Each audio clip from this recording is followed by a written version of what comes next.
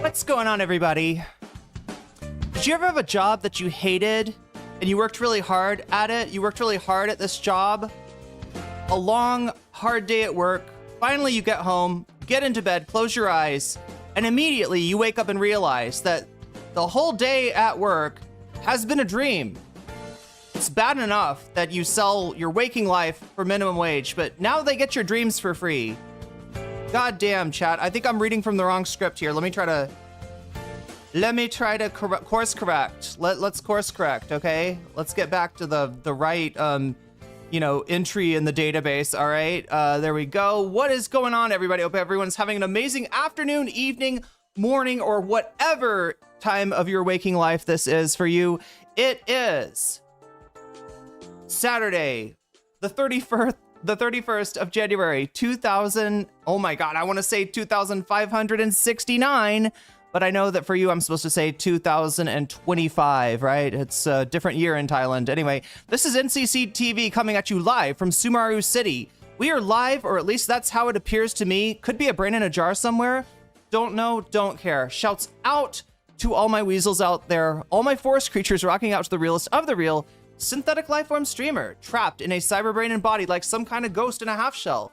In this late stage hyper-capitalist dystopia, forced to exist in this twilight realm to pay off my debt to society and my student loans. I hope you're having a good day, whoever, whatever, wherever, and however you are. We're about to jump right into it here on twitch.tv, youtube.com, high risk, high reward, high on life, or whatever simulation, simulacrum, simultaneous, spontaneous singularity of consciousness this is, was, or will be sometime in the distant cyber future.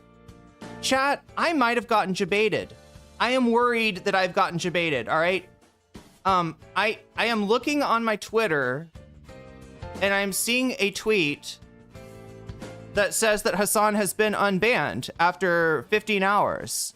I don't know if this is potentially rage bait. You've received a gift from gift sub to Hasan while his chat was on mobile. Are we sure that he's back? I can't find him. Maybe Twitch's search sucks. But I was just looking for his channel because I thought maybe it'd be nice to see, he'd have a little victory dance, of like, Twitch unbanned me. He was supposed to be streaming today on YouTube, right? That was the plan. And plans have changed. I'm trying to figure out what happened. At Reprodist, super chatted $6.35. He finally Hassaned the internet. He Hassaned the internet. He Hassaned me too. Thank you, Reproduction. Thank you for the super chat. Let's pop this out here. Wait, have we got everything that we need to do? Oh yeah, we do need to blast off at some time. I gotta somehow make that right? I don't know. Do I need to give you a warning of like we're about to blast off? Also, chat, it's Saturday morning cartoons because we're gonna watch some fun stuff. Hasan has debated a set of MAGA parents. I would have watched this with you last week, but I didn't have a chance. So we're gonna watch it now. But yeah, look, it's Saturday morning. Here we go.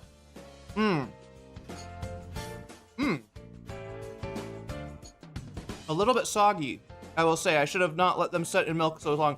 Chat, do you mind if I just finish eating this really quick? Referring to people saying you can't receive gift subs on mobile. Well, somebody check on his Twitch, because I'm looking at his Twitch, and when I search Hasan, I don't see anything.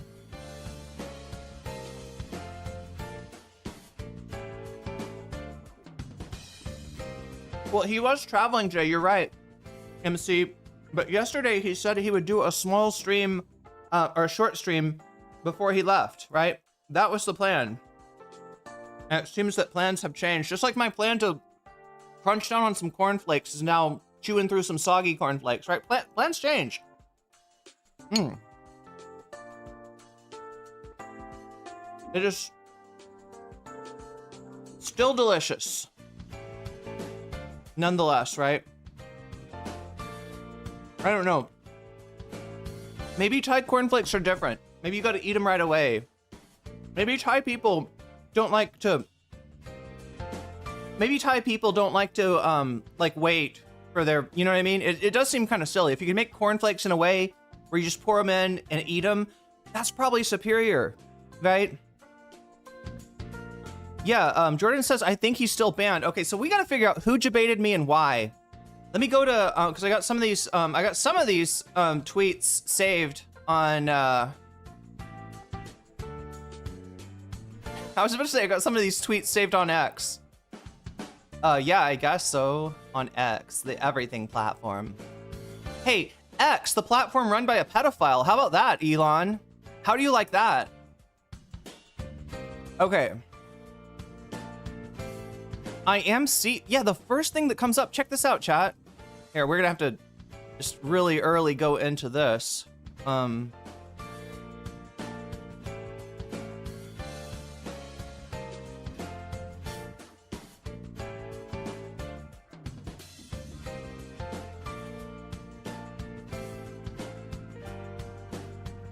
Here, let me show you exactly what I'm looking at, and I'm gonna show you also why I think I got debated, right?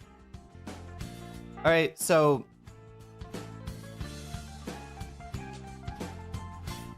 here's the tweet. Hasan has been unbanned from Twitch. This was yesterday. This was posted yesterday. That's crazy. That's definitely not true. Was banned from unbanned from Twitch after Twitch saw Hasan streaming to 150k viewers on YouTube. And we see this now, chat. Somebody tell me, am I looking at a screen? Am I looking at a Photoshop? Oh my god, wrong button. What is going on, chat? Am I looking at a Photoshop? Acquire a taste for kanji and juke. Oh, those are good. I like those, right? Here, what else do I need to do? I need to pop out chat. Grab that.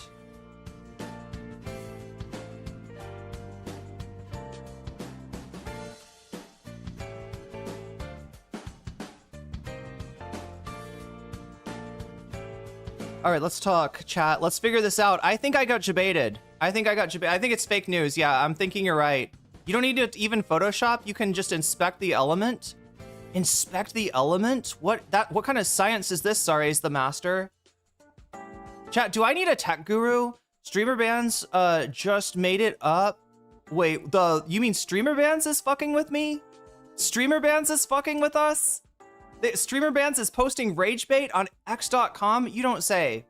Wow. I am surprised. I probably should not be surprised. It's probably the least surprising thing ever that they would do that. And I just got fucking debated. Like, this is a twist. People are saying earlier in chat, they don't recognize the faces, right? They don't recognize the lore, right? When I put up a picture of Demon Mama flipping me off because she has lost her fucking shit, right? I had the gall to attack her fucking clout daddy, Dylan Burns, right? Nobody recognizes it. That's a good sign, chat. That's a good sign. What she said when people asked who is nocommentchick, her response was nobody. Because at the time I was a much smaller streamer, all right? I am not even going to point out the irony. I will let the irony speak for itself. I think it speaks in a very loud voice. But anyway, Hasan bit the bait. Wait, he bit the bait? What bait did he bite? of saying of comparing pigs to Zionists? Was that the bait that he bit? F12 on Chrome to go into developer mode? Is that what I have to do? I have to become a developer? Oh my god, chat. I need a tech guru, quick. I don't know. I need like a tech mentor. I need like a tech like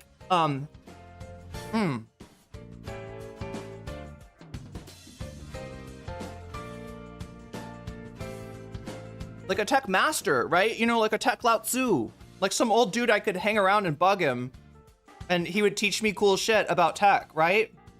Isn't that how it's supposed to work?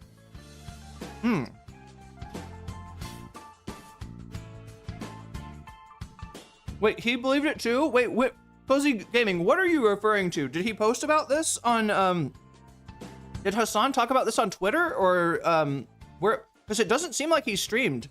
Yo, what is up with the old memes? God damn. And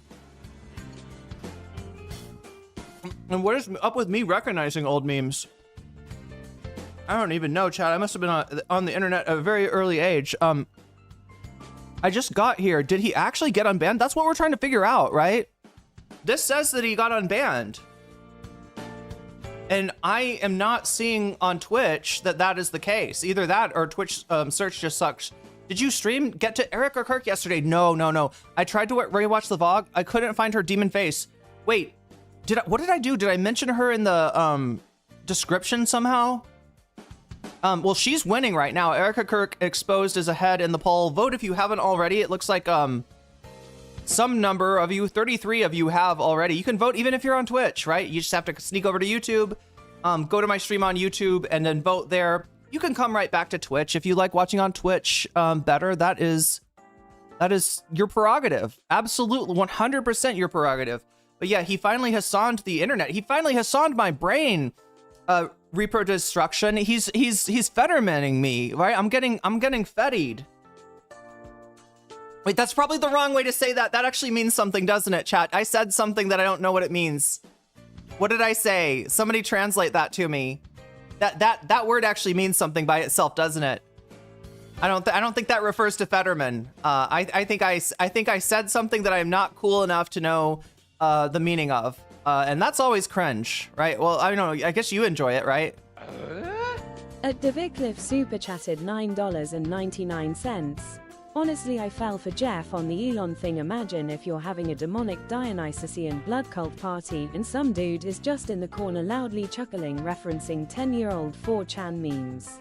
Okay, so I told Rave, I was talking to Rave on Discord this morning, and I said something like, I feel like I've gotten all the meat off the bone when it comes to the Epstein thing. Like, I feel like there's not much there. Davy, thank you for reminding me that I'm wrong, okay?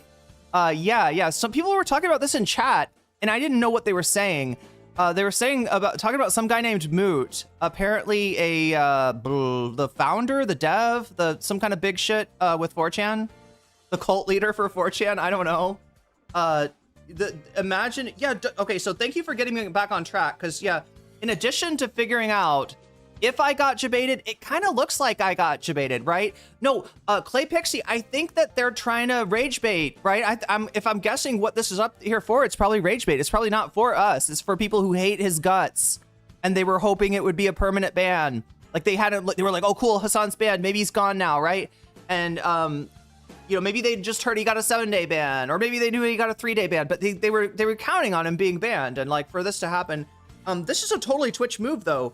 Twitch reacts, like I told you, to outside pressure, and they'll react to outside pressure, you know, if it's strong and institutional enough from the left, just as much as they'll react to the right. There's just been more pressure, honestly, lately, you know, especially during the Israel thing. Think about the institutional pressure during the Israel thing. God damn, I'm talking about a genocide and I just called it the Israel thing. Fuck me.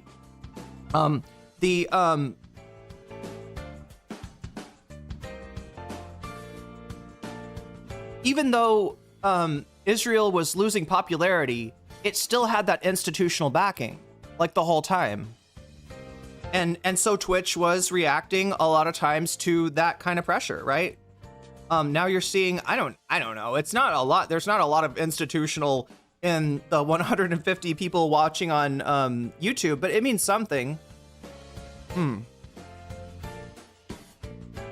Elon begged to go to Pedo Island.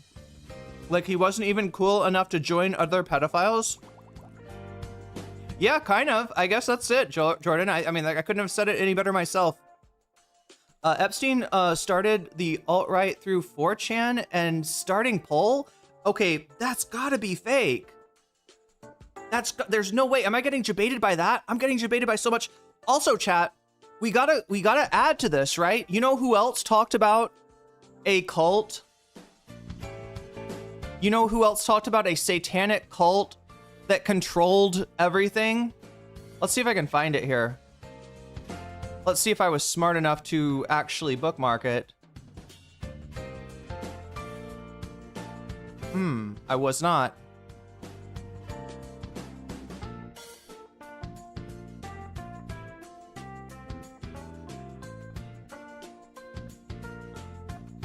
Madura.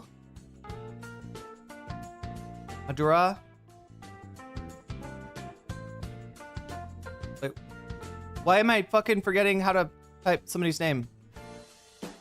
Nicolas Mad.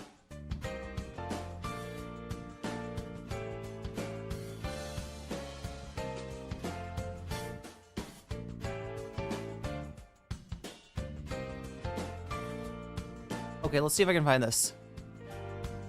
Apologies for the light mode. I don't know why. Oh yeah, because to screenshot things. Oh no. Oh no, I didn't even realize it was this bad. What the fuck is this? Chat, we gotta see what this is. Just a second.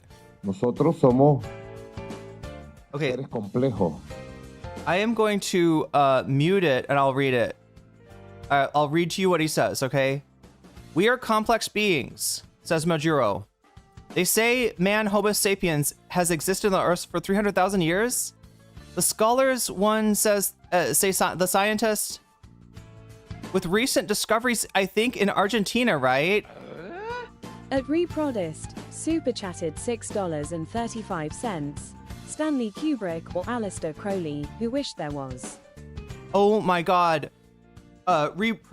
Destruction, thank you for the super chat once again. Also, I gotta get the, oh yeah, that's the other thing that I need to do. Chat, I have to do 50 things at once. There's so many things vying for my attention right now. It's crazy. It's wacky. It's nutty.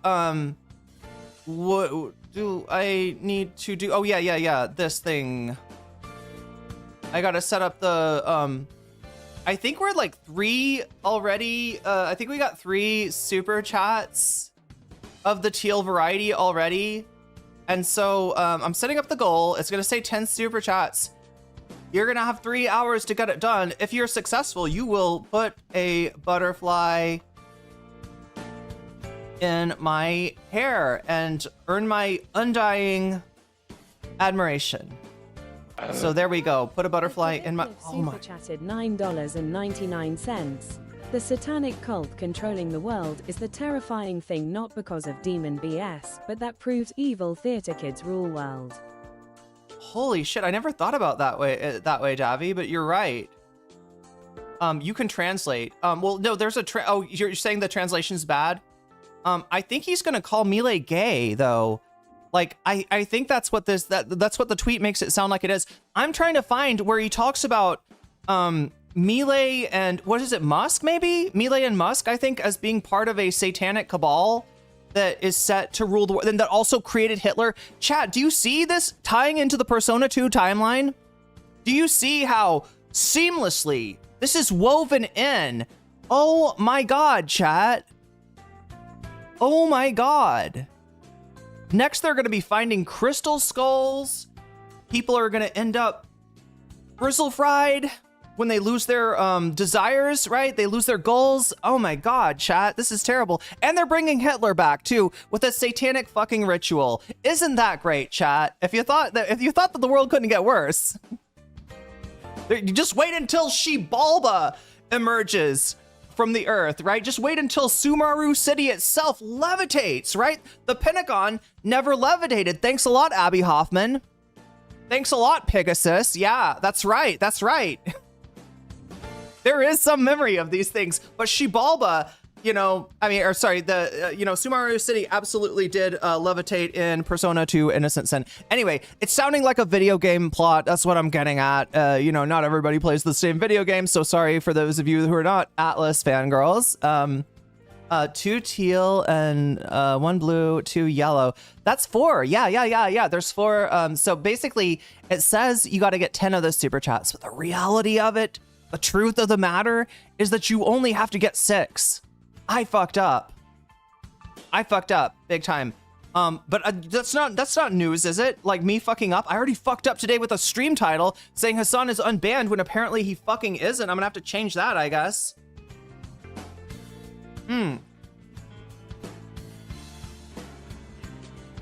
I wanted to believe, but was somebody saying that? Anyway, let's figure this out. I just want to know, what the fuck is Majuro saying?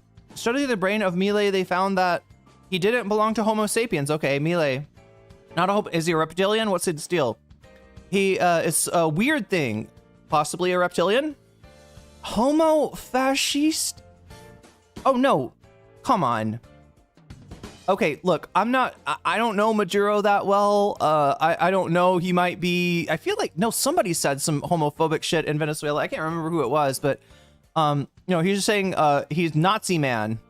That's what he means by not homo-Nazi. He's not calling him a homo. He's not calling Javier Milei gay. Oh my God, chat. I would not wish that on the, I would not wish Javier Milei on gay men. Like that would be a shock. That would be a shocking revelation. No, I don't think that's what he's saying at all. Baseless claim that Trump pardon deal for Maduro's surfaces. Oh my God, look at like the news on X. Completely baseless.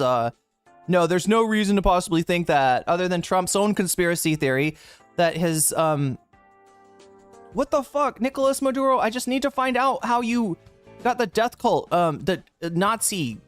Put Nazi in there. Nazi. But there is literally a Nazi death cult in Persona 2, and in both games, I think. It's just different. This is kind of a different timeline in each game. Is this one? Yeah, here it is. This is the one I'm looking for.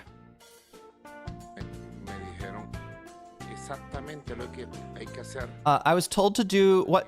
Sorry, I was told what to do with the devil. What? Also, whoever in chat was saying you can translate Spanish, let me know if this translation is bad, right? You know, I might not be getting the best. If you want to take a crack at it, if you think that, I can call you Thomas. Okay. So from Chile. Okay, so it's kind of like a Majority Report style name. Okay, so Thomas from Chile. If you think this translation is whack, or if you want to offer your own, like, you know, corrections, let me know in chat, because yeah, I don't necessarily trust random clips on X. Diabolical symbols used by Elon Musk. Check out this profile.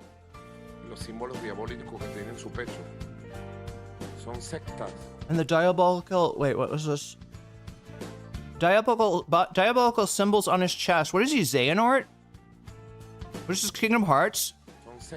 Chat, what video game are we playing in reality today? I don't understand. It is Saturday morning, though, for you in the US. Sunday morning for Sunday. Yeah. No, Saturday night for you, I guess. There are satanic cults of US power. Okay, I believe that. Protest super chatted $6.35. As a hominid, I resent that comment, at the most Australopithecus. Right. I thought he was gonna talk about reptiles. Satánica del poder estadounidense que han articulado. They have articulated sects like the one of Javier Milei. He means like Javier Milei's supporters in Argentina. I'm guessing that's the sect. Sectas como la de Milei, o en Venezuela. Or in Venezuela, satanic cults like fascism. That's a pretty bad one. Satánicas como el fascismo este. The one who attacked our country. This one who attacked our country. Que ha atacado al país. Es una lucha de carácter Spiritual fight between good and evil. There we go. Children of dark, children of light. espiritual entre el bien Classic. y el mal. Entre el odio, la mentira, Between hate, lies, hoax, fascism. What is the bro talking about? el fascismo, qué? Ustedes saben todo el Because you guys know all the occultism behind Hitler. I mean, I don't know all the... Chat, there's a lot of occultism behind Hitler, and I'm not a History Channel buff. I never steeped myself in... like all the esoteric, hollow earth, like, quasi-pagan, there's a lot of shit. There's a lot of occultism behind Hitler and Nazism. It's true. ocultismo que hubo detrás de Hitler. Me dijeron exactamente lo que... I was told exactly what to do with the devil. Okay, okay, so... At Devicliff super chatted $9.99. Is Elon Vanitas? Is there just a nice normal South African dude who looks like Elon but with slightly lighter hair? That we need to find we need to find that person. We need to find our Ventus. Yes. Yes, we need a Ventus to fight Elon's Vanitas. Although I don't think, isn't Vanitas kind of cool? Isn't Vanitas kind of badass, right? I don't think Elon, like, I don't know. I'm so mean, right, chat? But like, do you remember how like Roxas was just like, At Joel Siver, super chatted $6.11. Yes peace, yes peace, yes peace, forever, forever, forever. Peace forever, no crazy war. fuck yeah. Where did you get that, Joel? That I agree with that. I agree with those sentiments. Might be referring to the von Mises Institute. That, yeah, there's and Scottish Freemasons versus the Franco-Masons. Holy shit, what? Jesus Christ. I don't get it, chat. I'm so confused. Yeah, it was a hominid. Who said those remarks? Draculito mentioned? Did we get a Dracul? I think I like was scrolling through chat, and I swear to God, somebody said Draculita. Okay, Draculito. Draculita would be the female. But yes, thank you all for the super chats. And if anybody can explain to me what fucking bro is talking about, because I don't actually get it. I don't know. I didn't get this. Like this tweet, Nicolas Maduro claims that Javier Milei and Elon Musk are members of a satanic cult called the Masked Circle, reportedly. He also links them to the cult forces behind Adolf Hitler returning to Earth, thanks to Miss Psycho. Thanks a lot, Miss Psycho. You and your stupid conspiracy theories, you know, with the power of whatever the fuck is making rumors real, you know, basically brought Hitler back. Thanks a lot. And also thank you for that fucking spear. That was really fucking clutch of you. Yeah. Anyway, I still have bones to pick with characters from Persona 2, but that's neither here nor there. We gotta figure out what the fuck is going on. So Majuro is claiming, I didn't get that he's saying Javier Milei and Elon Musk are members of a satanic cult, right? I didn't get that at all. I didn't hear any reference to that. I don't know. This tweet's kind of blowing up, right? A little bit. Like a lot of people respond. I think Hasan responded to this too. No, maybe not. That's not too big. Davi says, oh, esoteric stuff is great. Crazy stuff. They would get the lance of the Longinus and also try to track. How come every character that I like gets the fucking lance? I will ask you that. Like, I swear to God, if I finish JoJo Part 6, Jolene's gonna get the lance too, right? What is up with this? Why do they always give the badass female lead gets the fucking spear? I don't get it. That says something about our society, maybe. I don't know. I'm not enough of a what would it be like comparative religion major to really unwind that ball of yarn. But if any of you out there have theories, please let me know. Asking for a friend, okay? Asking for a protagonist friend of mine. You just can't have a female protagonist. That's all it is, right? You know, Araki's editors were right. Anyway, the Franco-Masons, this is too complicated, Thomas. The Franco-Masons were Mozart and the other Europeans. Okay, Scottish Rite Freemasons. Yeah, I've seen Scottish Rite. Like, there's like a center the town I was born in. There's a Scottish Rite center downtown. I don't know what the fuck it is. I don't know what they do there, but it was Draculito. Yeah, Wait, somebody mentioned Draculito, didn't they? Did I just make that up? It's a hipster singer. You probably don't know him. Oh no, what's a hipster singer?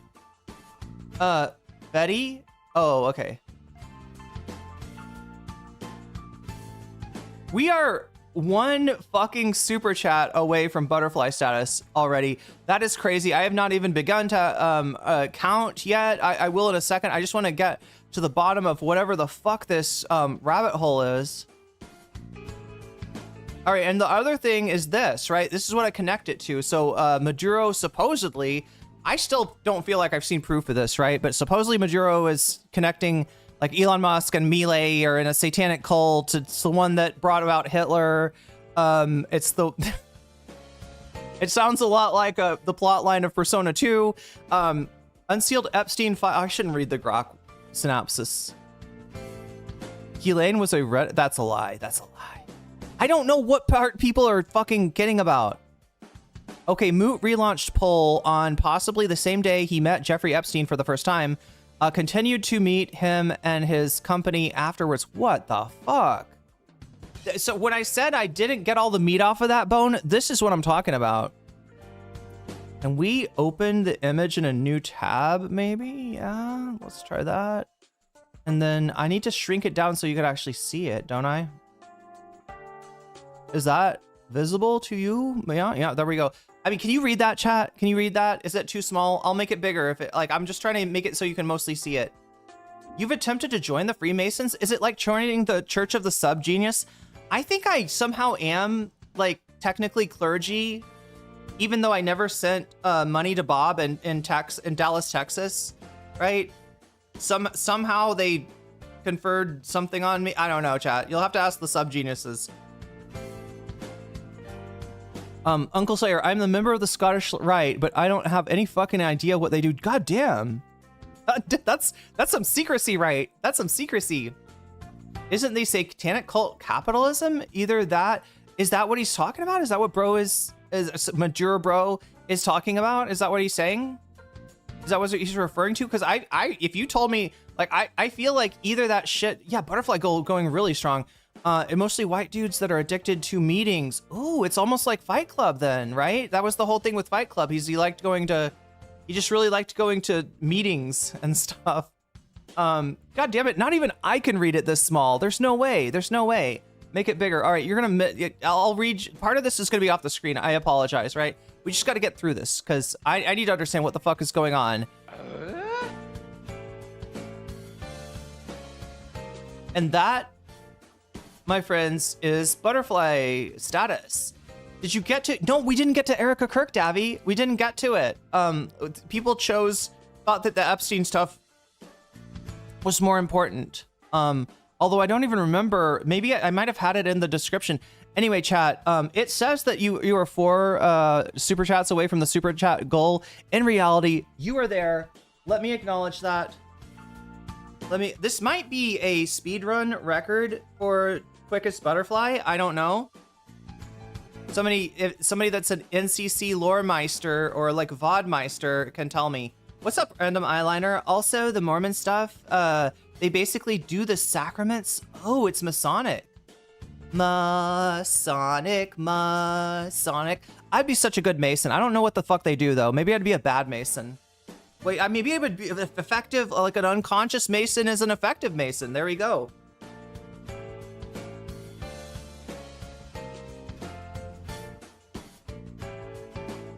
We did get to 200 yesterday. That's true.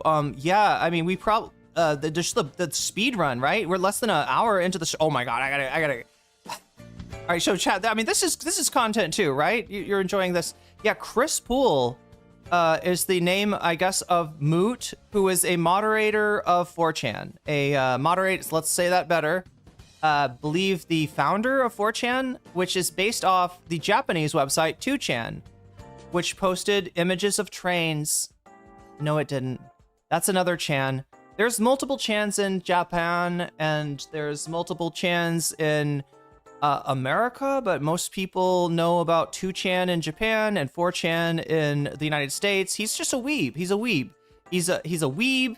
He's very young, and he's like, I can make an American to Chan, and he did. Super chatted $6.35. The Freemasons want power headed by the English-speaking world, and the Francomasons want humanity to evolve through order. Holy fucking shit, is this real, chat? Is this bloody real? You just, like, opened the curtain to a world that I have never imagined, about Freemasons and shit. I don't even know. Repeating the shit in the files instantly makes anyone sound like a 4chan brain-rotted insane person.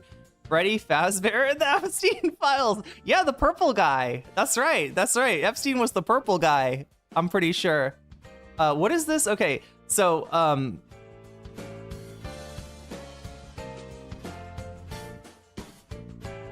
okay, so this is Jeffrey Epstein to Boris Nikolic. Okay, last night and this morning in San Francisco, fun. Also met some interesting people. There was a cool guy, kid, that you should meet.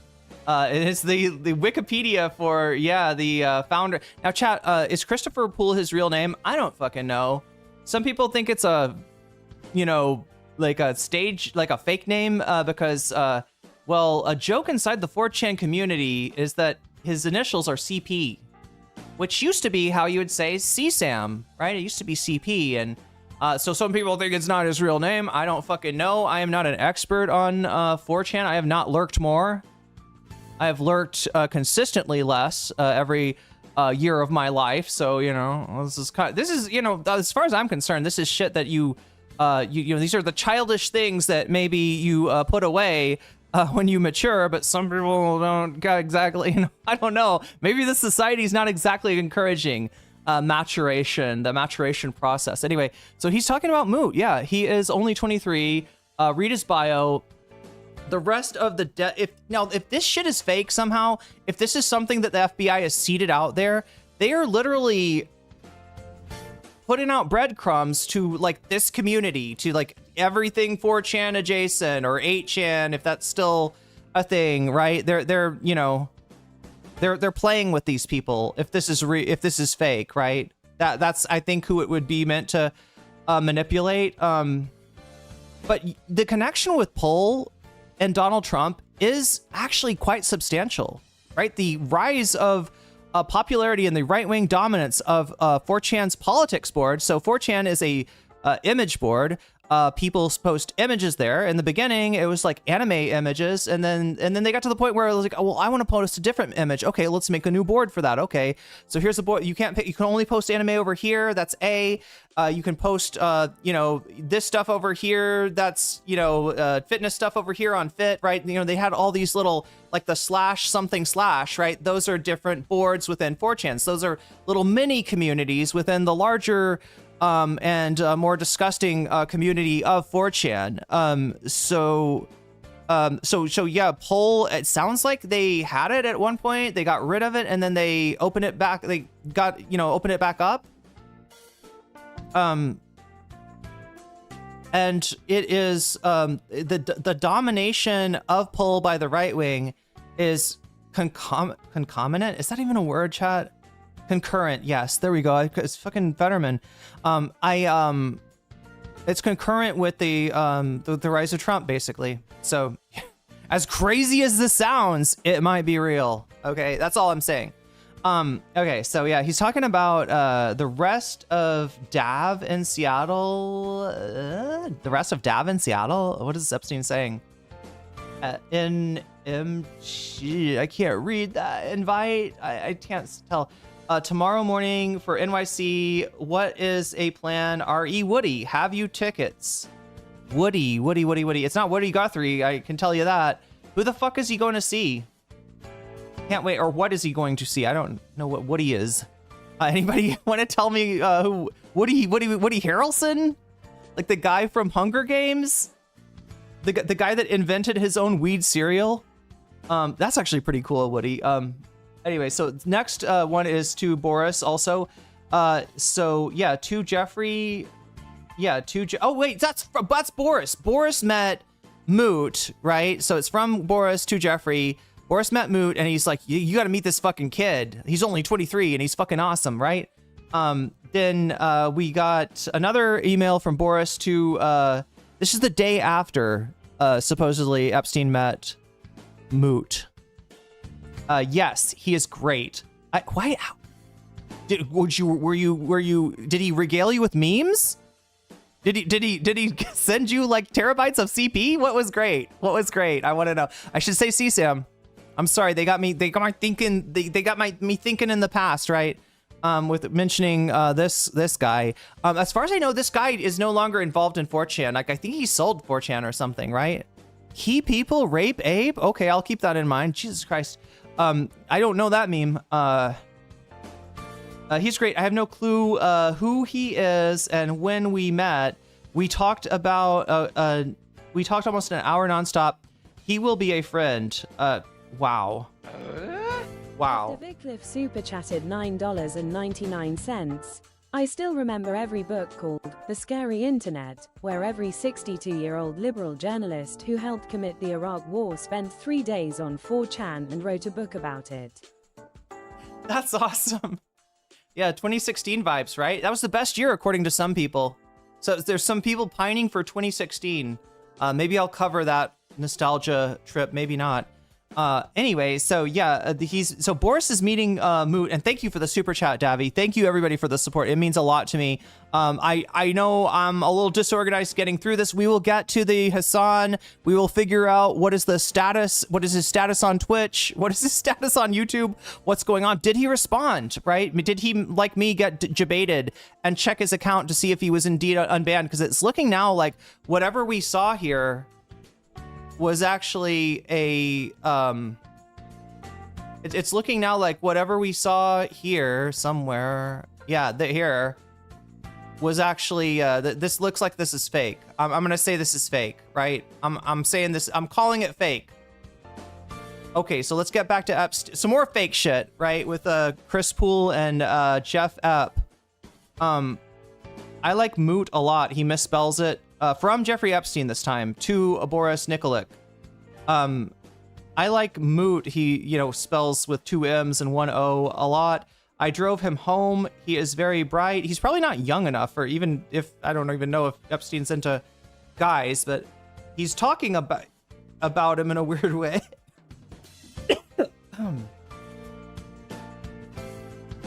Oh, FYI, he is one of the greatest hackers. Okay, that's important right there. Little postscript there on the second letter from Boris to Jeffrey. I will be, so I like, anyway, he's responding to, sure, I will, okay, he's responding to the last email. All right, so now we go to this one from Leslie, Roth, to Leslie Roth from Jeffrey Epstein. Tell Chris Poole, feel free, is that rape, Abe? I don't know. Tell Chris Poole to feel free, to hire anyone he thinks is clever. WT Snacks? I don't know. Chris Poole has confirmed he will come to see you at 3 p.m. on Sunday, January 29th. Then we got 2 from Redacted. So this might be a victim. I don't know. Or for I don't know. They've redacted who it's from. It's to Jeffrey Epstein. The person says, see below from Chris, being Moot. Begin forward message. Okay, so this is from Moot, supposedly. Hi, Redacted. Sorry for missing this. I've been off email for the past few weeks in an attempt to catch up with the rest of my life. Hope to see Boris at TED and hope to see Jeffrey at New York. Hope you're well. The other thing about 4chan and chat, the reason that the meme arose that he named himself Christopher Poole because of the initial CP is because, 4chan was, largely unregulated, designed to be unmoderated. Obviously, you can't really have an unmoderated website, even 4chan, right? So they do moderate it in some ways, but, just not. There's a lot of shit that, would just get taken off elsewhere. There's a lot of shit that would get taken off elsewhere that doesn't get moderated. And even the stuff that, gets moderated, does it get moderated? Like 4chan is the kind of website where what's current is current for a brief moment. It has a way of kind of like stories, right? The way that stories wash away, designed to kind of go away. A post that's designed to delete itself, right? That's how 4chan works. People post things. There's 10 pages, I think. And, you know, when something gets a comment on it, it rises to the top, and then everything else gets pushed down. And so there's 10 pages. When something gets pushed to the bottom of the 10 pages, it disappears forever. So that's the nature of the site, meaning that really bad stuff can exist there. And as long as it doesn't stay up for very long, people kind of get away with it. People get away with sharing some very disgusting stuff, or at least Now there are freaking communists invading. at least they did in the past. So the connection between 4chan and Epstein is actually, you know, viable in that sense. Now I don't know how much Chris Poole was caught up in, you know, any of that stuff, or if that was just a nuisance for him and a liability for him. But yeah, I mean, these are weird emails for sure. Okay, hoping to see Porus at TED and Jeffrey in New York. Hope you're well, Chris. He's responding to, hi, Chris. Jeffrey wanted me to let you know that Boris is around as well this week in New York. Okay, so there we go. I don't know, chat. You make of it what you will. It sounds like some of you in chat already know more of this than I do. Know more about this than I do. Let me read some chat, right? Let me see what chat has got to say. Poll 4chan political operators were bizarrely organized for a bunch of online freaks. There weren't as much microplastics in people's brains back then.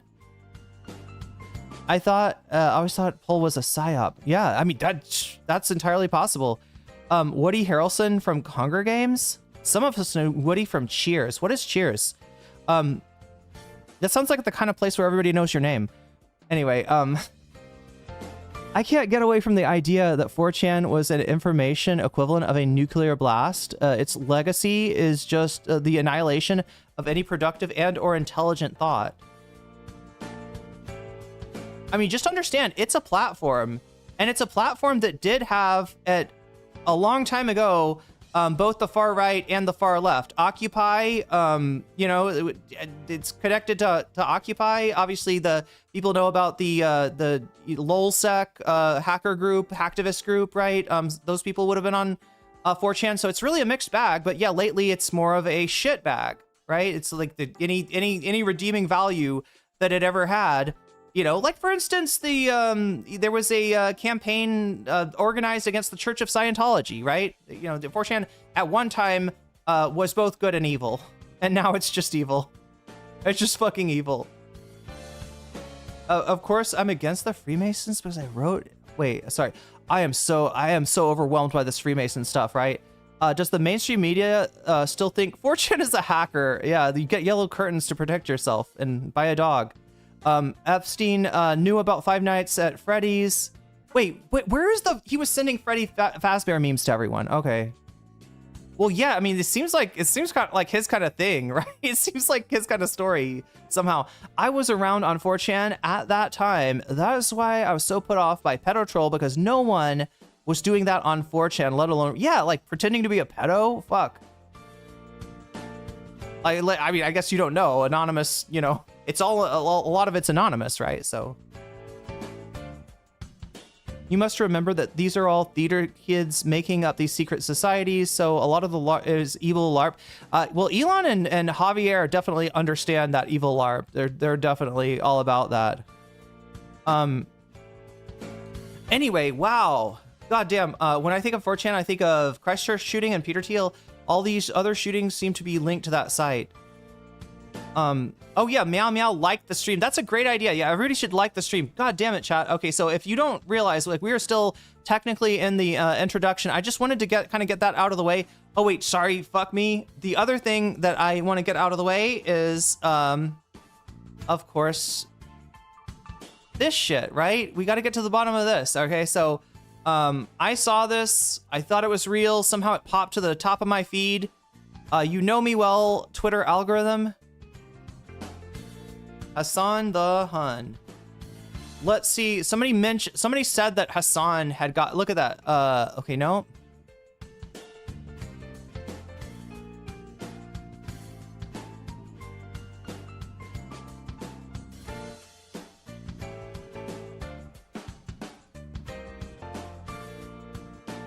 Oh no.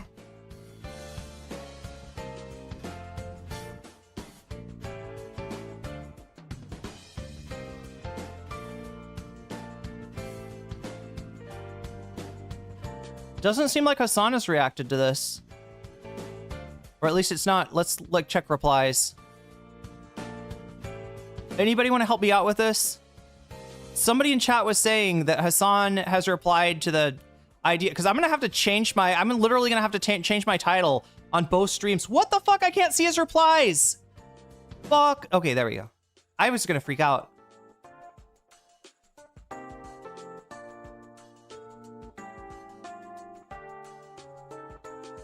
Is there another Pisco Hutch debate, I guess?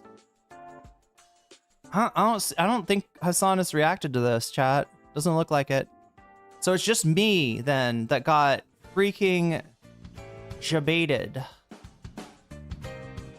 The last thing I want to check is streamer bans. Streamer bans.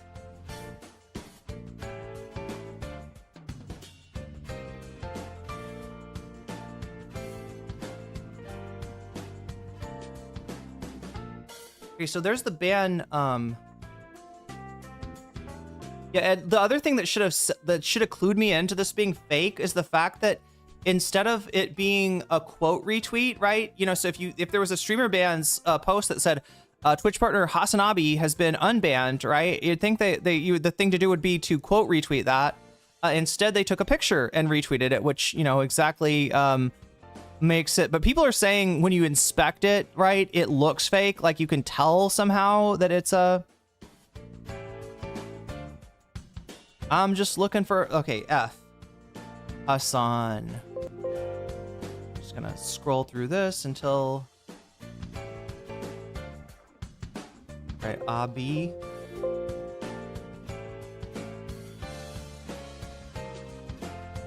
Wow, what the fuck, chat? There's like a lot of these. When did fucking Hasan get banned?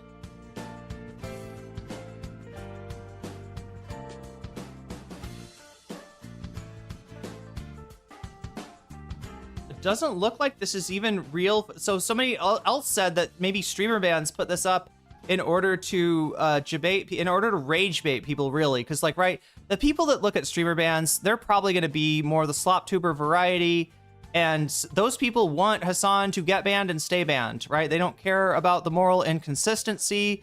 You know, they scoff at things like this. I don't even see the Hasan ban, actually. There it is. Has been banned, and we don't have a has been unbanned. We don't. Let's see, do we have a eats animals every day on stream? This better stick until he's vegan. That's a great idea, Austin Ox. There we go. Hasan, change over to vegan chicken. There we go. All right, so I think, yeah, God damn it. Controversy settled. Let's change the name of the stream. Let us fix what we have gotten wrong.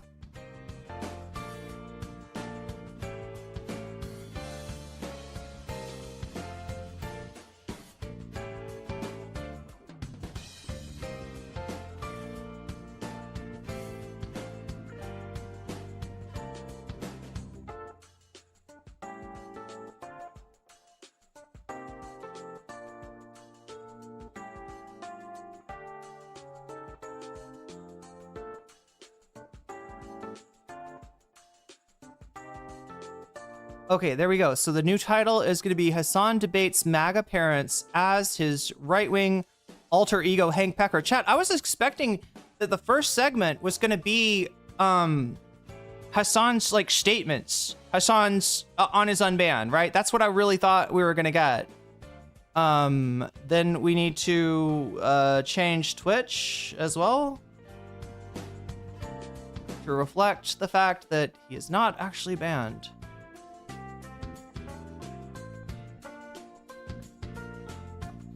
Okay, sorry for the misfire.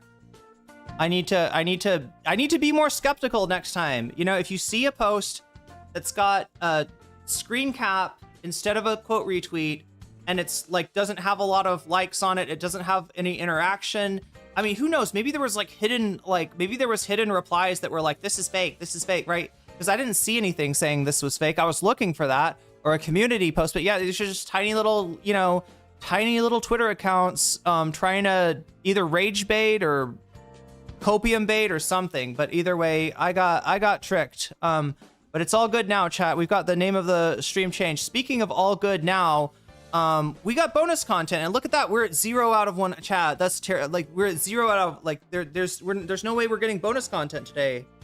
It's impossible. No, I'm lying. I am lying. I haven't had time to count this, right? But I have had time to count this.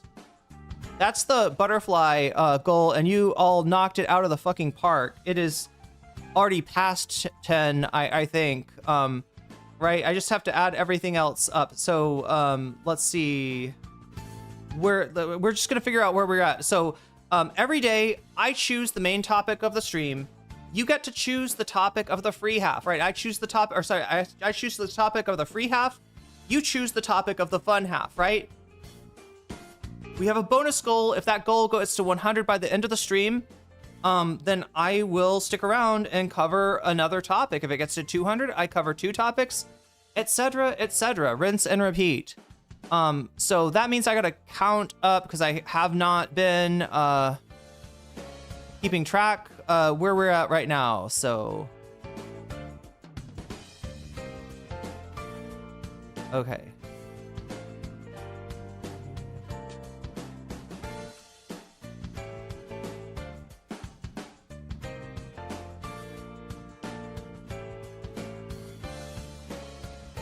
I think we're at least at 75.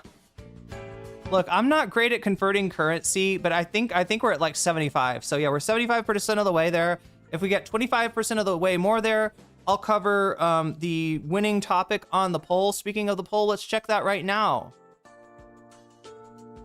With 58 of you voting, it is not a tie.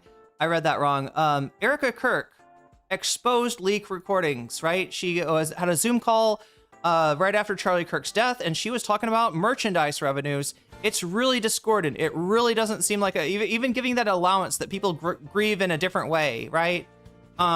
She's way too excited about the opportunities for TPUSA, given this moment, right? And does not seem to be, at all concerned with what has just happened to her, the tragic events that ended the career and life of her husband, right? So there we go. Erica Kirk exposed and leaked recordings. First place. Second place, Hasan is 100,000% finished. Now, if you know, you know, right? This is a video of a guy named Nuxtaku who's been doing videos. He's been doing videos with thumbnails that say like, XQC just finished on Hasan, as if he, I don't know, like ejaculated on the man. I guess that's the implication. That's what that means, right? Or just disgusting, weird, gross titles. He's going to jail. He's going to prison. He's going to get deported, like all kinds of shit like that. And there's another guy named More Pegasus who has, but it's just the same. Like, it's like China, right? Those videos about China. China is collapsing. Xi will be, will undergo a military coup in the next few days, right? All that stuff that you always see on YouTube, and you're just like, it never. When is it happening? When is China going to collapse? You've been saying this for years, right? Same thing with Hasan. That's what Mork Pegasus is kind of doing with his. So these are two slop tuber just cringe lords, right? Cringe lords that have jumped on the algorithm, and the algorithm says Hasan bad, so they're going to serve that Hasan bad, viewership.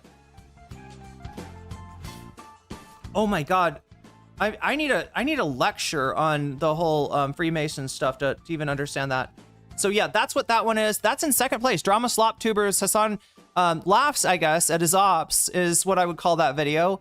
Laughs at the fact that this guy keeps on saying he's done, he's going to prison, he's going to jail, he's over, he's going to be banned, he's going to be this, he's going to be that, right? And it's just like, it never fucking happens, right? So that's second place. Third place is Chapo on Bovino versus Holman. That's right. In with Holman, out with Bovino.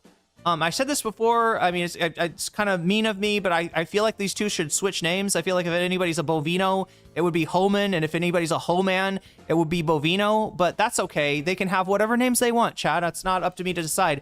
And in last place, we got Z-Way. Z-Way interviewing Vince Staples, who I don't know who Vince Staples is, so that gets picked, I'll have to find out who Vince Staples is. I feel like I'm embarrassed. I already didn't know the name of a singer today, and now I don't know who Vince Staples is. So, wanted to vote for Erica Kirk, but I hit the wrong one. God damn! Somebody, if you want to trade votes, right? Get somebody who was going to vote for Erica Kirk, and wait, what would you do?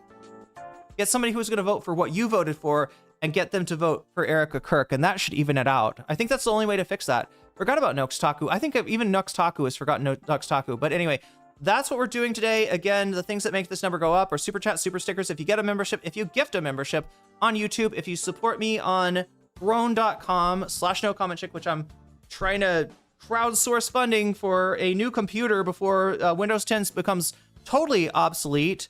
And if you want to help me with that, you can support me on Throne. We've also got Patreon, which will also make the number go up, as will supporting me on Twitch, which you can do for free with a Twitch Prime sub. If you've got Prime, you can hook it up to Twitch, and you will receive a sub. And with that sub, you'll be able to access all the emojis, including the animated emojis, as well as be able to rewind the VOD, rewind the stream during the stream itself, right? So those are the... And you get it for free, right? If you've got Prime, then you basically get a free sub. If you don't have Prime, it is $6. I do realize that's a lot of money. That's a lot. Not a lot of people, you know, $6 a month sounds like something they could afford right now. So I totally get you there. If that's the case, your best bet is just to be active in chat, and then when and if you know, people do give gift subs, which happens from time to time. You will more likely be chosen if you're active in chat and you know, you're cool. If you vibe with chat, that's what you do in a Twitch chat, right? Vibe with chat. So vibe with chat, and you may be the recipient of a gift sub, which is very generous. And of course, bits make this go forward too. So anyway, we're 25% from getting there. If we get to 100, I'll cover the top story, which right now would be Erica Kirk. If I get to 200, then we'll cover the top two, which is Erica Kirk, and then Hasan is 100% finished, the slop tuber thing, and you know, et cetera, right? You can also, when you donate, you can let me know in chat which of these topics you want to see, and I'll be happy to put your money where your mouth is, adding it to the topic of your choice. If that sounds unfair, you can, when you donate, you can say Vox Populi, and your donation will actually fight with a 4-to-1 advantage. Isn't that crazy? Yeah, I just figured this out. Vox Populi has a 4-to-1 advantage.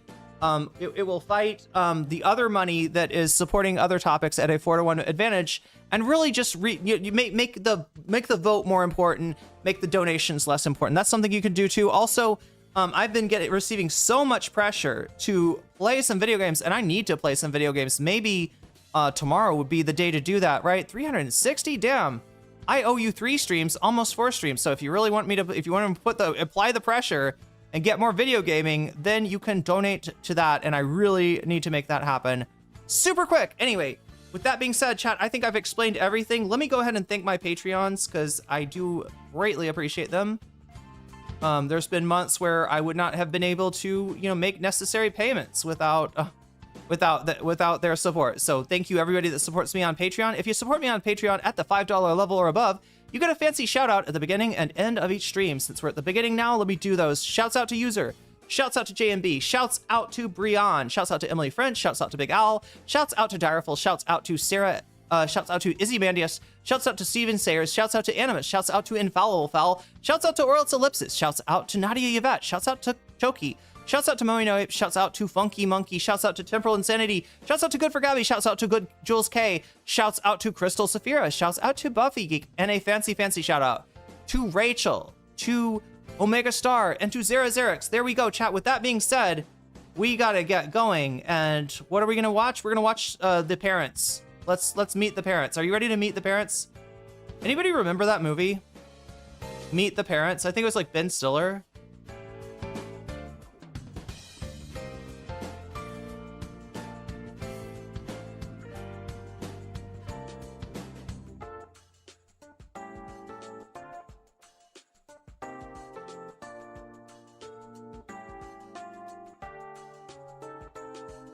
Wasn't there like multiple? Wasn't that like thing?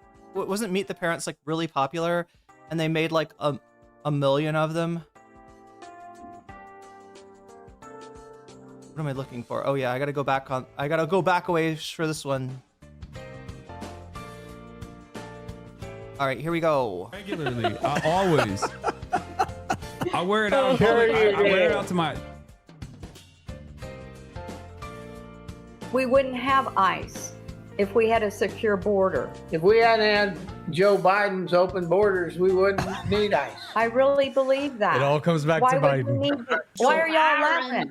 No, it was the border. We just let anybody and everybody in. Let's start by, introducing who you are to the audience. They might not know. My name's Chad. I've been a TV writer, movie writer. I write novels primarily. That has been my career until I decided to do a podcast with my parents, who are both MAGA, because my sister and I, who are very much not MAGA, hadn't really talked to them in a matter of years, since probably Obama's second term, somewhere in there. There was a big rift. We stopped talking to them, but they were getting older, and I was like, are we really not going to ever talk to them again? And during Biden's term, about halfway through it, I called my mom up and I was like, would you be down to do a podcast where we talk about politics? She said yes. And now we've been doing it for like about 3.5 years. Every Sunday. So you guys have been doing this for 3.5 years. Yeah. And this is one of the conversations that went viral this past week. Okay, so yeah, he's kind of explaining this is a channel called A Necessary Conversation. That's reminding me that I think I misspelled necessary in adding them. I need to fix that, and probably also link this Hasan video in the description. So I'll be doing that. I'm gonna let's roll a little bit for you to just kind of like he's gonna explain most of this. But yeah, basically this guy made a channel. That's his sister behind him on the TikTok, right? And their parents are ultra MAGA. And they, I guess, went a long time without talking to the parents, and then decided, well, that's not right. Maybe we could talk to them on YouTube about politics, and just let the world in on like what we're experiencing. Because honestly, like if you've got one in chat, if you got MAGA parents, anybody got MAGA parents, MAGA uncles, MAGA aunts, MAGA family? So you know what it's like. Like sometimes you hear some shit from them that you're like, I don't think people know this shit. I don't think people know that people are saying this shit, right? This is crazy. Like Dark Gigas, maybe you have a progressive family. Do you have a similar experience where they like say crazy shit like to you, but like abolish the police and healthcare is a human right? Do you get that at Thanksgiving, Dark Gigas? I wonder, is it the same for MAGAs? Do MAGAs tend to have like progressive parents? Do your parents tell Dark Gigas? Do your parents tell you no one is illegal? I gotta know. So let's take my whole family is MAGA. That's boring. a look at it, and I obviously have. You need to be able to have a fight at Thanksgiving. You need to be able to throw turkey legs at each other, right? Just put gravy and super soakers and start cranberry sauce. I'm telling you, it's great. You got to get some. Maybe you could get some found family that's not MAGA, right? Visit a progressive city, make some enemies, and invite them to dinner. Maybe, I don't know. Some questions for you before we talk to your parents. What if Donald Trump says, I want you to carpet bomb Oklahoma City, everyone? You think the Air Force should carry that out? Yes. There might be a reason. We don't know. This is insane. You cannot be this stupid. Jesus Christ. Oh, my. Wait, you agree with them? I'm sorry, Dark Gigas, have you seen this video before? Do you know what they're going to say? Or are you like a viewer of A Necessary Conversation, perhaps? Yeah, you're MAGA too, but I don't know if you're necessarily going to agree. I'm guessing you're not like a MAGA boomer, right? These are their parents. So don't go agreeing with them just yet, because they're going to say some fucking crazy shit. You don't know if you want to sign off on what they're about to say, right? This podcast was going well until that. You just said it's cool. We levels Oklahoma. You're like, yeah, it. There must be a reason. Oh, you're agreeing about leveling. What is it? Oklahoma City? Is that what they said? You literally can't be that. That is some Pol Pot ass shit. Are you a supporter of the Khmer Rouge by chance, Dark Gigas? Are you trying to do like a Khmer Rouge style revolution where like everybody with eyeglasses gets the wall? Is that what MAGA is truly about? Just kill all the fancy people with education in the cities, and then the world will be much better.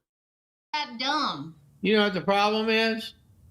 Mom and I don't believe he'll ever blow up Oklahoma because we're on his side and so's the whole state. No, it's because you're in a cult. You guys are worried and afraid because you live in a state where it might happen. Okay, let's theoretically say that does happen. Let's say Trump sends in the Marines to Los Angeles, California, and let's say I'm out going to see a movie on a weekend, and he says, go into that shopping mall. Under a truck. Quiet, piggy.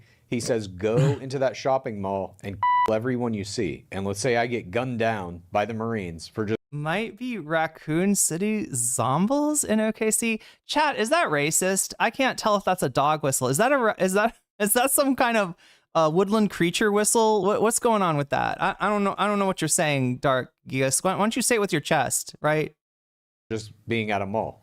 Okay, number one, let's just take Okay, it Dad, one step wait a minute, further. Mom, wait 1 second. Wait 1 second. Dad hang on, Mom. Dad, you just said... Also, you just said zombies. Are you a Minecraft player? You are for Donald Trump murdering me for no reason. Oh. And you would support that. Oh my God. Okay, Raccoon City is for Resident Evil. I was way off. Wow. Okay, it's not a racist whistle of any kind. Any type of mammal whistle. Zombies is sending me. Yeah, that's what we used to call zombies in Minecraft. When I was like much younger. He walks into a mall to people with military. There has to be a reason. There's a reason. And I'm all for it. And the people in Los Angeles, California are as deserving of execution as the assholes in New York City. You're all communists. So, the first question that is... He sounds like a Fallout character, right? From the pre-war days. On everyone's minds is like, I mean, is this real? Like, this is how your parents are. Like, this is how they are. This is how they operate. 100%. And it's gotten worse since really Trump's first term, I guess. They've gotten more and more indoctrinated into the cult. Now, anything he says is their talking point. They only watch Newsmax now. They don't even watch Fox. That is too left for them. Because of the Dominion stuff. Like, Fox actually betrayed the truth. The MAGA I don't even think loyalists. it goes that deep. I just think they're every once in a while on Fox News now, you'll see somebody push back against Trump or issue some kind of factual statement.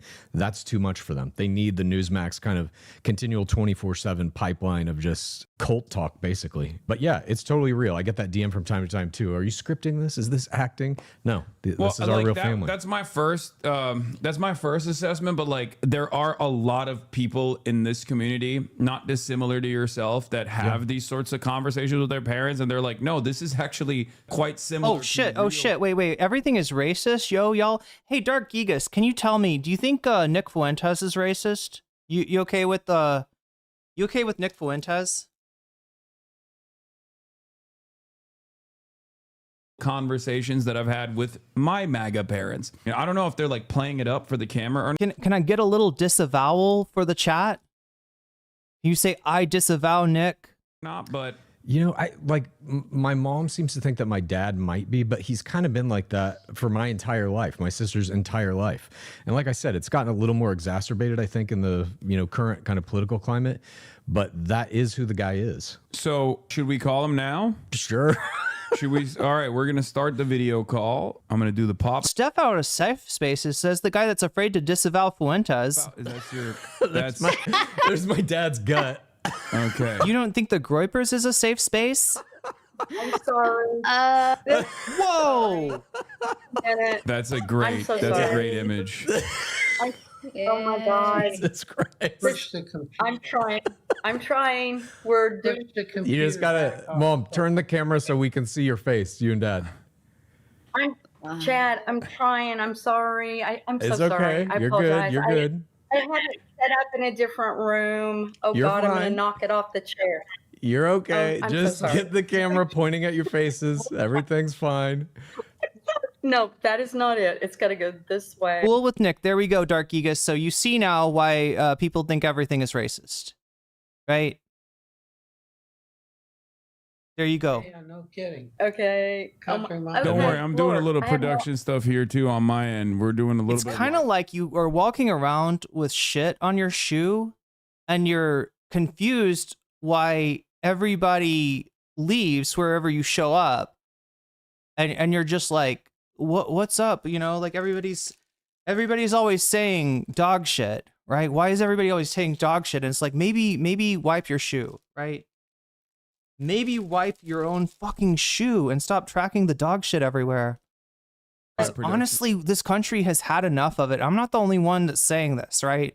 Like 70% of the people in this country have had enough of this shit, have felt like the last 10 years were ruined for them by idiots like you. As well, it happens. So you just need to now push the camera so that we can see your faces. Yeah, that's just showbiz. Oh my gosh. Jesus Christ. Okay.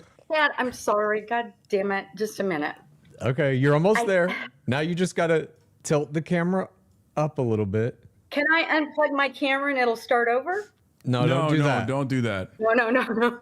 Okay. No, all you gotta do is like tilt it up a little bit. Tilt the camera up a little bit.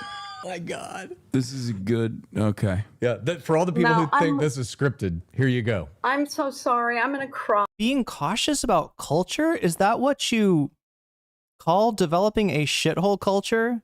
A shithole subculture of like permanent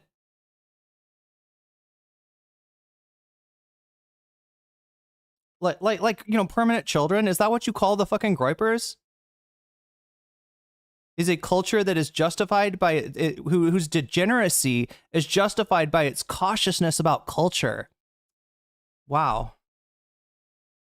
I No, really don't cry. You're fine. You're fine. You're it's fine. You're fine. Don't apologize. Is the camera for it. attached Don't apologize. The gut is beautiful. to the back of the computer? Yes. Okay, push the screen back a little bit. Oh, wait, we see your face now. That's is an improvement. Like half of it. Okay. Now I need to go back more, right? Oh man, this is rough. You know what? Push Should I take this. it off the box? Or push the computer farther back on the box. I've been Yeah, just telling put you the that. computer like in your lap and tilt it up a little bit maybe. Oh my God. It was But hey, perfect. success on my end. Yeah, thank you, Haley. Fantastic. You look great. You're right in the shot. Everything's perfect. Yeah. Woo, yeah. Oh my God. Okay. Okay. Yep. I Now push the screen back. No, There we go. Here we go. I can hold it. There's Dad at least. Okay, that's perfect. If you want to like sit closer to him, then we can work with that, I think. Yeah, just scoot in there. You almost got it. Almost the other way. Turn it. There we go. Oh, there Okay, it is. This is me holding it at chest high with two hands up. Oh. So should I go get a box or something to put it on? I don't know. I'm Can you sorry. hold it? Just hold it for a while. You'll be all right. Jesus Christ. Is it- I'm so sorry. No, Is it's it okay. a problem that my I've got screen it. of my parents is just a freeze frame of my dad's gut? Well, We can see them. At least we can see them in real Is that time. fine? I think that's Okay. good. You can see them. Okay. Yeah. I can hold it. I'm game. All right. You're gonna hold it up the whole time. Dark Gigas, you need to understand something, okay? I am the one thing that's holding people like you back from the wrath of something called dark woke. You do not want to meet dark woke. You do not want to see dark woke, right? Dark woke hears you talking about the great replacement theory, and they say, good idea. Let's deport Dark Gigas and replace him with somebody better, right? They will literally, yes, Chad, your great replacement theory. And by the end of it, we're going to be deporting MAGAs, right? By the end of it, we're going to have a government organization, a law enforcement organization whose sole job is to round up everybody that was involved with ICE. Everybody that took a job from ICE, right? They're going to be detaining like former ICE agents by the end of this all, right? That's what and every time you double down, you make it worse. You make it worse for yourself, right? Time. Well, I have nothing else. I don't know what else to put That's up there to MAGA make it strength. That's a grow. lot of arm strength. Yeah. That's If like normal Americans don't see some change from people like you, Dark Gigas, then they're gonna turn to dark woke, and it's not gonna be pretty. arm I can do strength it. and okay. Boxes and pillows. All right. Well, I've got it. Okay. Well, this works for us. So, Okay. hi, I'm Hasan. I'm here with your son Chad. I've seen some of you guys' clips, and I was very excited to have all of you on to get a better understanding of where you're coming from and what your worldviews are. And if you don't mind, if you guys could all introduce yourselves to my audience as well, because this is live right now. It's not a conspiracy. It's karma. I'll go first. Do you not see how this is karma? Do you not see how when the shoe's on the other foot, it is going to kick your ass? and there's going to be steel toes on that shoe, on that shoe, and it's gonna. I mean, it's not going to be pretty, right? You're just like loading up fucking like, you know, weight on a piano that is like right above your head, and it's going to fall on you, right? You are the architect of your own demise, right? It's hard. In other words, what I'm trying to say is like, I'm a human being. I have empathy for everybody, regardless of their political beliefs, but you're making it very hard to feel sorry for you right now, to feel sorry about your fate, that you are literally inviting in. I always go first. My name's Haley. I live in a suburb of Dallas, Texas. My parents are Bob and Mary Lou. Chad is my brother. This whole thing was kind of concocted as a way to stay in contact with and maintain a relationship with our parents after 2026. Donald Trump just kind of really ruined it for all of us. So Chad and I decided to do something about it. Started the pod. So we take it all out for an hour on Sundays and then try to talk to each other peacefully outside of it. Okay. Okay. I'm Bob, live in Oklahoma, 72 years old. Okay. Had to think. Mary Lou Colchin, All right, 70, going to be 71. Yeah, we've been married 50 years. We've known each other 55. 5 years of dating, huh? Is that how that worked out? About 4.5. Yep. Why did it take you so long to pull the trigger, Bob? If you don't mind me asking. Well, because I was in high school. That makes sense. That makes sense. I wasn't doing the math in my mind. He was a senior in high school. I was a sophomore. Yeah. Okay. Nice. Okay. And we did get a little education, and then into the Air Force, and then Chad came, and then back to education. So we did get our degrees along with a 3-month-old baby named Chad. So you guys got degrees. Both of you got degrees in college. Like you went to college. Yeah. What did you guys get your degrees in? If you don't mind me asking. Also, I'm Hasan. And I'm 34 years old. I live in Los Angeles. I grew up in Turkey. And if you've watched any Fox News coverage on me, you probably know me as a anti-American communist terrorist who hates America and played a role in Zoran Mamdani getting elected as mayor of New York. Also, I once famously said America deserved 9/11 when talking about American foreign policy, bringing about the concept of blowback. But that's just the top line. I think we all want what's best for America, but in our own unique ways. But, you know, just wanted to get you guys situated on you know, how you might hear information about me. But I'm very excited to hear what you guys have to say and where you guys are coming from as far as your beliefs. So, yeah, getting back into it, you said you went to college. What did you guys study, if you don't mind me asking? My degree's in accounting. My degree's in physical education, health. Wow, that's awesome. Okay, so could you guys elaborate on your political journey, if you don't mind me asking, like what happened? Like, how did you guys find out about Donald Trump? Were you lifelong Republican voters before then? Like, how did this happen? Go ahead, Bob. Yeah, I've been a Republican all my life, but it got more intense when we lost the election to Obama. Okay. Because I saw him. Obama. I love how Chuds say Obama. It's one of my pleasures, right? They're like, Obama. Like, it's just like, it's so weird because to me, Obama is the most fucking milquetoast asshole I could imagine, right? He's the most pathetic, you know, fake fucking radical I've ever seen, right?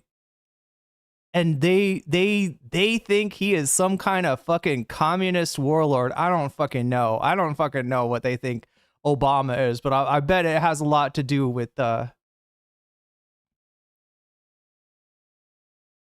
it seems like it has something to do with him being black, right? They just it bricked their brains, right? They should have been happy, right? You got a massive, overwhelming, probably like the biggest, yeah, definitely the biggest landslide since Reagan, right? And it is from somebody that's signaling that he might be very far left. He comes into office and it turns out all he wants to do is make deals with Republicans, right? You lucked out. You lucked out. You got FDR part 2 and he turned out to be Jimmy fucking Carter. That's what you got with Obama. So yeah, like the Obama. Then we got Obama. We lost the election and we got Obama. Like I'm so I don't know. It just makes me laugh. I saw him as a far left-wing liberal who didn't give a rat's ass about the United States. Was there anything else about Obama you didn't like? That was pretty much it. That was the main thing. I mean, It was the main thing. Okay. I'm just gonna put my can't apolitical see your hat on as well for the rest for the duration of this interview. I don't know if you can see it. Nice. Yes, I have one to match. I could go get mine, but I can't move the camera much. Yeah, no, don't worry about it. All right, so Dad, you got radicalized around Obama. Mom, I assume it's basically the same. I mean, we've talked about this on our show. It's basically the same for you, but I also think living in close proximity to Dad kind of locks you into a certain mental trap, a perpetual cycle of fear, aggression, anger. I think being raised in the little town we were in too, growing up as kids, our environment. I mean, you know, the environment that you live in. I mean, I guess, but Chad and I grew up in your house, and we didn't turn out anything like you guys. So I can't really, you can't really say that. I don't think. I blame that on your tour of duty in California and Colorado. You got tainted by a bunch of lefties. It's environmental. That's not true at all. No, it is true. I left Texas in high school to come to California willingly as fast as I could, and I've never left. So I don't think it was... Stop the bullshit. You did that so you could go to USC's film school. Yeah. That's the only damn reason you went That's right, Rave. Obama. to California. Obama. Correct. So you think... Yo, thank you for the raid. Welcome, Raiders. Welcome, streamer. Good to have you with us this day. They weren't libtards in Texas, and they became libtards when they moved to California. Is that what's going on? It didn't happen overnight. Chad's lived in California longer than he's lived anywhere else. It's just Haley simply not true. That's not What are you true. talking about? We just didn't talk politics when we were younger. It wasn't, it was a moot point. Like when I was in high school, I didn't give a shit about any of this. It wasn't until I became an adult and then as a parent that all of this really started to matter to me. And I happened to be in Colorado, but I was never conservative, even when I was a teenager. I mean, I was like, on the boys' baseball team and wearing like traditionally, I would say, masculine clothes. Like I've always kind of pushed boundaries and kind of lived on the fringe. It's not that this is anything new or that Colorado made me that way. I've been this way. You guys use that as an excuse, but it's just simply not true. She did have a wallet chain in high school. I remember that. Bob, do you feel like I you're dressed up- abdicating responsibility as a parent that both of your children became so liberal, and you're kind of saying like, oh, it must be California and Colorado? Well, I can tell you one thing: if Chad would have remained in Texas and took the other scholarship to play baseball at Trinity, it would have been a hell of a lot different than he is now. I don't know if that's true. That. I don't know if As far that's as true. Haley's concerned, she got nested with a bunch of liberals that were so far left, it's ridiculous. May I say something, please? I think some of their political beliefs and what they believe in is my fault because I gave them too much freedom growing up. I mean, gave them way too much independence. Now I'm trying to reel them back in, and I can't get them. Reel me back. I'm 49 years old. You're never Yes. going to reel me back in. Yes. Yeah. I've always said like. No, but you're going to come to the day where you're going to have to choose between the lifestyle you have now or communism. And that will be a distinct choice you will have to make. Okay. Okay, I'd like to say one more thing. Thank you. I've always said until the God, I hope he's right. God, I hope we can choose communism. That would be fucking sick. That would be so fucking sick. day I'm 6 foot under and I die. That's the whole thing, is you don't fucking opt out of capitalism, right? You get fucked over by somebody's fail son that's got money that they got from their parents that their parents squeezed out of your parents, right? That's what capitalism is, right? They're using the money that they exploited from, generations of the past to create fail sons and daughters who then we have to work for. These little fucking petty tyrants who are not very much different than the monarchs that we put to death because we didn't want to live under kings anymore, right? They're not that much different from the petty fucking nobles that supported them, right? If I feel like you're making like a big weird thing that you shouldn't be doing, a decision, I would try to help you. I would try to talk with you, try to communicate and figure this out. Well, it's getting way too hard. I can't do it anymore. Can we walk through some of these terms, if you don't mind me asking? I would love to, Bob. I would love to understand what you mean when you say communism. Like, what do you think? What do you think Chad believes as far as like I think communist beliefs? Well, I believe communism is Russia and China, and all you have to do is take a look at their countries, and that tells you what. Yo, dude, yeah, you speak Russian or Chinese, you practice any Russian culture or Chinese culture, that means you're a communist. And even if you're Vladimir Putin, a fucking oligarch who fucking drank the blood of the workers of the, you know, Soviet of the Soviet Union, right? Somebody that took all the shit that the workers had built up and then just gorged himself on it, right? To become the richest person in the world, right? It's either Elon Musk or Vladimir Putin. It kind of goes back and forth, right? But no, that's still a communist though. That's definitely, yeah, super hyper ultra oligarch capitalist, right? But he's a communist because he's fucking Russian. What kind of sense does that make? At some point, we got to put the boomers to bed. I'm telling you, chat, we got to put the Cold War to bed. We got to put this mentality to bed. Their generation was conditioned to think like this because of the propaganda that was going strong during the Red Scare. And the fact that this should like doom our generation also to continued exploitation is fucking ridiculous. This is how they kept the American people in the 40s who got a taste of redistribution from wanting to take the whole enchilada. You know, A, you know, the business plot, B, subbing out Truman for Wallace, and C, the Red Scare, to associate anybody who dreams of a better future, a more equitable future, of being in league with an enemy government, who is only an enemy government, honestly, because we chose them as our fucking enemy. That's it, chat. The Russians were our ally. Stalin was our ally through World War II. And if Stalin had not been our ally, you know, if Hitler hadn't ripped up the Molotov-Ribbentrop Pact, then, you know, like we would be speaking German and or Russian today. Probably German, honestly, right? Because Hitler had more juice. What about the yippies? What about the yippies? If the left... At Devicliff super chatted $9.99. What Dasha did this to the boomers? Yo, Dasha? Sorry, Dasha mentioned. Do we all know you, Dasha? I'm sure. Actually, I gotta know this. I gotta find this out. Wait, what's your name again? Dark Gigas. Do you know Dasha? Are you familiar with the podcast Red Scare? I want to know, right? Because this is a podcast that used to be associated with the Dirtbag Left. I guess... you know, we're sort of somehow adjacent of that, despite not being exactly that. But you know, she's changed. She's become a tradcath, and now she's pretty fucking MAGA. In fact, I think she's on the Peter Thiel payroll, if I'm not sure. I just got to know this, Dark Gigas. Ever heard of this name? Dasha.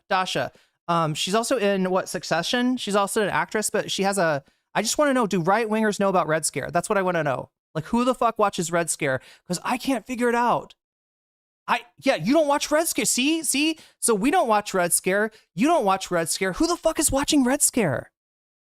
Speaking of fail daughters, right? Who the fuck is subsidizing Dasha Nekrovosa? Is that her name? Dasha Nekrovosa's well, I guess, you know, she's got the acting gig too, so, you know, she can... What you believe if you're a communist. You want to be under total control of the government. You don't want to work for anything. You want freebies handed out left and right. That's not my way of life, and that's not the way of life I think my kids really... Communism is when freebies... No, I feel like we get more freebies for capitalism.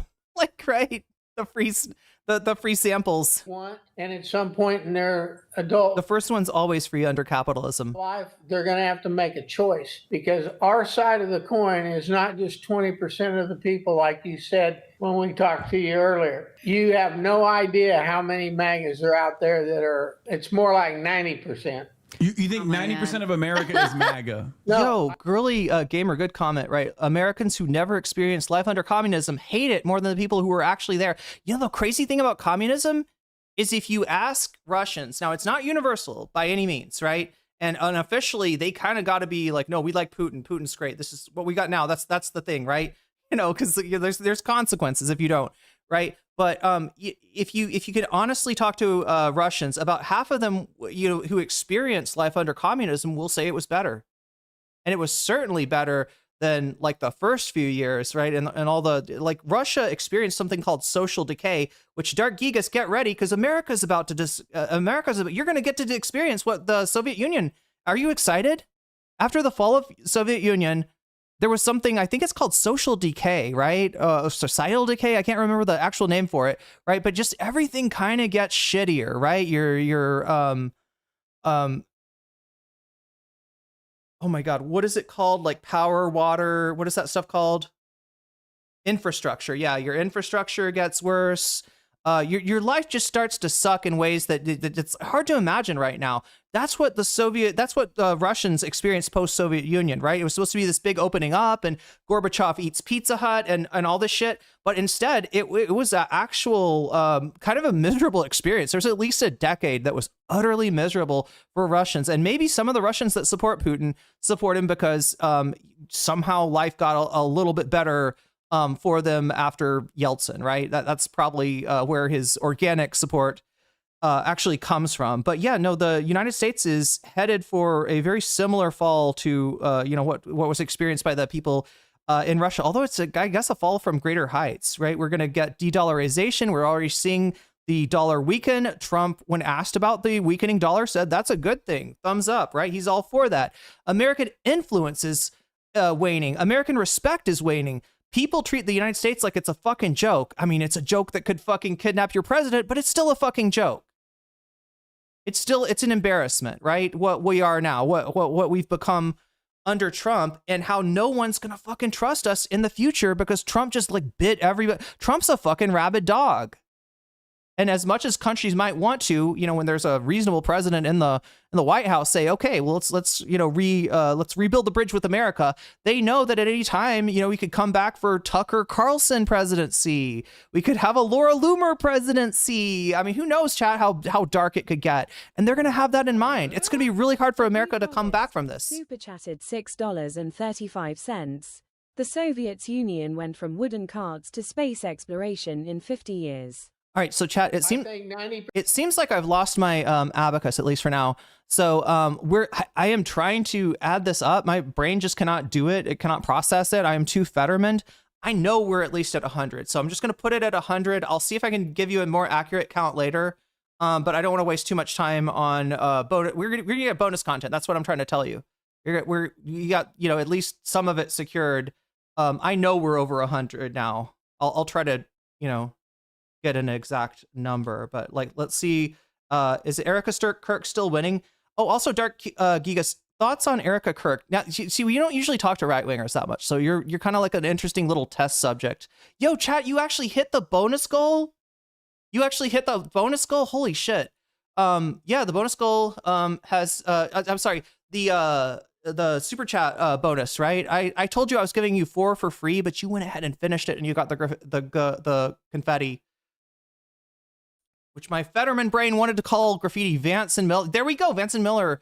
There we go. That's an entirely possible ticket, although that's not a winning ticket, right? So, but you do have people on your side, Dark Gigas. You do have people on your right that would carry forth the Trump agenda, the Trump legacy. Vance has got no shot, right? Somebody like Tucker Carlson absolutely does. JD Vance can't be a president. He was born in Honduras. That's where all corruption comes from, right? Honduras and Prospero City. % of MAGA is on our side of the trip. What? So there are 80 million Republicans out there? Mm-hmm. I'm guessing. Not anymore. 80 million Republicans on a good day, right? And a good day like November 4th of 2025, right? If you had the poll today, you would not get anywhere close to 80 million Americans. In fact, some of those people would probably vote for the Democrats. So what I was trying to, oh, wow, look at this. It's changed. Okay. So I said before, you've earned one bonus topic. We've already secured that. I was about to go and say Erica Kirk is still in first place, but I would be lying if I said that. Actually, Hasan is finished. The Slop Tuber drama, that's Nux Taku and More Pegasus, is in first place. Erica Kirk, down to second place, but a close second. So keep on voting if you haven't already. 79 of you have so far. Third place, Chapman on Bovino versus Chapo. Wow. Chapo on Bovino versus Holman is in third place with 25. And Z-Way interviews Vince Staples, who I don't know who he is, but it doesn't matter because it's in 10. It's in fourth place. So that's where we're at now. Make sure to let me know if you donate where you want your if you want to place your money on any specific topic to make it more likely for that to happen, or if you want to place it on Vox Populi or put more pressure me further to do more video gaming stream, which will probably be getting starting next month, which is tomorrow. Yes, Miss Kirk is a super strong widow. Okay, so you're buying the grieving. It's like that's real. She's really sad. We need to get to that. God damn. Now I want Erica Kirk just took the lead again. Oh my God, chat. It's back and forth between Erica Kirk and Hasan versus the slop tubers, the 1000% finished slop tubers. The XQC just ejaculated on Hasan slop tubers. What the fuck is that? Who is that even for? I don't know, chat. Not me. I'm guessing at least more than half of them are like we are. Okay. Because they're not all like. Okay. So I mean, I'll buy that, right? So what he's saying, basically, right? 80 million people or thereabouts voted for Trump in 2025. He's saying about half of them are like ultra hardcore MAGA, like those two. That sounds reasonable. Right? Let's say it's 50%. Let's say because this is basically what the country breaks down to. It's basically a 50-50, right? So 25 of the 50% that are at least were right wing in 2025. Right. You got like half of those are, what you call your dyed in the wool ultra MAGA. Now they're probably going to be more present. They're probably going to show up more because somebody that is that radicalized is a lot more motivated to show up for things like elections. So, they're Donald Trump's fedayeen out there, but yeah, they're only about half of the general right wing sphere, and it's a swiftly shrinking sphere. A lot of the content creators who kind of pumped up the right-wing numbers before 2025, a lot of those podcasters have had second thoughts and are actually kind of embarrassed now for their Trump support. MAGA. Oh, so you're saying like out of all of the registered Republicans in the country, if there's 80 million of them, you're saying 50% of them, 50% of them are like your level of pro-Trump. Okay. I mean, that's fine. Yeah. But that level is like wild. We are not looking at your shrine, but you guys had a Trump shrine where you bought the Trumpy bear. You have all the hats. You have the shoes. You have the cologne. You have the Bible. You think most Republicans have all of that stuff and are buying his NFTs and allowing him to grift them out of all their money? Yeah, I think all MAGAs are. Okay. I think if you support him, you support him. If you don't, then you don't. I think you're way missing the boat on how many people are on our side of the fence. What level of MAGA do you think I'm at? If I could show you some stuff. I don't think any of you have a clue. Okay. Bob, can I show you some of my MAGA stuff? Maybe you can tell me if I'm like, you can give me like a MAGA rating on what level of MAGA I am. Can you see me on the camera? Yes, we can. Can you see us now? I did fix our camera. Yeah, this is perfect, by the way. You're really killing it. So you see the hat, right? Like I got that. Yeah. That's just I can't read it. Make America Great Again. You can't read it? You don't recognize this hat? Bob, I don't know if you have the highest level of MAGA. If you can't automatically read what the hat says. I can't read. No, hell, screw it. Okay. Hold on, I got more. Look, I got another thing here. I'll put it up close to the camera. You can see. This is my Zin. Do you know what Zins are? It's a Zin tin of Donald Trump doing the fight right after he got almost assassinated by a godless atheist liberal Hillary Clinton voter. I got that. Okay. I got Trump soap. So look, this might sound weird what Hasan is saying here, right? This might sound really weird. Like that he's mentioning his Zens. Like why is he flexing his? Yes, you put a lip pillow in to keep yourself awake, to keep yourself focused, right? Good job. Like what the fuck? Oh, he's got a Trump. Okay, that's it. I didn't actually see this the first time. Yeah, there it is. Trump is on the MAGA, the Zen 10, I guess. That's what he's trying to show. I thought he was trying to just be like, listen, I do Zens, I pop Zens. It is sort of a right-wing signifier. Obviously, everybody that does Zens is not right-wing, but there's some kind of, like, you know what I mean? If you find like Zoomer MAGA people, you will find Zens. So I thought that that's what he was trying to refer to, but no, he's actually got, what's the deal? Can somebody explain to me the Zen 10? Like, where does this shit come from, right? I thought you just buy a... Here, let's just rewind it. I gotta see. Fight right after. Oh, there we go. Fight. Okay. Other thing here, I'll put it up close to the camera. You can see. This is my Zin. Do you know what Zins are? It's a Zin tin of Donald Trump doing the fight, right? So what, you buy a 10 and then you just take them out, you take the Zins out of the package and you put them in there? I thought you bought them like in the 10. After he got almost assassinated by a godless atheist liberal. By a goddamn liberal named Thomas Matthew Crooks, right? By a goddamn liberal who was also looking into assassinating many left-wing figures, right? But apparently Trump's speech was the closest one to him. A left-wing radical who actually, I think, did he vote for Trump in 2020 or something like that? Anyway, it definitely was a Trump supporter. May have been one of those guys actually who is too radical even for Trump, right? Just like Nick, from time to time, will scorn Trump when Trump is embarrassing, or in his word, an arsler. Hillary Clinton. And that's the hardest thing to kind of resolve, is that the fact that these right wingers, their favorite thing to call people is the arsler. That's their favorite thing. They like, could we just bring a playground taunt that junior high kids say against each other? Could we just import that into the adult world and use that as a normal insult, since comedy is legal now? Can we just do that? Can we just have the R word? That's why we voted for Trump, chat. People wanted to say the R slur. That's why it was. But the funny thing about the R slur is, if that's your, metric for like who you think is worthwhile, who you think is cool or not, what do you got to say about Trump? Because whenever it doesn't mean anything, right? When they're saying the R slur, they're not meaning the actual meaning of the word, right?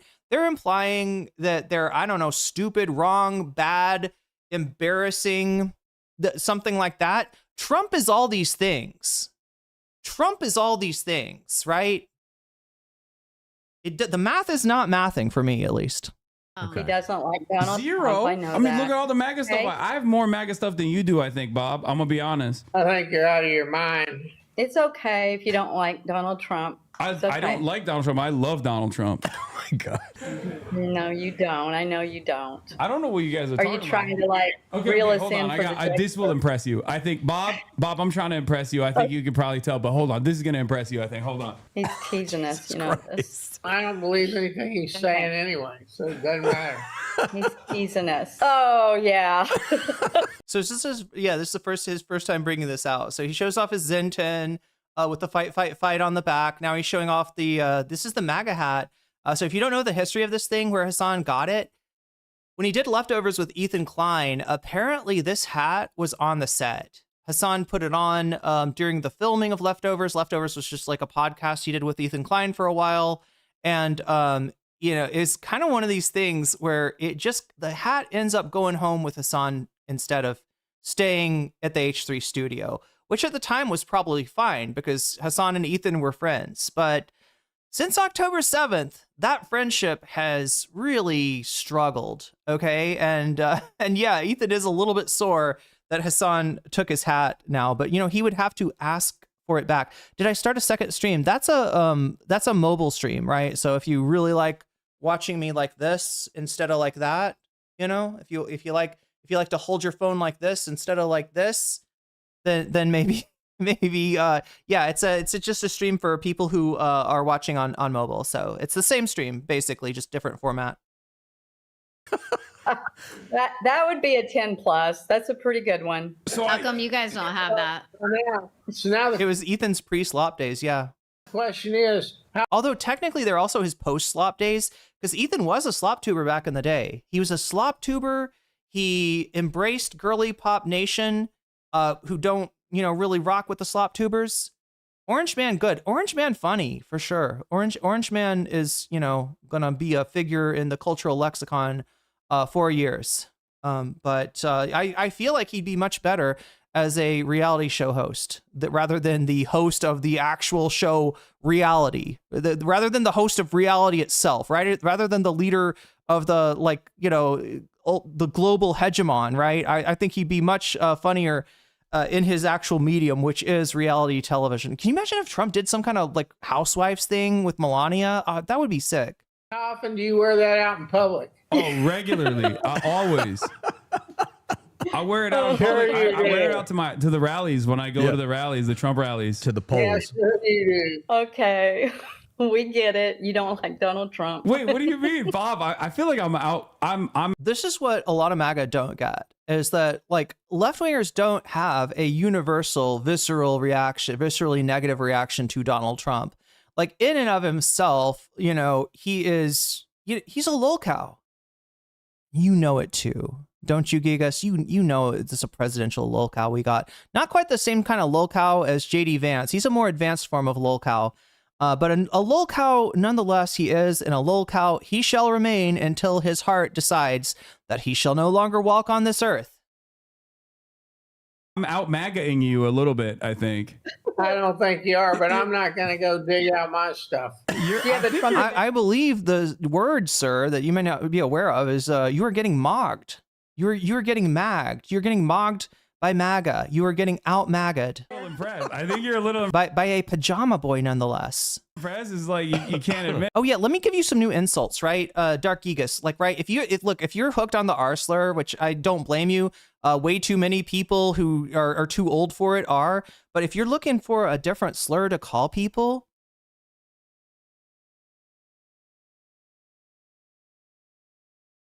I feel like that's the one for you. But it's okay. I kind of am. No, he isn't. That's something he had to go dig out from behind him, and he ain't. There's no way in hell he wears it in public. Oh god. Dad, that's your complaint, that he had to dig it out from behind him, that he's not wearing it. Well, now wearing it in public's another matter, right? Anybody seen the Larry Gigas thing? Larry Gigas, Jesus Christ, fuck. The Larry, what's his name? Larry, oh my god. The guy from Curb Your Enthusiasm. No, Dark Gigas, you're the cash cow. That's what you don't get. Trump is making money off of your ass right now. Trump is buying and selling your ass 1,000 times in ways that you can't possibly fathom. Right? He has enriched himself on one, his supporters that are dumb enough for his scams that he's been doing since before he was president. Remember Trump University? Yeah. And two, from the United States Treasury. He is sucking the blood. Larry David, thank you. Fucking shit. I was going to say Larry something else. Yeah. Larry David. Larry Sanders. I don't, for some reason that was in my brain because I was thinking of Larry David doing Bernie Sanders. But yeah, no, I did mean Larry David. But yeah, Larry David has an episode of Curb Your Enthusiasm where I don't know where he gets the MAGA hat, right? Somehow he gets a hold of a MAGA hat and he finds that if he ever wants to clear out a section at the restaurant, all he's got to do is put the MAGA hat on and people leave, right? If there's somebody annoying that he doesn't want to talk to, he throws the MAGA hat on and it's perfect. It's a perfect person repellent. So, I mean, hope that person repellent's working out for you, Dark Gigas. Maybe Larry David, for him, like relationships with other people, that's a thing that he has too much of. Maybe for some other people, that's a thing that they're not getting enough of, and maybe part of the reason for their radicalization into an increasingly insular cult. Let's go. 4 hours a day. not that he has a giant "Make America Great Again" cowboy. Yeah, that's. You're making us laugh. I do like this. But that's the thing is, if you wear something like this on, now look, if you wear the cowboy hat, I think you do better than with just a MAGA hat. Like a MAGA hat, people are going to think you're MAGA, unless you're just like, I don't know, what if you're blue hair, nose piercing, right? If you had all the cultural signifiers of being like a progressive urbanite and you wore a MAGA hat, would people read it as ironic?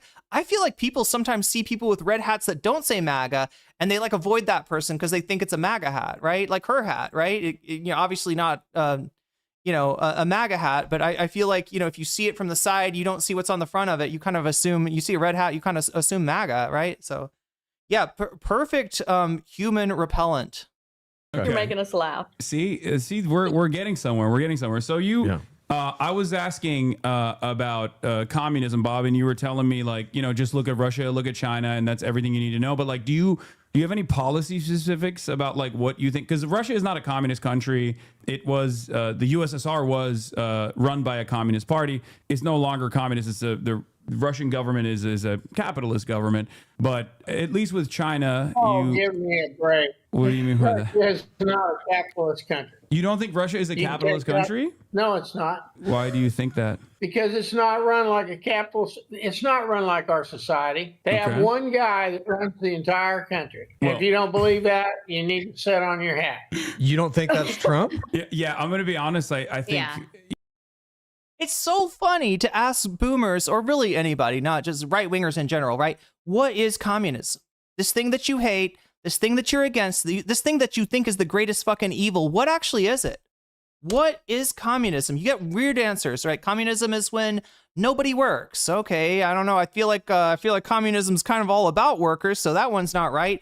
Communism is when one person controls everything. I can point out plenty of situations, including your own work environment, where one person controls everything, and you're not calling that communism, right? So that's not it either. They got foggy ass notions of what communism is because they don't even have the class consciousness to understand what capitalism is and how it is fucking them. And so you get all kinds of weird, like, well, I know it's bad, but like, what exactly? Why is it bad? And it's a head scratcher for a lot of these. You want to give that a shot, Dark Gigas? Define communism for us. Trump is pretty. And if you bonus points if you can also define socialism and like disambiguate the two, describe the difference, or the how this fits into the how the definitions relate, basically. Also single-handedly running the country right now too, so I don't know. I don't think that's communism at all anyway. We need to get it straight. Okay. And it's going to take one guy to lay his ball sack out there and do it. Do you think there's people like you in Russia that also feel the same way about Vladimir Putin? Oh, I'm sure there are. Okay. 100%. If we know anything about humanity, that's the universality of hogs. Hogs exist in every fucking culture. United States, Israel, Iran, Russia, any place you could imagine. There is hogs. There are hogs, right? There are people who are maybe even like just incapable of not being hogs. And I don't know if that's from nature or if that's from nurture, but some people just love the boot. Some people are peasant brained and they're like, me lord, please take from me the fruits of my labor. I've been toiling out in the fields for you, my lord. Your fields, of course. Some people just for whatever reason don't develop beyond like peasant brain. And what's funny is when they don't get that their perspective on the world is actually servile, right? They've got to imagine a giant communist overlord threatening government. And in order to justify their servility towards whatever the fuck kind of fascism Donald Trump is trying to spin up with his half a brain, and Stephen Miller.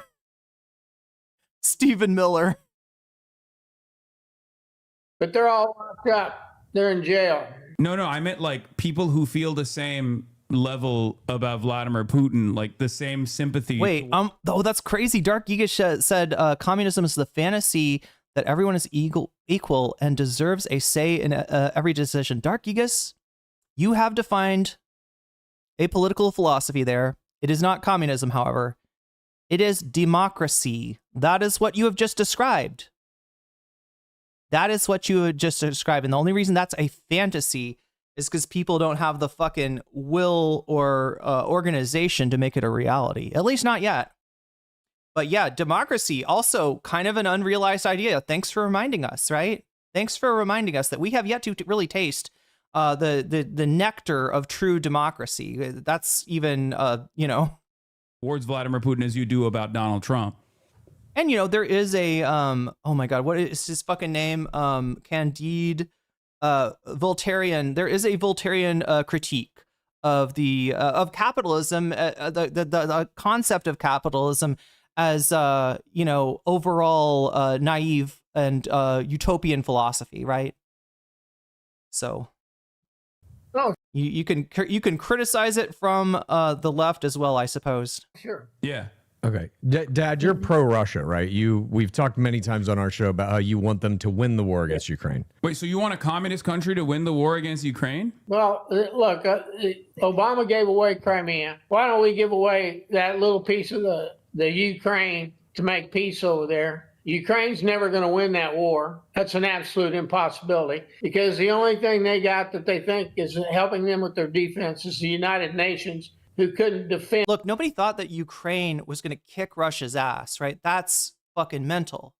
All right. What's surprising is that Ukraine has held out for as long as they have, right? And yes, they did get aid from the United States, some of the old equipment, as well as from people in the EU who see that a slippery slope between Putin taking Ukraine and Putin taking more of Europe. Right. But in reality, the reason that Ukraine did not fall is because the people of Ukraine, and I'm saying this as somebody who is critical of NATO, okay? But I also have to acknowledge that the people of Ukraine, were at a crossroads at one point between the choice of aligning themselves with the West or aligning themselves with Russia. And they have they have chosen as a majority to align themselves with Europe, right?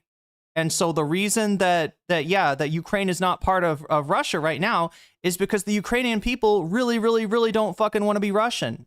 The majority of them do. I'm sure some, I'm sure some Ukrainians do, but the majority of Ukraine does not want to be under Putin's boot any more than they already are. And the 80-year-old grandma sitting on her front porch. Okay. So my opinion is let's give away the piece of the Ukraine that they've already taken. Wait, is the old guy the dad of Hasan's buddy? Yeah. So Hasan, the guy that's sitting with Hasan, is the I guess the channel owner of A Necessary Conversation, a YouTube channel where he comes on usually with his sister, who is top right there, and they talk about politics with their parents. They've given he's expressed that he feels like they were kind of estranged for a while. There was at least a little while where they weren't really talking to each other, the kids and the parents, and because of politics, because of Trump, right? And then the kids decided, hey, I don't want them to die, with me not like talking to them. Let's at least try to have some kind of conversation. And the conversation has taken the form of a YouTube channel. So yeah, Hasan obviously aware of this channel and decided to invite these people on for a little conversation to see if maybe he could get through to the parents of these two in a way that they cannot. So all the day and go back to the farm, because the only thing Zelensky's doing is building himself a big old fancy hotel and resort in Poland. Okay, so you don't like Zelensky. I call him Zel Disney. Yeah. By the way, he's a Mickey Mouse. He's Mickey Mouse president.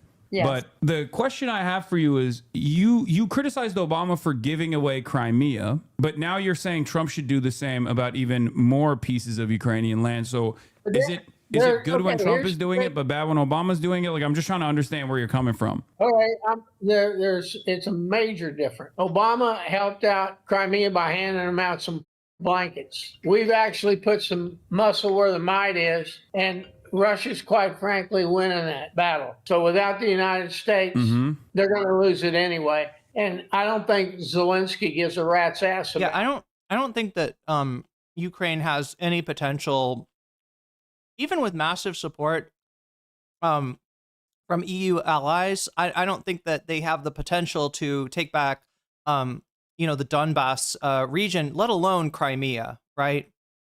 They're I don't think they're going to be able to take back territory from Russia, but I think what people like understate is the human resources that Vladimir, and by that I mean people's lives, okay, literal human resources that Vladimir Putin has expended in the pursuit of Ukraine. The Ukraine. He cares about Zelensky. So my opinion is you might as well give them what they've already taken, and then you'll have peace for another 5 or 10 years. But in terms of that question that you were asked about, Obama does something, you hate it, Trump does something, you love it. We've gotten into that conversation a million times on our show, specifically where immigration is concerned and deportations.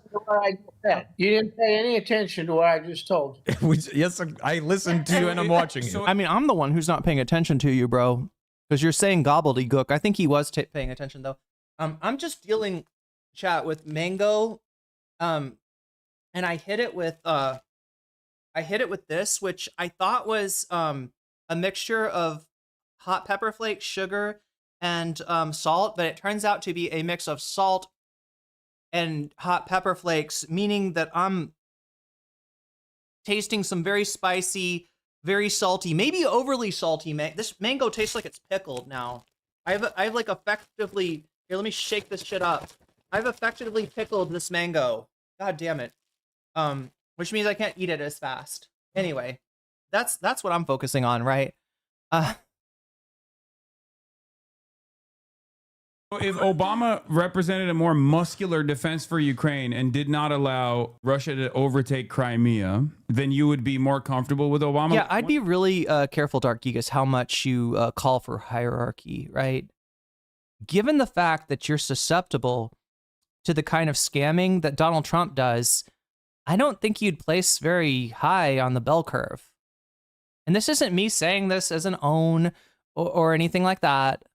It's just because I don't think that people that, like, I don't know, fucking, you know, have problems conceptualizing nuance should necessarily have a lesser life because of that. I think you're still human, Dark Gigas, despite the fact that you name yourself out of after a video game character, I believe, right? Isn't this a video game like isn't this like a mob or something? Some kind of like enemy? One of the what's the Dark Gigas disagreements you had with Obama was that he was too weak. Is that what it is? Yes. Yes. I think so too. But now Donald Trump wants to, do even more damage to Ukraine. But that's good because it's an inevitability at this point. Because it kind of doesn't make sense. Because technically, I guess oh, holy shit! You're a Final Fantasy nerd. Nice. Annexation of Crimea by Russia was bloodless in comparison to what has been going on for the past couple of years at this point, right? That's correct. Mm-hmm. So are you? Wait a minute. Is this Kingdom Hearts or is this Giga Shadow? That's Kingdom Hearts. No, I think it's Final Fantasy 11, right? I'll give you a football analogy. They've already got past the 50-yard line. They're moving towards your goal line, and now what you want to do is defend the goal line. It's too late. You're saying let them score a touchdown. You're in just this Trump weird analogy. apologist, through and through. It wouldn't matter what he does. You're always going to side with him. You have done it since we started the pod. It doesn't matter what he does. With Donald Trump. Yeah. You don't care what he does. Bob, is there something that Donald Trump has done that you don't think is good? Donald Trump has America first. What was the question? What was the question? Is there something Trump has done that you disagree with?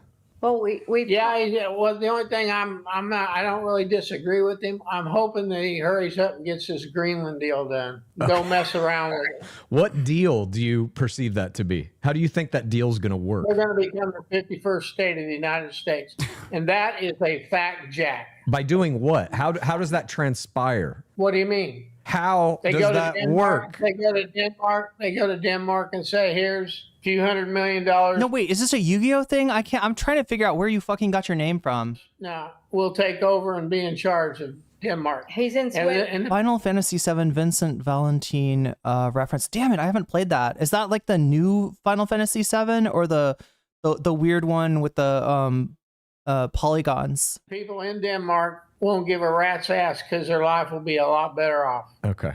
Have you not seen the protests going on? Have you not seen the actual people, Greenlanders? They don't want any of this. No, sure they don't. He's been in Switzerland today. In fact, I think he might have already left by the time we air this. But anyway, he later. Yeah, so this is kind of an old. This debate happened like a week ago or so, maybe more. Framework for a peaceful support for everyone. He's got like a bunch of countries signed on to it now. He said he will not go in there and just take them over. He won't do it, he said. Yeah, he was just threatening to do that. It's Final Fantasy original. Okay, Final Fantasy 7, the one with the sword guy. I think. Yeah, he was. You know the sword guy with spiky hair? That guy? Yeah, it's the one with that guy. There's another deal out on the table right now that I'm 100% for. That's how I remember my Final Fantasies, right? There's the one with the sword guy. There's the one with the gun sword guy. There's the one with the guy with the tail, and then there's the guy that laughs weird, right? And then there's Final Fantasy 13, which was the peak of the series. It's the best games, the 3 Final Fantasy 13 games. Trade California. Fucking fight me. But if you do, it's going to be like, 13 form of the paradigm system, right? You're going to have to use the paradigm system to fight me. And I don't know if you're ready for that. I think I'm better at the paradigm system than you. For Greenland. Who's he going to give California to? Denmark? Yeah, I'm down actually. Let's do it. That's my point. Who in the hell? Final Fantasy 9 was peak. Final Fantasy 9 was sweet.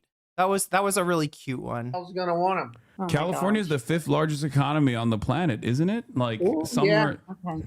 I don't think America would be better off without California, Bob. I feel like that's an un-American statement coming from you. I'm actually a little disappointed. Well, let me put the hat back on. Let the real MAGA speak, you know? Yeah, let me ask you that. I've lived in California now for... You grow our fruits and vegetables. Let me tell you, we can take it over. Wait, take what We don't over? need California. Okay. In fact, half your state wants out of California. Who the wants northern out? half of Californians want Jefferson. to get out of California and create their own state. Where are you Why reading this? Is this Newsmax? Turn-based or get the fuck out? Oh my god. But this is they actually had a petition up less than 5 years Final Fantasy 6 had a sword girl? ago where the Northern Californians wanted to vote to become their own state. I don't think Chad signed that one. I don't think you saw that, did you, big boy? I didn't, Big big boy. boy. Be nice. I like that you're calling me big boy. And Big the boy. first 10 minutes of this was just a shot of your giant gut. Oh yeah, Fang. Fuck yes, Fang. Fang gang, rise up. All right. Be nice. We're guests. We're guests. Yes, we are. Do you think if Northern Lightning McQueen is my favorite Final Fantasy character? Isn't that like is Lightning McQueen in Kingdom Hearts maybe? California, Southern California is split, and then you have 2 major blue safe havens, do you think that would be... Yeah, the thing about this whole idea of like Jefferson or whatever is that like, I mean, there are parts of California, Oregon, and Washington that are very right wing, but nobody lives there. Like comparatively, right? It's just not really a state. It's not really a place, right? It's not. I don't think even Spokane is. How is Spokane? Anybody know? Is Spokane's on the east side of Washington? It's a big city, but I think it's kind of a purple city, if I'm not mistaken, right? It's not as red as the rest of the eastern Washington area. And so, yeah, it's just like, you make a state of Jefferson with like less people than Wyoming. Good job. Congratulations, right? You're going to take some of Idaho too, maybe? Yeah, maybe pair it with Idaho. That's your best bet. But then you just have a big, unwieldy, ugly ass state that nobody fucking wants. That's why Jefferson is never going to happen. Alberta is never going to be free. I don't think the Albertans even want to.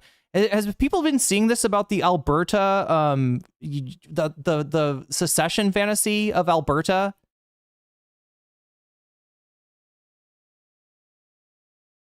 Turn-based or go the fuck off. I also find ARPGs difficult to look. I will admit that I got used to turn-based, and I don't know. I got used to the paradigm system. Be better for America? I don't think Was actually Final Fantasy Lightning's Return. Oh shit. Lightning McQueen, I got it. Was actually about the Pixar car. I got it. he'd have 2 blue state. I Oh, think he'd you have think one if- red and one blue. The Bouncer is the only good Final Fantasy. Dogs. Wait, the Bouncer? Wait, what? Oh, you think California would become... How do you think California would become red if all of the major We're not- population hubs in California are deeply blue? Idaho is so red, except for Boise. You're kind of right. Okay, your But yeah, everything around Boise is also red, unfortunately. problem is, I'm sorry, Boise. Boise is the way that Idaho people like to hear the name of their capital. It's Boise. the people who support and pay for everything live in the north. Huh? It isn't your populous cities are not what drive the economy. Wait, who drives the California? The fuck are you talking about? Look, if we were an agricultural economy, he'd be right. We are, however, a financial economy. That is fucking madness, what he just said. It's really the rural parts of America that are the driving part. Now, I mean, this guy is some kind of, I don't know, he's going to talk about his own, what is he, like a trader? He does like trading of, I don't even understand what he does.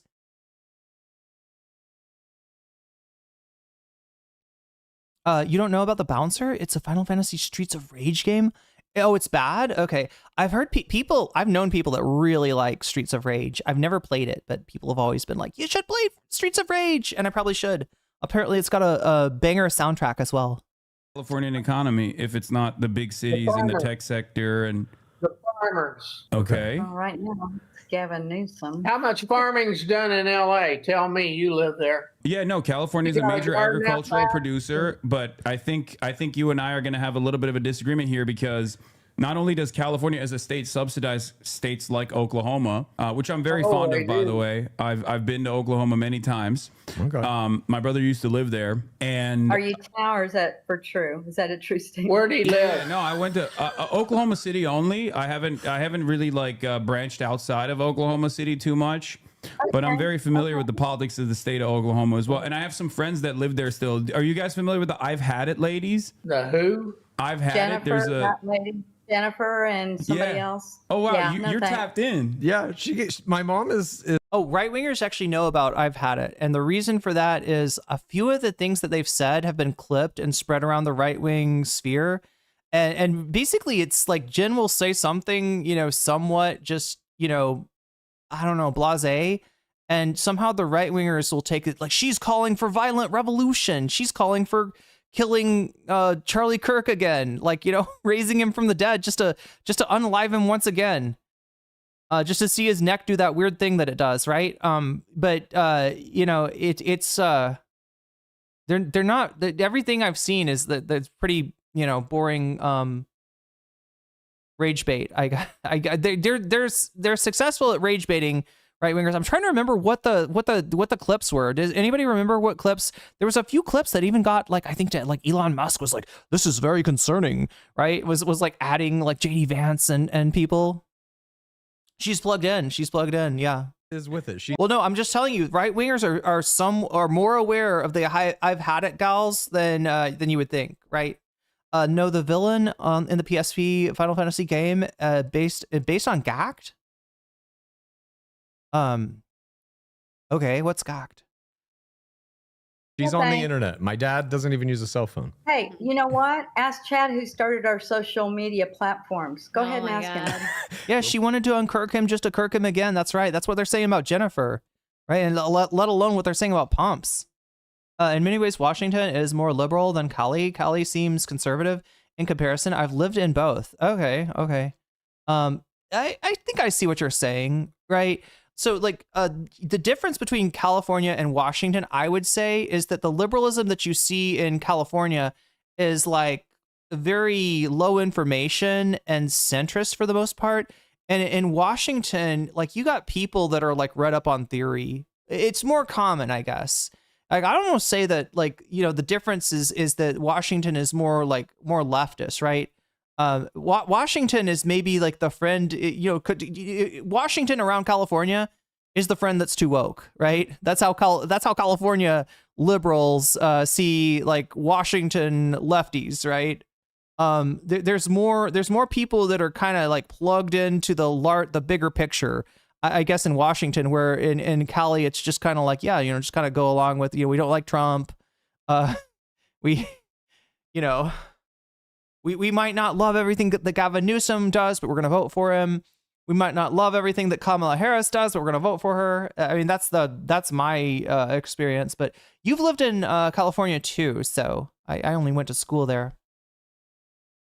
When we first started And as we all know, you don't live while you're going to school. the podcast, I didn't have time. So I said, Mom, you can do all the social media. Gact is a singer who used to work in a host club, kind of popular in the 2000s. Gact is a J-Rock star, the former leader singer of Malice Miser. Okay, I've heard of this. Is Visual Kai, right? Is that what it's called? Visual Kai? And it was a bunch of pictures of horses and butterflies. Oh, no, we're talking about the state. It was Washington State. Yes. And then last year, I kind of took it over. Washington is literally an ethno state. Hey, people in South Seattle will take some umbrage with what you just said, Davi. Right? They're yeah. Part of Washington is an ethno state for sure, though. It is a very white state overall, but yeah, there are indeed,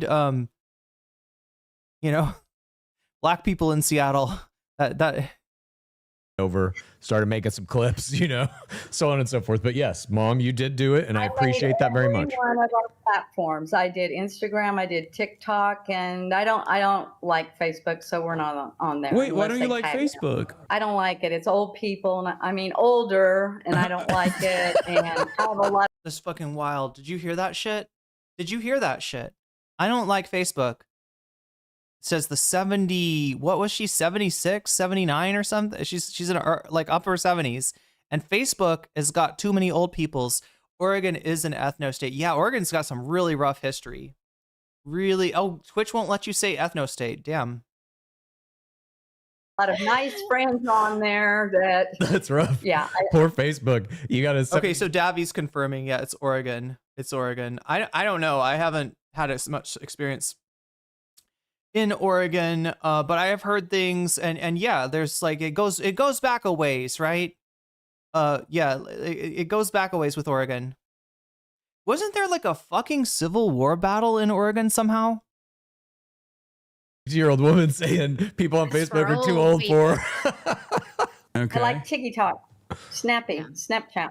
All right. Neo Pergas says Oregon was founded as a whites only state. Damn. Okay, yeah, I don't like Facebook either. So I guess we're in agreement there. So you like TikTok. All right. So California agriculture is actually pretty important for the state. It's pretty important for the food supply for the rest of the nation. But Bob, I think you know this already, but a big part of the Californian agriculture actually comes from the people that are working at those farms, right? And I think you know where I'm going with this. A lot of those people that work at those farms are migrant workers. Many of them documented, some of them undocumented as well. So how do you feel about Donald Trump's aggressive actions against these people that are working tirelessly to make sure that we can have, food on our tables for a reasonable price? I'm all for deporting anybody who's illegal, and we'll make do. Believe me. But Trump did say in the United States. Well, by the way, California, what do they borrow?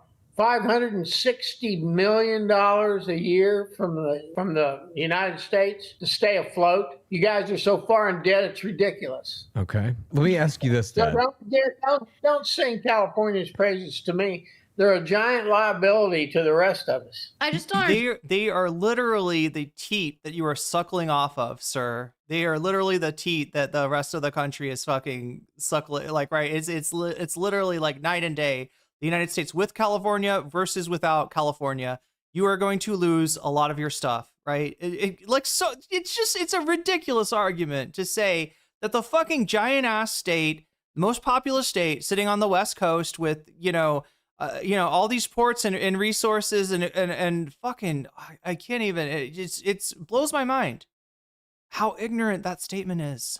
Understand why you care. Why do you care if a migrant is here illegally or not? If they are working, producing, part of the economy, like why does that bother you so much? It doesn't. That was his point of view. What? No, there's not. So it's not only untrue, and it is actually blue states that subsidize the red states, specifically states like Oklahoma. But also outside of that, the Californian agricultural output is actually 3% of the overall Californian economy, which is still pretty significant, and it's especially important for food, right? Like I mean, that's where the crops that we're picking come from. But it is ultimately still around 3% of the overall GDP in the state of California. I mean, it's very important. Almonds, cattle, pistachios, strawberries, lettuce, flowers, tomatoes, and oranges. These are all things that I assume you consume. You eat more tomatoes than you do bread? What? No, I'm not saying it's not important. I'm saying it's very important. I'm just saying that it's not as big. I'm sorry, sir. You have just failed at MAGA. All right? If you were a true follower of MAGA and MAHA, more importantly, right? You would understand that RFK Jr., in his infinite wisdom, has taken the food pyramid, which we haven't used since like the 80s, right? You know, it's an old thing, right? But he's taken it, he's gotten rid of my plate, he grabbed the food pyramid and he turned it upside down. And he said, now you need to eat meat, especially maybe a few vegetables over here and blah, blah, blah, blah, blah. And down here is whole grains, right? At the bottom of the pyramid, only eat a little bit of that. That's the worst stuff, right? Best stuff is meat.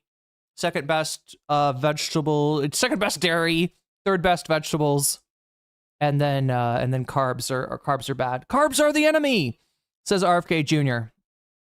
So yeah, this guy's not very MAGA. Do you hear what he just said? He just advocated for a carbohydrates-based diet. What are you, Caldwell Esselstyn? Excuse me? Excuse me? What are we fucking doing here? Right? Is this guy a vegan? Is this guy a low fat, high carb vegan or something? Like what? Who? Yeah, anyway, it's just not very MAHA, right? I mean, yeah, traditionally this is the diet that people have eaten. He's right? Mostly grains, right? Grains being the like basis, right? The staff of life, right? You know, whatever society you go to, with very few exceptions, there's going to be very important, you know, crops like grains, basically, that the diet is sort of based on. And then you add you know, some vegetables, you add some fruits, you add some, you know, for most people, meat, or you know, if you're savvy, then maybe some plant-based protein foods, and you got yourself a diet. Use the food pyramids in the 90s, really? Okay. But it's kind of like they've moved away from it towards my plate, because it's just, pyramid is a weird thing to, you know, like the implication there. Also, it's confusing too, because we put like the old food pyramid, I think, had like what was it, like lard, butter, not butter, but like, you know, just like oil, you know, just really dense food, right? That is fat based, was like at the top, and then sweets and desserts and sugar and stuff like that. I think that's how it worked, right? Was the bad foods, but putting the bad foods at the very tip of the pyramid, it kind of makes it seem like, oh shit, this is like the good, you know, like it's the top of the pyramid, like this is the treat, right? It kind of reinforces the behavior that, like, as you know, causes people problems. I can't eat grains, says Sassy Sasserai. Yeah, some people need to eat different things. There's also pseudo grains that some people are getting into now, although I think they're, unless you're in an area that like is based on like a millet or sorghum diet, those are going to be kind of expensive. Things like buckwheat, things like millet, things like teff, if you can get it. Anybody out here like injera? Delicious flatbread made with teff. I think it's a yes or no. A yes or no. The pyramid is a tomb. There you go. Yes or no. No, I'm saying it's very important. I know how important agriculture. America has fake trash pistachios. Davy, you're making me want to try some like real pistachios. Where do I get those from? Have I never had good pistachios? Because I really like the shitty pistachios America serves. Quinoa, there we go. There's another pseudo grain. Yeah. Is. That's why I'm saying California is a very important state for the nation. Even on the agriculture, would be fine. What, Dad? With this immigration, you just said you don't have tomatoes if California doesn't exist in this state. Yo, that's what gets me, Sassy, is the number of servings that they say, right? It just like the number of, like, I don't know, maybe a serving smaller than I think, but 11 servings of grain. Yeah, if you're talking about, if one serving, what one serving is like a piece of bread, right? Like one single piece of bread is a serving. So it's like you have two slices of bread for breakfast, a bowl of cereal, that's 3. Then maybe you have God, I'm trying to think of like how 11 servings of grain would even work. Because if it is like a slice of bread, then you're talking about around 1,000 calories, right? That's half of your that would be grains making up like half of your calories. Oh yeah, we will. We can get. I have to go to Iran to get real pistachios. That might be difficult at the moment, but those from Mexico. Maybe. By bombing them, we're gonna For bomb them now, and steal their right. tomatoes. But Dad, Right. you're kind of constantly also talking about like you don't care if Trump deports U.S. citizens or agitators or kills people or any of that. You're down for whatever he wants to do. You're playing it a little. okay. So you could eat a sandwich for lunch. Okay, so 3 servings for breakfast, right, with a cereal and toast. Then a sandwich for lunch. That's 2 more servings. We got up to 5. We eat some potatoes, rice, and bread for rice or bread. Okay. So potatoes and rice. So that's 2 more. So we're up to 7. See that? Yeah, that's 7. Well, wait. Are you gonna eat cereal and oatmeal? Like I love carbs, especially when I'm training, especially when I'm working out a lot or riding, putting a lot of miles in on my bike. Right? Carbs are great to have. But yeah, I don't even know. 6 to 11. Okay. How do you get fucking 11 servings of grain? That's crazy. Cool here, which I don't quite get. But you're so far beyond just supporting the idea that he's getting rid of the illegal alien. A dessert that's carb based, yeah, but that's not a grain. Then that wouldn't be in the grain. Then because the way that it works was, all right. First, we got the 4 food groups, right? Carbohydrates, or starches, proteins, slash meats, oh my God, can I remember them all? Vegetables and fruits. That's the 4 food groups, right? You take the 4 food groups and you embellish it a little bit. Instead of just being like, eat these in equal portion, you take the food pyramid and say, nah, it's mostly your basis is the grains. And then what is it like secondarily? You got like fruits and veggies over here. And then you got proteins on top of that. And then you got your kind of like your junk food and your oils and your fats and your lards and stuff like that up here. With the eating the least of it. If you toast the bread and use lots of butter or whatever vegan butter.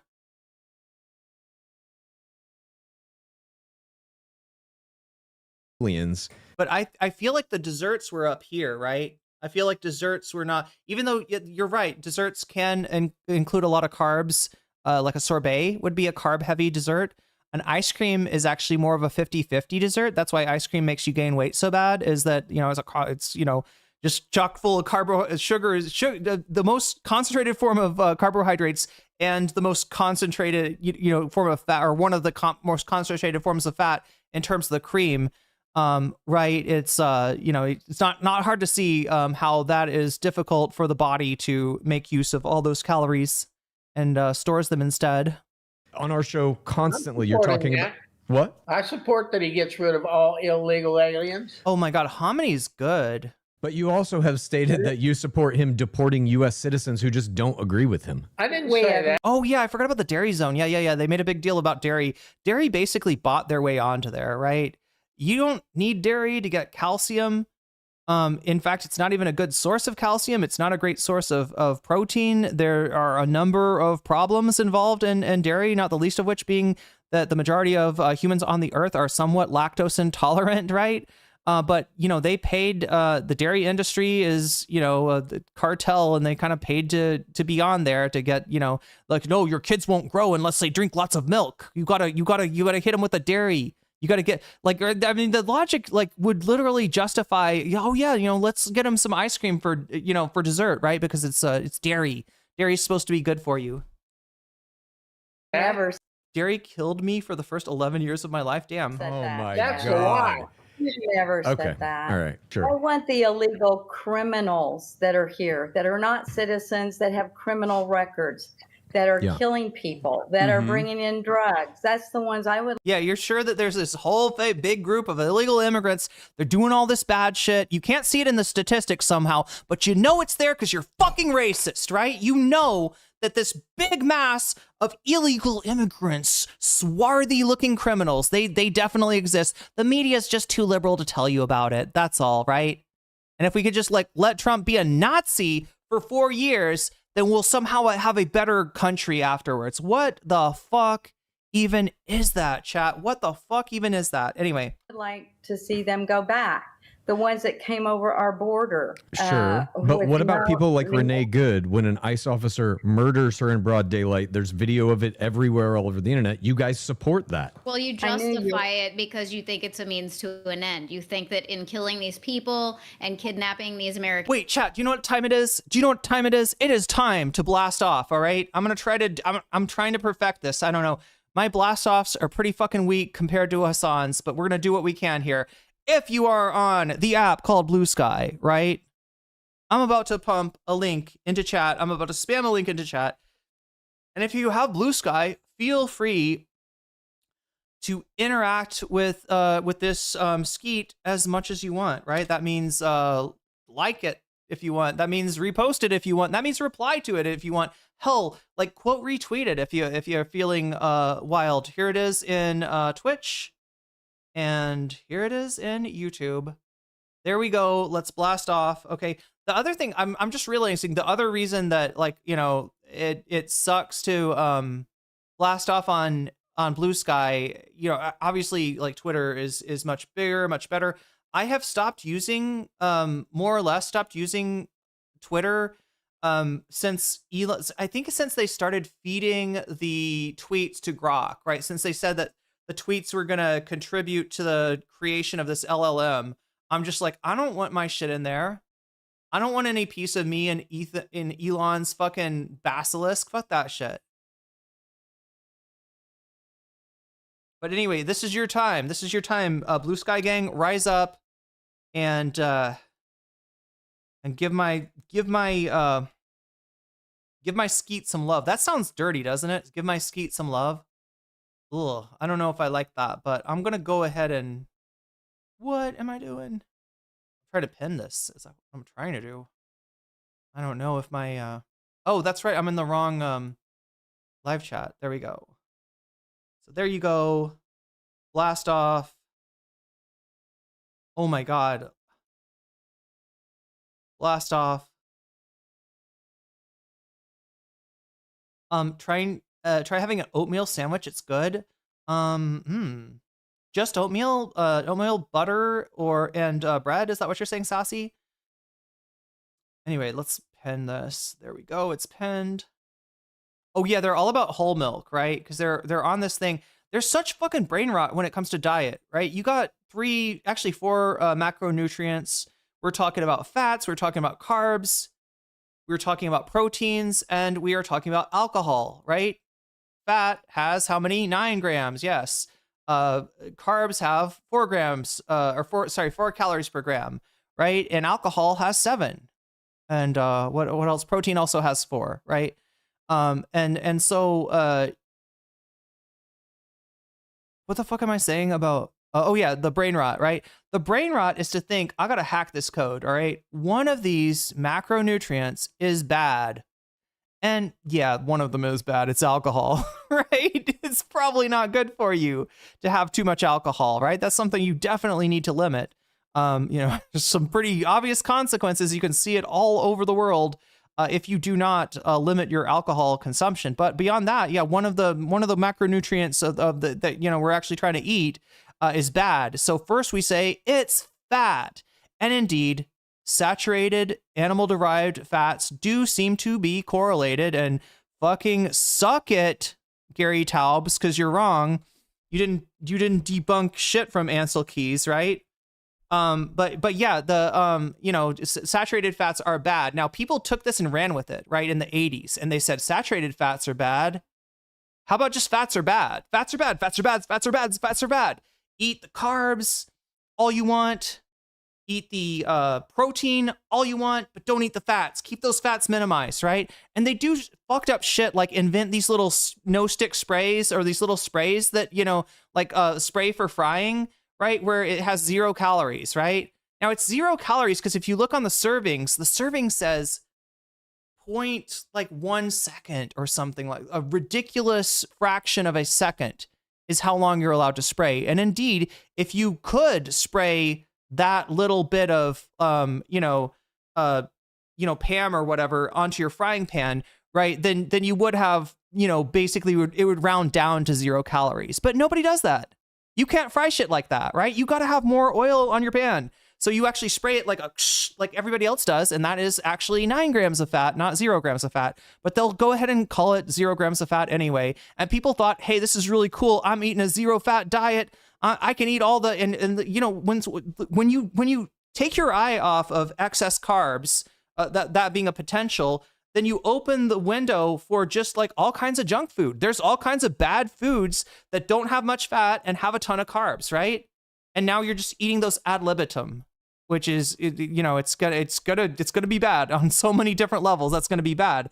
And then in the 2000s, we decided, hey, you know, all this fat shame, this is bad. Fat, your brain is made of fat, right? You should eat more fat. Fat is good. Animals are good, right? We gotta get rid of, what do we gotta get rid of? We gotta get rid of the carbs, right? Because indeed, if you deny yourself any carbs, you will go into ketosis, and you know you can lose a decent amount of weight while you're in ketosis. And then when you invariably leave ketosis, you can gain it all back and more. And that was the experience into the 2000s, right? Where people lost massive amounts of weight with diets like, you know, the Atkins. I mean, I think the Atkins probably started in the 90s, right? But anyway, wow, why am I talking about nutrition? But what I'm just saying is that we got on this because of Robert F. Kennedy and MAGA, and this guy, you know, saying something that's kind of not typical of your modern MAGA dad, right? In that he thinks grains should be the basis of the human diet. I mean, that's traditionally what it's been, because grains are fairly cheap, fairly easy to grow. You can, you know, get lots of them, but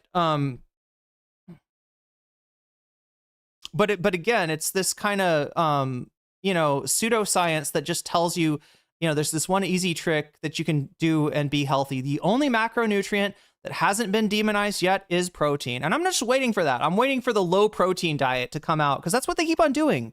That's what they keep on doing, right? They keep on switching. They're fucking playing a shell game with us, right?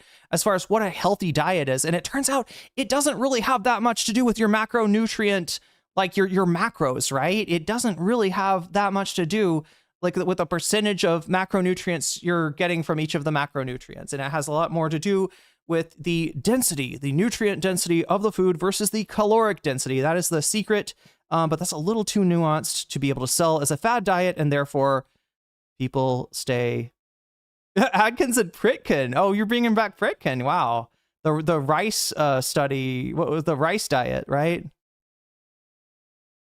American citizens, like they're eventually going to get one of the bad guys. Or Pritikin. That's not how this works. You I can't knew we do would that. get into the shooting of Renee. Good. I do not want to see good. anyone die. No one.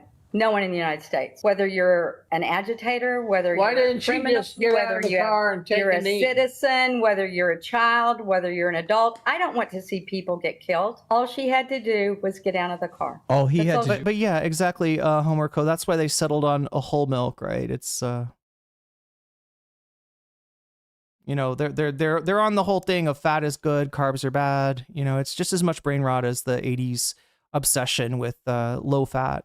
It was not shoot her in the face 3 times. And let her run over him. Get out of the car, be handcuffed, go to jail, And let her run take it over up with the judge, then you're dismissed. Okay, so it's comply or die. That's the assessment, right? So if the same guys, like maybe ICE agents are in Oklahoma going door to door, and they come to your house, and you know there's a miscommunication, let's say, when you're like pulling out of your driveway, like you would have to, you know, that would just be an L that everyone would be holding in that situation. Like, God forbid, That if they ask, they're going door to If they door. tell you, if the law enforcement tells you to do something, just do it. You won't get shot.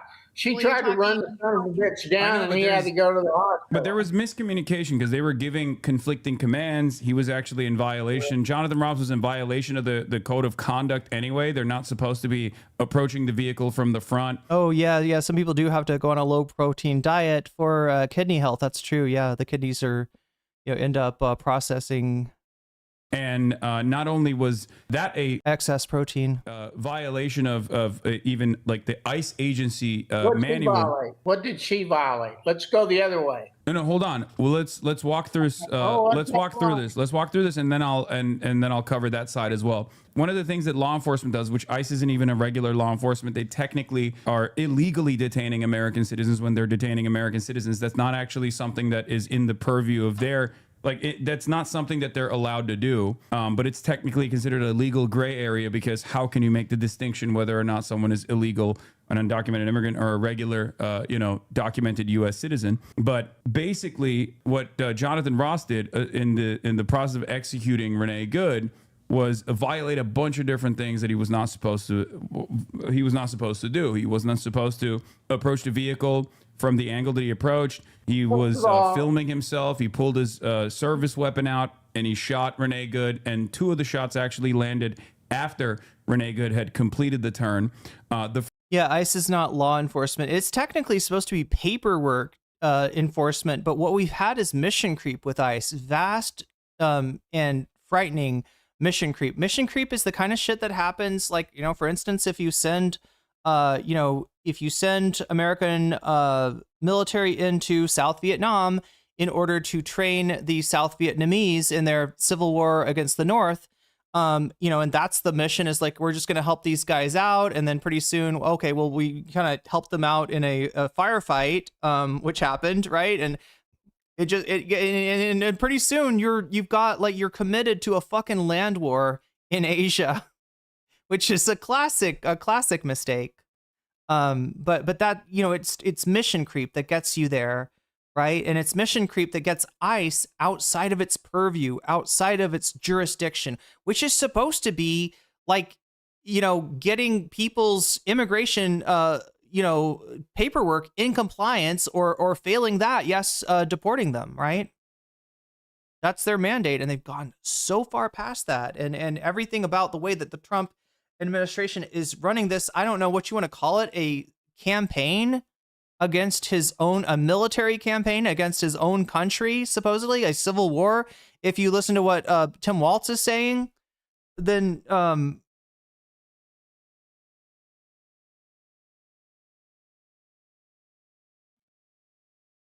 strategy is to slowly boil the frog as far as what ICE can do, right?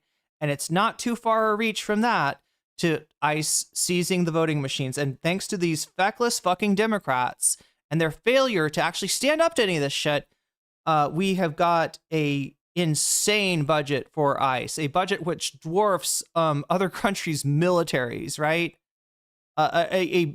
More money than they could possibly spend, right? They are failing to be able to spend the money appropriated for them. First shot landed when the trajectory of the car was very clearly moving out of the direction you could. ICE isn't well trained, and they're recruiting people from UFC fans, from podcasts, right? You should see the recruiting campaign they're running. They're really trying to get the internet hog incels into there, and even the ICE agents, according to Ken Klippenstein. Should we take a little sidestep here, chat, and read some Ken Klippenstein? Are you ready? Are you here for that?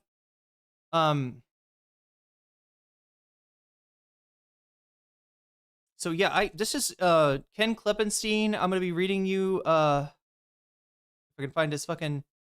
There's his Substack. Why the fuck am I? Website. Take me to the website. Thank you. Ken Klippenstein's Substack? What the fuck? I'm sorry. I thought he had KenKlippenstein.com. Yeah, that's what I'm looking for. It is a Substack. God, is this new, chat? Or was it somehow always on Substack and I just never noticed? Anyway, Ken Klippenstein, his latest is called ICE's Secret Watch List of Americans.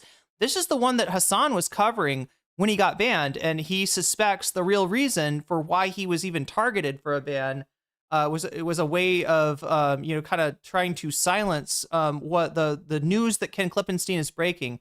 I'm going to read you, however, his second to last article. It's called ICE Unloads. Immigration officers, subtitle, Immigration Officers Speak Out, Fuck This, right? We have got some division, some disagreement, and some morale problems within ICE itself. So let me read this to you, right? Since I should have done it a while ago. And go support Ken Klippenstein too. He's doing good work. If you can support him on Substack or however you can support what he's doing, that would be awesome, because he is catching a lot of heat from the regime. Anyway, so it starts off. The best way they can do it is shoot a guy in the back. That's not the voice of some liberal commentator. That's what a Homeland Security officer told me this weekend. One of over half a dozen who have reached out to express their alarm over the killing of Alex Preddy in Minneapolis and beyond. I've listened to the stories and the beefs of immigration officers in Minneapolis across the country, and to a person, they all blame the shooter, one of their own.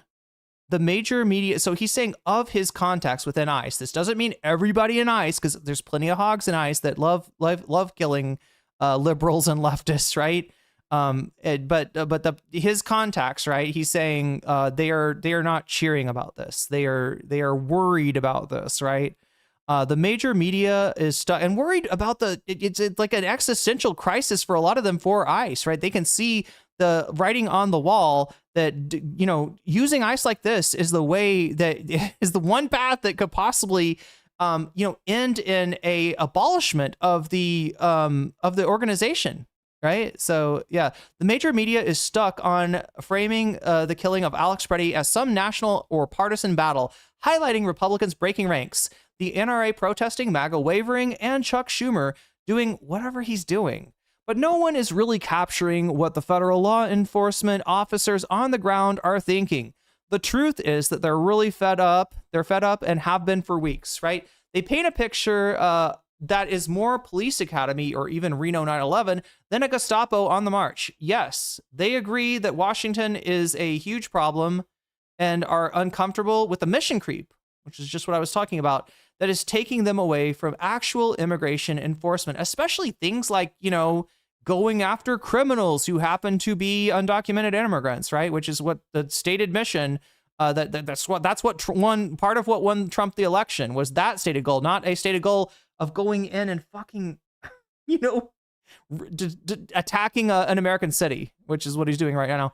But internally, theirs is also a story of a gung-ho 19-year-olds, drunken stakeouts, and senior officers disappearing into meetings and all of the sudden needing time off. They are also frustrated with the narrative unfolding and the information war being waged from Washington, including the flamboyant defense of the shooting and other controversial moves on the ground. As much as I support this administration, there is a need to be more common sense in situations like this, not a knee-jerk damage control narrative that does not line up with the evidence in the video, one Border Patrol agent said in a private chat group that was shared with me. This individual was shot 8 to 9 times while unarmed. We can't always support what happens because it's one of us, he adds. An ICE agent was even more critical.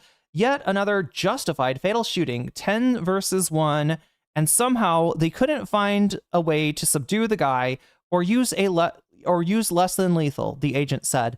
It's just a Trumpism, right? Use less than lethal. I've noticed this little quirk about the way that Trump speaks. And I'm seeing here that right-wingers, including ICE agents, are picking it up, right? The way that Trump says, "Oh, we're deeply investing into nuclear," or something like that, right? He'll kind of, it's supposed to be nuclear energy, nuclear power, right? Nuclear weapons, not just nuclear. Nuclear doesn't mean anything, but like people kind of leave this off. Yeah, use less than lethal rounds, less than lethal weapons. What are you talking about, right? It's just, just linguistically noticing that. The agent said, they all carry belts and the vest with 9,000 pieces of equipment on them. They seem pretty fucking useless. I don't know. You know what I mean? Like, sure, you want to be kitted up, but like within bounds of reasons, right? They all carry the belts and vests with 9,000 pieces of equipment on them. And the best they can do is shoot a guy in the back. Overall, yeah, that's kind of funny. Overall, as someone who has been covering this for months, I am struck by how angry Homeland Security officers are at their own agencies and their blunt dismissal of the Washington leadership. That would be Trump. All of the immigration officials I interviewed for the story spoke on condition of anonymity. So yeah, understand, right? The people that he's talking to, they're going to be self-selecting as maybe the more critical members of ICE and CBP.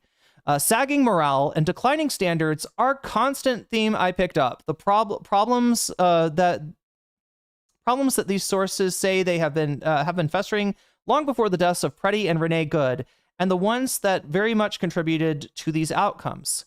More than one ICE agent in particular complained about how Washington's focus on labeling protesters as impeding federal functions, thus breaking the law, and the vilification of quote-unquote Antifa and other labeled paid agitators, leftists, radicals, extremists, and terrorists is confusing the ranks while also distracting everyone from their immigration enforcement mission. I can go on and on, but overall, it's been a ridiculous experience. One ICE agent told me, he says that many agents on the ground are just going along with the expanded mission because they are more interested in the away from home per diem pay, right? They get, a boost in their pay for missions away from where they live, and collecting overtime than whatever the mission is. Others express the cynicism typical of everyone who toils at the bottom of any bureaucratic food chain, poo-pooing rapid expansion of the ICE army, and shaking their heads over the ridiculous budget increase being fought for in Washington with no impact where they work. Do you get that, chat? There's ICE agents out there. Not every ICE agent, not most ICE agents, right? But with more skepticism towards the expanded budget allotment for ICE than fucking Democrats. That is pathetic. That is pathetic, right? You'd get more, you would get better results electing these fucking ICE agents as your Democratic representative than you are getting from your current Democratic representative. That's fucking that's insane, right? The brand new agents are idiots. An experienced ICE agent assigned to Homeland Security Investigations told me, HSI, the same sentiment was echoed by virtually everyone I talked to, with several conveying their view of Preddy's death that was the fault of some skittish young recruit who panicked when he heard the word gun, if that's indeed what happened. So, we're talking about the newer ICE agents. They have lowered the bar for who can be an ICE agent. They have expanded the benefits for that, and they are specifically targeting, younger right-wing guys. Now, they've also raised the. I don't think there's actually a maximum age. I don't think there's I don't think you can age out of ICE, right? They've expanded. They'll take anybody they can get, right? They'll take anybody they can get. And lately, they've been getting ICE agents who the other ICE agents are looking at and saying, this is a booger eating weirdo here, right? I'm anti-immigrant. They're probably racist, right? But these guys are just on another level in terms of just being absolute internet filth, right? They're just Asmongold's, right? That's who they're hiring. They're hiring fucking Asmongold for ICE, and the old ICE agents, don't like it. Not to glaze them or anything. Obviously, they're fucked up too, but. So anyway, this is where this lack of morale, this problem with morale in ICE that Ken Klippenstein is describing is coming from. Even one of the new ICE recruits agreed with the experienced agent's low assessment of the Trump freshman class. A lot of guys, he said, referring to the new ICE recruits he worked alongside, are honestly pretty sketchy. Yeah, they got Sonnenrad tattoos and shit, right? The new ICE officer continued, I thought federal agents were supposed to be clean cut, but some of them pass around a flask as we were watching a suspect. They're drinking on the fucking job, right? And not getting fired. So are we surprised when we see an ICE agent drinking and driving? And also the way that Trump protects them, right? The way that they refuse to ever, throw ICE or CBP under the bus. No wonder they feel like they can get away with anything. Right? They've been told that they are the heroes in their own fucking video game. And so if they have to deal with stress by drinking and driving or drinking on the job, hey, that's okay. Oh, you're a big hero, so we won't question you.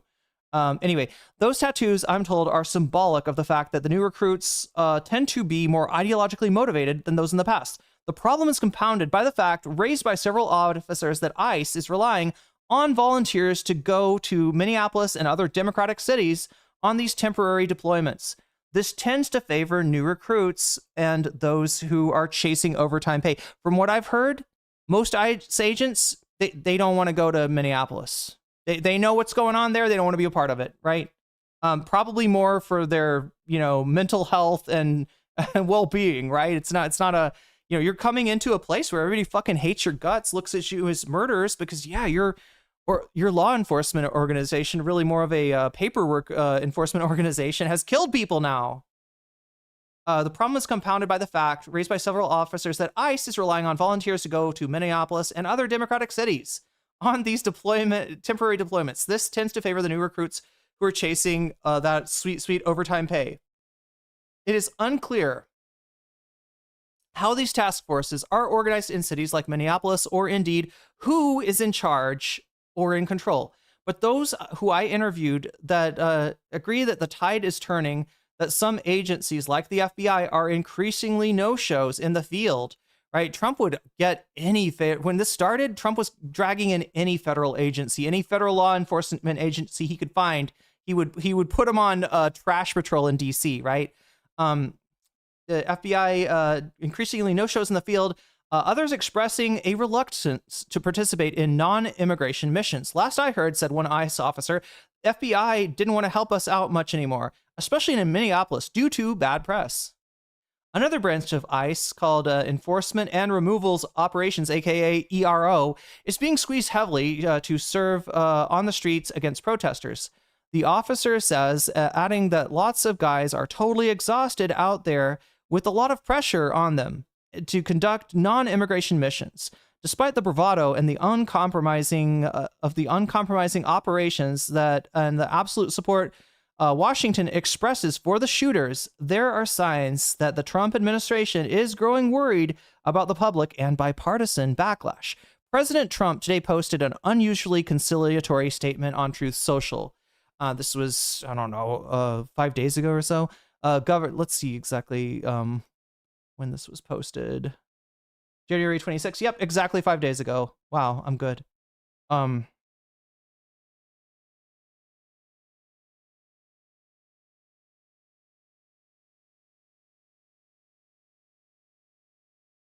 not as good as finding Tim Waltz. Tim Waltz is what I'm looking for.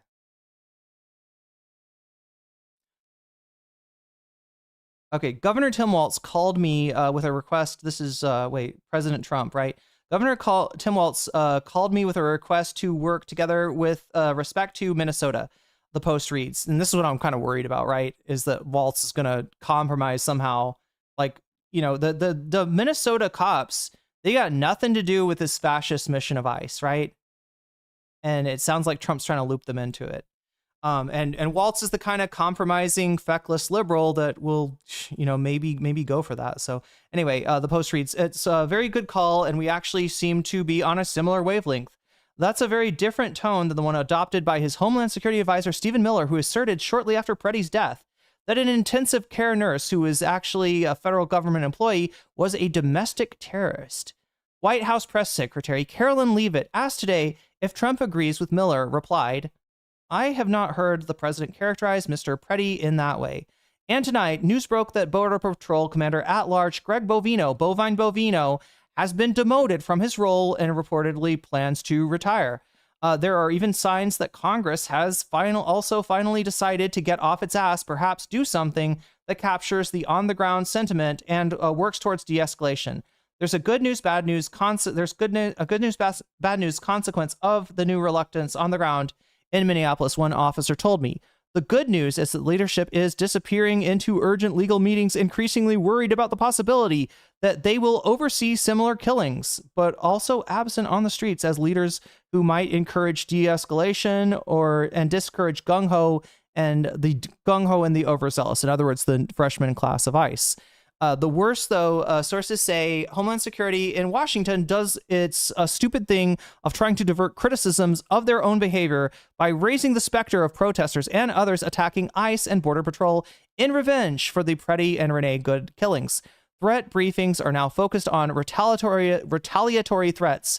Now they're scheduled more with contracted DHS attorneys tomorrow and the next day. One of the officers told me this weekend, I know managers that got called into meetings all night.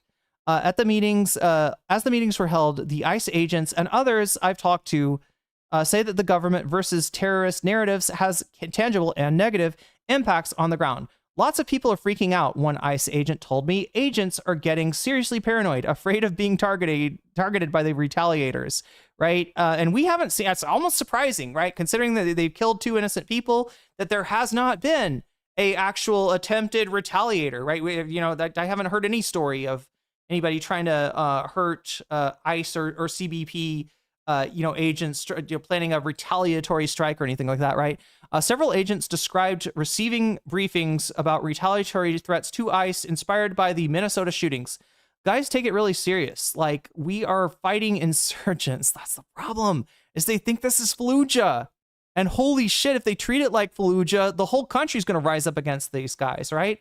They will never know peace again. They will be fucking fugitives for the rest of their lives, right? If they double down on the fucking killing of American citizens, they are fucked. Thank you. Also, Omega Star for the 1,000 bits. Thank you so much. We loves you, Chinga la migra indeed. Yes. Let me just finish this up and we'll get back to what Hasan is talking about. Several agents described receiving briefings about retaliatory threats. I think I already read that. Though all the federal agents I've spoken to this weekend support immigration enforcement, they indeed see the Minneapolis operation as something else entirely, an open-ended counterinsurgency in a faraway land under out-of-touch leadership in Washington, more concerned about optics than immigration. Also, some tones of Vietnam, too. I wonder when they're going to start fragging their commanding officers. I don't know. They're already having issues with substance abuse, it looks like. This is a no-win situation for agents on the ground or immigration enforcement overall. A Border Patrol agent said to me in a private group chat shared with me, he closed on a plaintive note. I think it's time to pull out of Minnesota. That battle is lost. Wow. Good idea, by the way. Great idea. That's what you need to do. These are words to live by. Anyway, fuck this, a senior ICE officer said about the shooting of Preddy. So there we go. Now, I don't want you to think that that's representative of ICE and CBP, their opinions, right? These are the guys that were willing to talk to Ken Klippenstein. So it's kind of like, again, self-selected for the most critical. But those, even within ICE, right, people are, increasingly skeptical about this operation. So that should be some level of good news. Anyway, let us go back to what we were doing. Before I sidestepped, I just wanted to read you that because I haven't had a chance to do so yet. All right, Dan, we got a flood of breaking news this morning. Nope. Here we go. You see that on numerous camera angles as well. And then they stopped her from actually receiving medical care as well. There was a physician on the site. They told him, no, you can't come in. And she bled out for 8 whole minutes, according to the doctors that treated her after she got to the hospital. Like, there were so many different issues there, right? I think we all want law enforcement. We want law and order. But we can't let bad cops and bad ICE agents, which are even worse than cops to begin with, get away with this kind of criminal behavior. Otherwise, we're going to have lawlessness and disorder, right, Bob? No, you would have had no problem with this if she just did what she was told. And by the way, you're already calling it an execution. I don't remember seeing a trial or anything. There's not going to be one. Well, that's the whole problem. Oh, well, there you go. She was in the wrong and she got popped. No. The problem is cops are not supposed to be judge, jury, executioner. He's not even a cop. He's an ICE agent. Okay. But ICE agents are not supposed to be judge, jury, executioner.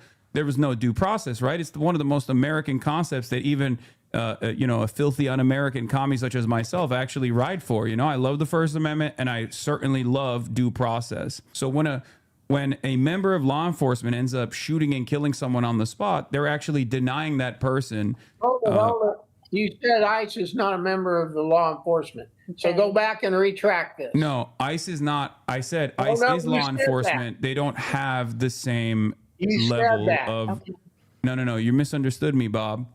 I'm saying ICE is a federal law enforcement that is acting in the capacity of doing immigration enforcement. And as a part of that, they're technically not allowed to detain American citizens, but because they can't figure out who's an American citizen and who's not an American citizen, they take advantage of the legal gray area. And if they can do that and they can avoid due process in that regard, if they can use administrative warrants to go into people's houses, they can one day come to your house too. And I don't think you want to live in a country like that, right? Where members of law I'm not enforcement worried are about not them coming doing to their my jobs appropriately. But are you worried about them? Yeah, MC says, please just don't give up the voter rolls. MC's talking about what happened in Atlanta. I also haven't covered this. I want to cover this, but Atlanta, the voter rolls were seized by the FBI. And what the Trump administration is presenting as an investigation over 2020 and what is most likely an attempt to steal the election in 2026. So we got that to deal with too.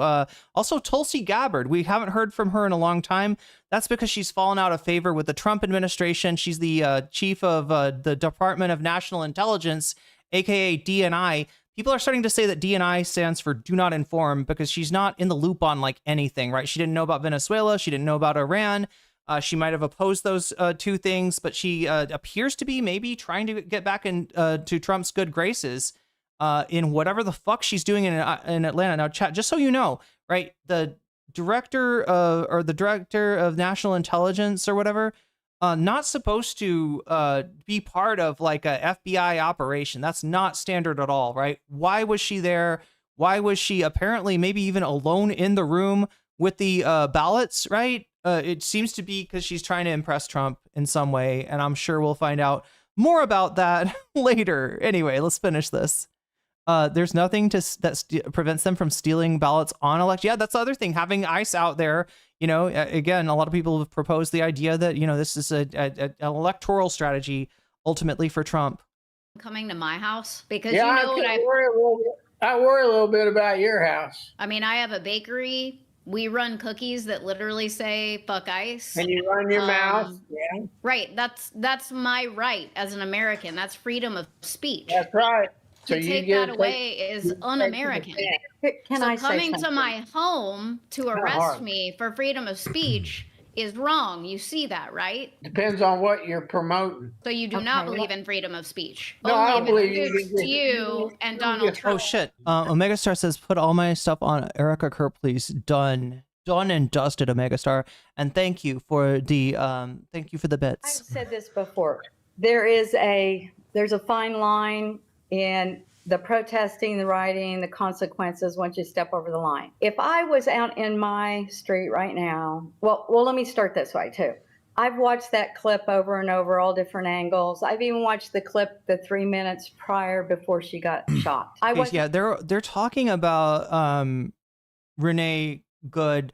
I'm kind of wondering though, did this happen? Yeah, maybe this happened before Alex Freddie was murdered. There, you guys weren't there. So going on all the clips on everything I've read and pulled from all the different sites, then you make your own judgment call. When I first saw some of that and hadn't seen all of the clips and everything, I was going, oh my gosh, that's not right. That's terrible. But then once I watched more clips and where they slowed it down and I could hear different things and I could hear the police say, get out of the car. Get out of the So Columbia Rican's making me aware of the fact that Dems just flipped a seat in the Senate. Are you talking about a state Senate seat or a national Senate seat? You're talking about a state Senate, right? In Texas, in a district that Trump won by 17. It's still impressive, and it shows something, right? If a Democratic candidate can win in an unfriendly state like Texas, and in a district that was won by Trump, because there are, believe it or not, red districts in Texas, but in a district that Trump won by 17%, that definitely shows like a large swing. And that's what we're looking at, right? We're looking at like, I don't know, possibly like a 20-point swing.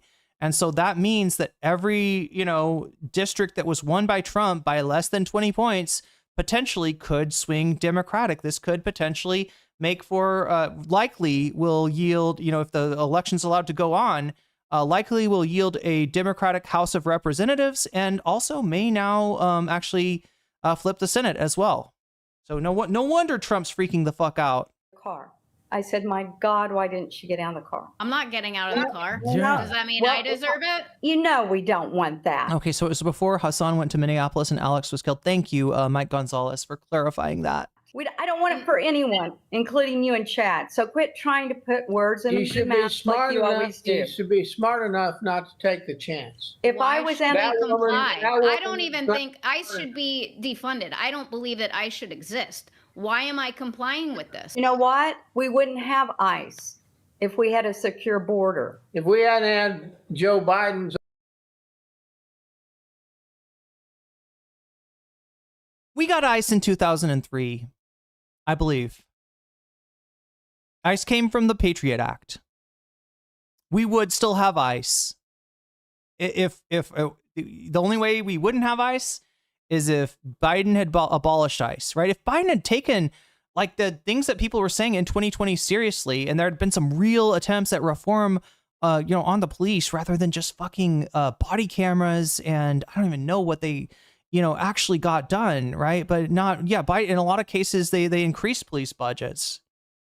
If they had taken that seriously, especially the abolish ICE, then maybe there would be no ICE. But no, there's going to be an ICE, and Trump was going to use it. And honestly, it doesn't matter what the immigration situation is, because Trump lied about the immigration situation, and people believed it. People believed it was a crisis. There was no crisis, and so Trump can do this any fucking time he wants. It literally doesn't matter if there are no immigrants, he will make them up, right? If there is no crime, he will make it up. Instead, what he does is cherry pick from finds a horrible situation like Laken Riley, whose I believe parents have asked Trump to shut the fuck up about their dead daughter, right? But he still keeps on just basically humping these dead bodies in order to achieve his fascist goals. So yeah, that's just wrong. Obviously, Hasan's trying to build some bridges with these people, so I don't expect him to be, critical or caustic, like I am right now. But I had to say it because that is such fucking brain rot right there. Open borders, we wouldn't need ICE. I really believe that. It all comes back to Biden. Why are y'all laughing? No, it was the border. We just let anybody and everybody in. Like Renee Good, they let her across the border. Tell us what your thoughts are on that. Renee Good didn't cross the border. Yeah, you can't catch Bob like that. Bob is real MAGA. That's crazy. I saw what Chad was doing, Bob. I got your back. Yeah. I got your back. I was trying to trick him. Yeah. He got me. He's doing liberal mind games here. I noticed that. I'm with you. Chad I'm with you all the way.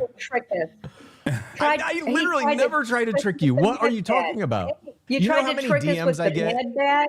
You tried to trick us with Bible quotes. You always try to trick us. Wait, what? Who tried to trick you with MedBed? Trump thought it was real. I'm not tricking you. I don't know if he actually thought it was real. That's fucking crazy if he did. Yeah, he did. What did he retweet an AI video that implied that this shit was? I feel like he even posted something out like MedBeds for all. Instead of Medicare, we're going to give you mythical medical technology that miraculously cures you. For anybody who doesn't know what a MedBed is, right? During QAnon, there's a lot of conspiracy theories sloshing around. A lot of these focused on the idea that there was a ruling elite, a global elite, and they were keeping all the good stuff from mom and pop, right? And one of these good stuffs that they were keeping away from them was a med bed, right? Two versions of this thing. One of the med beds, right? One of the types of med beds will cure you of what ails you. Whatever you're sick with, you sleep in a med bed, you get better, You're sicker, you stay in there longer, something like that, right? Second version of the med bed, you are old. You get in the med bed and you come out, I don't know, X number of years younger, right? It reverses your aging, right? So this is batshit. This is brain rot. But, it also offered hope to a lot of people that were probably suffering from a variety of medical conditions. And the idea that, this technology existed.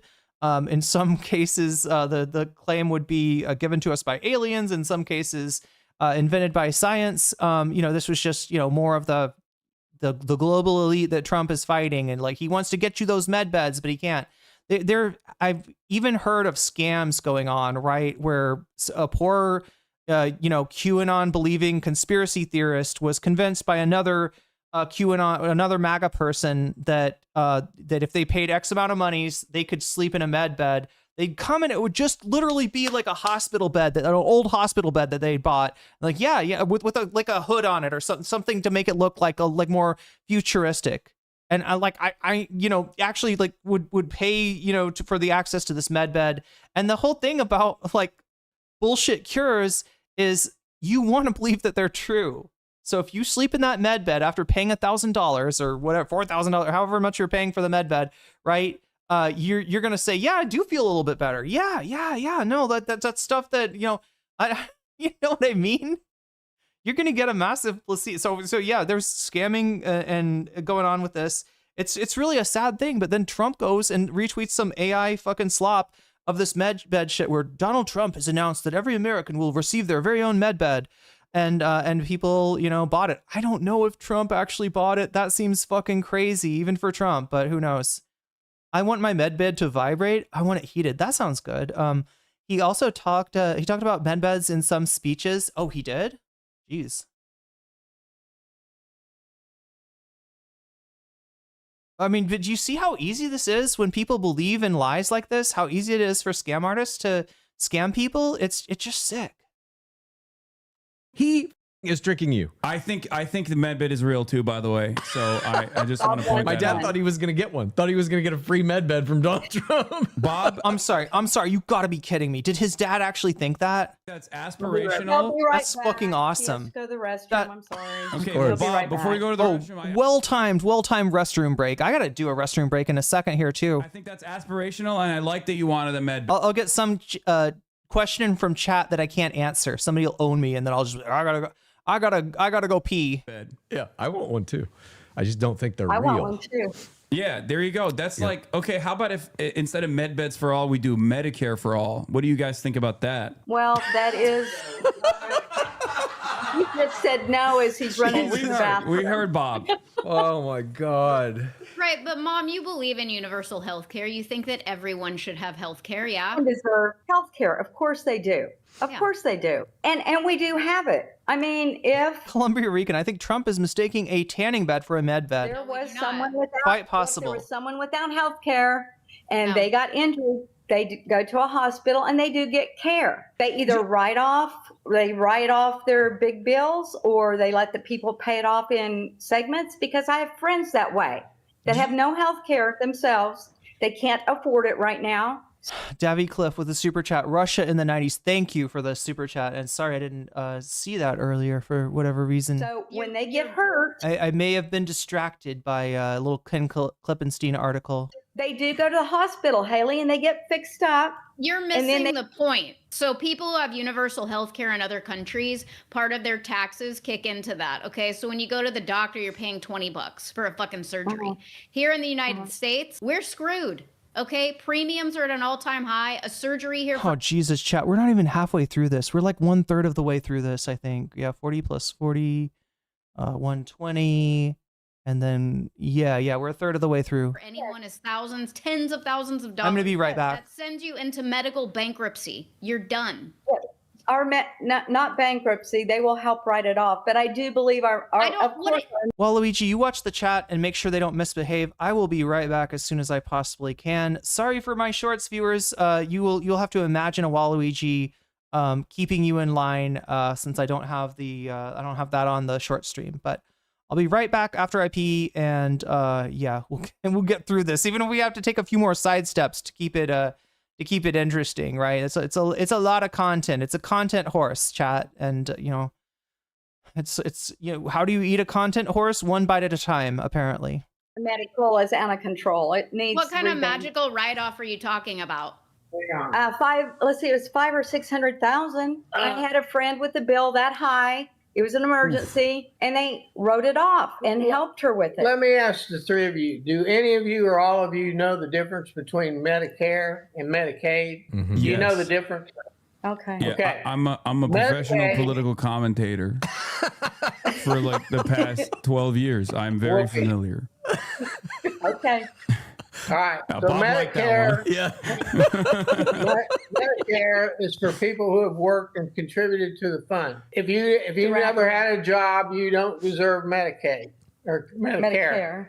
You're on Medicaid, which that bill that you say, who forgives the bill? The hospital lets you walk through the emergency room for free. And you know who pays that bill?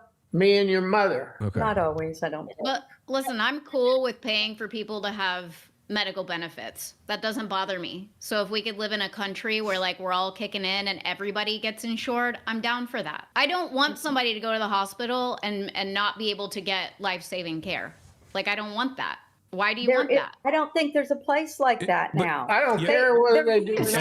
Every other place is I like don't that. want to pay for it. Every other country is like that. Like we are the Yes. only country. We're unique in the sense that we have medical bankruptcy as a concept here in this country, and it is an incredibly costly endeavor because we don't have socialized healthcare in this country. We are we do. We have it for you, Bob. You get Medicare. It's one version of that, but even then, the entire reason why healthcare is as costly as it is because we have this parasitic middleman called healthcare providers, insurance providers, that are actually not working to make this cheaper at all. And as a matter of fact, they benefit from how costly healthcare is in general. If this entire industry did not exist, and it doesn't exist in many other countries, as a matter of fact, like I said, we are unique in the sense that we have private healthcare in the way that we do, and we have no alternative. We have no government alternative. That is the reason why healthcare is so costly in this country.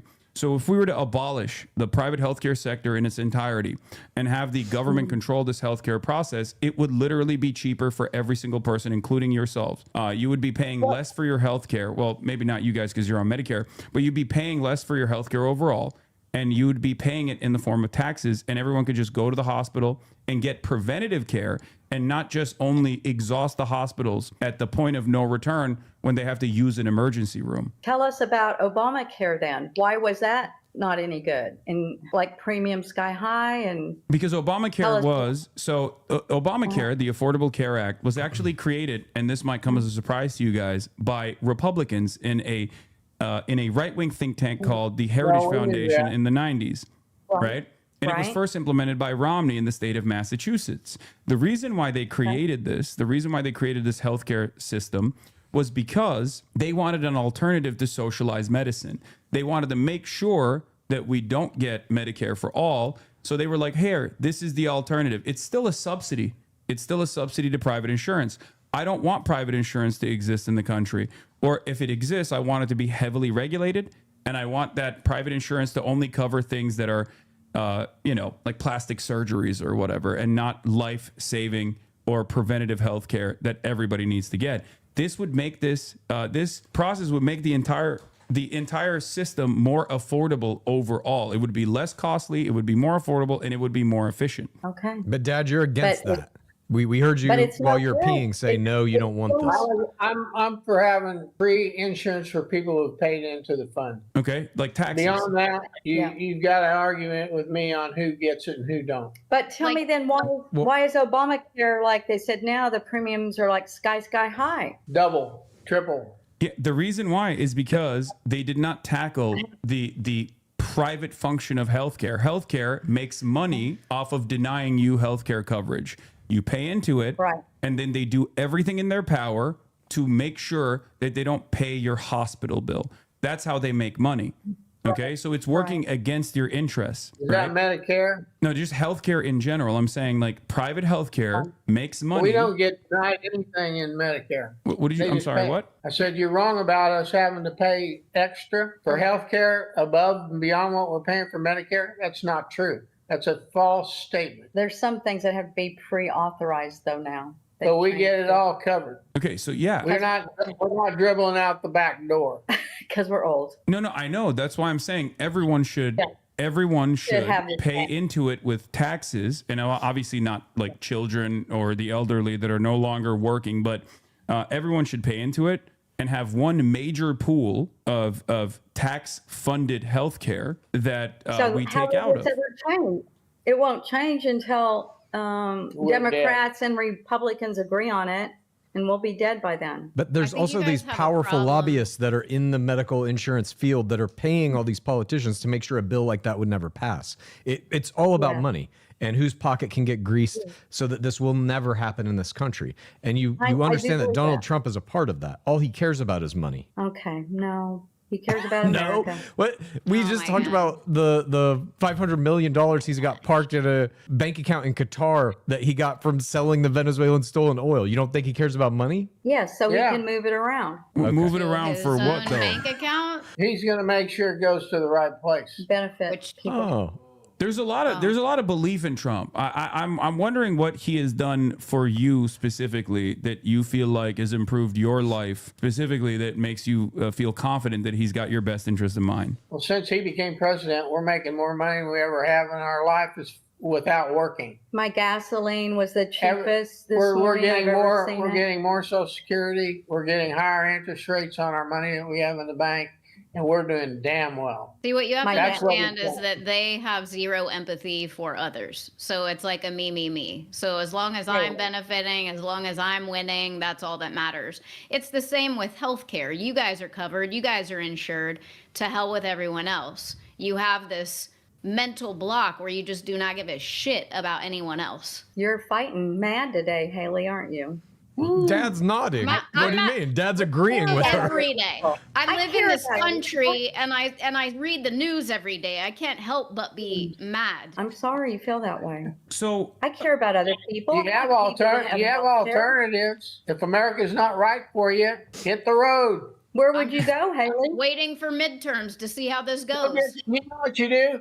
You move to some country that's got health care for everybody and see how your lifestyle is. I mean, that's Switzerland. I'd give anything That's- to live there. that's That's Scotland. It's, I mean, like, name a Nordic country, name a European country. You're not understanding because you've never traveled outside this country. But there are Don't places have that are to. much better when it comes to healthcare. Oh, We've had this discussion before. but then you got to put up with the rest of the bullshit, Dad, which isn't as good as here. don't listen to Dad. The Say what's no not- to- Amandria89 says UK will have you? What? Like American citizens leaving the US? Is that what you're saying? It is Like, here? constitutionalizing abortion in France, because I'm down for that. I live in Well, Texas, here. one of the most oppressive states in the entire Well, country. you pick one thing that's good out of a country, and that's going to make you move there. That's not too bright. I mean, there's I think a lot of stuff that's pretty good. You know, Europe has its own issues as well. Oh, UK's got you for free healthcare. Yeah. The United States is somewhat unique in the in their you know in their marketized medical care. Well, and so these other countries, but there's a lot of stuff that their governments do. Woody Red warning me, UK's more right wing than the USA right now. No point in coming here. Yeah, that's okay. I can stay off of Turf Island. You don't have to ask me twice. Right, and I think it's important to learn from those lessons and try to incorporate them here to make America great, like truly great. So as far as like universalizing the pain, one angle that I wanted to talk about is homelessness, right? Like there's a lot of homeless people on the streets, and I don't think anybody wants to see other human beings living out on the streets, right? Like you guys don't like that, right? It No. shows that this is like a chaotic system. Well, I agree with you on that. Yeah, so would you say that is a byproduct of the government failing? Not necessarily. I think there's a lot of other things that contribute to homelessness. Half those people are drug addicts, and they choose to be homeless. So I don't think you can blame that on the government. Okay, You no think one homeless people chooses choose to be homeless. One thing I would say the government did wrong with the homeless people. Oh yeah, good point. Yeah, Turf Island. Compare. Look, a few years ago, we could call you Turf Island and laugh, but it's not quite as funny now that they the official government is hostile to trans people. Encourage them to be addicts over the last couple. Can you imagine how bad the tourism sector is right now over the United States? I can't imagine anybody that still wants to come. Right? If I was from any other country, right, I would reroute my travel to Canada or Mexico, right? Whatever you want to get from the US, you can get other places as well. I don't even understand why anybody would put themselves through that. Like, right? Just like the idea that like, oh my God, they're gonna look at your memes on your fucking phone. Is there a JD Vance meme on your phone? Well, I'm sorry, we can't let you. We're gonna cancel your visa. It's fucking crazy. Years. What? They make up. They At Cavalier, super chatted $6.96. Hi, I don't know if it's the right time to ask this, but I always wondered in the time of Israel's fall, would a lot of Zionists abandon their ideology like the Germans did or not? Thanks. I don't see any sign of but remember though, when we say Zionists, You were talking about a group of people who are mostly Christian. Obviously, it gets conflated with Judaism a lot, but most Zionists are like end times evangelical Christians who have some weird interpretation of the Book of Revelations, where they think that it is the conditions for bringing Jesus back include Israel occupying all of Judea and Samaria, right? Of the basically a greater Israel, right? So they are therefore in line with the expansionist, like Likudnik, Zionist contingent in Israel in terms of what they want. Now, the reason they want this is actually insulting to anybody who's Jewish, right? Their prophecy says that there will become a time of great battle, and 2/3 of the Jews will return to Israel. 2/3 of them will perish from this earth, and then the remaining 1/3 converts to Christianity. That's right, Jews for Jesus. That's their end times prophecy. So, you got that. But in terms of Zionists abandoning their Zionism, I don't really see that. Obviously, it's not happening in Israel. Even though the rest of the world is looking at Israel as a pariah state, and the experience of Israeli tourists traveling abroad is probably abysmal right now. Given what Israel is associated with, and also given the level of support there is in Israel for what's been done and being continued to be done in Gaza. I don't know if there's Zionists that are leaving there. A Zionist is somebody that is a true believer, or usually for a religious reason, either because they feel like you're Jewish and you feel like the land was promised to Jewish people 3,000 years ago, or you're Christian and you feel like you need the Jews to move back to Israel and to take over as much land as possible, because that's the only way you're going to get Jesus back. And if they have to die or be converted to Christianity in the in the process, that's no sweat off your brow. So I hope that roundabout question addresses what you're asking, like the Germans did or not. Yeah, I can't even imagine what de-Zionization of Israel would look like. Although it's hard to imagine a state, what Israel would look like if apartheid, for instance, were to fall. So anyway, yeah, apocalyptic apostles. Tourism was really bad. Vegas and other places are ghost towns. Oh yeah, I've heard. Yeah, there has been a lot of news reports about it, but there's so much news, right, that it gets buried, doesn't it? Some tourists would get arrested for having a foreign accent and then been sent to CCOT. Exactly what he read. There are multiple countries with travel warnings for the U.S. Yeah, they should have. Australia has one of them. Absolutely. Absolutely. I mean, Thailand should have one, considering how they're treating, didn't they just cancel a bunch of, I feel like they canceled a bunch of Thai visas, right? Open up places. What the fuck was that about? If not racism. This is where they can go in and get their drugs for free and let them go out and lay on the You're street. insane. I mean, you look at San Francisco, they take a crap on the street. He's talking about safe needle injection sites and things like that. They've actually been very successful. Did you just hear the Cenk Uygur come out? Did you just hear the shaky Gurga chat? And this is why we call Cenk a chud, for anybody who's confused about that. They're like, I've heard Cenk Uygur be pretty progressive. All right, because he'll have takes like this where he's like, oh, all these homeless people pooping all over the stairs outside of my building, right? Shit like that, right? What was Cenk's thing that he was like? He was somehow his turning like anti-homeless, which honestly was probably an effect of the Katzenberg money that came into TYT. Katzenberg, that's one of his pet peeves, right? Is homelessness, by which I mean homeless people, the existence thereof. And TYT, when they got that Katzenberg money, which they said that they paid back, but let's be real, ever since then, they have absolutely taken an very hostile stance to homeless people, including Cenk Uygur talking about, I don't know, how like somebody's got to stop these homeless from taking a poop outside my apartment. I don't know. It just feels like there's one way to solve that, Cenk. If they had homes, they wouldn't have to poop on your steps, bud. Yes, Cenk is super sketch. Absolutely. Successful, especially the mass distribution of Narcan under Biden, who I hate, by the way. Just so you know, that's not even a joke. I hate Biden. Wasn't a big fan of Kamala either. Not a big fan of the Democratic Party, but you know, that's maybe an area that we can agree on. Having said that, of course, what? Where do you stand?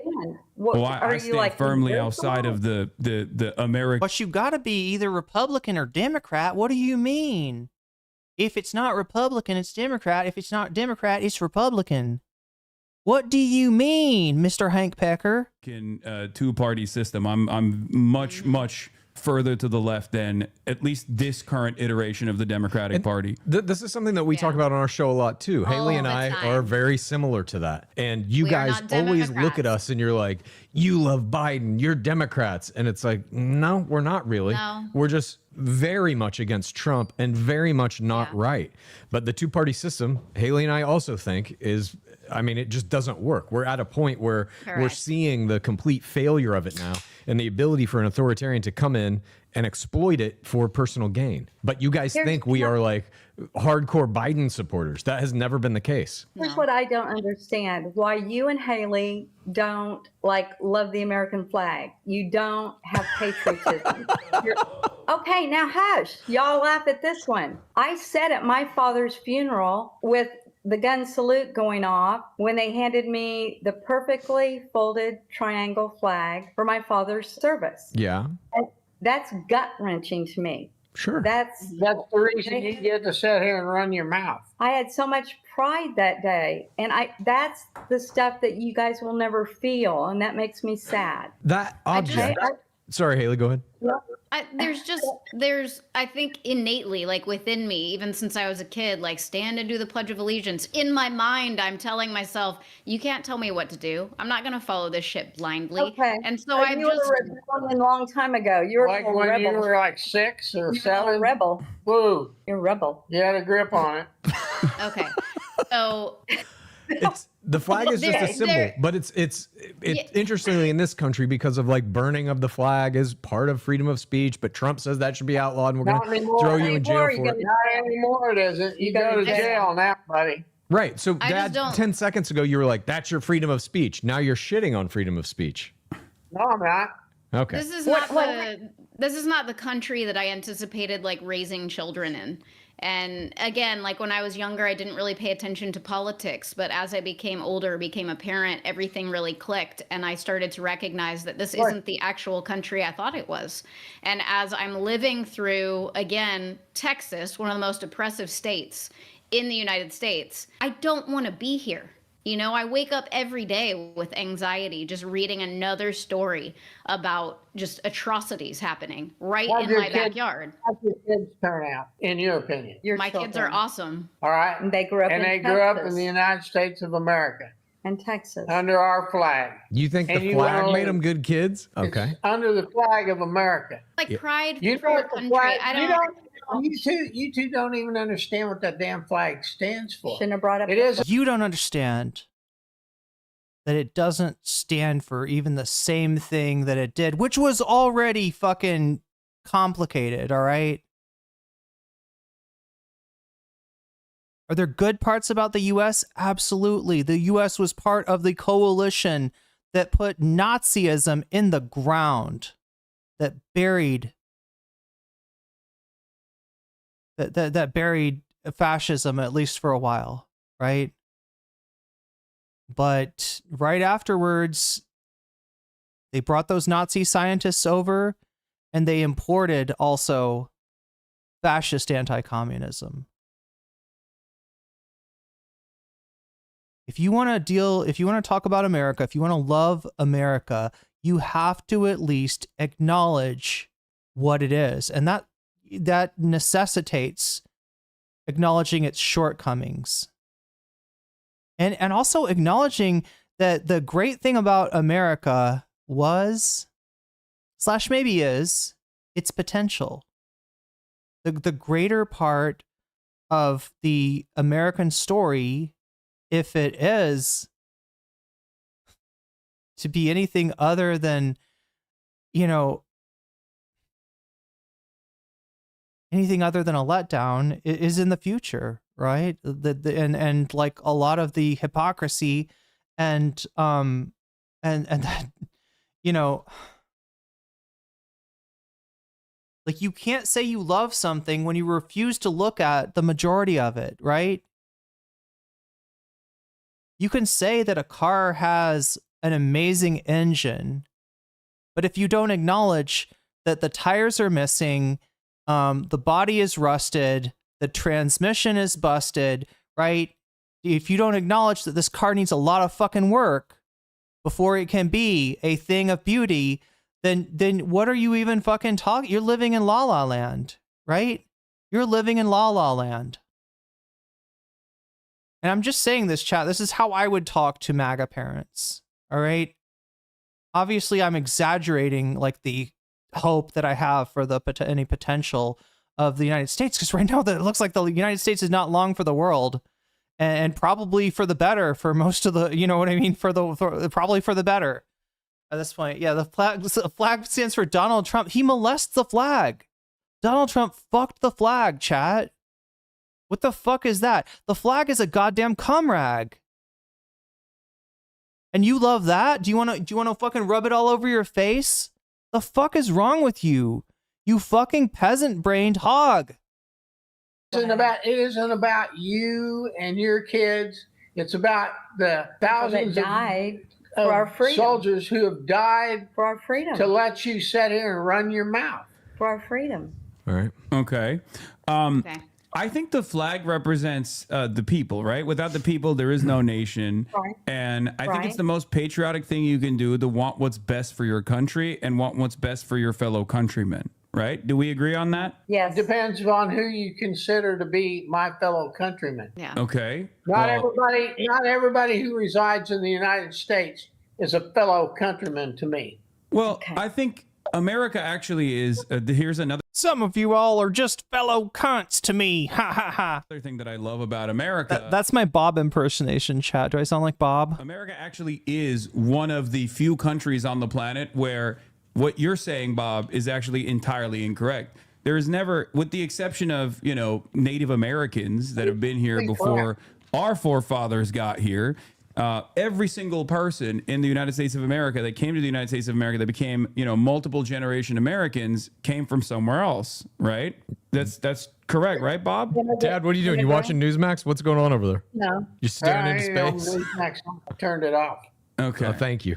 But Bob, you agree with that, right? Like, I mean, your great grandparents probably came here at a certain point, right? Yeah. Where'd they come from? Germany. Luxembourg. And they became American, and you became American as a part of that. And I think there's no difference between your great grandparents when they first came here and were regarded as being swarthy and not Anglican blood, as Benjamin Franklin once famously wrote about, when they were initially considered not real Americans. You know, I'm sure they experienced some of that same exact bigotry that you're dishing out right now. But I think that's the beauty of America, is that people come in from all different parts of the world, and, you know, over 2 generations, they become American. Oh, yeah? Yeah. So you believe that's what Somalia is up to right now? They're going to become second generation of patriot Americans? They already have. Somali Americans are 95% American citizens. Yeah. And they're all bad. They're all bad. All Somalis are bad. Jesus. Yes. Okay. I don't think so, but you know, I don't think there's a difference. Here's the big point of contention, right? God. I don't think someone coming from a different country and then coming to the United States of America has a different set of values or a different set of interests than someone like yourself. They all want a roof over their heads. They want a hot meal on their table. They want clothes on their back, and they want a better future for their children. And I think that is what unites all of us all around the world, as a matter of fact. Whether they're coming from Somalia or whether they're coming from Germany, it doesn't change that. It doesn't change that at all. What'd you say, Dad? I said, yeah, we're all getting along really well, too. You know what, though, when my great-great-grandparents, they came across Ellis Island, all of that, they had to put down where they were going, where they were traveling, where they wanted to farmstead. Within, I think, 3 years, if I remember the story right, my grandmother said, then they did have to say they were citizens. They wanted to become citizens and sign a document of something and know English. So, okay, that's really interesting you're saying that, because that's precisely what happened with the Somali population. Bob has gone too far. What part? but they. I feel like he's done that a few times. Zatetic says, my chud cousin will only watch Newsmax. She told me that Fox News has been taken over by liberals. I can imagine why she'd think that. And sadly, that's not an uncommon view among conservatives. The weird thing about Fox is, if I'm being real, I don't think Fox likes Trump. But if I'm also being real, most of the Republicans don't like him either. Remember, he came in and won the primary as an outsider. What he did was steal the Republicans' audience away from them. He was more Republican than the Republicans. In other words, he was more serious about going through with the policies that the Republicans would tease but never actually do. Right? That's why he had such an easy time. And Fox, wanted a bog standard Republican to win. And they didn't, and he won. And so just like the Republican politicians who have bowed the head and kissed the ring of Donald Trump, Fox News has had to do that for a long time too. You can see every time there's like an inkling of a watershed moment, you've got still most of Fox is super pro Trump, right? I don't want to exaggerate it, and it will be for the foreseeable future, right? But you do have people on Fox that are willing to say, I don't know about this one, Trump. I don't know if this was a good move. And you absolutely won't see that from Newsmax or OAN or any of the other just absolute slop networks. So there is. I mean, if you saw the how Fox News personalities were talking about Trump right after the insurrection, you could see that some of them were like kind of good riddance, and then he comes back and they have to kiss his ass again. So that's the situation at Fox News. They are suffering from audience capture. I'm sure some of them would love to get out from under that audience capture, while others, if Trump got unpopular enough for Fox News to say, hey, this guy's a bad idea, we support, I don't know. I'm trying to imagine what an establishment candidate running for primary, trying to be the Republican candidate in 2028 would even look like. I'm trying to imagine what possible anti-MAGA or non-MAGA politician would be able to succeed. But if that happened, right, Fox News would probably be on their side. And the Sean Hannitys and the dead enders and the people that really love Trump would probably leave for the greener pastures of OAN. And honestly, Fox would probably lose viewers as well. That's the whole thing. As much as Fox wants to move on from Trump, parts of Fox, right? Even going back to Megyn Kelly in 2016, their audience is so far is, fairly, I mean, there's cracks, right? It's shrinking. There's people waking up, but they're sort of few and far between. Most people are more like these MAGA parents here. But they're here for a wrong reason. What do you think their reason is? Reference. I think they're here to actually cause chaos. Cavalier Crane says, surely it can't be J.D. Vance as main candidate. I don't think so, Cavalier Crane. I don't think... Look, if Tucker Carlson runs, he will probably be president. And we should all be scared of that. Right? What that's gonna look like if Tucker Carlson wins is like a change in leadership, a change of the flavor of a Republican that's leading the country, but in actuality, very much a continuation of the MAGA legacy, right? And Tucker is charismatic enough to do that, right? JD Vance is the opposite of charisma, and JD Vance is zero charisma. So. I don't think JD Vance has, unless the Democrats just shit the bed, which, geez, I wouldn't put past them. I wouldn't put it past them. We're running Hakeem Jeffries as our candidate. How about that, chat? How about that? With Slotkin as vice. Slotkin, yeah. Or Slotkin, maybe Slotkin runs for president. I don't know. You're going to get some shit like that. Or Newsom, it's like, I think though Newsom has more of a chance. That being said, like Newsom would be a disastrous candidate. Newsom doesn't play as well in the rest of America as he does in California. Newsom looks to a lot of Americans like a used car salesman, like a fucking ripoff artist, or just a corporate scumbag, right? He's got the what's the guy from American Psycho? Fuck, I always forget his name. American Psycho guy, chat, help. I really should reduce the lag, or reduce the delay on YouTube. Patrick Bateman, thank you. God damn. I was about to say Patrick Starr. And corruption and take over the United States. There sure is a lot of fraud in Minnesota. And they're stealing money to get away with it. And you think this is happening 100% blanket? As you said earlier, all of them are bad. You believe every Somali in the United States is part of this scheme? I think they live in that neighborhood and they've got that mindset. Yes. They're not all bad. He's wrong. I don't know any of them. Yeah, but you know they're all bad? Yes. Yeah. Okay, so yeah, the mom is actually talking like somebody that realizes how big of an audience she's going out to. I don't know, what she really believes. I don't know what's in the heart of her heart, but she doesn't want to bite the bullet of saying, yeah, all Somalis are bad. It's a, whatever Asmongold says, whatever Trump says, she's not saying, and it's probably, yeah, Patrick Starr, that's right. People don't know about that side of Patrick. They should. They will. So how are you coming to that conclusion? This is Newsmax. Look, I started schools with no kids in them. Get paid $800 a day per child. And what are they doing with that money? They're sending it back home. Okay, well, they can do whatever they want with the money they make. I started watching Newsmax because of you guys. I watch it for about at least 10 or 15. It's weird that something like remittance is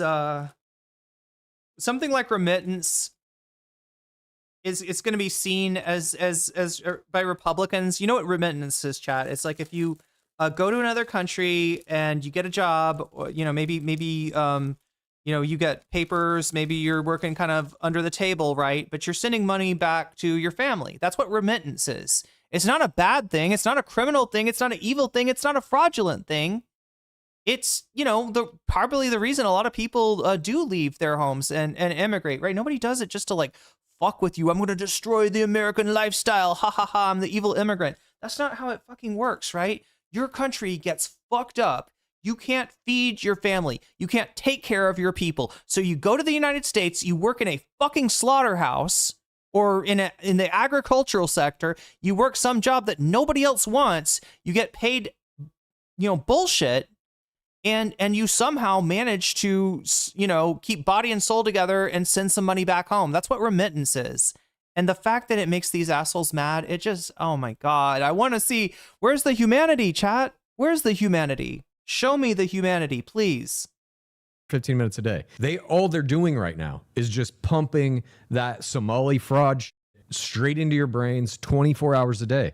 That's what essentially their whole channel is doing that now. And you guys believe it because you're not watching anything else. I need to switch gears here for a second because the thing that you're saying about Somalia is like you've seen one case of fraud, and it was actually a white woman that set the entire fraud thing up. It's called, her name was Amy Bach. But yes, a lot of the co-defendants, the overwhelming majority of the co-defendants in this one specific case where they were taking money from the government to feed children, they were actually misattributing the funds and putting them back directly in their pockets. And the majority of the co-defendants were Somali. So that doesn't mean that all Somalis are engaging in this, just like Donald Trump is. Cavalier Crane says, we are all aliens. There's no humanity. Shh.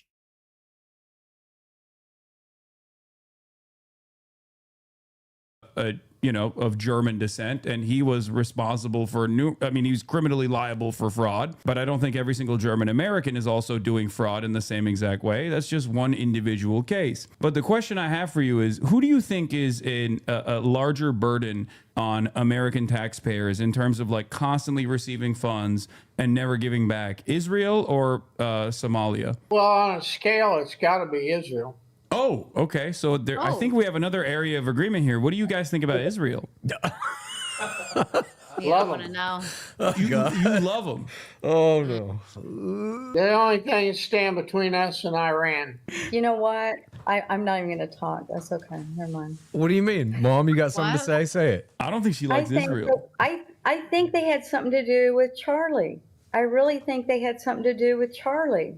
What do you think they had to do? I was expecting to hear, like, I see these pictures of the grieving parents, of the dead children in Gaza, and it breaks my heart. I always grew up in the Christian faith, thinking of Israel as something that is integral to my faith as a Christian, but I cannot think of it that way any longer. I cannot think of the modern state of Israel as anything other than a butcher of children, right? I thought that's what we were going to hear. I thought better. What's her name, chat? The guy's Bob, right? The YouTube channel like owner is Chad. I'm trying to remember. Let's get everybody's name. You got Bob. What's her name? Cindy or something? She does carry the flame. Yeah, that's her contention. Is Charlie Kirk. Well, I think that Israel might have had something to do. You know, they do control the media. Mary Lou. Thank you, Hog Show. An awesome name. Yeah, Mary Lou, Bob, Chad, and the sister is... Why can't I think of her name? Yeah, you're right. MZ, it's Mary Lou. What is the sister's name?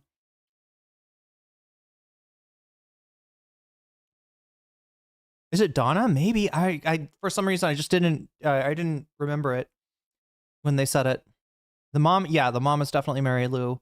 My parents let me be free to choose religion. That's really nice. When I got older, I did not choose religion. I'm 2 for 2. Wait, what are you 2 for? Oh, you're right. Donna. Donna is correct. Okay, it is Donna. We got it confirmed. Awesome. Okay, so we got Donna, we got Chad, we got Hasan, we got Donna, we got Mary Lou, and we got Bob. Okay, straight. I thought better of Mary Lou. I was thinking that when she was gonna disagree with like wanting to hug and kiss the state of Israel, which Bob apparently wants to literally hug and kiss Benjamin Netanyahu apparently. I thought it was gonna be for some, moral reason. Instead, it is because of conspiracy theories that Candace Owens has implanted. The eggs that Candace laid in her brains, chat, have finally hatched, and they're coming out with a fully formed conspiracy theory of Israeli Mossad involvement in Charlie Kirk's death. Do with it. You've been watching that Candace Owens?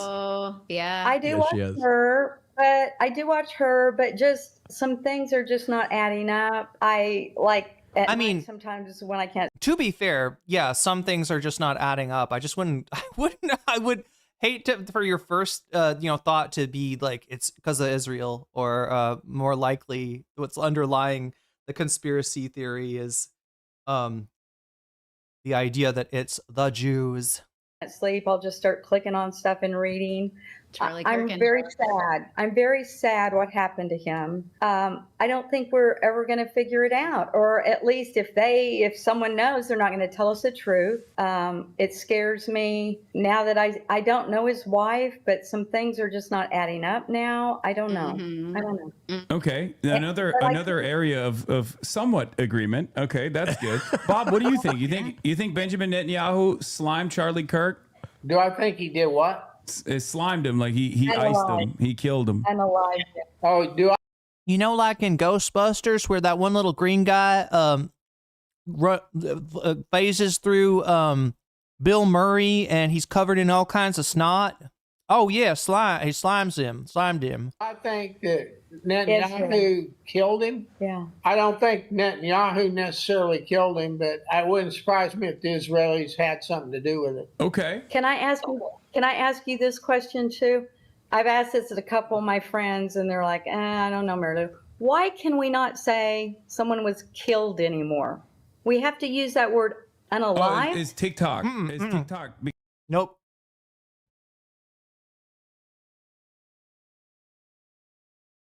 It's because of wokeness, right? They won't even let you say death anymore because of wokeness. Okay, because comedy's not legal anymore. You have to say unalived. No, I mean that's not. Is that what she thought? Is that what she thought it was? It was wokeness. It was liberal language reform going on here. Oh, we don't say dead anymore. We say unalived. We don't want to speak ill of the dead anymore. We don't call them the dead. That's a slur. We call them the unalived, right? What? I'm trying to imagine what is her thinking process here. I thought I was saying Hasan was saying BB cummed on. Oh, slimed. Oh yeah, that's another meaning of the word. Watch Rhett and Link. That's a Good Mythical Morning, right? They have a few episodes of their podcast about leaving evangelical religion. Nice. I actually didn't know that both of them left the evangelical fold. because TikTok terms of service bans you if you say killed. I say killed. I was just joking when I said slimed. I say killed all the time. You can say whatever you want, just not on TikTok, I guess. Yeah. I thought that, well, it's cultural then. It's like a cultural thing. Where you have to, But other than Charlie Kirk, Yes. other than your attitudes about Charlie Kirk and Israel's potential involvement, Yes, Matthew. We don't want to offend the dead. Exactly. We don't want to offend the dead. in his assassination, you guys are huge supporters of Israel and everything they're doing right now. Because what if they cancel us? Yeah, they have to be stronger than anybody else in the Middle East. something's And we have to fishy. maintain that. Something's fishy with Charlie. You met Charlie, didn't you? It's not about I've debated him. Yes. Yeah, I It's debated about- him twice, and I was supposed to debate him before he got killed, maybe potentially by the state of Israel. I was supposed to debate him 2 weeks prior to his assassination. Oh, wow. Yeah. Oh, wow. So Yeah. were you friends with him, you think? Or No, not even a little bit. You did- Best buds. Sasha G, I hate TikTok euphemisms. Yeah, they suck, but I mean, the only reason I really don't have to use them, I think, the only reason YouTube lets me get away with this, and you never know if you're really getting away with something on YouTube, right? There's all kinds of shit that could be going on. There could be like a little, bad word counter that once it ticks back past a certain thing, like, YouTube doesn't push your channel as much. I don't know. Right. But the general consensus is that, you can say shit like this in a live stream. But if I were to make this a video, I would either have to, bleep, the word killed, or I would have to, say unalived instead, right? Otherwise, I'd risk demonetization, and just nobody wants to fuck with that, right? Anybody seen FD Signature go through hell with monetization, like trying to get his Charlie Kirk video out, or Jesse Gender? Like, I'm thinking of content creators who have, had videos, just good videos, important videos, and they get demonetized, right? There's a ton of that going on. So, that's why this shit is bleeped out or edited, or, you use a euphemism or whatever. Choose your poison, I guess. It does suck, and it's not free speech. Do you think these MAGAs envision that this is the final stage of MAGA, that there's another person? I don't know. Like, I don't think that the MAGAs would, like, I can't imagine. Look, I can imagine a Republican candidate winning in 2028, especially if it's like Tucker Carlson, somebody that's actually charismatic, and the Democrats choose to run somebody who's not charismatic, somebody like Gavin Newsom, or less charismatic, right? I could see that. What I couldn't see is anything like MAGA, anybody being able to fully consolidate the MAGA vote, right? I don't think there's another Trump. I think he's a generational, I don't want to say talent, but he's like the mule from, anybody read Isaac Asimov Foundation, right? Trump is the mule. He's an aberration not predicted by psychohistory. And, while he might throw Selden's plan off its tracks, it's just as, just as likely that he'll die and not be able to reproduce, right? In other words, not be able to reproduce another Trump before everything's fucked up. Tabula Pasta in with the JD Vance emotes. That is a 20 streak stream for you. Congratulations on that. I need to do better about rewarding people. Oh, chat, speaking of that, okay, really quick diversion, all right? I did a little experiment last night where I set up my camera on my balcony to do a little stream. Now, obviously, I had streamed for like 9 hours, so I was dehydrated. I was tired. I was not a lot of fun during that stream, but I just wanted to do it as a test of concept, or like a proof of concept. So I'm going to be looking to rewarding people that subscribe on YouTube or on Twitch. I couldn't figure out how to make it work on Twitch. You're supposed to be able to stream a subs only from your phone, but I couldn't figure out how to do it on Twitch. So sadly, Twitch, you did not get a stream last night. But I thought it'd be nice if, like, maybe after the stream I could hang out with members and or subs, answer a few questions, and kind of change locations a little bit, because it's nice to stream from a different place. Like, now I've got 4 streaming stations set up in my house, and you'll maybe see them over the next few days. But just another benefit for those of you who are members, and another reason to join and become a member, because I want to do more of that in the future, and give thank the people that are there for me, that have stuck through with. Look, I put you through a lot, Chad. I mean, I got sick for a long time and have felt like shit since then. I haven't been streaming as much, and the fact that I still have this so much support, it means a lot to me. So I really want to say thank you, and maybe spend some take some questions, right? If you got questions about what we talked about in the stream, or just kind of AMA kind of stuff, just kind of have a chill little hangout time after stream for the members and the subs, if I can get it working for YouTube. And honestly, I should be doing it for the Patreon too. I need to figure out a way to sneak the Patreons into there. The religious stuff is all in the spiritual. Oh, sorry, you're talking to another chatter there. Oh, you just found my channel. Congratulations, Chicago Cubbies. And also, go Cubs, right? Go Cubs. You didn't like his views or anything? No, not even a little bit. I mean, back in the day in private, I looked back at our back and forth conversations all the way back in like 2017, where he was actually very worried about how racist some Republicans were getting. He even told me that comparison between the Klan and Antifa is ridiculous. I believe he might have even written an article about it at the time, or said he was going to write. Sorry, I should rewind this, right? He's talking about Charlie Kirk. Hasan actually knew him a little bit. He debated him once or twice, and he was scheduled to debate him maybe just a few months after Charlie Kirk was killed. Oh, wow. So Yeah. were you friends with him, you think? Or No. Not even a little bit. You didn't like his views or anything? No, not even a little bit. I mean, back in the day in private, I looked back at our back and forth conversations all the way back in like 2017, where he was actually very worried about how racist some Republicans were getting. Columbia Rican, would you ever consider doing a collab with Jessie Gender? Absolutely. Absolutely. I've covered Jessie in the past, especially her, when she was getting kind of attacked by Brianna Wu. That's a great video, by the way, if you want to look in the NCC catalog. But yeah, anything that Jessie needs, I would gladly provide voice over or whatever she needed. But yeah, I don't know as much about Star Trek as her. So if you want to know the details on Star Trek, you gotta ask Jessie Gender. I barely know Star Wars, chat. I'm not much of a nerd at all. I'm trying to be more of a nerd. I'm getting into Fallout. Is that nerdy? Kind of. New Vegas, a little bit nerdy? Maybe, probably not. It's probably not nerdy.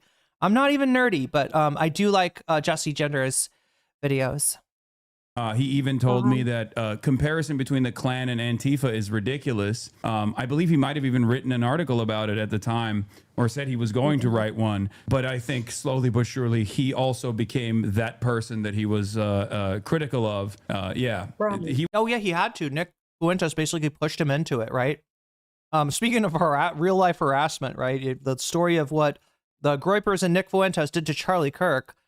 And that actually did have the effect of moving him further to the right. MZ says, okay, you're making me hungry. This is so good. I hope you're not here. Are you hearing me crunching, chat? I'm not trying to crunch, on a microphone, but these are just like sweet peas, and they're so good. I don't know if it's just because they're in season or whatever, but they're so good. This is like my new favorite thing. Like they got the perfect crunch, and I put a little chili paste, It was so peaceful up here, but now there are freaking communist invading radicals. Oh, wait, let me put... Oh, it's backwards, chat. That says J, by the way, in Thai. And J is kind of like vegan. Kind of the same idea, I guess. But yeah, it's really good together. He would be considered woke by today's standards, at least back in 2017. Okay. But I'm not very fond of Charlie Kirk or his opinions. That's why I was going to debate him. In any case, so you like that Israel got $300 billion in the last 80 years from American taxpayers? Yeah, if you're asking me, the answer is yes. Okay, you do. All right, got it. Okay. You don't... So Jesse's been covering how Star Trek... Chuds have been going after Star Trek Academy due to it having open LGBT characters, which is a cis straight male and a Star Trek fan, says Columbia Rican. I don't see an issue with it. Yeah. Yeah, I need to look into that. I haven't seen much of Star Trek Academy, but I have seen the right wingers doing like kind of takedown videos on it. So Jesse's probably a great entryway to finding out what that whole controversy's got going on. I think that those funds should have been. Wait, you're hooked on crack rice? When you say crack rice, are you talking about like rice with crack sauce? AKA what's it called? It's actually called jiao som. And some Lao people don't like calling it crack sauce, but it is very good, and that's why it's called crack sauce. It's almost addictive. It's so delicious. It's one of my favorite sauces, honestly. Appropriated to, you're fixing your infrastructure, paying for healthcare, paying for education, things like that. Not above that. We need stability and somebody with a backbone in the Middle East, or we'll get run over. So you don't actually believe America first? Yes, I do. Okay. No, I think Bob is saying that Israel is like protecting America from scary Muslims, right? That's what you think, right, Bob? Wait, so TEDx telling me Roddenberry, this is the creator of Star Trek, right? Gene Roddenberry purposely wanted to do a pro-gay episode in the original series. That would be the Captain Kirk and Spock version of Star Trek, right? The old Star Trek. But the network would never allow it. Yeah, they barely allowed a kiss between Captain Kirk and a black cast member, and I think they only did it because the story was somehow they had been hypnotized. Like they weren't really kissing because they wanted to kiss. There was some kind of mind control or weird shit going on. So anyway, Bob,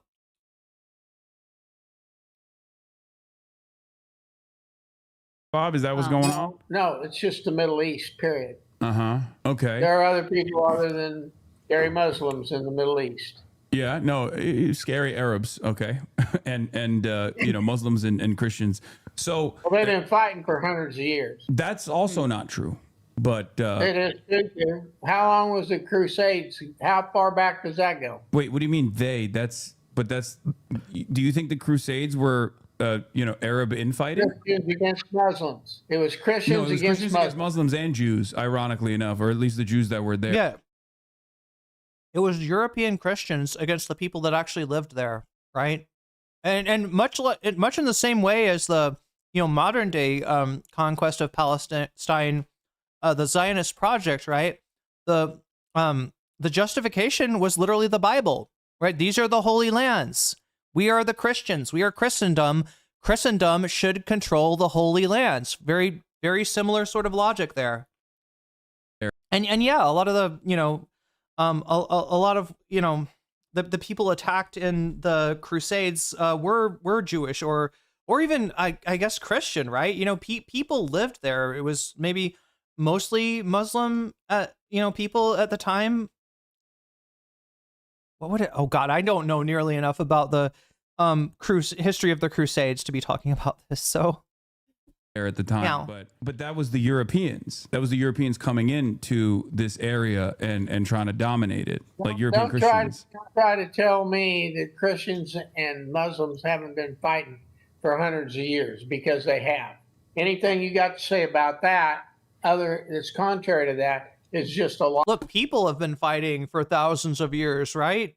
And sure, is some of that fighting like Christian versus Muslim? I'm sure it is, but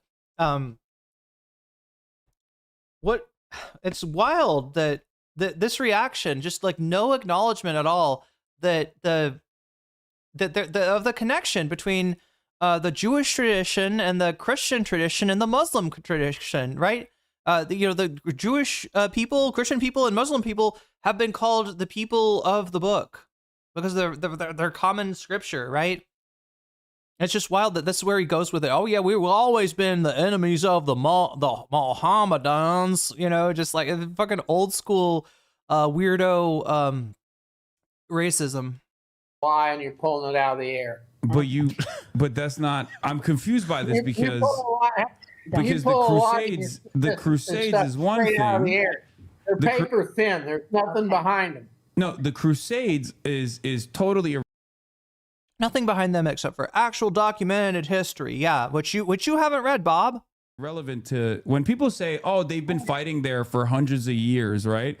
they're usually talking about Jews and Muslims because that's what this conflict has been reduced to, which is wrong. That's the wrong interpretation. I don't know what other people are talking about. I'm talking about the Crusades where Muslims were fighting Christians. Yeah, because Christians were And that's coming in to hundreds of kill years Muslims. ago. Those are hundreds of years ago. Okay, but how is that relevant? Is you gonna give some explanation? Like the Muslims wouldn't let the Christian use the Holy Lands because they wanted to use them for Mohammedan purposes, and because they like what kind of logic? Like I wonder what I would love to make Bob explain history, right? What do you think happened, Bob? What do you think happened? To Israel. Yeah, that's what I was gonna say. And so because of that, you're cool with $300 Now, why billion. are you jumping over to Israel? What I'm telling you is Christians have been fighting Muslims for hundreds of years. That's a fact check. And you can sit here and blow smoke up your listeners' asses. But You are a lying dog-faced pony soldier, Hasan. How dare you? How dare you? That's a fact, Jack. I'm not going to. Okay. No. But you Do you think he knew Corn Pop, chat? Do you think Bob knew Corn Pop? brought it up. Israel has nothing to do with the Crusades. Wait, why'd you bring it up then? Now we're at the point where we need somebody in the middle. Oh, I sound like the guy from Sling Blade. What is that? What I'm trying to remember that. Like, what is the yellow? What does he say about like mustard or something? To keep a rein on everybody, and the only country we can count. Some folks call it a Kaiser blade. I myself call it a sling blade. On is Israel. Okay, I'm a little bit confused by what you're trying to say here because we were talking about Israel. You brought up the fact that they've been fighting for hundreds of years. I asked who you mean by they. You said Christians who invaded the region, and that's a little bit confusing to me because like what's going on in Israel right now is not relevant to the Crusades. I don't think so. I don't know why you brought it up. Well, what you're doing is you're mixing two different stories. No, you brought it up. No, you are. You're mixing up two different. I do believe that Bob was the one that they referred to the Christians and Muslims have been fighting for thousands of years. What do you think the Crusades were? I think that was Bob, right? That was definitely Bob. Hasan was not the one trying to talk about the Crusades, or some would say pivot. But hey, we're not trying to debate, bro. Your dad here. We're chill. We're vibing. Stories. The Christians and the Muslims were fighting hundreds of years ago. But Bob, now I didn't bring up the Crusades. You did. Israel trying to maintain authority in a bad region. Okay. I'm trying to understand why you brought up the Crusades in this situation. I guess is it because like the Muslims, if they are not constantly being dominated, they'll like take over? Is that what it is? No, they try to dominate Christianity. They're doing it now. Okay. You don't get that? If you don't get that, I don't know what you're doing. You think Muslims? Chad, after going after, look, I gotta say, all right, I'm gonna cut Bob a break on his brain fog. All right, after having gone, through my own Fetterman arc where my brain was not thinking so good, right? I guess Bob is just kind of lost in the sauce, right? Maybe he's not trying to be an asshole. He just kind of forgot, that he was the one that brought us to the Crusades, and now he's kind of stuck in it. He painted himself into a corner that he now cannot get out of. I think that's what's going on, and I hope you. I don't know. I was gonna say I hope you get better, Bob. But my shit was from maybe whatever the fuck I got sick with. I don't know. I think it was COVID. Maybe I don't know. Whatever made me feel like shit for a week, right? Seems to have lingered as some sort of just like my brain does not work. But I gotta say now, Chad, after yesterday and today, from a brain standpoint, from a commentary standpoint, from an analytical standpoint, we are so back. We have never been so back, and I'm excited, right? Because making content with a head full of brain fog is nearly impossible, and I'm starting to feel that fog lifting. Knock on wood to even say that. Knock on wood. But yeah, we're back. They're trying to dominate Christianity. Yes. Where are they, Yeah, Woody read, we've never been back. True. America, they're doing this? It's happening everywhere. Starting in America right now. In the same way that Charlie Kirk is neck, we are back, and we will carry the flame, okay? We will carry the flame.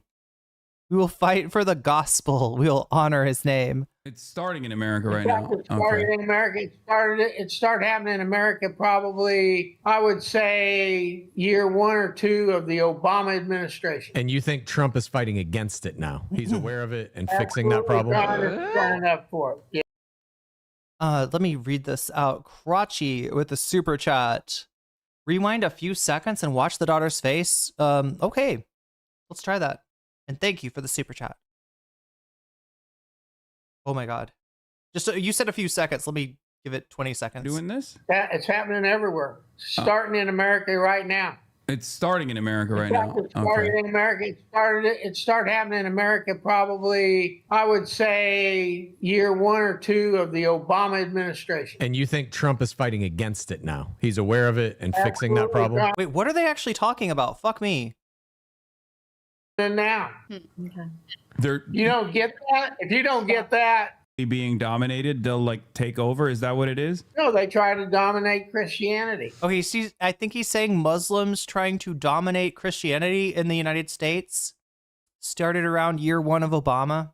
Does he think that Obama is Muslim, chat? What do you want to bet? One in chat if you think this guy thinks Obama is Muslim. They're doing it now. They're You don't get Also, chat. Look, I was going to take a break streaming tomorrow. I still might because I've got Thai class and we don't have as much time.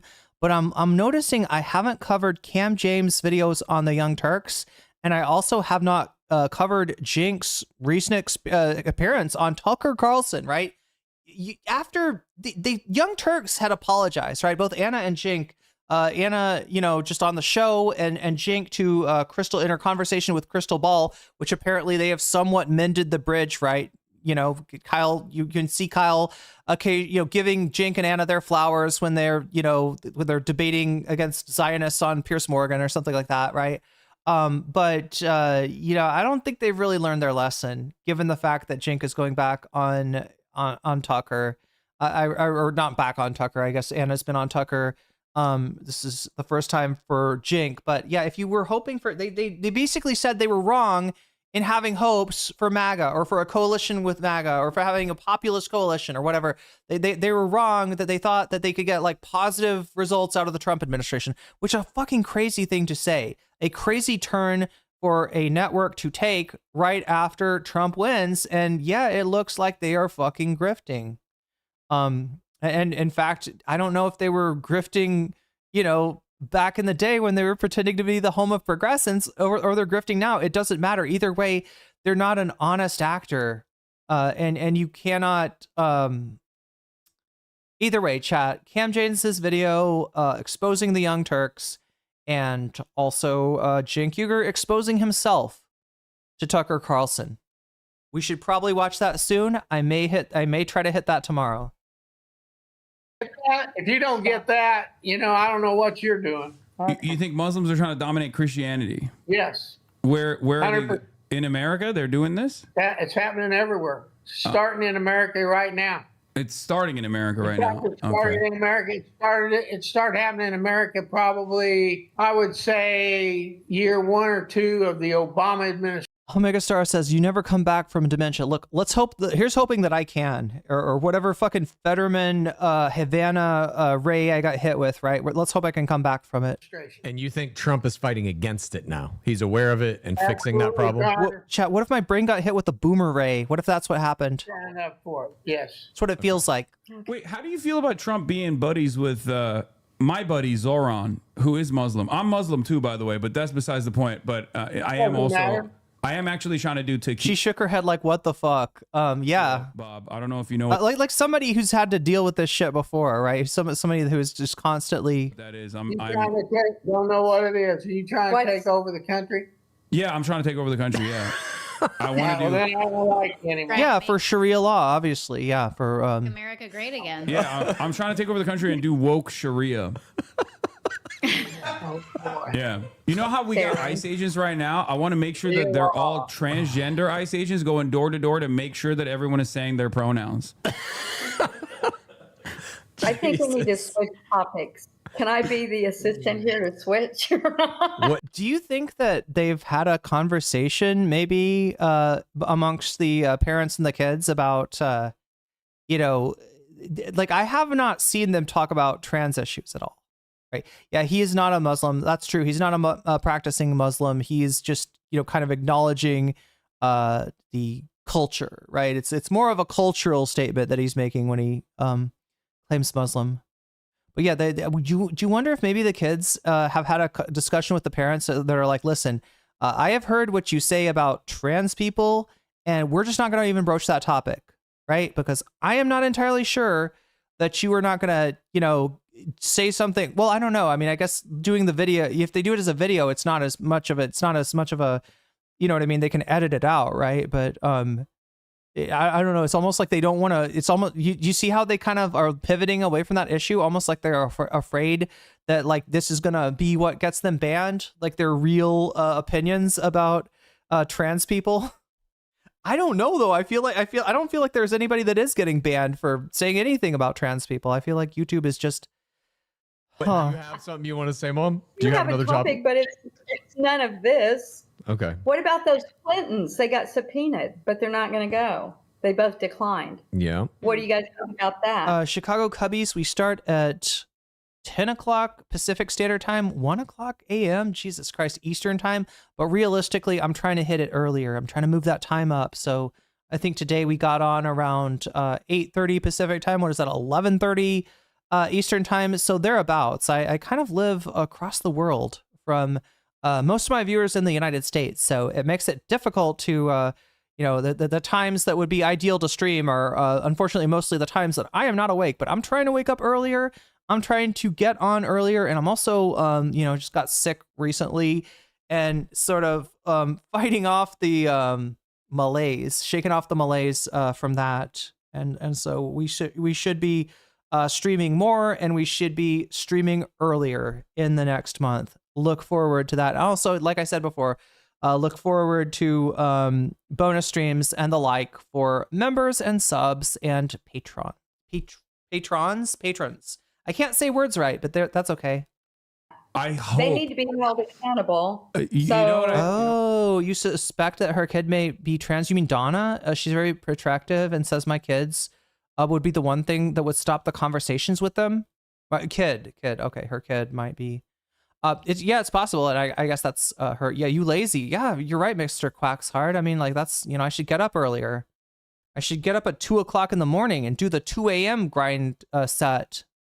You know, get the sparkling water in the bowl and wash my face with it. You know, do 2 hours of working out, and then I hit stream 5 o'clock Eastern time, and what would that be? 2 o'clock Pacific. Yeah, there we go. That's me being not lazy. You know what I think about that? Yes. When I voted for Donald Trump illegally, in the state of Pennsylvania, even though I don't reside there. Wait, the mom is.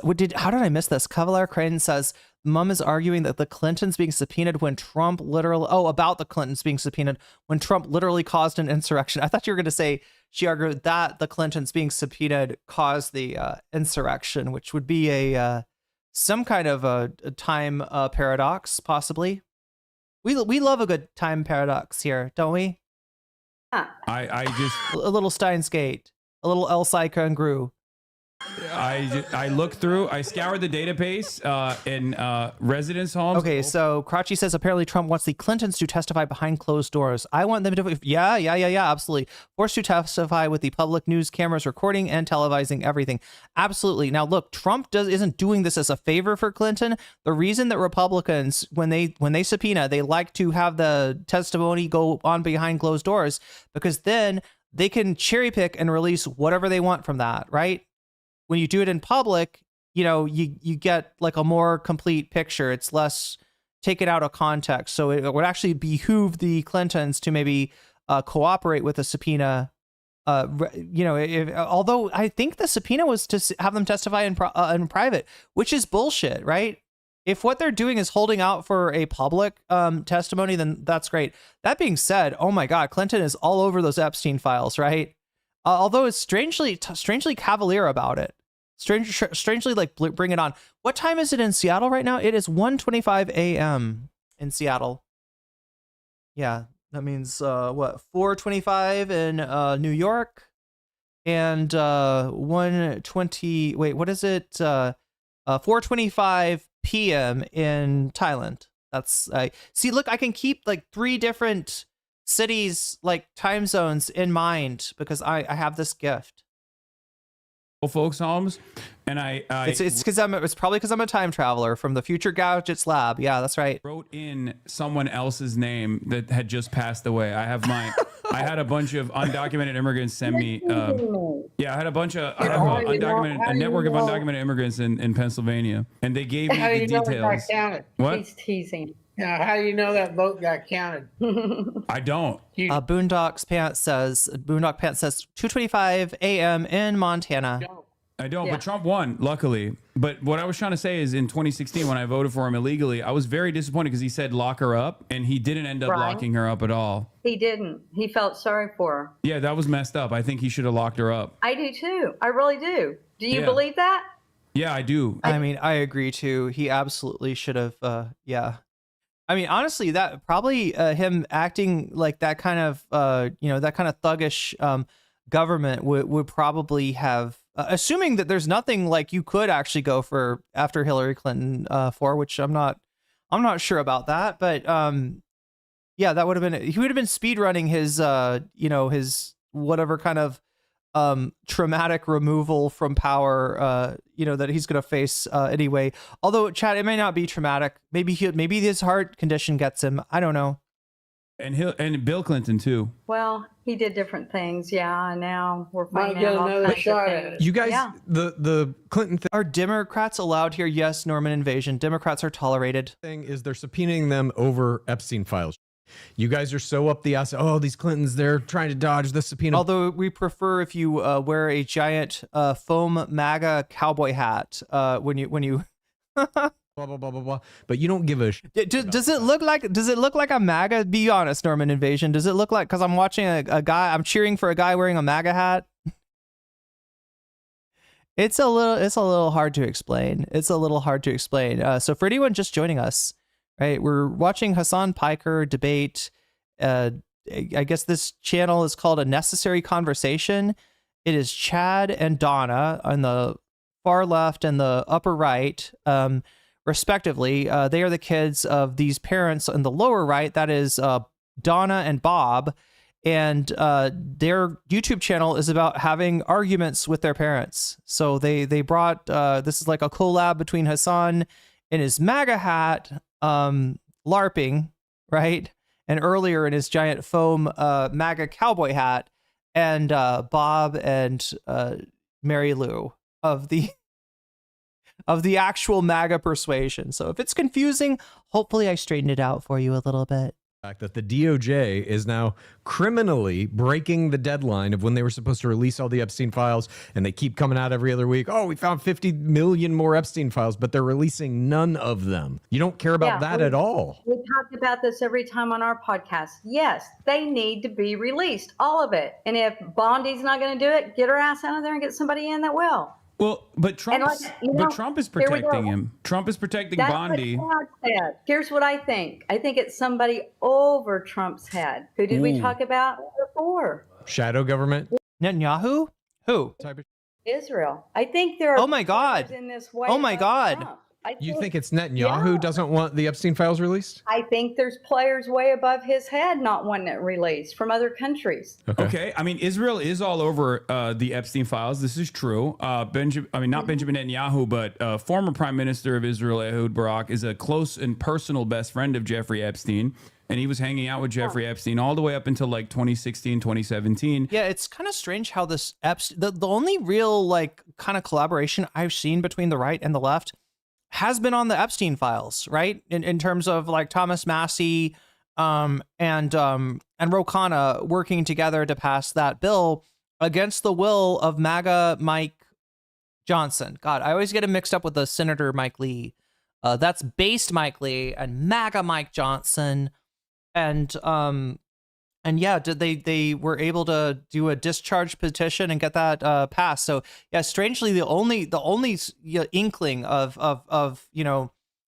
right and left joining forces against the corruption of the Epstein class, in this case Trump, was that, right? And you see the parents are kind of, now obviously I think the mom has got, considering that she's saying she's getting this from Candace, I think the mom has probably got some, it's coming from an underlying like anti-Semitic place, right? But it somehow, which is scary, right? How mainstream that has become. But the Israel thing is somehow starting a conversation here.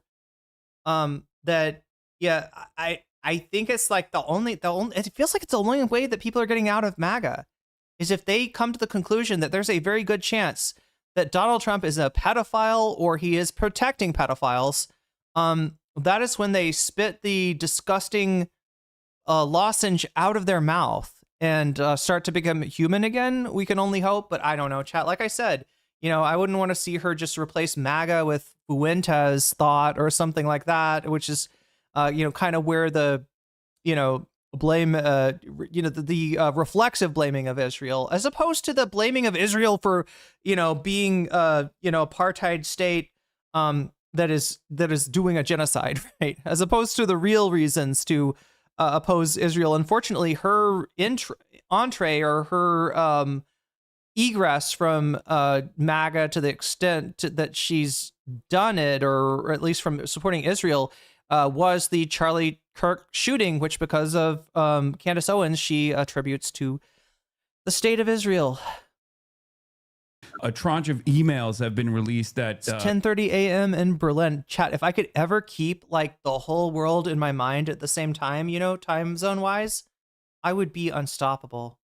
It's so hard to even I'm always like making mistakes when I'm like converting back between like what time is it in here in Thailand versus what time is it in Seattle and in the East Coast, and it's but I finally got like at least those three cities, like Seattle, New York, and any city really in Thailand, because Thailand is all the same time zone. It's a Thai time zone, okay? That detailed the long relationship that Jeffrey Epstein has had, not only with the state I need to get Israel, a few other things with key figures in the United Arab Emirates as well, which is another big player in the region and aligned with Israel. So all of that stuff. So Israel is seemingly dominating America in many very meaningful ways, right? And yet Bob still says we got to give him $300 billion. What's going on there, Bob? There's nothing going on. We're trying to get Israel strong.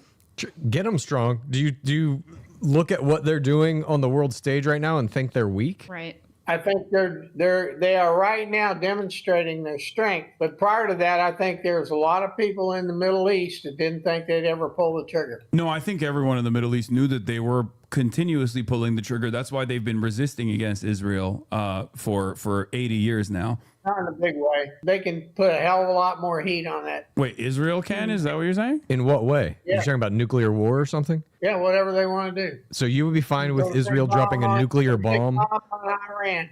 Okay. So you want Israel to bomb Iran. So but as far as like Israel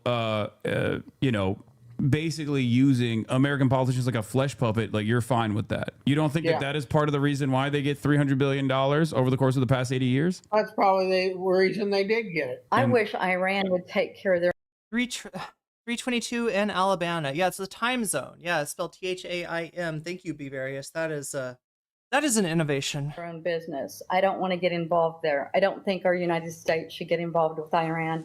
They need to take care of their own business. I'm sad for the people that are getting killed there, the protesters and whatever is going on there. I'm very sad, but we don't need to get involved in that one. They Okay, need to W take care of their Mom. own. Yeah. All right. But Trump is saying that he wants to get involved. He's making open threats of getting heavily involved. So you're against Trump in that way. I don't agree with everything he does, but he's my president, so I support him. Okay. Okay? I don't want him to go into Iran. Okay. Would you be in support? You said you want Iran to take care of its own business. I agree with you there. It's non-interventionist policy. even though we have been intervening in Iran's business for quite a while, including but not limited to these crippling sanctions that we've put on the Iranian government that has destroyed its economy, outside of the state being very repressive and killing protesters and things like that, and following some very rigid rules that people are obviously very dissatisfied with, the sanctions have played a big role. Would you? Bob's got the knee pads on. He's bringing out the knee pads. Be in favor of reducing the sanctions, as if Iran said we're not going to build any more nuclear weapons, we're not even going to attempt to do that? Would you be fine with that? Yes, I would. What about you, Bob? Nope, because I don't trust them. I was going to say, I'm not sure we could trust them. You can't anything. Okay, but go with me. All right, so you don't trust them. Fine, right? What if you had a third party? Let's say there was an agency, an international agency that to monitor such a thing that was allowed to go in there and inspect the nuclear facilities to ensure that the uranium is not being enriched to weapons grade, right? What if it was something like that? What if it was something like that? Wait, did he say that he thinks they have nukes? Jesus Christ, if they had nukes, Israel would and the US would not be attacking them.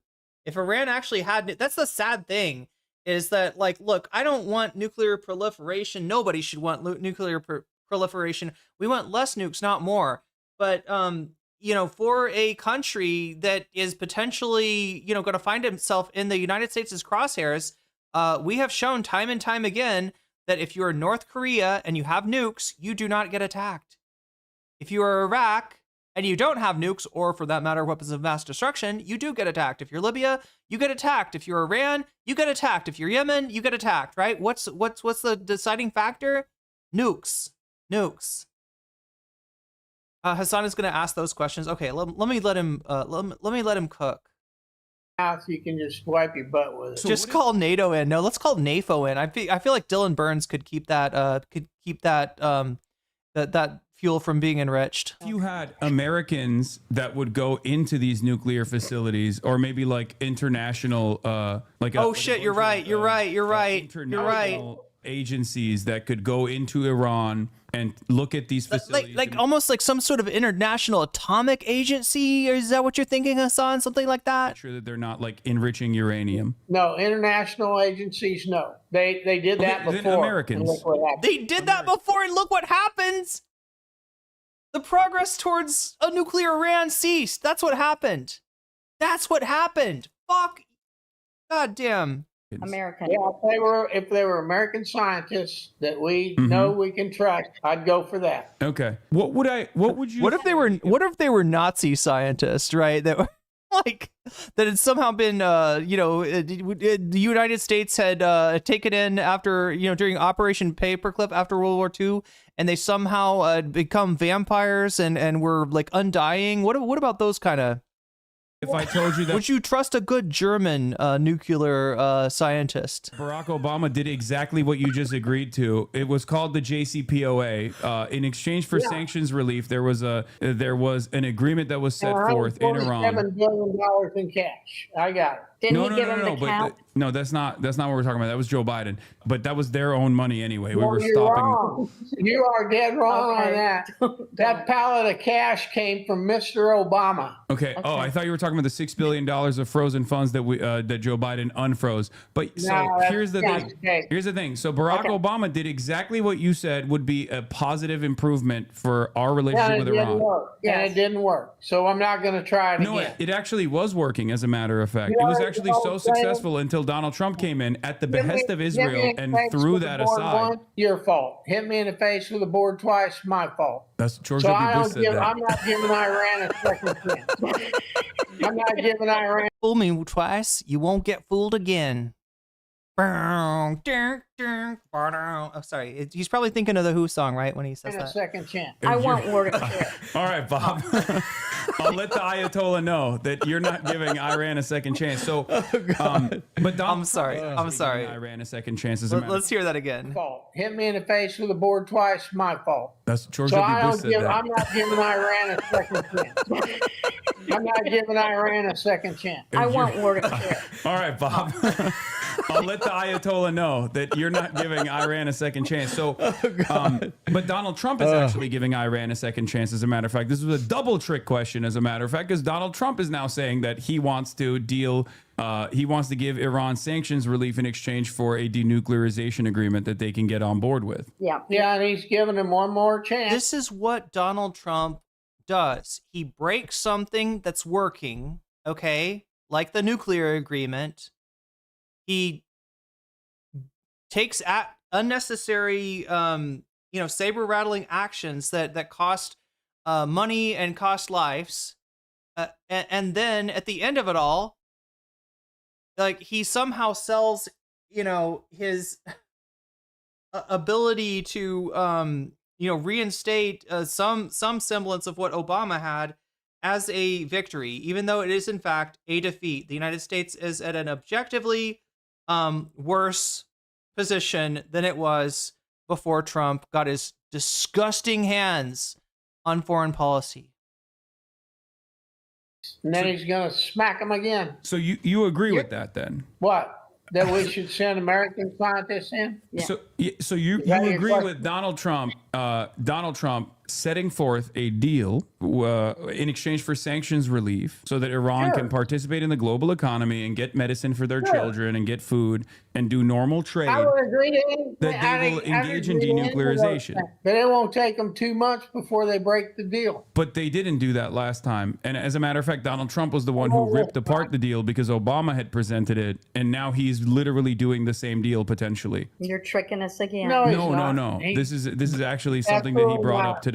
It's like you guys think everybody's trying to trick you. Trump is tricking you at every turn. Yeah. He's taking your money. He's saying this thing Obama did is bad. Then he does the same thing and you love it. It's not actually a trick if you're consistent, right? If you have if you believe that it wouldn't be considered a trick if you agree with both presidents moving in this direction, but it only becomes. Wait, what is this? What did he say? Fool me.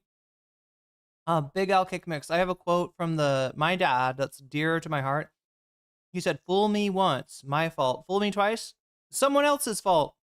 It's a trick because there's an inconsistency here where you think when Obama did it, it was bad, but when Trump is doing it's good. That's when it becomes a trick. And it's not even a trick at all. It's actually to arrive at a consistent position. The difference is Obama dumped $147 billion. Davy Cliff, I know it's selfish, but can the U.S.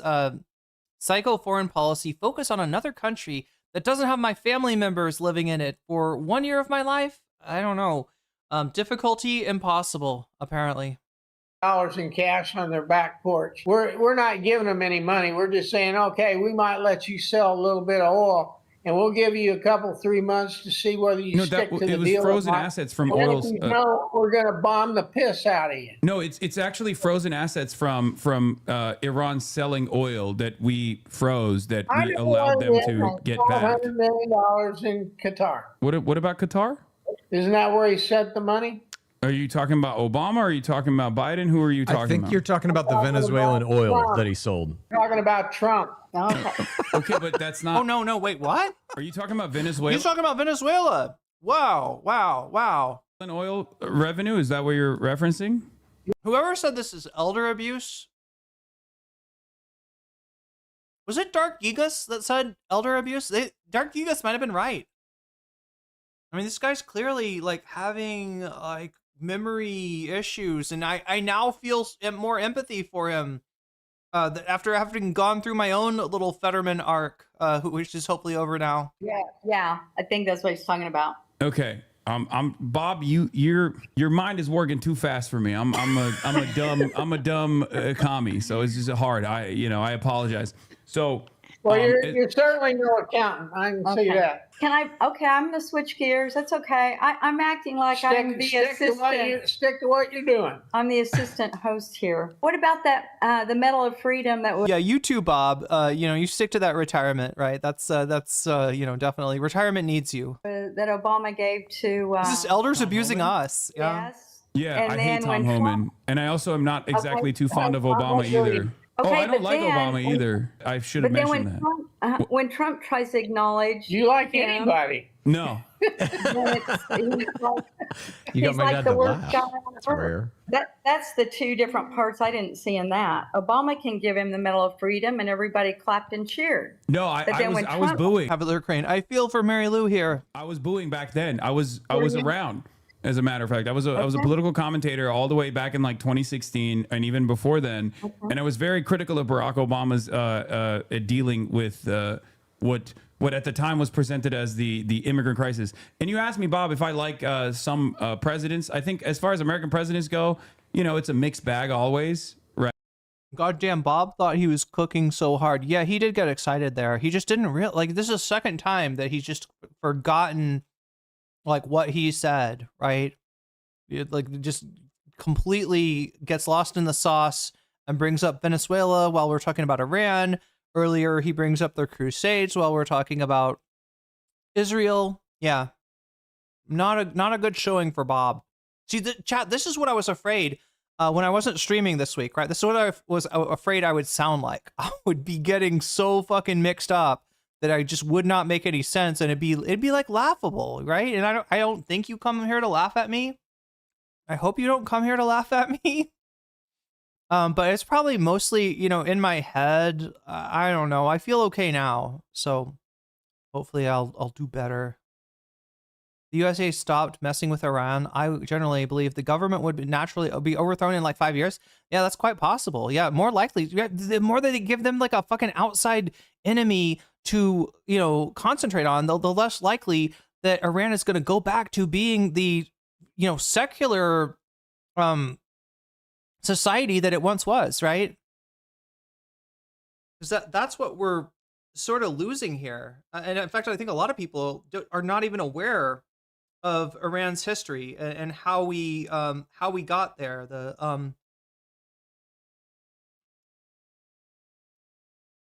The puppet government under the Shah, in order to expedite, you know, mainly the UK, but you know also the US, benefiting from Iran's natural resources, right? A lot of people do not know this.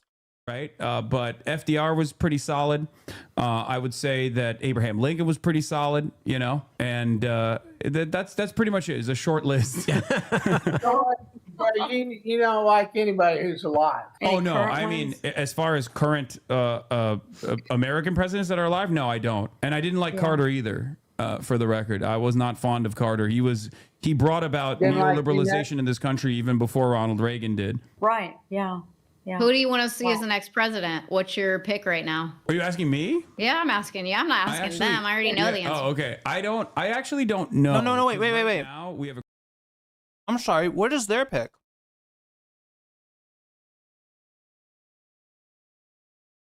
I'm generally curious, right? We asked our resident MAGA scholar, Dark Gigas, you know, what they thought, who they thought would be the Republican ticket. I think they said something like Vance and Miller. Yeah, JD Vance and Stephen Miller. I hope so, because that's a ticket that's gonna lose, right? I sure as fuck hope they don't pick somebody like Tucker Carlson, because I'm not sure the Democrats have it in them to beat Tucker, as fucking ridiculous as that man is. Yeah, probably Donald Trump. There's a good chance. But if you said you can't say Trump, right? What would they say? I'm genuinely curious, but let's hear what Hasan says. A crowded field. I definitely do not like Gavin Newsom. Correct. I mean, people are talking about Jon Stewart. I don't know what his policies would look like. There's people in my chat saying AOC. Obviously, I'm fond of AOC. I know AOC personally. I wish she would be more of a fighter. I wish she would be more aggressive in her commentary. Wrong. The answer, Ilhan Omar. Next question. And in the way that she talks about these issues, she's definitely one of the better candidates in general. But I don't have any like clear, like this person should be leading America right now. I know, chat. I know we can't vote for Ilhan Omar. But if they're going to pretend to run Donald Trump, God damn it, I'm going to pretend to run Ilhan Omar. Like, I don't have a pick for that at this point. Is Jon think, Stewart am I actually right? going to run? I've seen that rumor online, but like, really? Jon Stewart. You don't think it's going to be JD? Well, I mean, Vance? Jesus Christ, Trump, really? Like at this point, Yeah, I you think guys JD want Trump Vance again, right? is tougher than Trump. What's I that? think JD Vance would be even more tough than Trump. Nobody's voting for JD Vance. Nobody JD is Vance is not voting going to for win. him. I think Tucker Carlson is probably a better spiritual successor to Trumpism than JD Vance. You guys like Tucker Carlson? Really? Yeah, well, I don't know. He's kind of. Ooh, Dark Sparkle says, my theory is that Jink is angling for a position in the future MTG or Tucker Carlson administration. Yeah, I could see it happening. I could absolutely see it happening. And then them using him in the same way that they used RFK, right? I could absolutely see that shit happening. We're going to cover either tomorrow, if I manage to drag my carcass to stream, or maybe Tuesday, or what would that be for you? Monday. The video, the can, what is it? Cam, oh god, I'm trying to remember this guy's name. Cam, he used to be with the Young Turks. Cam James, excuse me. His video on the Young Turks, as well as, yes, Cenk Uyghur's appearance on Tucker Carlson, demonstrating that the Young Turks have not, in fact, learned their lesson. He's doing different things now. I don't know. Like what? He's a little He's too. not like he used to be. He's a going little more too your way. liberal for you. You think Yeah, he's going he's my going- way? I think Yeah, it's just he's because he's going your way. anti-Israel. That's probably the reason why it's being presented as like a bad Right. thing. But you're Yeah, did you anti-Israel. Congratulations to JD Vance. They're going to have a fourth little baby running around the White House. But Mom and Dad, you guys want to see Trump as the president again, right? No, we No. do not. I have told you that. You- He's too old. You're lying Don't you right have now. a hat You've that, said like, this a has million times on our 2028 show. on it? Oh, No. you guys are doing so much today No. because we're on I this can't nice believe podcast. this. You're literally lying, and I don't know I'm why. backing chat up. This is talking bullshit. shit. You're gaslight. We've done That's every time he untrue. comes out and he's like, I know the Constitution says I can't run, but I'm going to run anyway. MC says Erica Kirk. I would love that.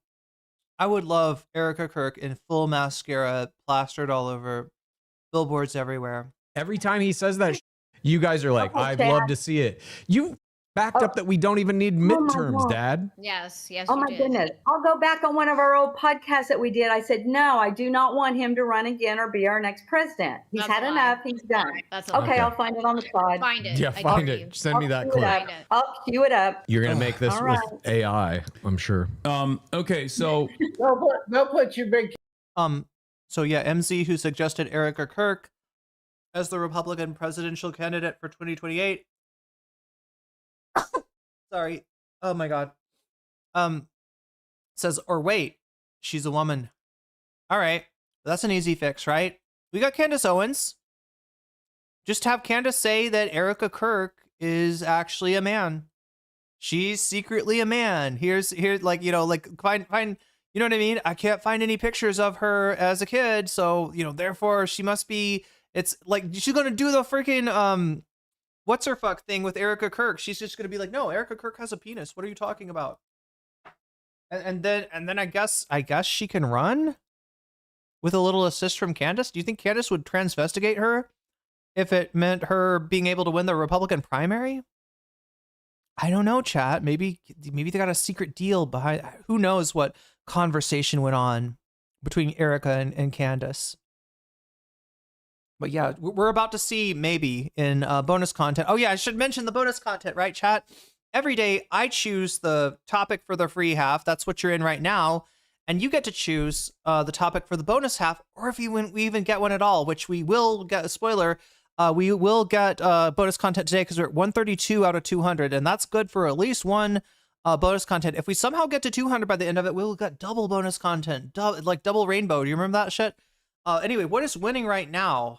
What is, and I haven't checked the poll in a little while. It looks like Erica Kirk recording is ahead by 1%. So get your votes in. 112 of you have already. The voting is going on over on youtube.com on nocommentchick. And you can just slip into that stream and make your voice heard, vote. Make sure to like the stream while you're there too, because that helps me out a lot. Can I farm some likes, chat?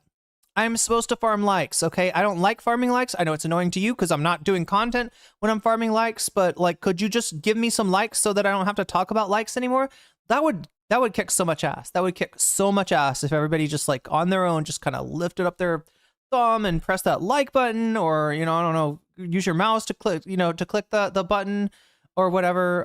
It helps me out greatly, and I appreciate everybody who does it. So yeah, there we go. That's where it's at right now. Now we also have the effect of the donos, which is right now in favor of Erica Kirk as well. So it looks like we're going to get some Erica Kirk coverage. After this, we're going to see that disgusting Zoom call that she made while her husband's body was barely cold in the ground.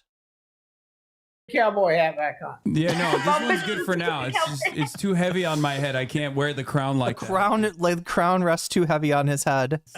Put my donos towards Erica Kirk's mascara. Absolutely, Crotchy. Respectful to my goat, my legend Donald Trump. So I'll even round up. Bob, you have been noticeably quiet. Do you think Donald Trump should be the next president again? Oh, okay. All right, good. So you think JD Vance will be able to carry on the flame? Oh, I think carry the flame. He's going to be tougher on the left. Please, you got to ask them about the Charlie Kirk slopaganda. Please ask them about Splexma.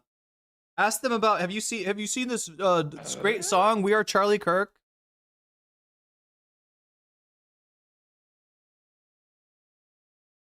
Do you want to go, did you plan to travel to Agartha anytime soon?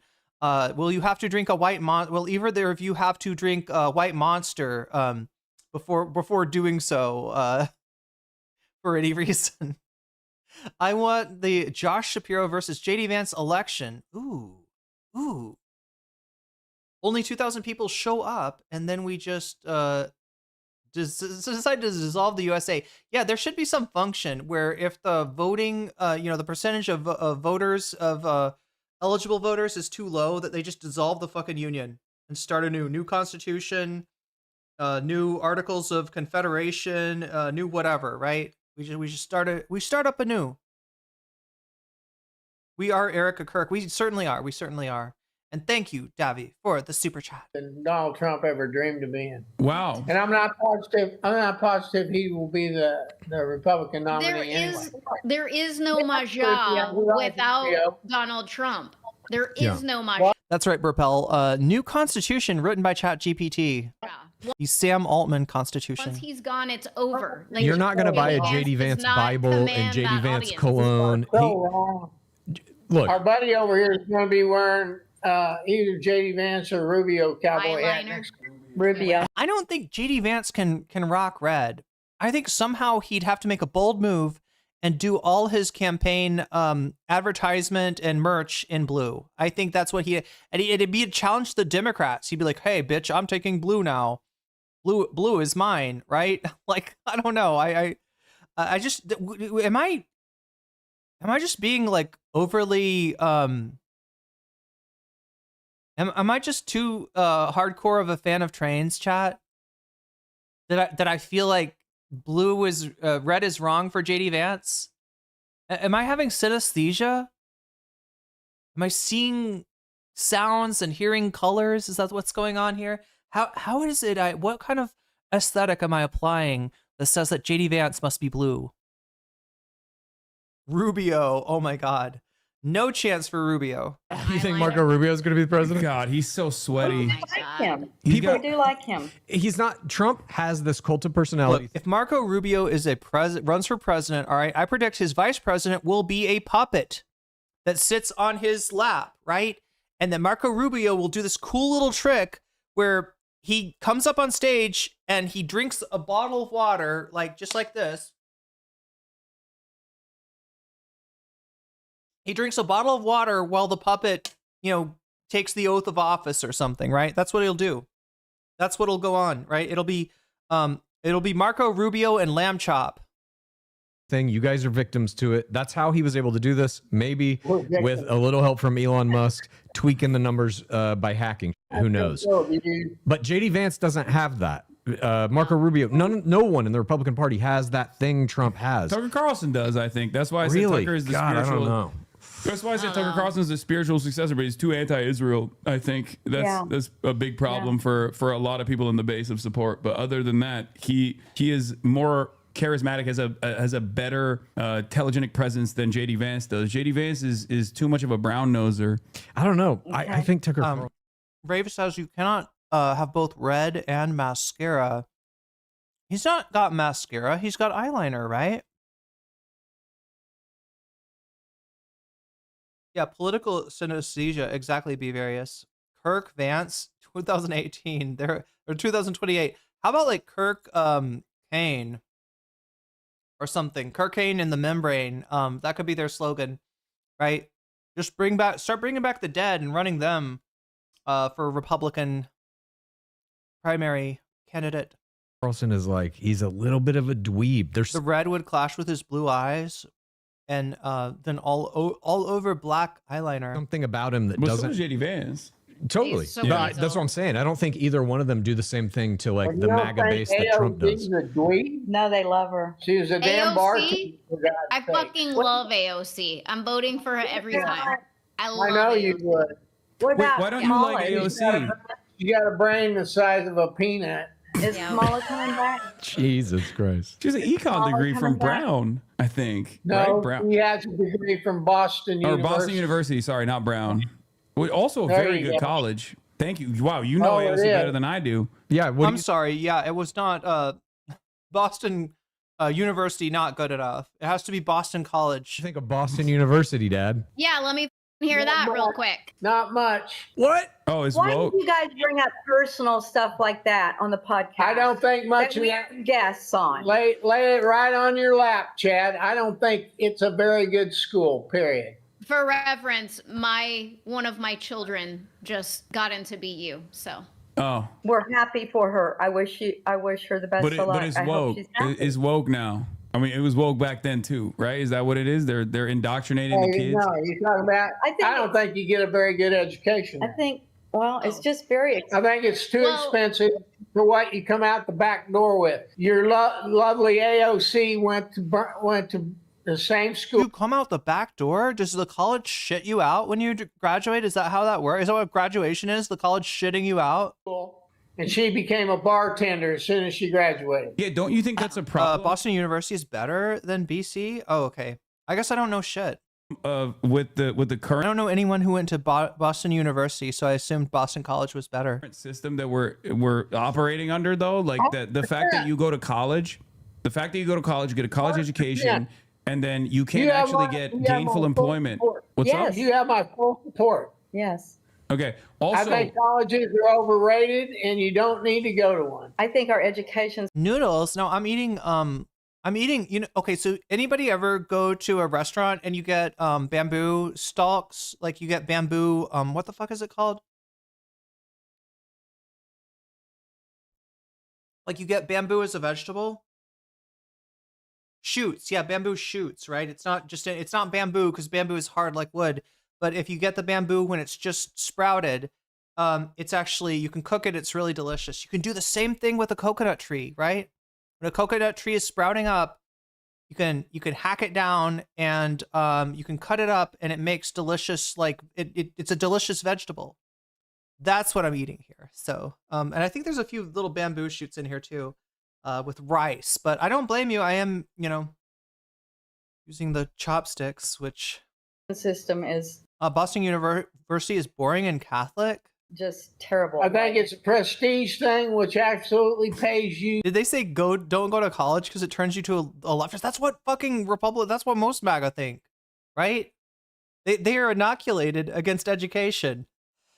You shit when you get out the back door. yeah, no, I don't disagree with you, which is why I want free college, as is the case in many other countries. As a matter of fact, in a lot of these other countries, they sometimes even pay you to go to college. Did you know that? I Bob? wish they would pay her. Yeah, I wish free colleges would be here, and I wish our whole education system could be I revamped. agree Okay. with you there. Our education system sucks. They're woke. Your parents are woke. But this is not real.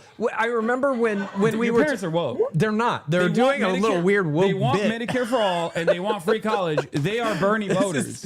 They You know are what? though. I remember when the whole student loan forgiveness They're trying to become like Hasanabi orbiters here. What are they doing? thing was going down. Yeah, We did multiple Yes. episodes about that, and you guys Yeah. were against it. Dad, you were like, you gotta pay. If you got that degree, you gotta pay. Wait, that's the old them. The new parents, they're on board. You did this. You turned them woke just today. It happened right here on this very show. Ask Chad and Haley how much they paid for their school. Yeah, we don't need college. personal stuff on a damn podcast. He's actually fucking getting triggered, isn't he? Right? Isn't he? He needs you to know that he's a rich dude that paid for his kids' college, right? That they didn't take loans. I don't know. How did his fucking ego to get tweaked? I didn't even notice it. I didn't even see it happen. Sasha G, I am gnawing on a 2x4 right now. Good. Got a lot of fiber. Too. You guys helped us with our student loans. What's that? Oh, they did Here's take what you paid for your college. Okay, stop. Big zero. Stop. We also had scholarships. We are very grateful for your financial aid, helping us pay off our student loans and all that. And what did you do with that degree, Chad? All you do is podcast now. I know. Believe me, Bob. I'm with you. My dad doesn't like anything that I do professionally, and for the first, I don't know, 15. Yeah, no, like that's actually an irony, right?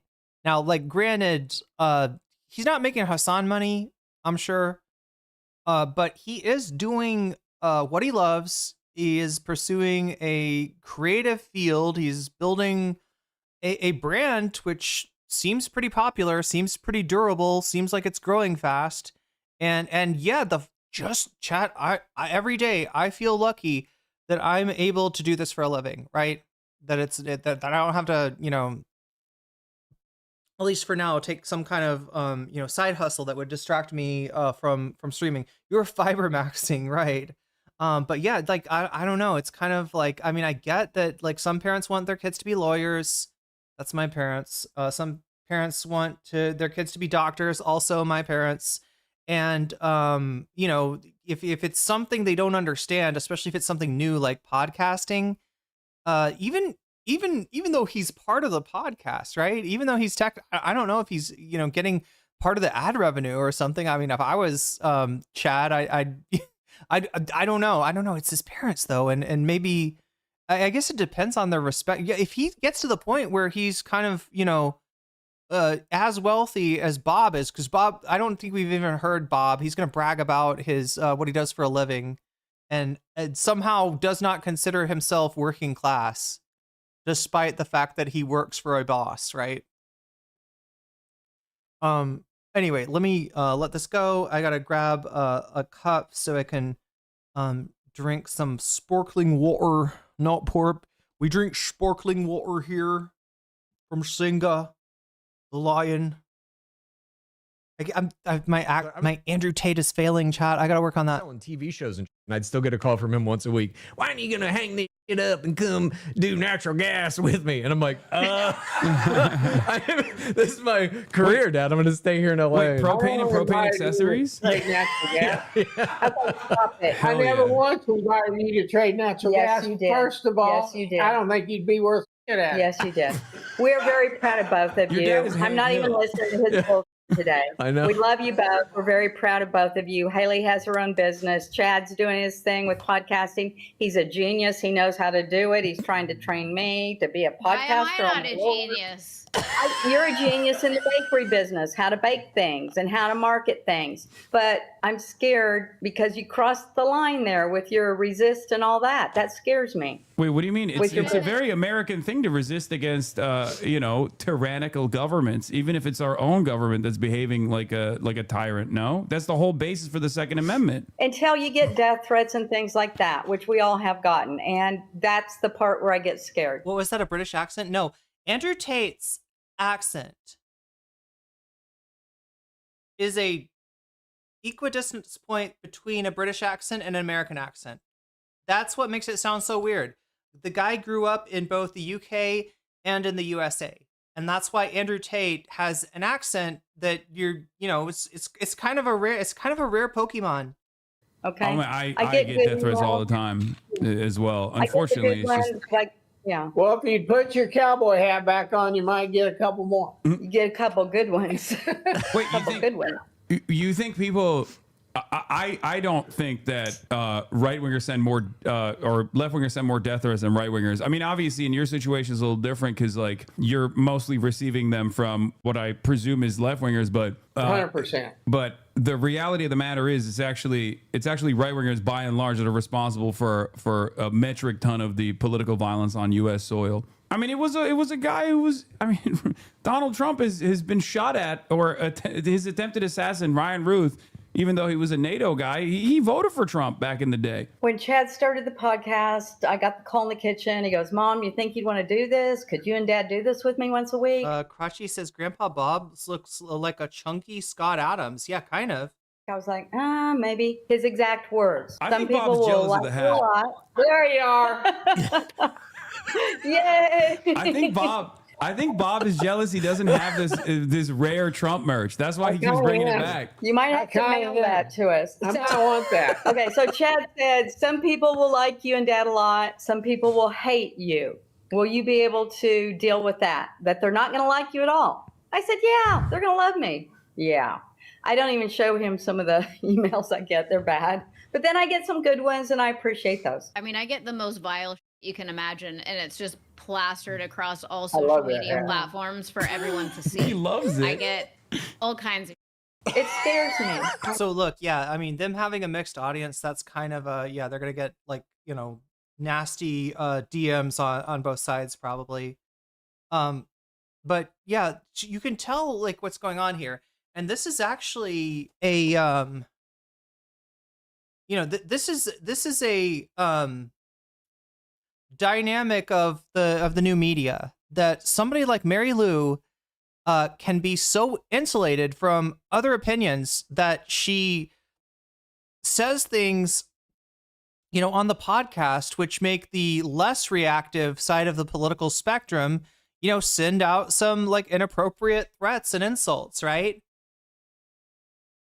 And it's only, and the thing is, like, the way that society used to work is that, you know, you were with Republicans, and like, you know, people talk about coworker stuff, right? You're still with Republicans, right? Or you know, in different places, you're with Democrats, right? So there's certain things that you kind of just like, you know, that go too far that you just wouldn't say. But if you're in an environment where your whole feed is just MAGA, MAGA, MAGA, Trump, Trump, Trump, then you don't even realize like how offensive or insulting what you're saying actually is.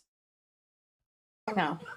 Wait, Bob, you like when Haley's getting death threats? No, you don't like that.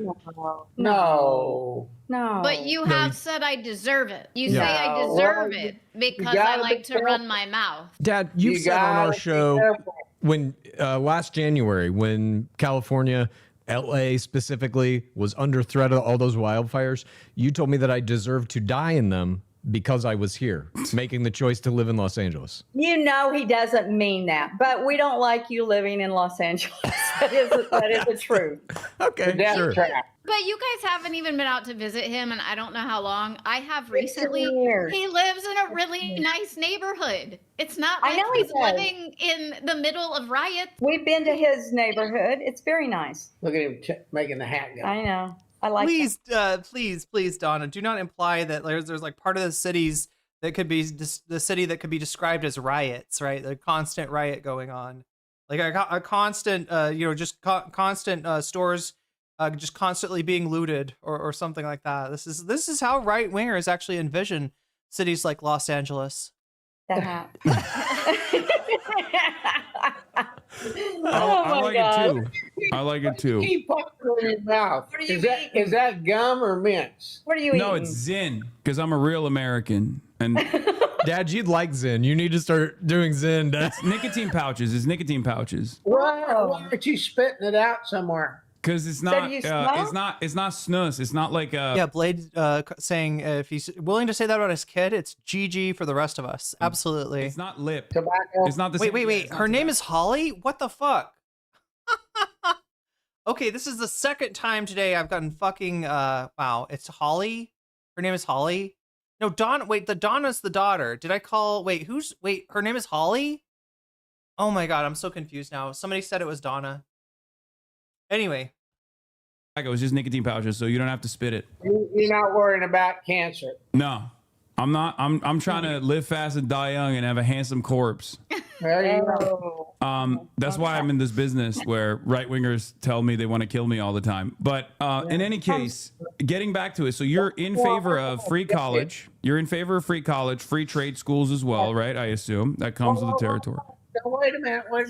I didn't say free college. Yeah, we did. What I said is you don't need to go Daughter Holly, mom Mary Lou. Jesus Christ. to college to get Who the fuck is Donna? a degree that pays you. Yeah, but you guys I never also. once said free college. Oh, so you don't want free college? What I did say about free college is those two people on your podcast here, they got free college. But I think you can get a great job without a college degree. A great job. so here's the question though. So you don't want free college, Bob? Like why is it that you don't want free college? Why do you want Americans to not be competitive in the international marketplace? Like why do you want our labor force to be less educated? I think if you pay enough for college, it can be worth it. But paying $300,000 or $400,000 for There we go. Hassan is Donna. a bartender's degree is stupid. Hassana. Just attacking AOC. I don't understand what you're trying to say though, Bob, because like what if you didn't have to pay for it? As a matter of fact, you don't have to pay for it in many other countries. You are misunderstanding what I'm saying. Most parents, and especially if there's two of them and they're working, can afford to spend, $150,000 on a college education for one of their children. Mm-hmm. But those same two people can't afford $300,000 or $400,000 for one child to go to college at a school that will absolutely bankrupt them when they get out. Okay, but how about a third option, right? Which is See, I don't fucking believe that, right? From everything that I've seen of the United States, the way that it operates is that people that are wealthy and are the beneficiaries of something like the social network that you develop when you go to a top tier Ivy League school, right? The idea that would be taken away from them. Now, granted, chat, yes, there's also people that are there on scholarship, right? That happens as well. So not everybody that goes to Ivy League schools, but the majority of the people, especially those that are getting on something like a legacy scholarship, right? This is perpetuating the power of the wealthy. There's no way in hell they're going to take that prestige away from them, right? There's no, just even if a Harvard, the education you received at Harvard was substandard compared to other college, right?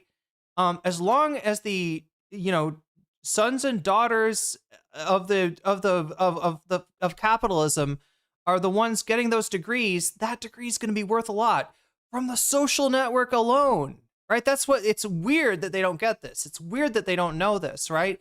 You see some like boomers like this that are like, well, back in my day, a college degree made a big deal, made a big difference.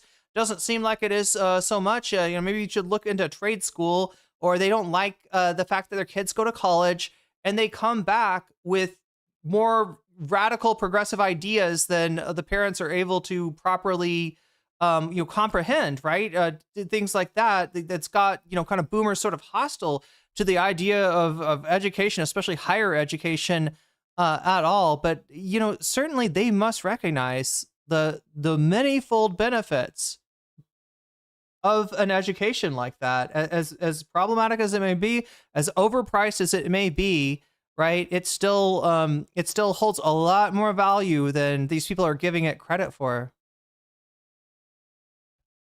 An option that exists in many other countries where free? They don't have to. Free. What is this? If the parents paid, then it is done.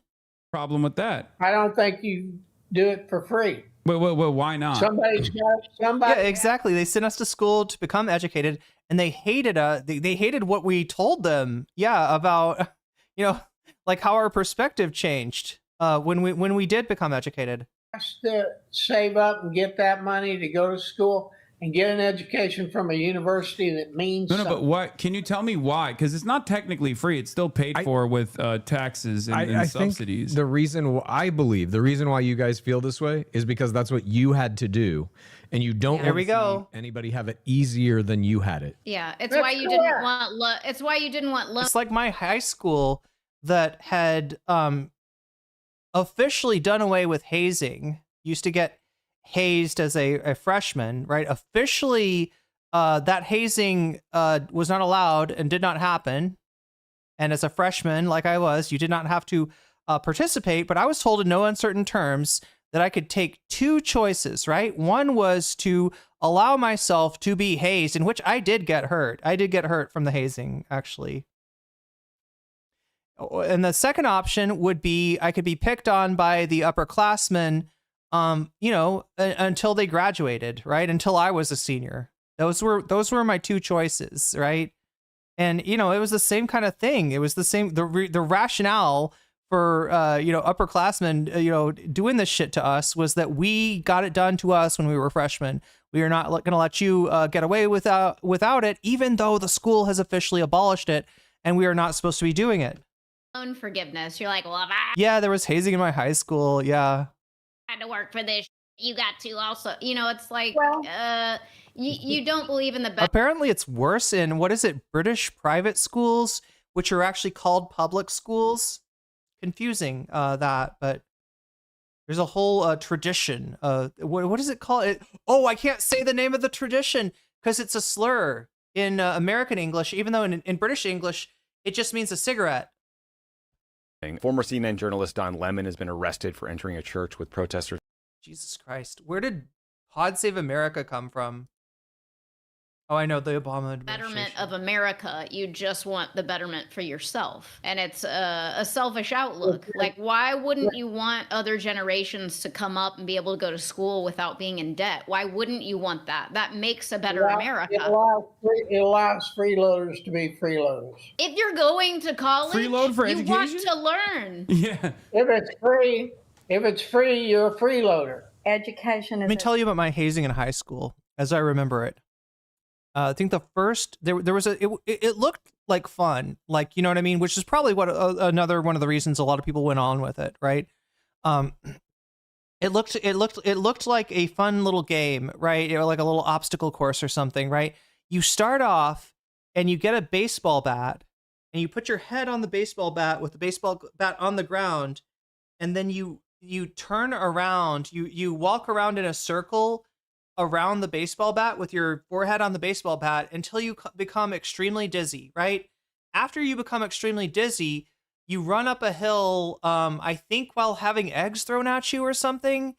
And at the top of the hill, there's a slip and slide, but it doesn't have water. It has mustard and ketchup and I believe garbage. I believe there was some garbage on the slip and slide as well. And you're fucking dizzy. And you're supposed to dive down on the slip and slide through the condiments and the filth from the trash can. And I don't remember what else. There was more to it than that. But those are the parts that stick out in my mind because I got dizzy as fuck, and then I like hurt myself on the slip and slide. It was terrible. Education. But you still have to like get into the college. You still have to go through the application process and be approved, all of this stuff. So it's like if you want to go to Harvard or something, it's still going to be a very stringent application process. It's going to be. Why are you doing this? Because I was told in high school that I had two options: do that, or basically get picked on by the upperclassmen on day one, right, through the hazing ritual that was not supposed to happen. It was officially banned at the school, but was happening anyway, against the will of the staff and administration. I could do that, or I could be picked on for 3 more years, right? Until I myself was a senior and there were no more, like all of the upperclassmen would essentially target you, right? That I don't know if that's true. I don't know anybody who skipped it, but that was how it was explained to me. And also everybody else was doing it too, so. Get into that school. It's not, what's that? The student loan forgiveness thing was, it took us years to pay back both of your colleges. We worked hard for that amount of money to pay back your colleges for us to do that. Right. And then all of a sudden it's like, you don't have to pay them back anymore. Okay, so let me ask you something. Let me ask you something. Let me ask you a question. You don't understand. Okay. Let me ask you a question. So, sorry to cut you guys off.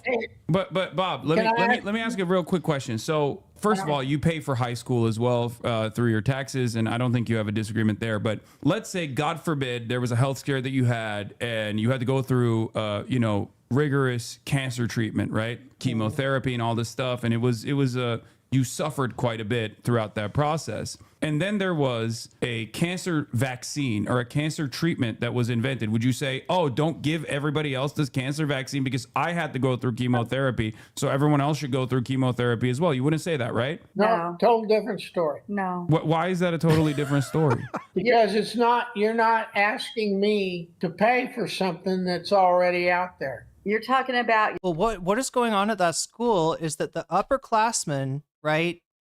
The sophomores, the juniors, and the seniors, that's like grade 10, 11, and 12 in the U.S., they all got hazed, right? The hazing was like officially part of the school at one point, right? Or it was allowed, and eventually it became, I don't know, somebody got hurt, it became problematic.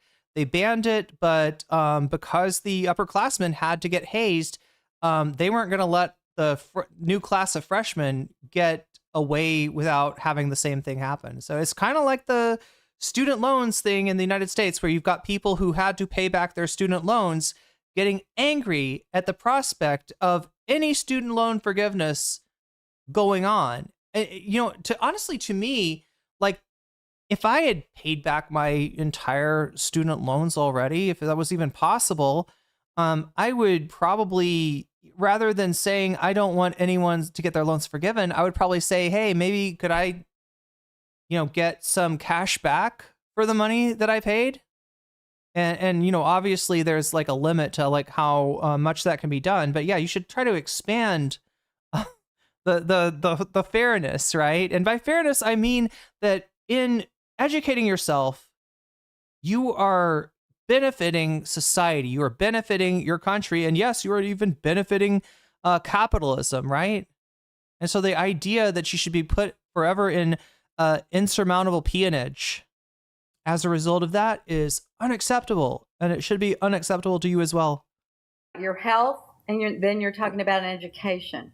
Yeah, education is very important for the health of the nation, because we're talking about making America great, right? Because that's what I want as on my hat. Yes, that's what I want to do. I want to make America great again, right? So I do too. The health of the nation requires there to be a well-educated population, right? Yeah, Sasha G says it's a lie, like the polio vaccine is unfair to all the people who had to be in iron lungs. We agree. But we let 20 million illegal immigrants that have no education just flood the market. Oh my God. What? Okay. Well, we're not talking about immigrants right now, but we can get to that in a second.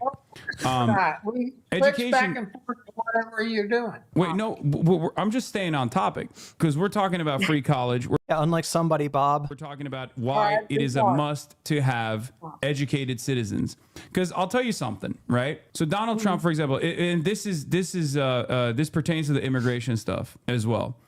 Donald Trump wanted to open up factories, right? Donald Trump wanted to open up factories, and Joe Biden played a role in this as well. There is a Korean factory that was opening up, right? In the process of building this factory, they had to bring in immigrant workers to build these precise machines that Americans are going to be working on, right? But unfortunately, Americans could not fill that need in the Hyundai facility because they had not gotten the proper education prior. This is a consequence of not funding our educational initiatives and therefore having to make up for it by bringing in migrant workers to fill that need. Bob had to look away. Isn't he about to fall asleep here in a second? So that Americans can work in that factory in those facilities later down the line. You're talking about blue collar jobs. Yeah. The blue collar jobs that Americans will take on eventually. Yeah, that's got nothing to do with the college we were talking about before. No, we're talking about precise. We're talking about precise manufacturing and like equipment that needs a lot of highly specific. They should have made student loans impossible to pay back. It should be interest-free loans. Absolutely. Technical skills. We could open some. And look, the Trump administration were supposed to start garnishing wages. I actually need to check into this because I know some changes went through in I think the big beautiful bill. They're gonna in the past chat the minimum, what is it, the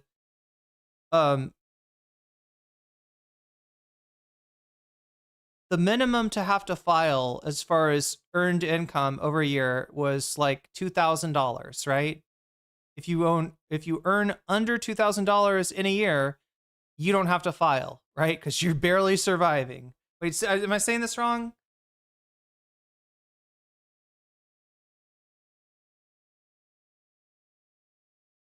it's going to get lowered to 6. Wait, I think I'm saying this wrong. I feel like it was even higher than that, right? That you didn't have to pay back. What was it? I thought it was $14,000 actually. That you didn't have to file a claim under that. But they're changing it, I believe, to 600, right? And I don't know. Because the fucking news sucks such ass these days. In that it's not like news you can use that my parents would grow up with, where they would see an article about that. It would explain to them the changes go into effect starting, X date of 2016, or the changes are retroactive. So you got to pay that, that applies to this year, right? The article I fucking read didn't say which. So completely useless clickbait, not just fucking news slop, right?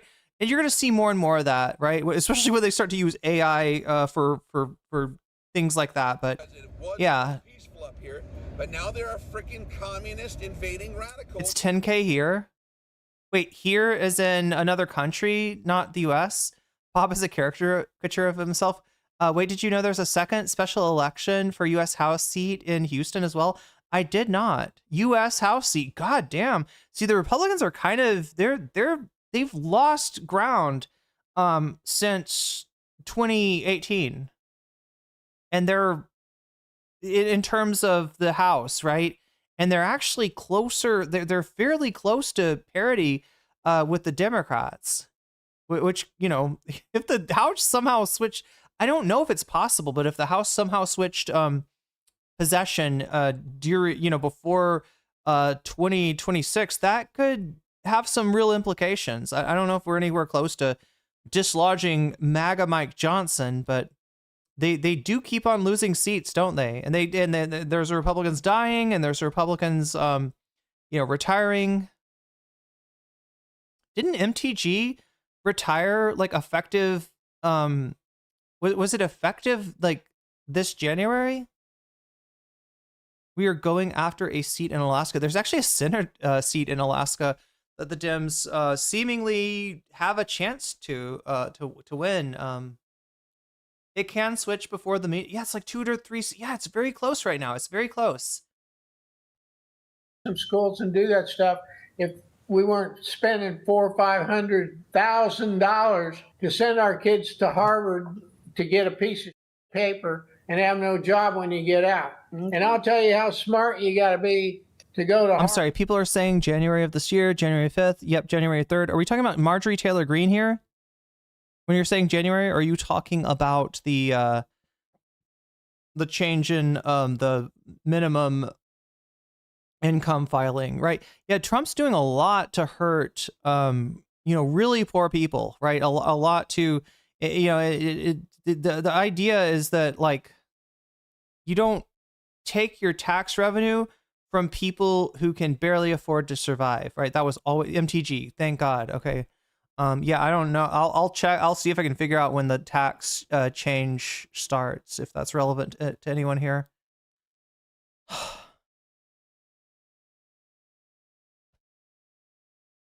Okay.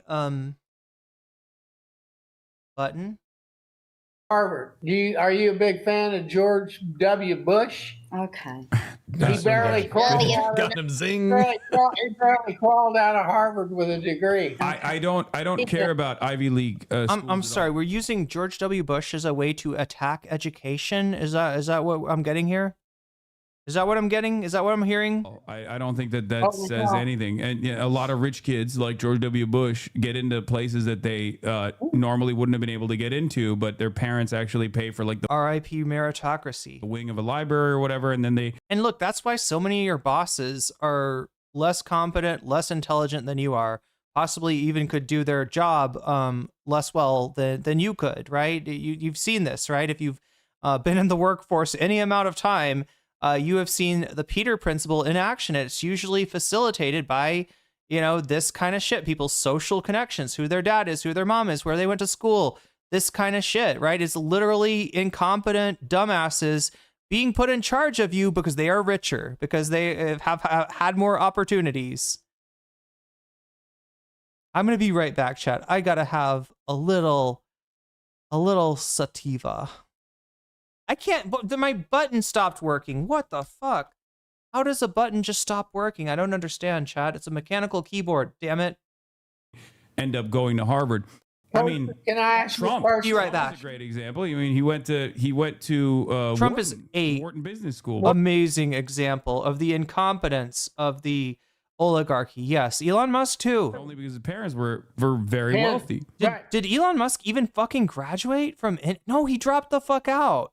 Fucking loser, Elon Musk. Sorry. Where did Now, you go? what? Who paid for your school? Okay. Good I paid for my. I got a lot Erdogan. of scholarships, and my parents took out student loans at my behest, and I was very fortunate that I was able to make Al Jazeera paid for my a education. lot of money. And not only did I pay for my own student loans, I paid for the student loan debt relief for my entire family as well, including my parents. That's good. That's good. You get applause for that. I like that. Yeah, but despite the fact that I paid for Well, they my asked entire me- family's student loan debt, I still am very much in favor of making sure that no one else has to go through that process at all, because it shouldn't be up to someone getting incredibly lucky like myself and winning big in this lottery system. I am not familiar at all with any Northern. I don't know anything about Northern Lion. Other than that, he's a Twitch streamer. To be able to get a good education, because I think every All right, I'm gonna be American right back. should Waluigi. be well educated. If they want to go to college, they should be able Do to go my to college bidding. and not have to worry about the cost. If they want to go to trade school, they should be able to go to a trade school and not have to worry about the cost. But unfortunately, neither party in this two-party system that we have actually wants to do that. And Trump, unfortunately, I hate to burst your bubble here, Bob, but he doesn't want to do that either. Well, I know he doesn't. I agree with you. Okay. Wow. We agree with you on this part. What? Okay. Thank you. This is They're unreal. woke. They're woke. Wow. I'm telling You're you, they're turning woke. them, dude. I don't know Having what to some tell- breakthroughs. This is insane. I can't believe this. They're going to be Maoist third worlders by the end of this conversation. So that's the thing. I Like like they're you much better with the hat on. We Yeah, like it's the hat that's doing it. yeah, that's probably what it is. It's like it's scrambling their brain, and the shit you're saying is actually getting in. Yeah, no, it's because like I don't care about party affiliations. I don't care about who a person is. They can even be a bad person, but they can technically be a good president. Like Jimmy Carter, good person, horrible president in general. It's how most American presidents work, unfortunately. So I care more about impact. I care about policy, and I care about improving the lives of every single American, regardless of what they believe, even if they don't want it. And that's the reason why I advocate for Medicare for all and free college and things like that. And even a government sponsored job program as well, like a federal jobs guarantee. Dad had a question earlier that he wanted to say. I know. Is he going back to the bathroom? Yes, restroom break. I'll be right back. He had some kind of question he was trying to get through earlier. I don't know what it was. I don't know if he can. was? Can he still hear us? Can he issue the Can you question hear from the us? bathroom? No, he can't hear us. All right.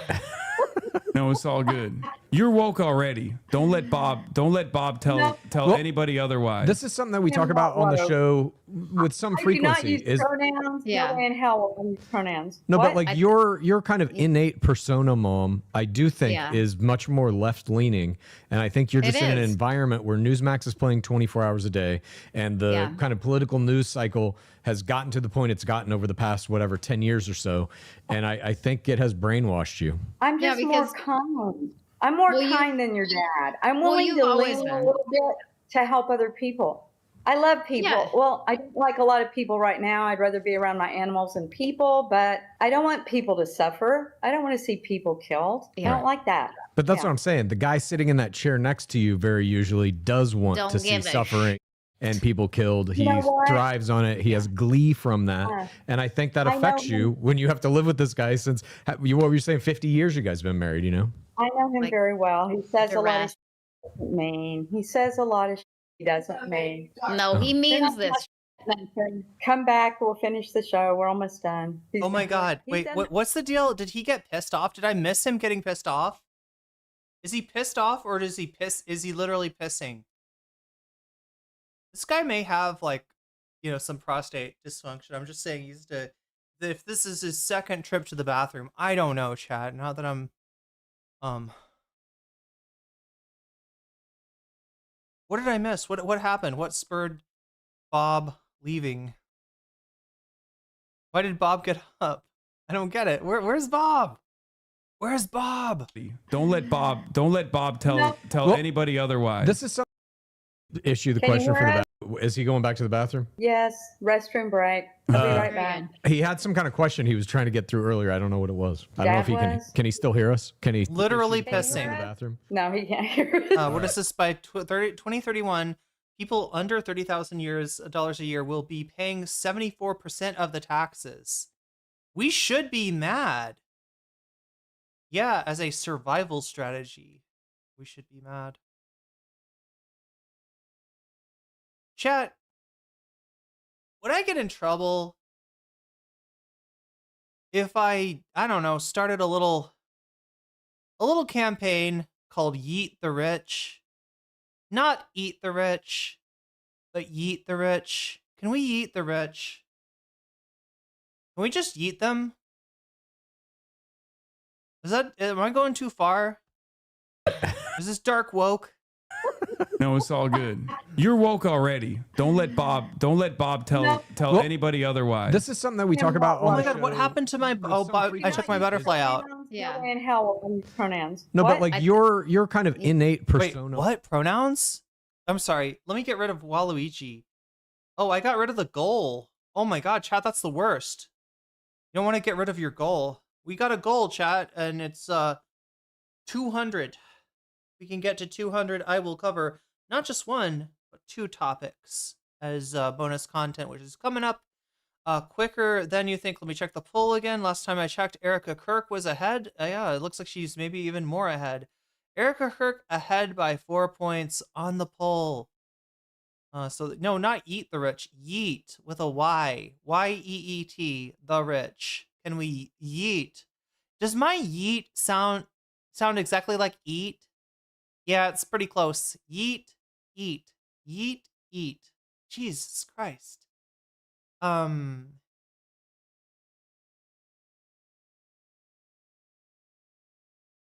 Thai, it's gen, which, it's kind of weird because the letter that they say there, it's not quite G and it's not quite gay.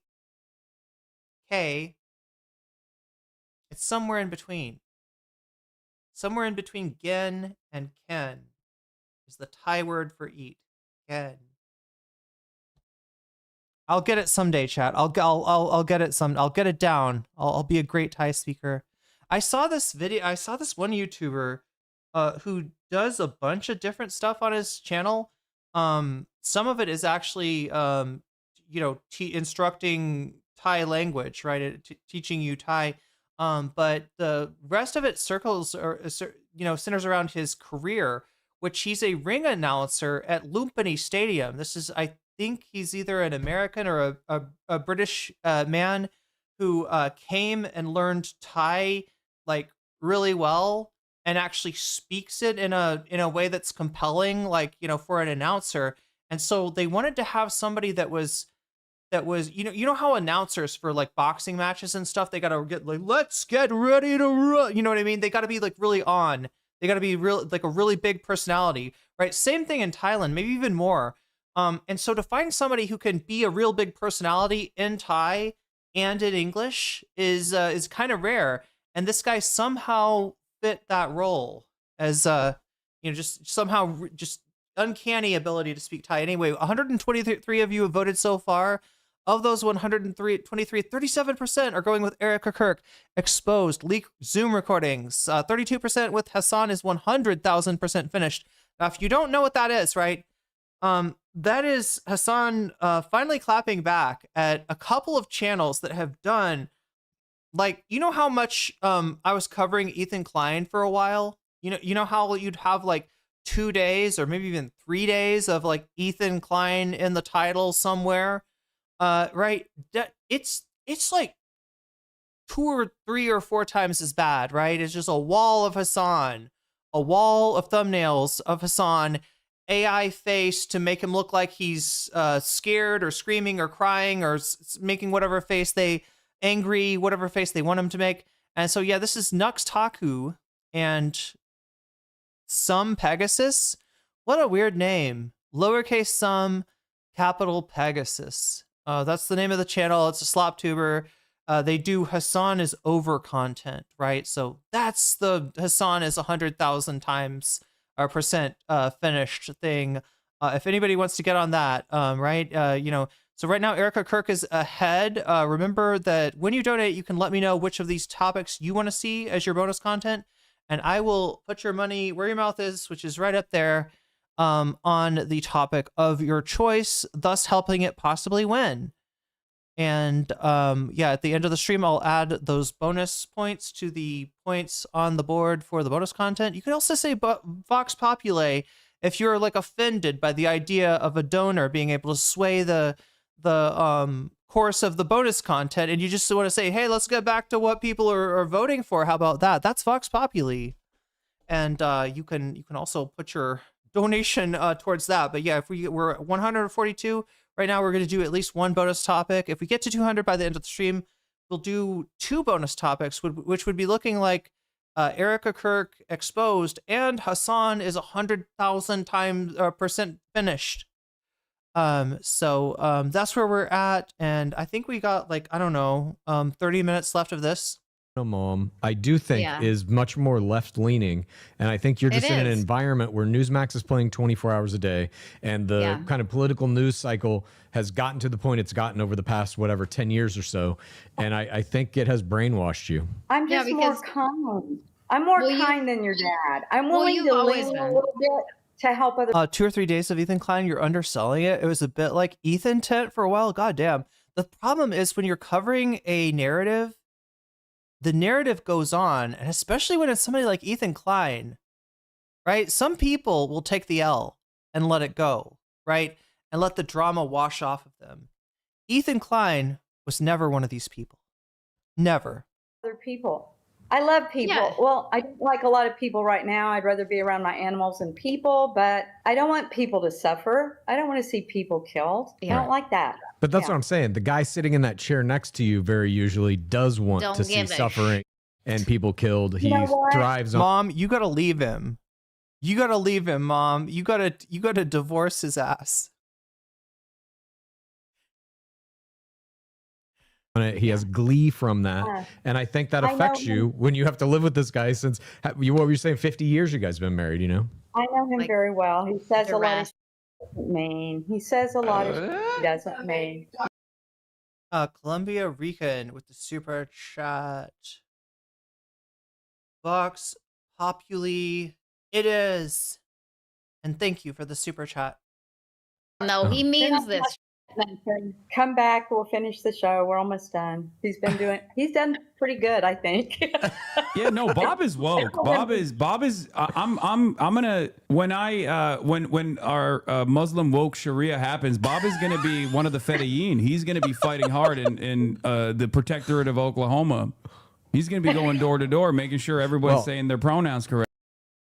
That's awesome. That's awesome. Okay. But anyway, I feel like somebody should make a dictionary for like, I don't know how many of these things are like Hasanologisms, like words that Hasan has introduced to the lexicon, and how much of it is shit that he picked up elsewhere. But yeah, I mean, obviously he didn't invent Fedayeen, but I feel like there's a lot more people using that terminology to describe somebody's strongest soldier than there were before he started using it correctly. You guys have said on our show multiple times that you are ready to quote fight in the Civil War. Yeah, on our side. Yeah. How many bathroom breaks are you gonna have to take when you're out in the streets fighting in the Civil War, Dad? One, because I'm gonna keep shooting until they get me. Okay. You know, that is one thing. We are old, okay? We have at the most, I'm saying 8 good. Oh yeah, 10 toes down would be in there. Yeah. When I lock and load, I mean, I'm sure he didn't make that one up either, but it's going to the I think the way you guys think, because you're young, we're old. So when you get to the end like we are, we start thinking a little different. We really do. Like every day is So Burpel's on board with my Yeet the Rich. Okay. Yeah. Make them take their accumulated wealth with them into the sun? No, I would love to nationalize it. I would love to take that burden off of them.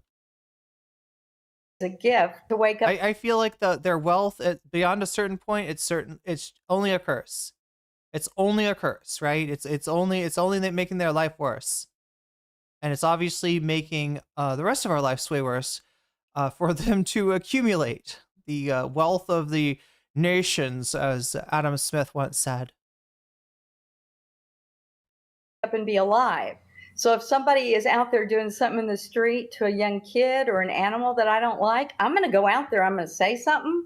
I don't know if I'd pull a... Okay, Metal, you're kind of cooking right now. Let me put this up on screen with that chat.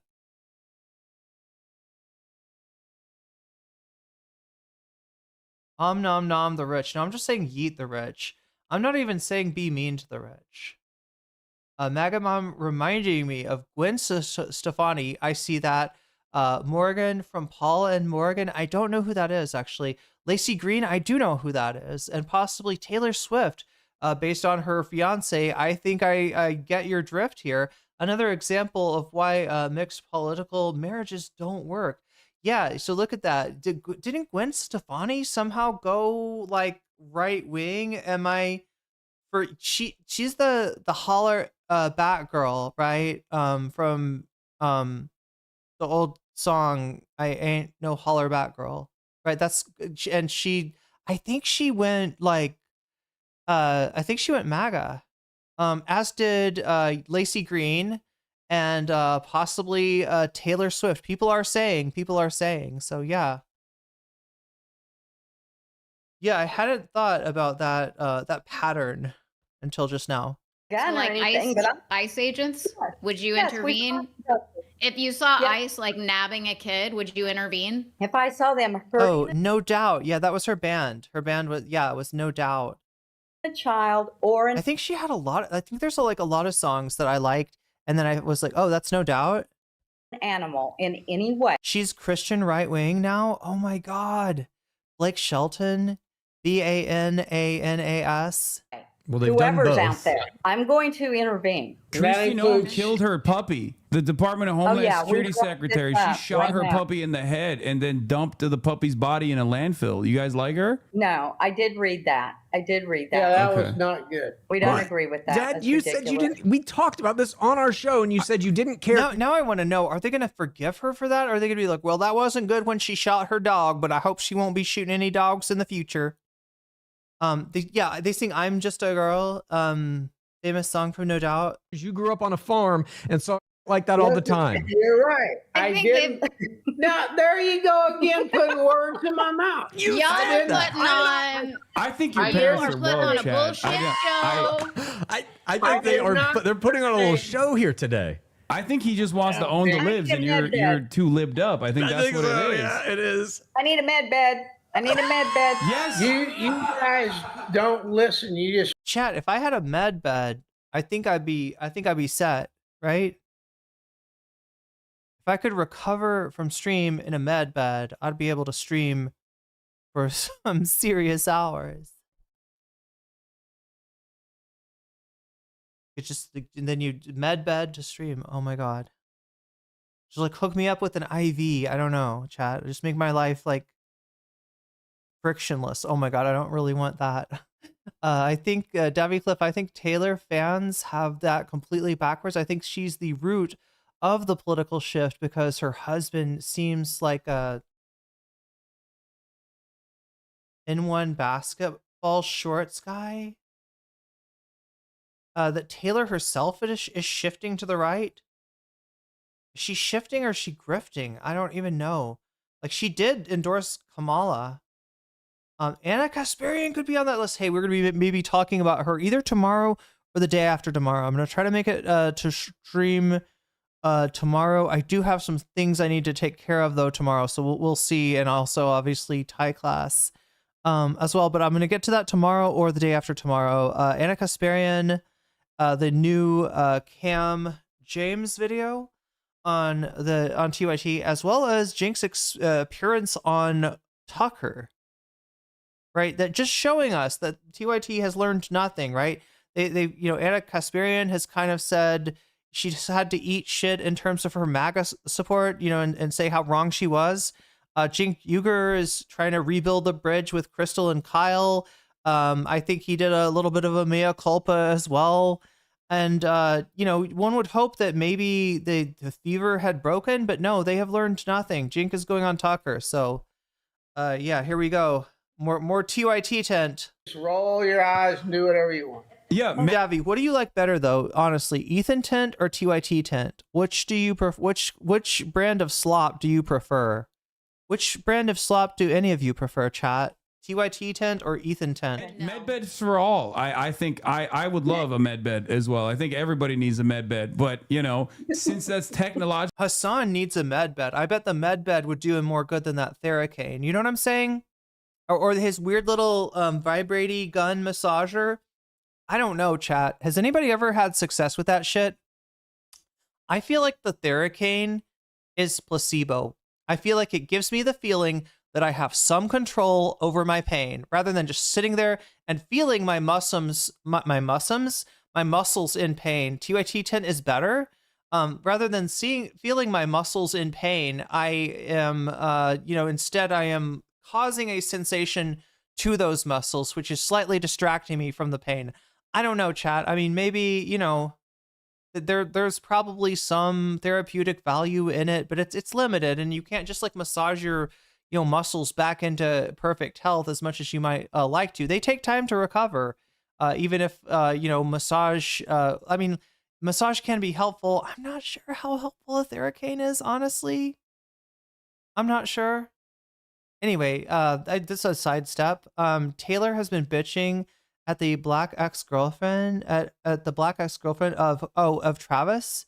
Her clapback is epic. She dressed as Tony Braxton in Man Enough and posted a reply video. Damn. Tony Braxton endorsed this. Theraguns suck. I feel like you could hurt yourself potentially. I mean, don't quote me here, but I feel like maybe you could hurt yourself with a Theragun. I love Salon Pass patches and lidocaine though. They're great. I've never tried that for like muscle stuff. Ethan just sounds way more annoying than when he just repeats the same stuff over and over again. Actually mind numbing, especially when he tries to like most of the time, like he's talking about nothing of substance. When he is talking about something of substance, he just grossly ignorant of it. So yeah, I could see how that would be annoying.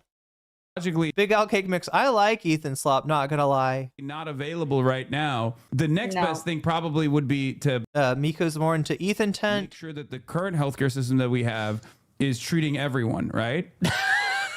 I think it is. I think it is all right. Yeah, okay. Without medical debt, without medical debt that you have to pay for. Because like there are a lot of people that will refuse to take medication because it's too costly. Like I know people that have a hard time paying for medication, like diabetes medication and things like that, where they just choose not to take it because they can't pay for it. And I think that kind of stuff should. Wrong. Yeah, that's not right. That should be. Okay, great. Okay, so we're on board. You want Medicare for all as well. Like it kind of feels like it. I mean, everybody in our family has gone through some pretty traumatic. Miko's headphones Salon Pass patches are menthol and camphor. They are Eastern and alternative medicine, but legitly feels it's like life-saving. The icy part of hot. That stuff is in my toothpaste. Along with a bunch of like maybe overly strong herbs. I feel like there's neem in it or something. I don't know. It's like the toothpaste here goes hard. The toothpaste maybe too hard. Medical, literally every one of us. If we didn't have good health insurance, we'd be done. I would say good health insurance. Listen, you have to be wealthy even if you have health insurance.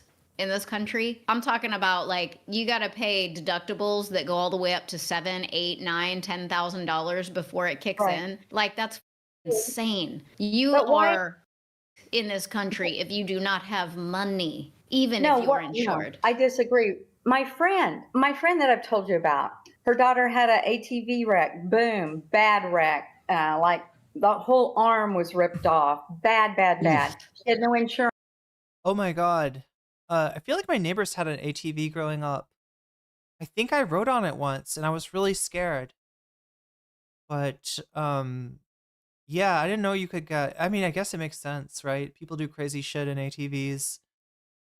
You are just on top of that thing. I don't even want to think about what happens if an ATV rolls over on you. I use close-up toothpaste from like age 13 to 25. I feel like that stuff isn't even toothpaste. I feel like my grandparents use that, the close-up.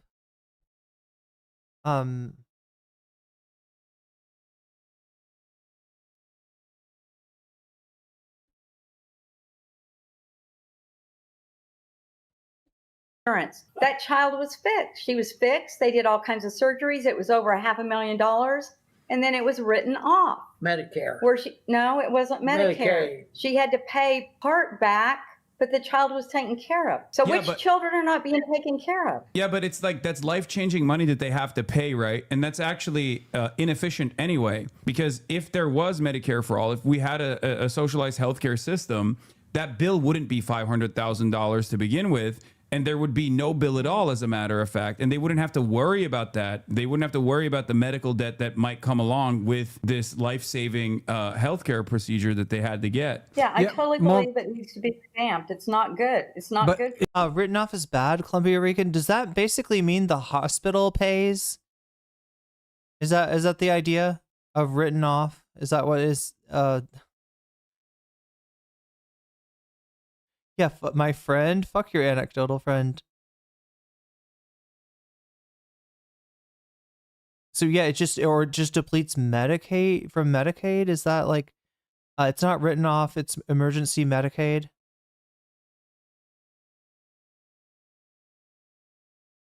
Yeah, and it's obviously inefficient just from the perspective of people not getting preventative care is cheaper, right? Than emergency care. Her proposal is basically, no, if you're poor, you just wait until there's an emergency, but when the emergency happens, it'll get written off. And sure, but you didn't need to go through that. You didn't need to have an emergency. And there was an unnecessary medical cost incurred from lack of preventative care. There you go. My neighbor had an ATV wreck. Yeah, and it all got paid for. Donald Trump himself came in and paid the medical bill.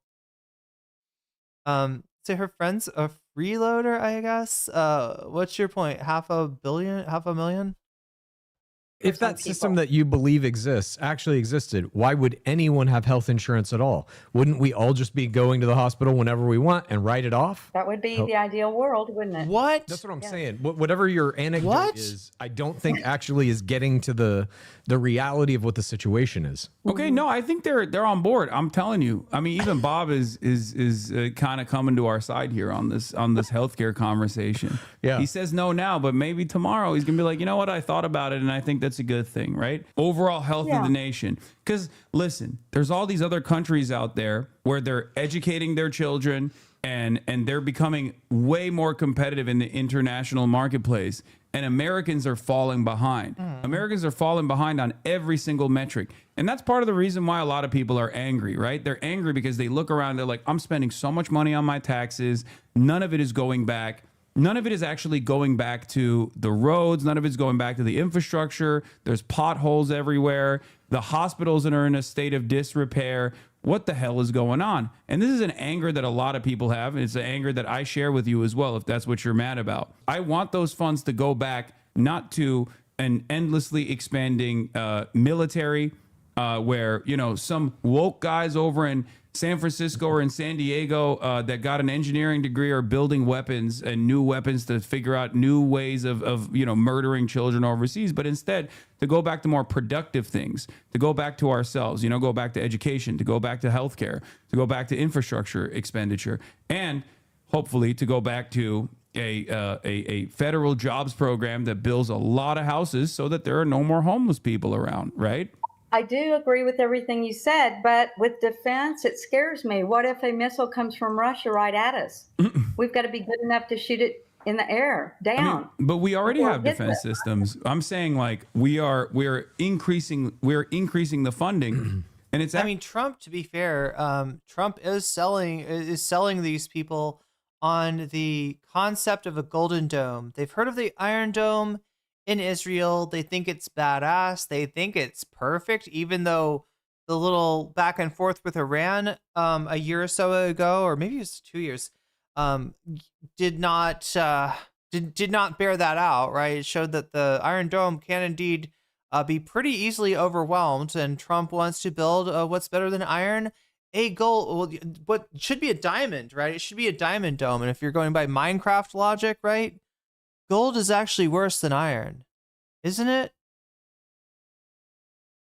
Gold is definitely less durable than iron. It's a very soft metal.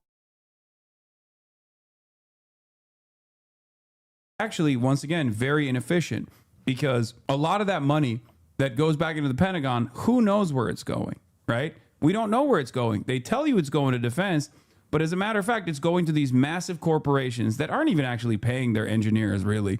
But it's going to CEOs. It's going to faceless, lifeless, parasitic capital owners that don't care about America. They're Gold is better than iron. It just really? How is it? It mines faster? Gold mines faster than iron? Anyway, now we got to worry about copper too.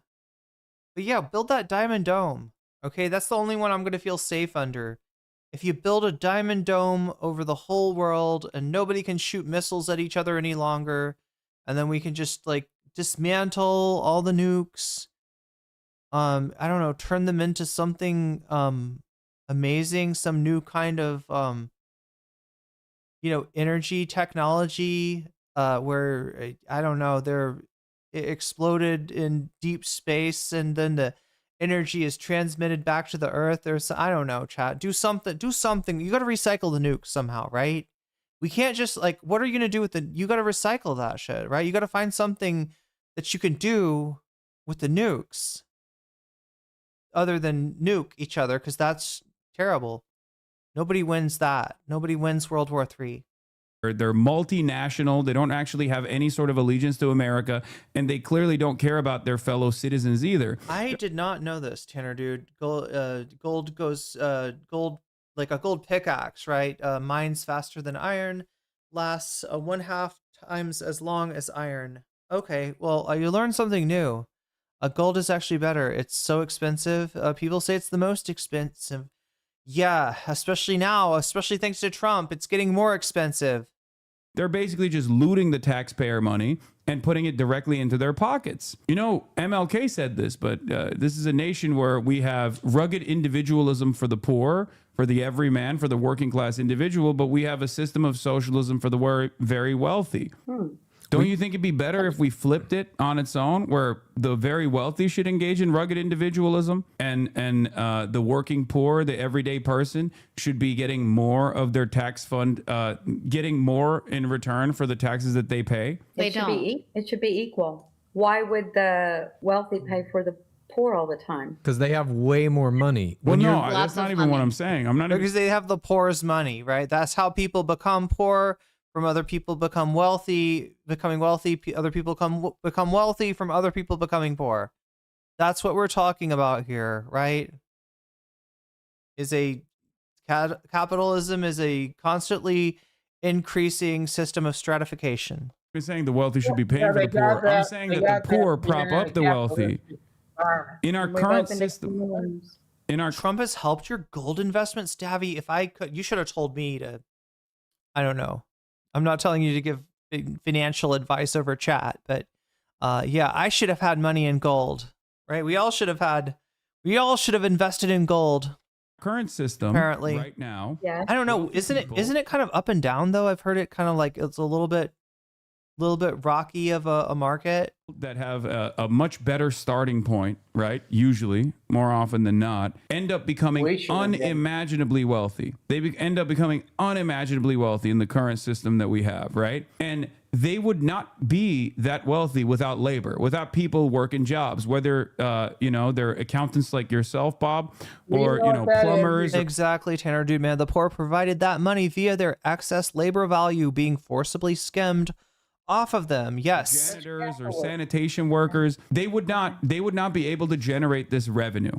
right? They would not be able to Yeah, have it just dropped 8.2%. I've been seeing that too, right? I've been seeing that it goes way the fuck up and then it kind of comes down. It's been up and down, but still. Oh yeah. Well, see, the dynamic behind that, at least from what I've been hearing, is that the dollar is the place of refuge in a topsy-turvy, uncertain world. In other words, when there's shit going on, like wars and rumors of wars, right? People tend to put their money into the dollar and prop it up, right? Which makes it so that the United States has the whole reserve currency system, right, that basically runs the world and allows things like sanctions to be imposed with virtual impunity, although varying effect lately. But you've been seeing less people willing to invest in the dollar because that's kind of a bet on this is a long-term bet on the United States. And not only are a lot of people, pissed off at the United States, and rightly so, disgusted by the United States, and rightly so, but people don't see as much of a future in the United States as they once did, which then sends that money that is looking for a safe place to hide out towards precious metals such as gold and silver. Any output whatsoever, because yeah, sure, maybe you had a lot of money and you were able to purchase a factory, right? But that factory remains dull if there is no labor inside of that factory. Labor is what creates value. You agree with me on that? Yeah. Because without workers, these factories would not, there would be nothing. I know where you're going. I don't agree with that. What, you don't agree with that? You think factories would have the same output without workers working in them? If you don't have billionaires to invest capital, doesn't make a goddamn bit of difference how many workers you have. You think Amazon would be Amazon without people working in the factories, in the distribution centers? There wouldn't be Amazon without capital government. I mean, Amazon is already getting tremendous tax breaks from the government. You wouldn't have an Amazon.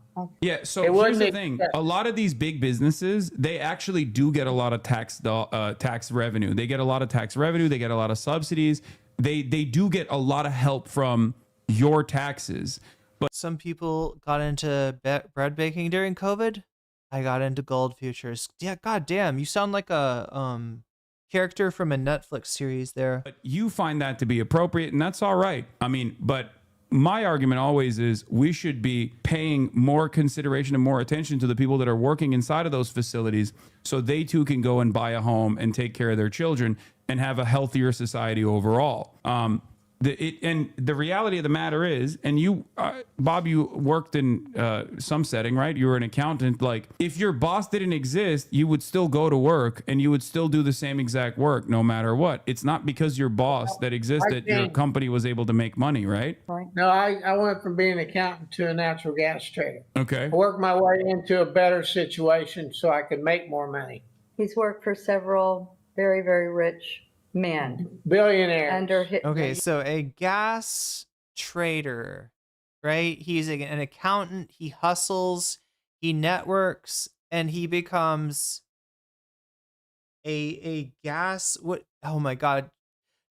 Honestly, I don't even know. Like, is it gas futures trader? I don't even know what a future is. I sort of do. It's like you're buying the price of that commodity right now, and thinking that it will, like, oh my god, wait, how does it work? Is it about like the price of it at Harvard? Like, it doesn't exist yet. Like, it's a pork belly or something that some farmer is going to grow in the future, and you're investing in it. But I don't know, are you investing in it like getting, like, appreciating in value? Or are you investing in it like the pig actually showing up at the butcher's, right? I don't get it. What is the future? I feel like Vosh when he's debating Mike from PA. I don't know what a TIFF is. You would condemn, and they provided hundreds of thousands of dollars and millions of dollars for jobs. In fact, in the state of Oklahoma, one of the guys I work for is the reason Oklahoma is better off than they were 5 or 10 years ago. So, a great man of history. His name is Howard Rourke, and he's built an amazing building that the collectivist would not allow to be built, so he burned it down. Amidst violating women's consent and such. Stadium. So here's the thing, okay? You worked for them. They hired you because they saw value in what you do. Without you and without people like you working for them, but Bob, without you, made me a lot of money. Okay. No. Am I too autistic to understand capitalism? They gave you money in the or chat. Am I not autistic enough? Wage. They gave you a wage, right? You were a waged salaried employee, right? No. Oh, you got. What? I was on Did you work commission. on commission? Oh, okay. You worked on. Okay, so you were doing sales. Got it. In addition to a salary. Okay, that's great. No. Sales is actually sales is something that I did sales. before I. It's not called sales. It's called trading. Okay, so you were a trader. Wait, how did he get the idea that he was in sales? This guy, a character on Yellowstone. On whether gas would go up or down, and I could not be wrong. I had to be right. Okay. I haven't watched that yet. Regardless, you were earning them more money than they were giving you. That's the point, right? Yes. So you were okay. There you go. So you were providing them value. They didn't actually work in that setting. They just hired you. They had the upfront capital. They had the money to hire themselves. Oh, because he said commission. Make them even more money. Oh, so technically what he's doing is he's trading with somebody else's money, and then his commission is a portion of that money. Is that what we're talking about? A commission, a portion of the earnings, a portion of the appreciation or a profit. Yellowstone sucks. Well, yeah. Wait, it's like a right-wing thing, isn't it? Need to backtrack. They put up the capital. Without them, there would have been no job at all. No, I don't have to backtrack at all, because the reality of the matter is, if a job is Wait, is he one of those natural gas resellers that bait and switch you? I don't know. It sounds like he's trading commodities for a very rich person that is like, am I understanding this correctly? He's making investments for someone, and then he gets a percentage on the profits. That's the commission. Necessity. If a job is an absolute necessity, then we don't need to rely on someone to put the upfront capital, because we're already pooling those funds right now. We pull those funds in the form of taxes. We could have public banks that could actually fund and invest into these initiatives as well by need. And it's actually kind of how it works in many other countries as well. Or it kind of works in the same way here as well in the United States of America. The distribution of those resources, however, stay at the top. Banks had to give up trading because they sucked at it. Wait, what? No, banks still. Is he talking about 2008? He thinks banks stopped. Oh my God, chat. This guy thinks that banks stopped trading after 2008. Basically, Bob is Hank Hill. Yeah, Hank Hill, but I think banks do a lot. A day trader? I can't imagine Hank Hill as a day trader, honestly. I mean, I think it should be separate. Banks like Merrill Lynch, Morgan Stanley, all had to quit trading because they lost so damn much money. Who do you? Oh my God, Driftless Iowan. Says, I watched this live. I am a fan. I'm guessing of Hasan and/or A Necessary Conversation, or Bob maybe. He was an accountant who traded futures for T-Boone Pickens. God, I remember that name. He's like an evil guy. Didn't he run for president on some third party? And yeah, he just basically, I think, represented like big energy interests. Who do you think worked, Bob? Who do you think worked harder, you or the guy who hired you? Who do you think worked harder to generate value? You or the guy who just simply had more money than you and was wise enough to hire someone as smart as yourself? The second guy I worked for probably worked more hours than I did. You must have had a bad boss at some point, though, right? And he put his money up. He was willing to take a risk. Okay. But so argumentative. But at the end of the day, He doesn't know what he's talking about. But at the end of the day, if it wasn't for you and the work that you put in, he wouldn't have made as much money, right? As opposed to not hiring you, right? You made him money. I don't know. Correct. Because he would mimic my trade sometimes and make a lot more than I did. Okay. Wait, I don't understand. I don't understand. Yeah, that's what I don't get. It's like I understand the concept of a, what would you call it? Like a trade. Oh my god. Oh my god, what's the name for, like, somebody that like tells you, gives you advice on investments, right? Or trading. But they don't, you make the trade, like it's with your money, right? I don't understand what he's talking about. I thought I did. I thought I got it. I thought it was like he was playing with T-Boone. Is this T-Boone Pickens then? He's playing with this guy's money, or he's not playing with it. Sorry, he is making investments with it, earning profits, and then taking a percentage, taking a commission, for having played the market, correctly, having gained money. But now now he just introduced, and sometimes he would mimic my trades. And I'm like, okay, well then what's the point then? Subservient little demon man doesn't understand. He's calling capitalist daddy. Yeah. He thinks he is further up the chain than he actually is. Exactly what he did. He traded futures.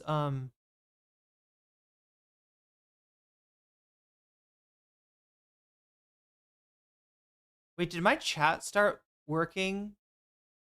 I'm like, oh, because it's from Twitch. That's why I'm not seeing it. Okay. More bear, like subservient little demon man, doesn't understand he's calling capitalist daddy. Yeah, we come full circle, okay? We started with the demon mama flipping me off all those years ago. And we, funny enough, because I had befouled the name of her clout daddy. So there's the daddy thing tying into it, and we're ending with the,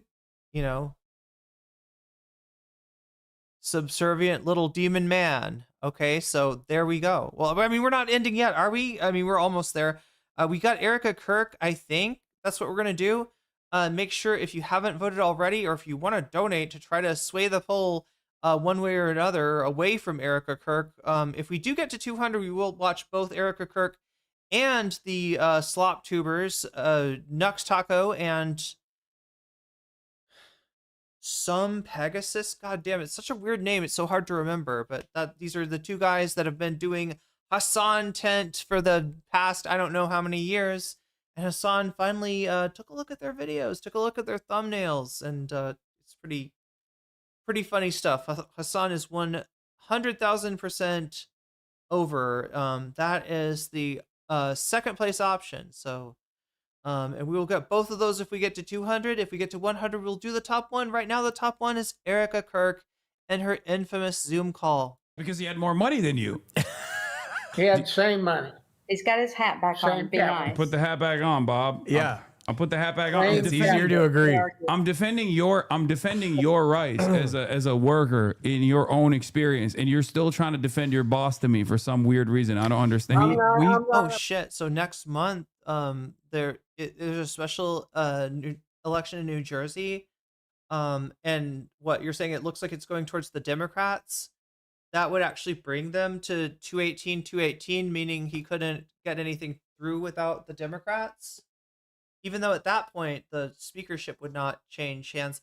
I don't know, chat. If it gets to 219, does the speakership necessarily change hands? I'm not sure if that's how it works, or if it's just at the beginning of every Congress, they... I actually don't know how it works. A worker. I never felt like I was an employee for starters. Okay, quick. I remember there was an episode. Wait, fuck. Her name is Haley? Oh my god, chat. I started calling her Donna. Okay. Somebody in chat said her name was Donna. And then I was calling her Holly. Somebody in chat said her name is Holly. And now, wait, is her name Haley? Is her name actually Haley?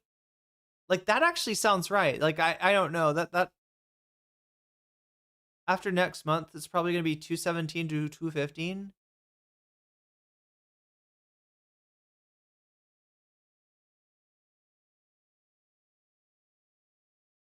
Oh, I see. Wait, so they need 218 to pass? Are there like vacant seats? Is that the deal? No salary involved. I remember I asked There you was once. no salary involved. I got Yo, 3D printed houses are exploding. Wow. 1099 at the end of the year, not a W-2. Okay, that's fine. I'm a 1099 worker as well. That still means that you're getting a wage from.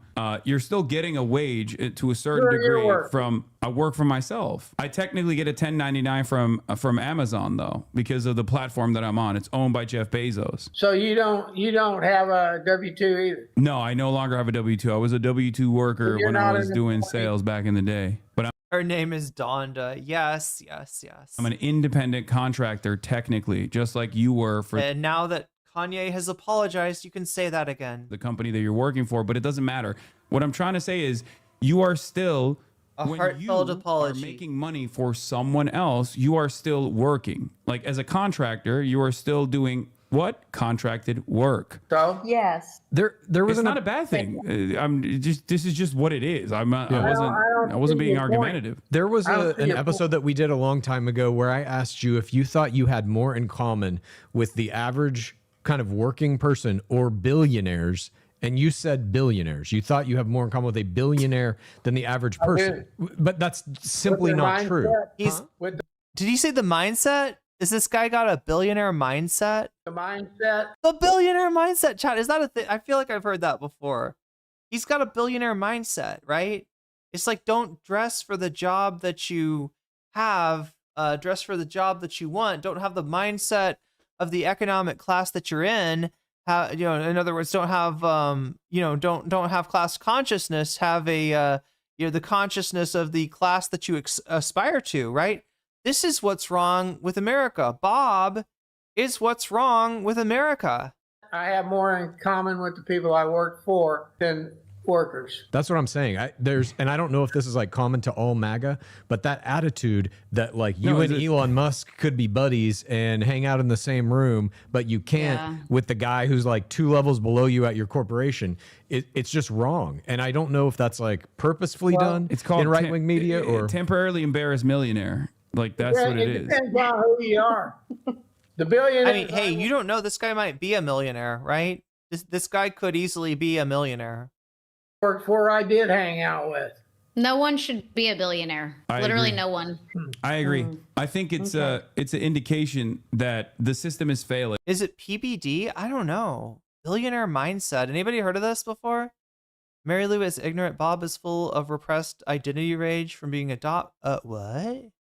Oh, I didn't know Bob was adopted. He hates everyone. Daughter Haley, and as a baker, son. Oh yeah. Oh, say Haley. Yeah. Is so she's like a baker. She's When there's that level of wealth disparity, when there's that Bob is a millionaire. I kind of thought so, right? Millionaires don't always dress the part. much level of wealth accumulation at the top, it is just as a nice chair failure of the system as is every you haven't seen his bathroom. Single homeless person that has to sleep outside. Almost 700,000 of them have to sleep outside in the wealthiest nation on the planet. It means that this system is just not working, right? We have to fix it. That's what I want to do. I agree 100%. But mom and dad, you're for the billionaires. You like that they exist. You like them. They have to exist. I don't want the homeless people on the street, but why can't our government help them? Why can't our government do great question? Because they don't give a shit.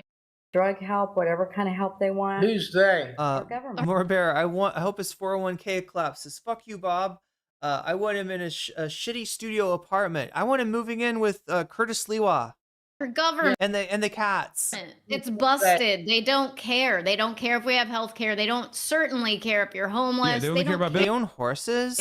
They only care about billionaires and making sure that billionaires are turning profit year over year. Trump is a billionaire. Oh, I get it. I get why people know more about them than I do. These people must watch the show. These people must watch the podcast regularly. That's probably where you're getting all these facts about Bob. The president is a billionaire. Yeah. And they contract from other billionaires. Like, you can't see the trend. That would be a sitcom, Burpel. Don't understand. And you're okay with it. Like, there should be 0 billionaires. They just plugged Grok into the DoD computers. Like Department of War. Oh, sorry. Sorry, the Department of War. I got you, Bob. Right. The Department of Offense, yeah.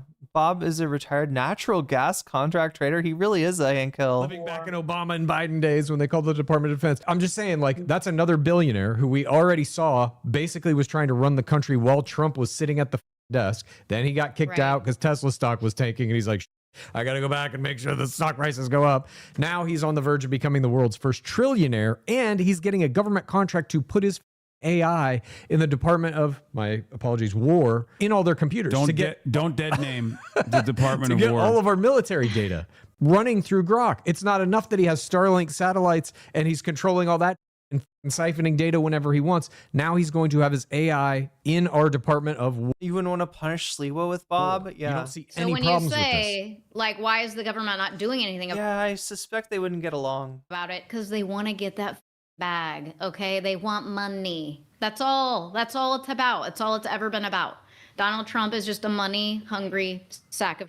Sorry you feel that way. Are you guys about to go to sleep?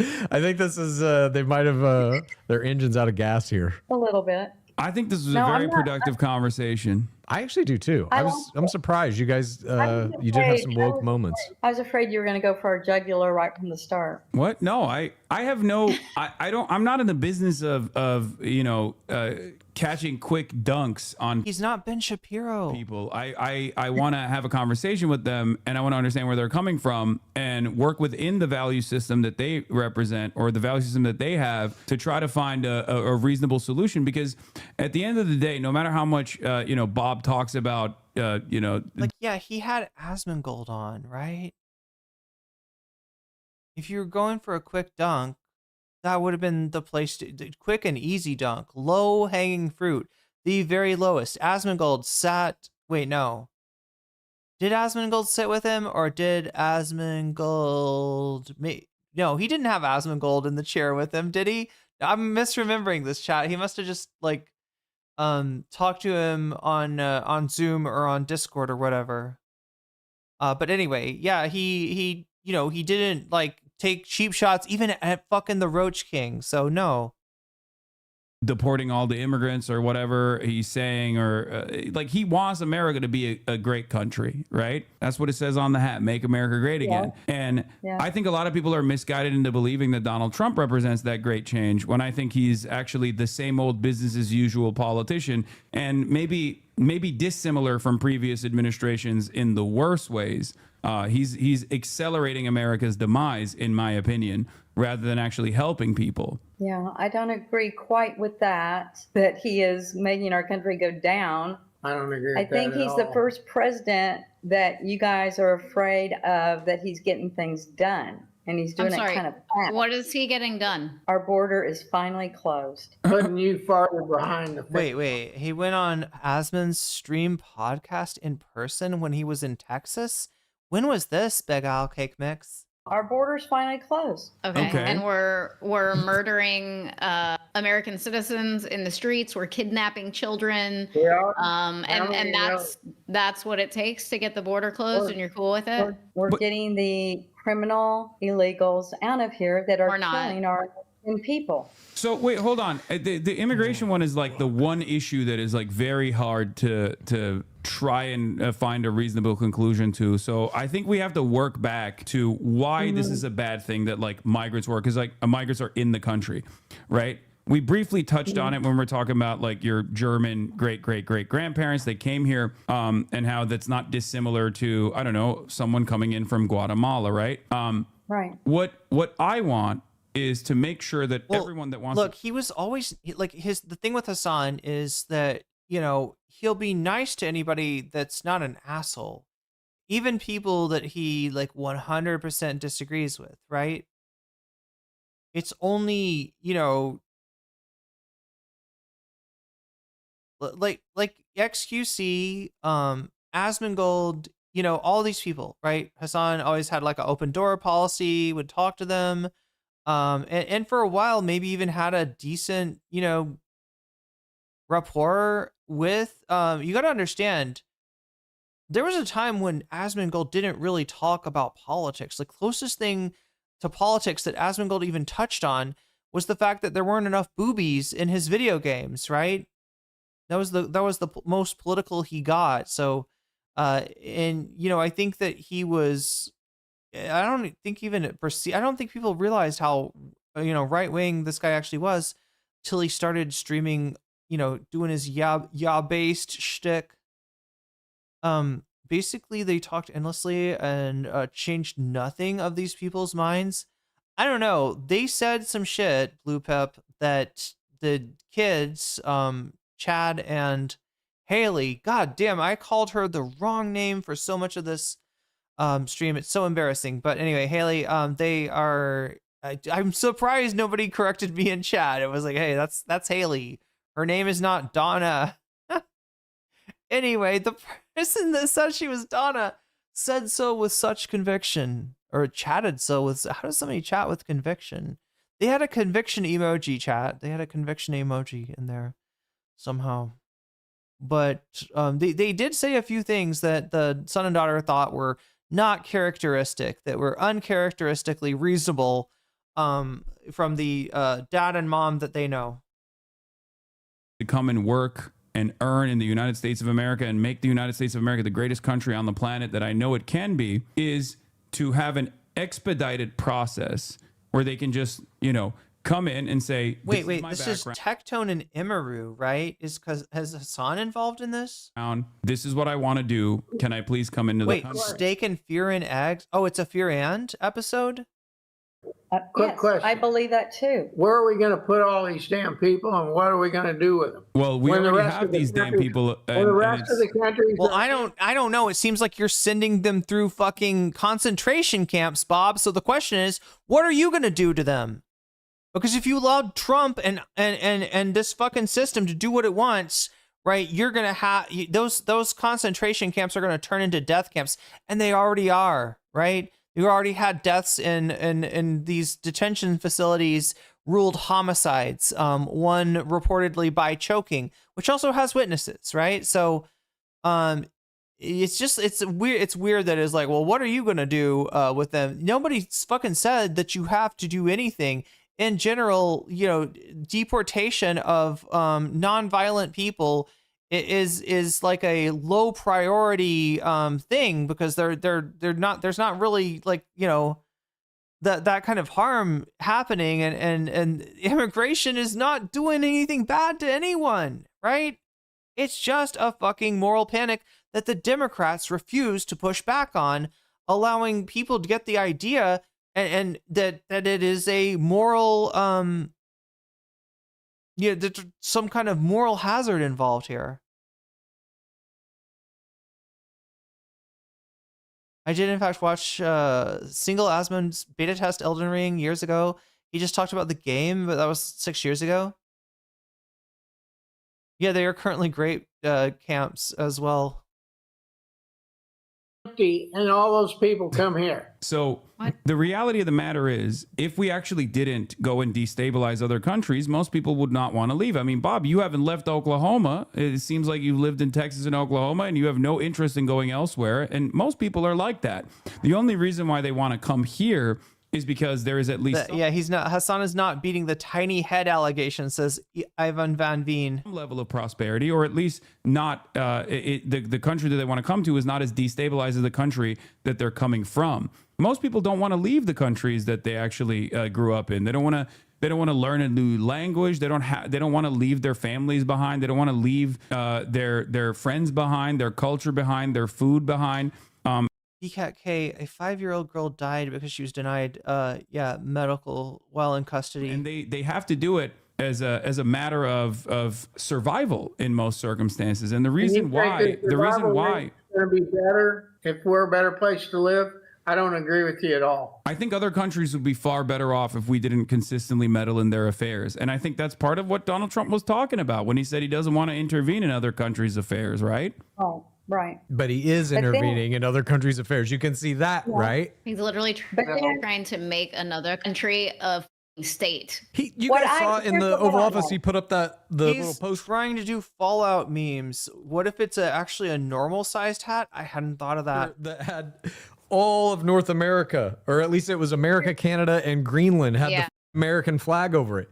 Like, how is that? Can you imagine being in Canada and seeing this idiot throw that thing up? Everybody in Canada hates him and hates America now. Here's what I don't like. Like an illegal that comes into our United States, A they human don't have their being, you mean. citizenship yet. They're trying to get citizenship, Can't but speak yet, English. but yet they hate America. But But they yet don't. some of them burn the flag. Some No, of they them don't, say, they don't hate America. They wouldn't come here if they hated America, for the record. Because I can tell you from my own personal experience, not only as someone who's around many immigrants, first generation immigrants, but someone who came to the United States of America at the age of 18. A lot of people say, I hate America because of all of my criticisms of the way that the American system currently works. But if I hated America, I would not have come to the United States of America. The reason why I came here is because I believed in the American dream. And then I quickly realized that that was just marketing. That was just something you saw I believe that illegal is a noun now. Yeah, it's a slur now, basically. on television. That was something you saw in the movies. But unfortunately, it wasn't the reality. It wasn't the reality for many Americans, as well as many other people that are coming into the country. But the reality is, these people are not coming here to ruin the country at all. These people are coming here for survival. Oh my God! Surely they're pro deporting of French Canadians, Italians that are here incorrectly. Yeah, overstayed visa kind of situation. Or is it just brown people scare me? Yeah, they're probably. If you ask them about French Canadians, they're like, well, only the. I can imagine Bob saying that maybe the swarthy like, do you know what I mean? Like, I can imagine some shit like that coming out of his mouth, right? About French Canadians, right? This is I feel, anybody else feeling that? Like old school racist energy from Bob, right? The kind of guy that would use, that would say the term swarthy unironically.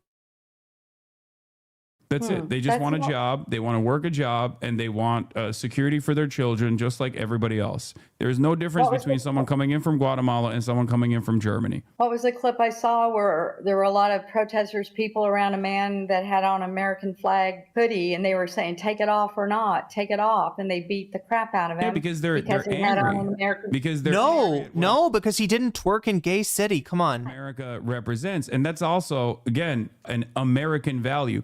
I come from Turkey, okay? And in Turkey, it is illegal to do anything to the flag. Like you will get your ass beat. You will get. Yeah, Trump would actually go to jail. If, like they would probably like take the, if he was president of Turkey and he did that to the Turkish flag, I don't know what would happen, chat. Go to prison, really, if you for incitement, right? And I don't want that to be the case in the United States of America. I want that, and I don't know who you're. He has been racist against Polish people. Like what video you're talking about in particular, so I can't speak on that directly. Well, I guess he has something else in common with Hasan, but crickets. My point is, it's a constitutionally protected right to be able to burn the American flag or any flag you want to burn in this United States of America, and I think that's a good thing. I think that's a freedom. As a Hispanic, that word is always weaponized against my community. That's the kind of shit that you'll hear. Like right, it's weird. It's like with certain generations, right? Where and then they'll kind of like you'll see right there that they've got this you can see the sliding scale of whiteness that has been constructed. That's a freedom that should be cherished. Is a freedom that should be protected. That's no longer the case. You burn a flag, now you go to jail for I don't like that. I don't think that's a good thing. I think that's un-American. I like it. I think it's great. If you don't like our flag, then go to the country of the flag that you love. Why do you always go to that? Like you always shift. Like if you don't like it, just get out. Okay. The United States of America is the greatest country on earth, and there's nobody to replace it. And it doesn't matter where you go or where you come from, that statement is going to remain the same. Okay. How Yeah, I many think countries you been Give to? Trump a couple more years, and I think we'll be I can singing a read different everything tune. I want about any country in the world. Okay. I read up a whole lot of shit on Turkey. Believe me. Oh my God. Oh my God. Exactly, very fond of the Turkish government either. I wouldn't be either, He thinks Hasan is an Erdogan stand. Actually, like a lot of people think that for some reason. but I didn't bring it up. Be nice. Be nice. You've been pretty good. Be nice. All right. Be kind. Okay. Well, anyway, you guys are getting a little sleepy. I know think more this is, about. I know more about Turkey than you do, Haley. Be nice. Oh my God. Okay. Okay, go now I want to ahead. hear what Always you a have to say about competition. Turkey. Bob, give me Yeah. some quick facts about Turkey. Maybe we'll agree. But Well, the fact is, you don't have very many billionaires, and the ones that you have do run the country with an iron fist. So not And you dissimilar don't to have America. you don't have a lot of freedom over there at all. Yeah, like you can't do things to the flag, for example. The things that you're advocating for here in the United States of America Are unironically true in Turkey. you're criticizing in Turkey. No, what I'm telling you is Turkey fits what you want in life more than America does. So you should. I feel like if anything, Turkey fits what Bob wants in life more than America does, right? If he wants a strong, nationalist government that'll fucking punish anybody who disgraces the flag, that's Turkey. You should be growing your oats in Turkey. No. No, that's actually the opposite. He just told him that he needs to go to your country. That's what that was. That's what that was. And also implied, I don't know, something about miscegenation, I think, too, with that sow your oats shit, right? This guy is it's slightly below the surface, right? But there's some really quirked up old school racism in Bob, right? He does in fact have that dog in him. Why? Well, I'm an American citizen.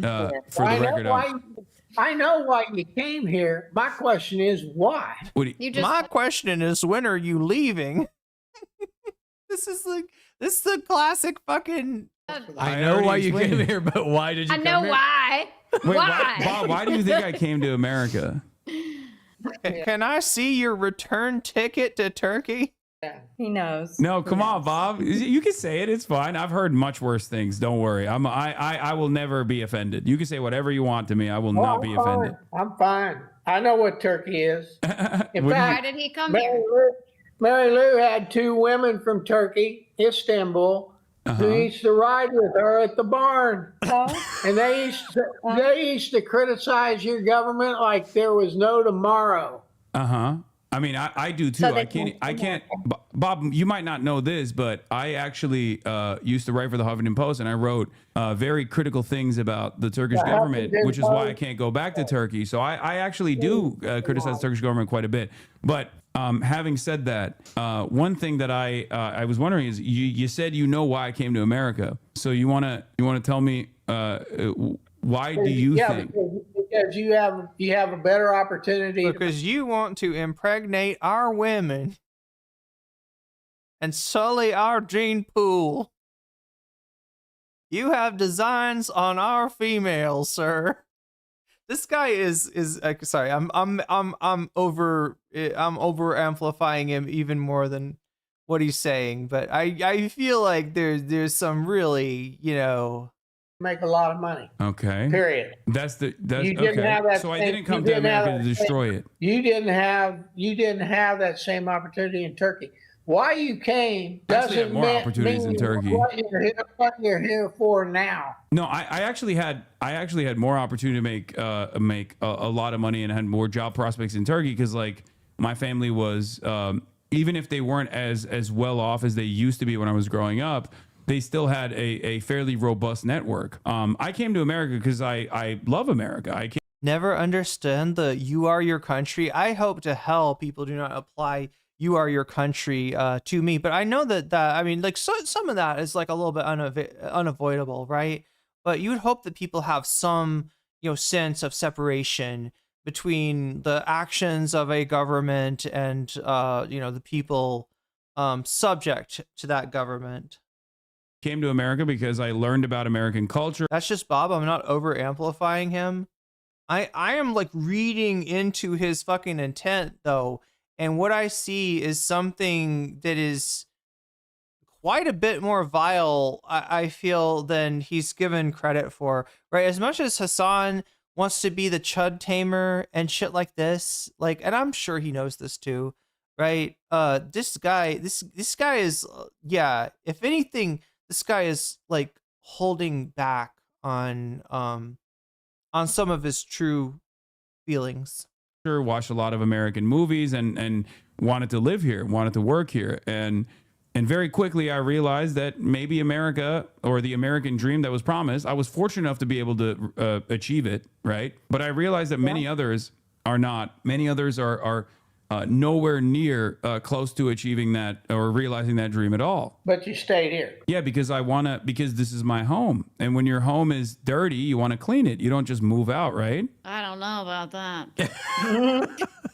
Right? Isn't that the appropriate thing to do, Bob? I mean, I'm not a coward. I'm a stubborn man. I'm a prideful man, and I'm not just gonna leave. I could, Bob. I'm a very wealthy man. Listen. I get what Hasan is saying, okay, but when the cockroaches are at your home are big enough to eat you, yeah, you should probably move out, right? That's why I left. Wherever the fuck I wanted on the planet. The reason why I live here, the reason why I pay my tax dollars to the state of California and to the American federal government is because I want a better return for everybody else. I want a better return for everyone else, because I think that Why aren't you giving it away? Why are you wealthy? Why don't you build some homeless housing? Give it away. Give it away. I mean, I do give out. I do give away quite a bit of money, but that doesn't solve the problem, right? Because there's plenty of wealthy people in this country, far wealthier than I am, and no matter how philanthropic they may present themselves in being, that still doesn't fix the problem. The government has to fix these problems. You know what's wild too is that if you are wealthy and you can give to charity and you have a good accountant, right? You're going to deduct that money. So it's kind of like, I mean, to a degree, it's a little bit of a squishy thing of like, okay, well, I am donating money to this, but also, paying less tax burden because of it. And I want to change the government. It's another way where even in their philanthropic endeavors, the wealthy are, the accumulation of wealth is reinforced. So that we have the most efficient outcomes. So we have the best possible outcomes. That's right. We have to do it through policies, through laws, through change. Because right now there's a lot of magnanimous billionaires, right? And they're giving a lot of money away. They're giving hundreds of millions of dollars away. And yet these problems still remain. So clearly this has not been an adequate solution. I think they're tapping out. Are you guys done? Is that dad staring into space? Mom's giving not even one word answers, just little grunts. Oh yeah, I didn't catch that blue pep. Build homeless housing was what Bob said. Yeah. So we only usually do our show for an hour, and even by the end of that, it shows the way that these people essentialize the unhoused, right? That even in the idea of them being housed, he's still referring to them as the homeless. Oh yeah, we've been going on for same thing with undocumented, right? What makes somebody undocumented? Paperwork. What makes somebody documented? Paperwork, right? It's not, they don't become a different person. They're the morality, their moral value does not change overnight, right? It's just fucking paperwork.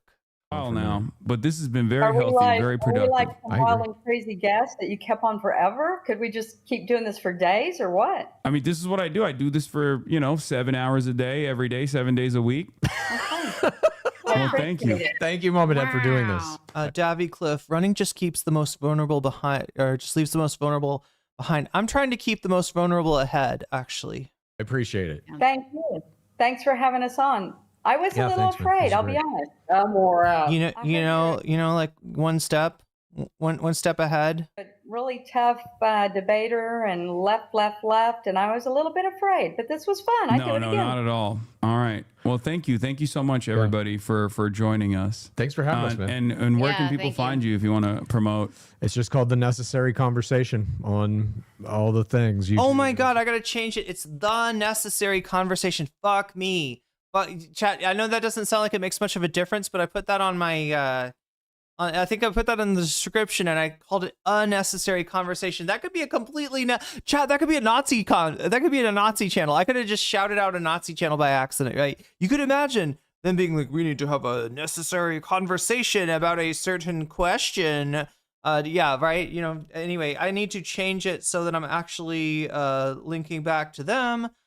Chat, we are near the end of the free half. We're about to move into the fun half. Thanks to the support of viewers like you, the Corporation for Public Bitching is brought to you by such support from all the weasels out there. So we're over 100. We're going to do at least one piece of bonus content. If we get to 200, maybe expand that out to 2.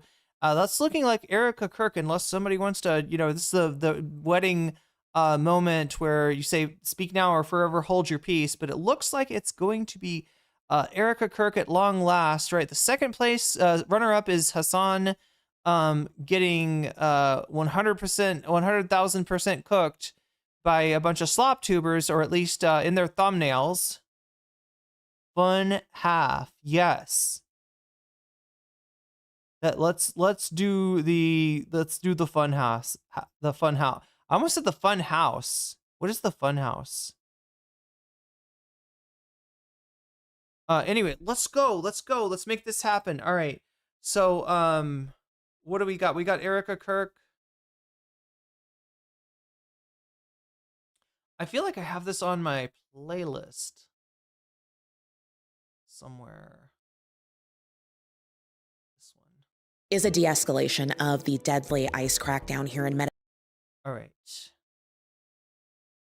Oh, there's the 999% done video. Oh shit, reacting to Destiny accusing Hasan of loving TikTok. Oh, Rick Strom, actually I just found out this guy from TYT Sports, which is actually a good channel. I gotta say, I hate TYT. Will be covering the bad side of TYT either tomorrow or the day after tomorrow. But Rick Strom from TYT Sports is actually doing some good work out there, and it looks like he has his own channel, which, you know, if that's not connected to TYT, I'm gonna support the fuck out of that because I love this man's work. He's in Chicago, or was in Chicago on Friday for the general strike, so I'll try to work that in sometime. What? Okay, I didn't put it in the Erica Kirk thing and to the. I would have thought I would have, tagged that one. Like, oh wait, no. I know where it is. Erica Kirk. Yes. All right. So, this came from Candace Owens. Candace Owens is the midwifing this message about Erica Kirk. All right, you guys, happy Tuesday. So yeah, we've seen the ups and downs. Candace was at her apex, posting. Oh my God, the majority. Oh, that's 9 days ago. Goddamn. Anyway, Candace has been at her zenith, posting her best numbers, LeBron numbers, Hasan numbers, right? I think she got 200,000 or more at her height out of these Erica Kirk conspiracy theories. And, they were vague.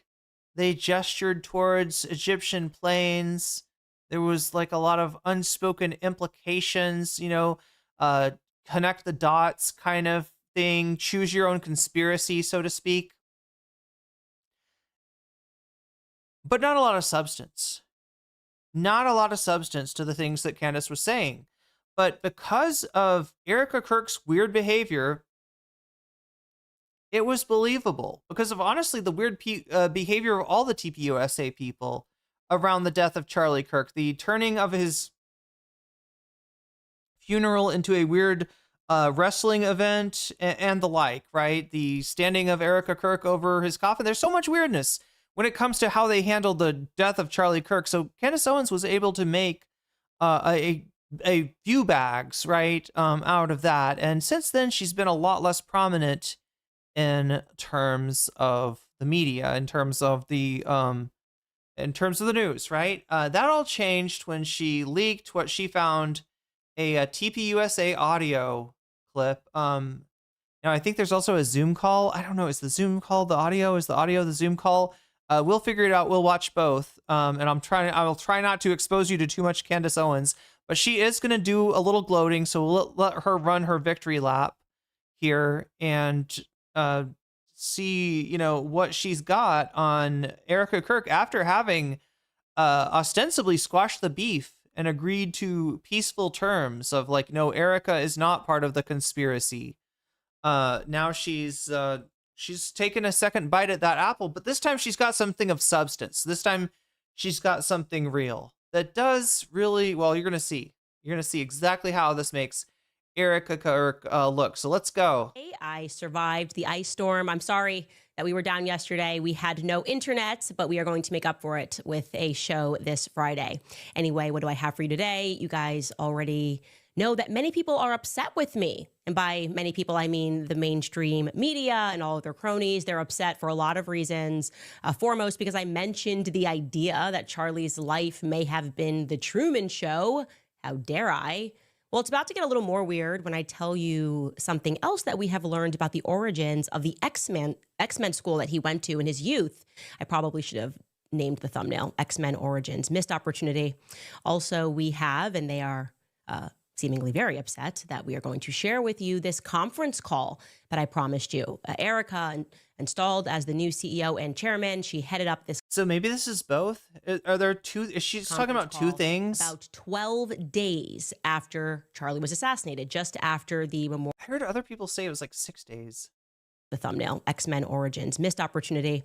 Also, we have, and they are seemingly very upset, that we are going to share with you this conference call that I promised you. Wait, Erica, what was the other thing? Installed as the new CEO and chairman. She headed up this conference call. The X-Men life may have been the Truman Show. How dare I? Well, it's about to get a little more weird when I tell. How? Do you know what is she talking about? What is she actually talking about? Is she just saying that everybody in his life is part of a conspiracy to manage him? Because the real implication of the Truman Show would and also that's, you know, that in and of itself, that's a pretty expensive conspiracy theory. But, you know, really the Truman Show, it'd be like the public, everyone is you know, a part of the charade of a life that Charlie thinks he's living, right? Charlie's fans aren't real fans, right? I mean, that's crazy, right? But I mean, it's almost like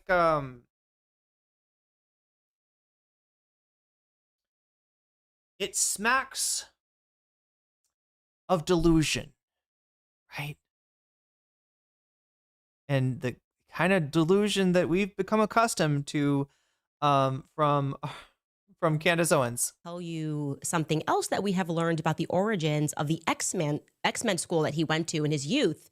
I probably should have named the thumbnail. The Charlie Kirk X-Men school. Okay. X-Men Origins, missed opportunity. Did he like go to was he in a gifted talented program? Is that what this is? What is the actual like truth behind the fucking hallucination that Candace Owens is presenting to us? Also, we have, and they are seemingly very upset, that we are going to share with you this conference call that I promised you. Erica installed as the new CEO and chairman. She headed up this conference call about 12 days after Charlie was assassinated, just after the memorial event. And I'm going to allow you guys to listen to it to see how you feel about it, because I definitely feel a thing about it. What that thing is, I don't know. Welcome back to Candace. Oh God, no, we can't watch this again. We can't get inculcated into the cult of Candace, okay? Okay, before we dive in, a quick thank you to Nimi Skincare for supporting the show. New year, new skin, same values. I appreciate that Nimi focuses today. Okay, unethical react? So last week, I said to you guys that in the near future, we are going to do a maybe 2 episodes, could be a 3-part series on Erica Kirk's past. A few people online were very upset about that instantly. Oh, how dare you? How could you look into anything involving Erica Kirk? Let me explain to you guys what's happening here. You're probably wondering what it is that we are doing. So I'm old. I'm 36 years old. Back in my day, there used to be this thing known as journalism, basic journalism. It existed.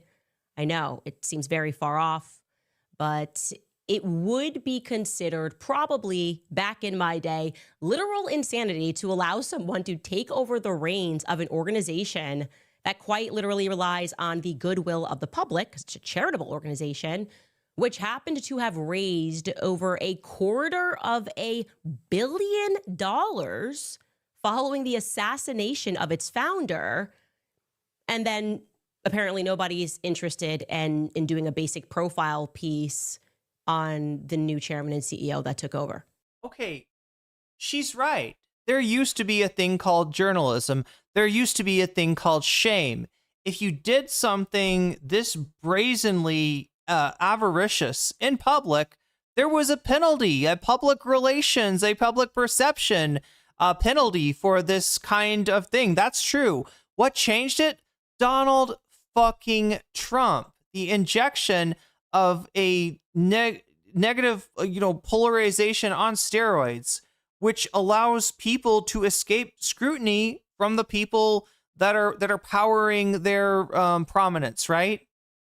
In other words, if somebody is conservative coded, MAGA coded, then their MAGA fans are going to say that any kind of scandal that's presented about them is fake news, right? That's what killed the journalism that you're speaking of, right? That's when it left the public sphere. So yeah, ironically enough, Candace is absolutely right here in terms of her analysis of TPUSA would not have gotten away with this, 12 years ago, for instance.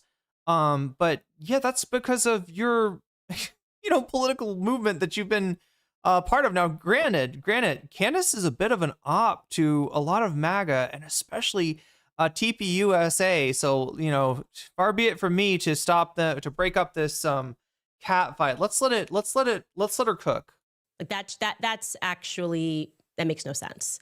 And so that's what we are committing ourselves to. We are doing a couple of episodes to separate fact from fiction when it comes to the background of Erica Kirk, because the public deserves to know. And like I said, it's basic journalism. This entire idea that, well, Charlie wanted this, I do think Candace generally liked Charlie Kirk. It's possible, right? It's possible, and it is entirely probable that TPUSA is absolutely, using his death in a disgusting way, not just out of pure avarice. Not, it is, she's like right about this. I mean, she's a disgusting person, but she is correct here. Would fly probably actually nowhere in the world, not even in the old world, not even under monarchy rule in the 11th century. In England, would that work? You can't just say, oh, well, that was his missus, that was his queen consort, and hand her a kingdom. Even under that model, it would be Charlie's son that would inherit Turning Point USA. So stop doing that. Stop saying that. Doesn't make any sense. The public is not biting. I am not biting. And to be clear, the more time that goes on, the more that we are seeing the general direction that this company is taking under her stewardship, the less we're liking.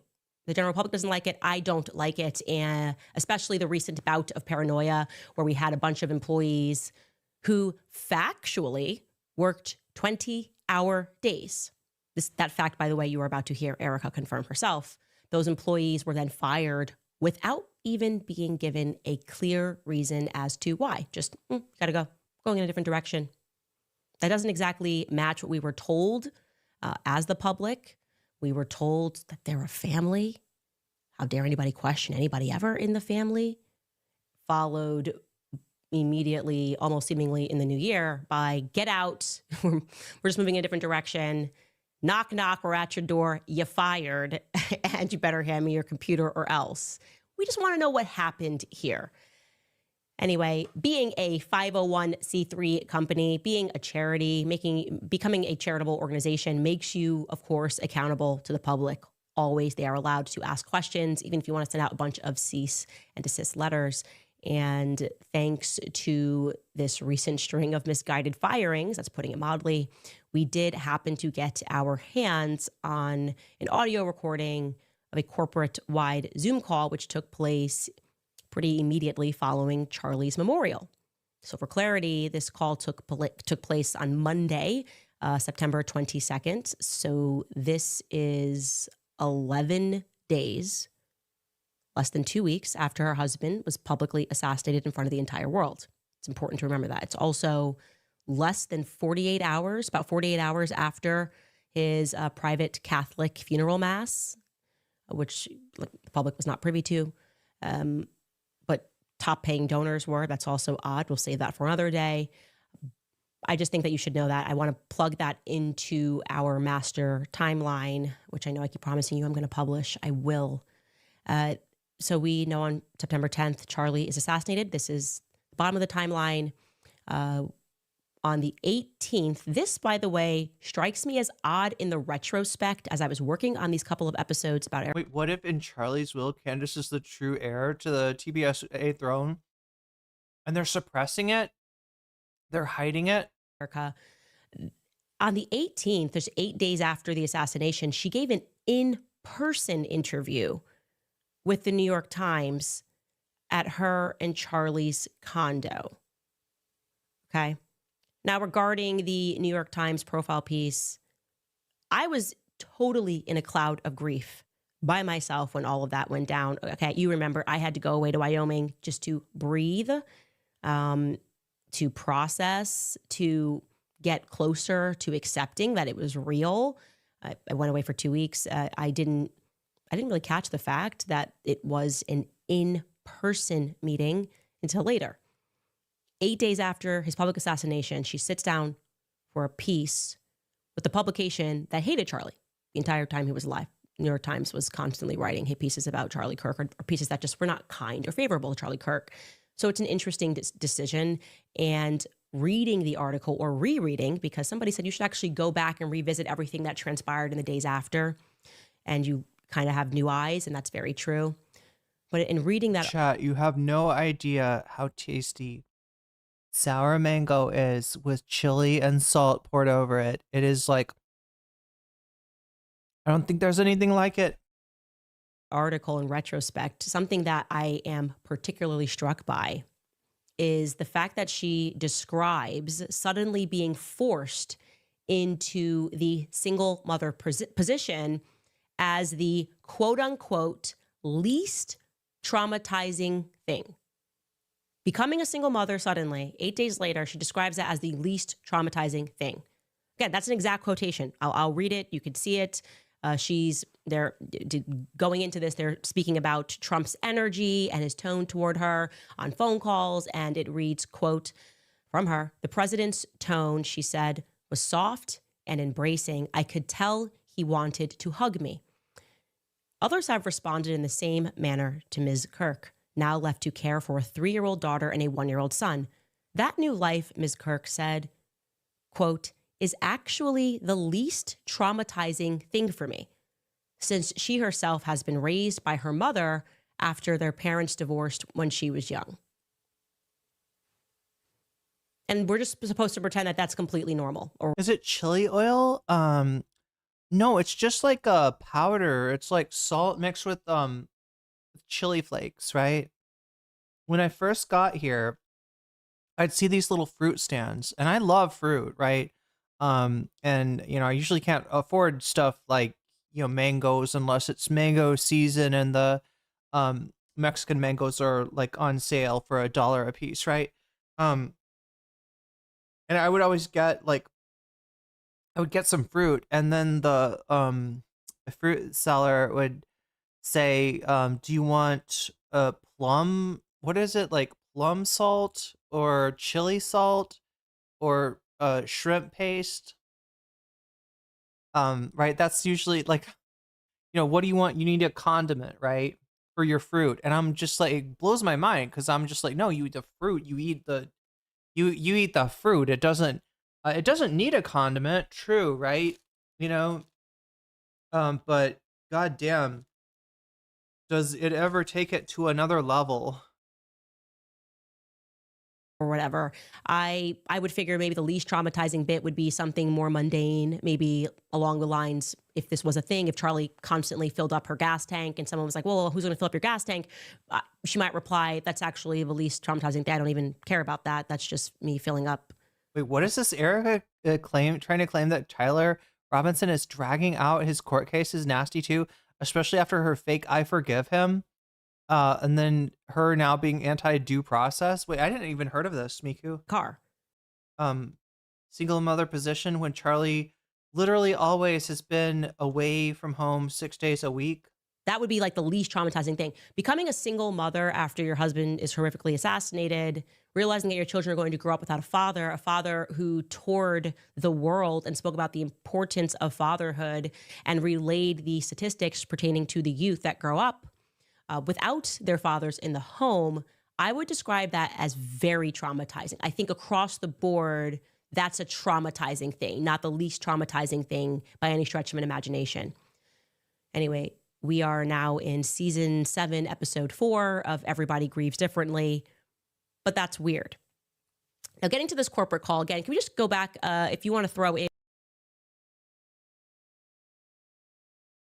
It's calling out shit like this, I think, that has, blown Candace up on a national stage, right? It's saying what a lot of people, even on the right, were probably thinking, but just didn't have the lack of tact, I guess, to actually say it, that, yeah, no, this doesn't seem like a grieving widow at all. In that schedule again, sorry, yeah, okay, great. So we have this on the 10th, he's assassinated. On the 18th, it's that in-person interview with the New York Times. On the 20th, we have the funeral mass, which is held at a church at 11 a.m. On the 21st is the public memorial event that is held at State Farm Stadium. And on the 22nd, which I had not mentioned. Can anybody explain to me what is the Catholic funeral aspect of this conspiracy theory? She's saying that TPUSA didn't want people to know that he asked for a Catholic funeral in his will. Before, I've been building this timeline in the background. There's a private dinner, not going to mention what restaurant it's at, but the McCoys are there, Elizabeth, Mikey, Erica, and they're in joyous spirits, is exactly what the email said of someone who was there. They were in joyous spirits. Okay, just want to get that. I think a lot of this, when you hear this call that I'm about to play for you, I'm not trying to color your opinion, but I am going to give you mine because it's my podcast. I'm allowed to do it. I do want to remind you that Charlie has not been dead for 2 weeks. That's where you have to go back to. Not even 2 weeks after Charlie was publicly assassinated. Not a normal, he didn't, we had to watch this. We had to visually watch this. Now, the entirety of this call, which we're not going to play, is 15 minutes long. I'm going to figure out how to just drop it on my... Wait, Candace claims he secretly converted months before. So wait, I thought he did. I thought somehow that... Oh my God, I fucking took that. That was Candace's claim? That's like not supported by anything? But like, yeah, I just assumed that, like, I assumed that he did have, like... So there's actually no proof for what she's claiming then. She's saying there's like a second funeral that happened secretly. Is that her claim? My X feed. But yeah, the kids are gonna be so fucked up from this, right? Yeah, absolutely. Seeing your dad's face memed into oblivion, turned into it. Like he's gonna be like one of the fucking original.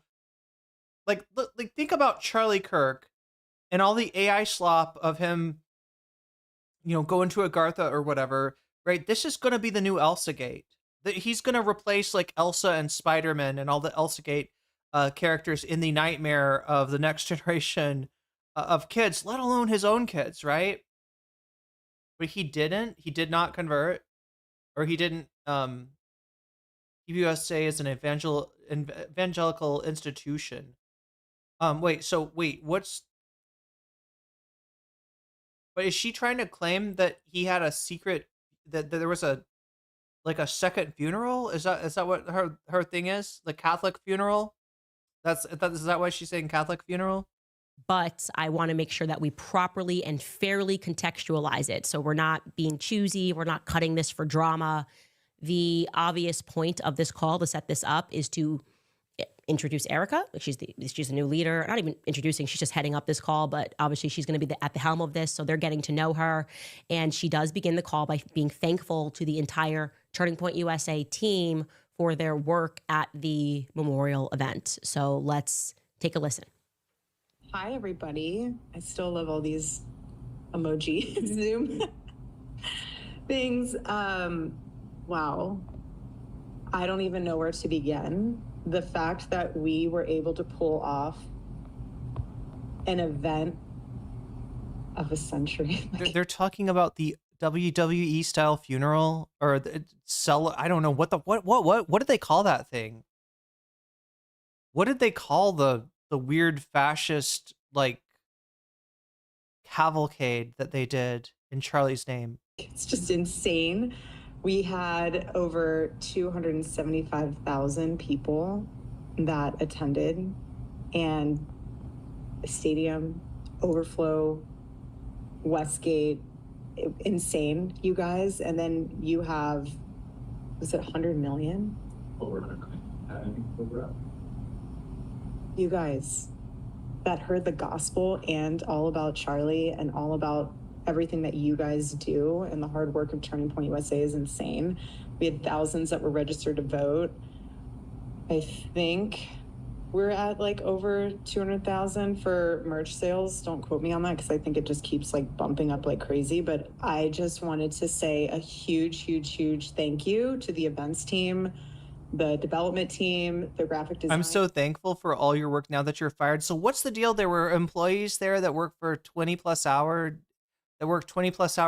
days, and then she just fires them. Team, the production team, just phenomenal. It's 420 somewhere. Oh my God, Jerry McLean, that's a capital idea right there. If we weren't on the audio right now, I would go and partake myself, because it is actually it is a nighttime now. Their incredible work of leading into the memorial. Yeah, they didn't hear the gospel over the fireworks, but that's okay, BCAT-K, because they are Charlie Kirk. They'll carry the flame, they'll fight for the gospel, and they'll honor his name. So, And honestly, a lot of the staff that worked on the memorial, they had 20-hour days for a week during the time Chat, of personal question. Does this chili salt make my lips redder? Do you see that? I feel like my lips got, I don't have any lipstick on, right? I feel like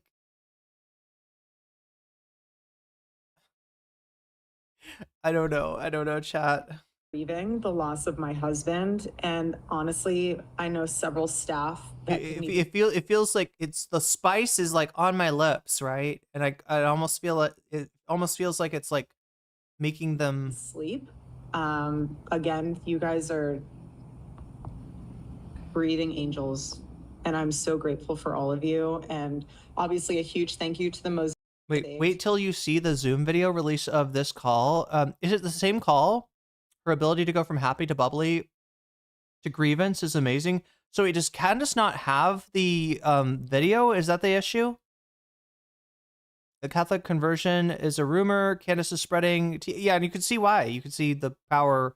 I mean, there's a movement, right? There's a movement trying to kind of replace evangelical conservatism with, I don't know, Catholic theocratic fascism, I suppose. Tradcath, Vatican II, denialist, Catholic, I guess. Team, VI, you guys are 10 out of 10. We have the most incredible team. Wait, you have a lipstick with what? Hot pepper? And you guys know that, and you guys are all a part of that, and I am so, so thankful. And if you do have a moment and you run into any of those staff members that you know had a role in this, and you know that they put a lot of their time and effort into it, just say thank you. There's something really special to be seen in moments like this. And Catholic nationalist, yeah. What is that called? NatCath? It's not easy. I'm speaking from experience. I'm right in the trenches with you guys. And so the fact that you just, a simple thank you. I don't care if any of you have beef with each other from the past. Okay, wait. So chat, should we just watch the video then? If this is a thing?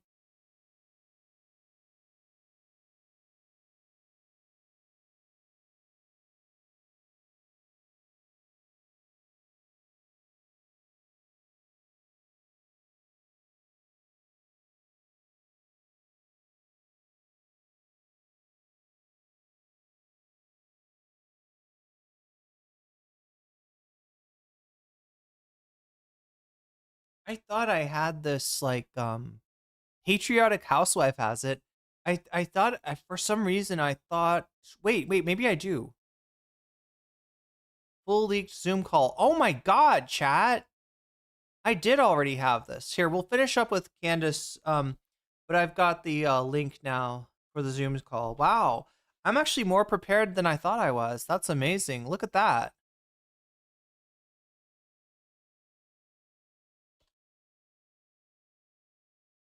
There you go. Okay, so we'll watch this afterwards. I gotta pee. Wait, I guess parent. Oh my god, it's long. It's long. Okay, how long? Wait, this is leaked Erica Kirk call lasts from like 11:30,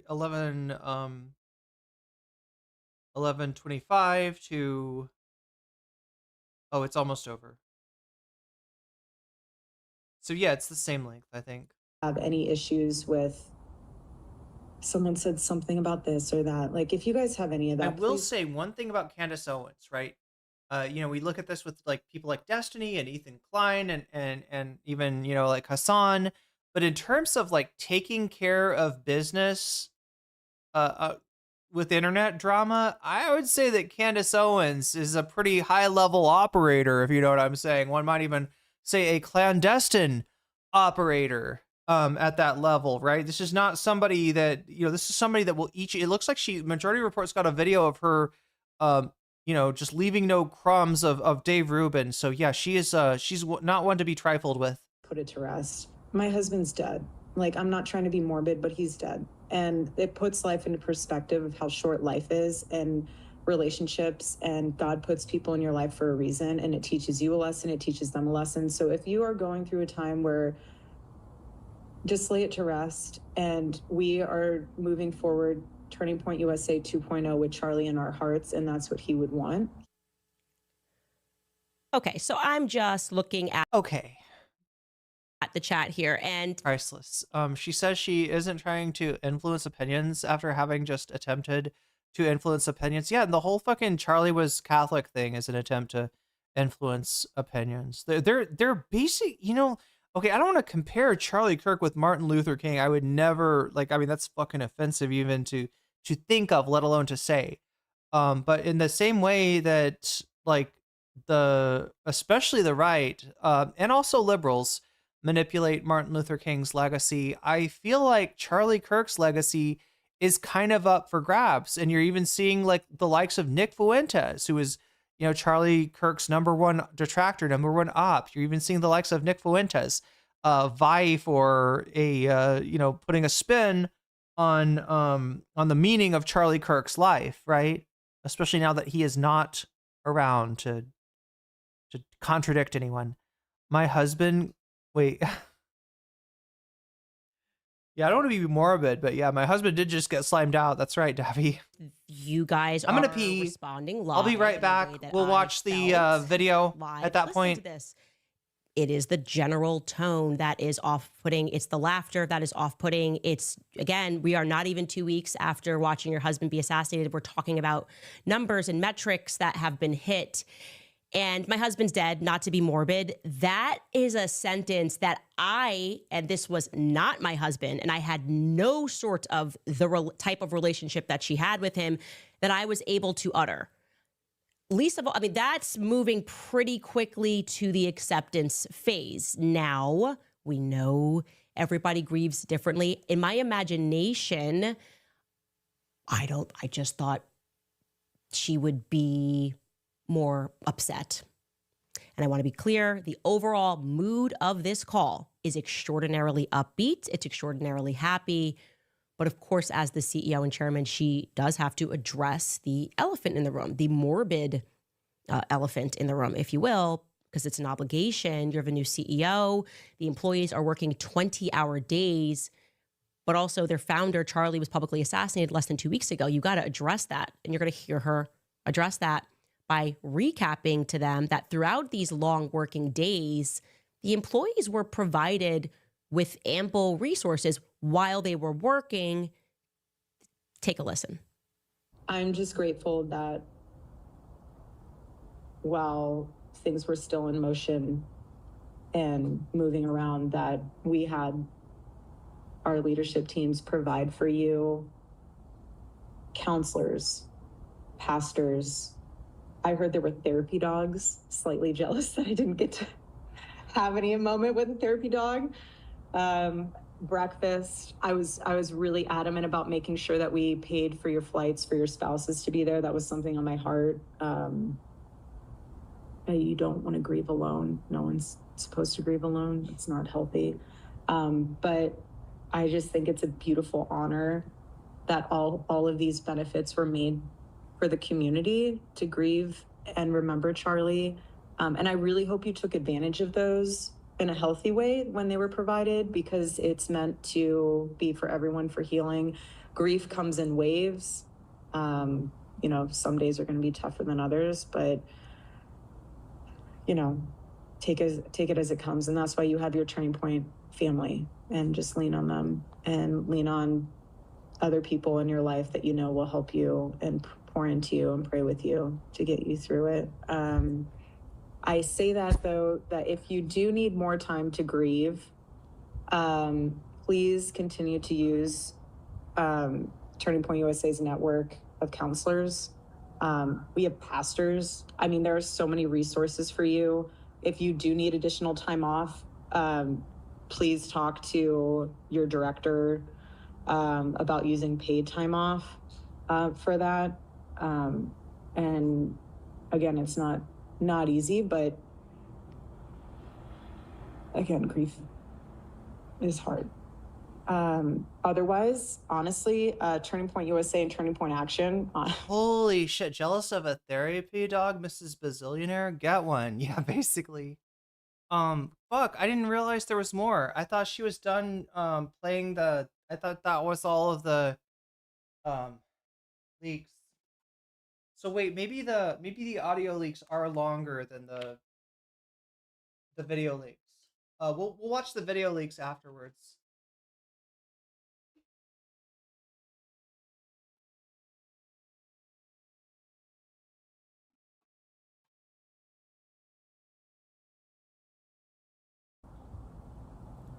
Full steam ahead, you guys.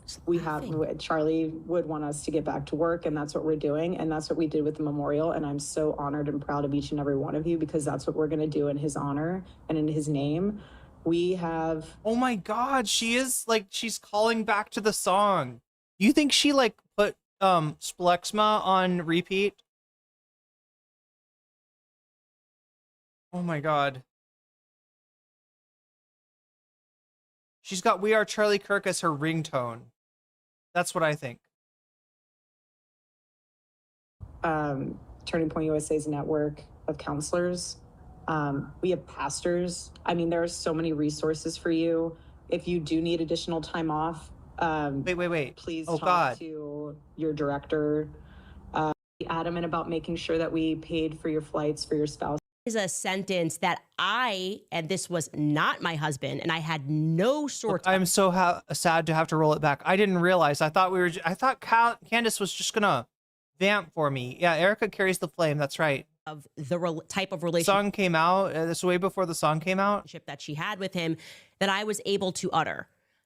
I mean, it's AI slop. Why does the song take so long? You feel like they could just like pump it out the next day. Least of all, I mean, that's moving pretty quickly to the acceptance phase. Now we know everybody grieves differently. In my imagination, I just thought she would be more upset. And I want to be clear, the overall mood of this call is extraordinarily upbeat. It's extraordinarily happy. But of course, as the CEO and chairman, she does have to address the elephant in the room, the morbid elephant in the room, if you will, because it's an obligation. You have a new CEO. The employees are working 20-hour days, but also their founder, Charlie, was publicly assassinated less than 2 weeks ago. You got to address that. And you're going to hear her address that by... Yeah, that's the weird thing. It's the detachment from reality, I think, that makes this shit just uncanny. And we'll see. Maybe it's even more uncanny on video. Recapping to them that throughout these long working days, the employees were provided with ample resources while they were working. Take a listen. I'm just grateful that while things were still in motion and moving around, that we had our leadership teams provide for you counselors, pastors. I heard there were therapy dogs. Slightly jealous that I didn't get to have any moment with a therapy dog. I mean, this is just her trying to say, I don't know. I mean, there's already going to be a lot of them that like think because she lost her husband that she had it worse than them. Obviously there is a giant, cushion that she has that they don't have, and no amount of like, free hour of therapy, go talk to a pastor, or let's bring in a therapy dog, right? None of that is gonna, especially like the things that they're dealing with are 20-hour work days. I don't think, what are you gonna do? You're gonna pet the therapy dog for the like one of the 4 hours that you're off until you have to go in the next day and do another 20 hours? Like, how do you even do that to somebody? How do you fucking have somebody working 20 hours and be like, all right, sleep for 4 hours, or, be back here in 4 hours, right? You can go home or they're probably not going home. I don't know. They're maybe sleeping at the office. This is like startup shit. Breakfast. I was really adamant about making sure that we paid for your flights for your spouses to be there. That was something on my heart. You don't want to grieve alone. I mean, she did say therapist, but I'm guessing there's a lot more pastors than therapists, if you know what I'm saying, right? Pastor will probably show up, I don't know, pro bono. Therapists will cost money. It's supposed to grieve alone. It's not healthy. Maybe, I don't know. But I just think it's a beautiful honor that all of these benefits were made for the community to grieve and remember Charlie. And I really hope you took advantage of those in a healthy way when they were provided, because it's meant to... she makes them work 20-hour work days, and then forces them to use their paid time off if they've got to recover. To be for everyone for healing. Grief comes in waves. Or heal, right? This is TPUSA. Like people that work there, they potentially know the guy. Even if they don't know the guy, they are probably fans of his. And hogs have feelings too, chat. Hogs have feelings too. Some days are going to be tougher than others, but take it as it comes. And that's why you have your Turning Point family, and just lean on them and lean on other people in your life that will help you and pour into you and pray with you to get you through it. I say that, though, that if you do need more time to grieve, please continue to use... Here we go. Turning Point USA's network of counselors. We have pastors. I mean, there are so many resources. Oh, I thought she was going to get to the... For you. If you do need additional time off, please talk to your director about using paid time off. There we go. There we go. For that. I mean, look, you know, the people that say that she wasn't ready for the corporate role. I mean, this could be in Fallout, right? I mean, this is like classic corporate speak, right? Oh yeah, we do so much for you, and we want to make sure that we're taking care of you. We care so much about you at this company. Just please make sure if you have to take extra time off for grieving, make sure that is paid time off that you're using. Do not think that you are going to get, you know, any sort of extra, you know, time due to the, yeah, you're using your sick days basically. And again, it's not easy, but again, grief is hard. Otherwise, honestly, Turning Point USA and Turning Point Action, full steam ahead, you guys. We have, Charlie would want us to get back to work. Emily Sawyer, the therapy dog is actually there to bite you if your numbers go down. Yeah. And that's what we're doing. And that's what we did with the memorial. And I'm so honored and proud of each and every one of you, because that's what we're going to do in his honor and in his name. We have so much to do, which is exciting. Charlie in heaven is like, you guys thought you had a busy schedule, then just you wait. And he's doing some awesome things with Jesus in heaven right now. Yeah, he's doing like backflips with Jesus, right? He's doing barrel rolls. Jesus is like, do a barrel roll, Charlie. And Charlie's like, woo, barrel roll. But there's so much work to be done. I mean, since his... is paid time off? Yeah, paid time off, aka sick days, right?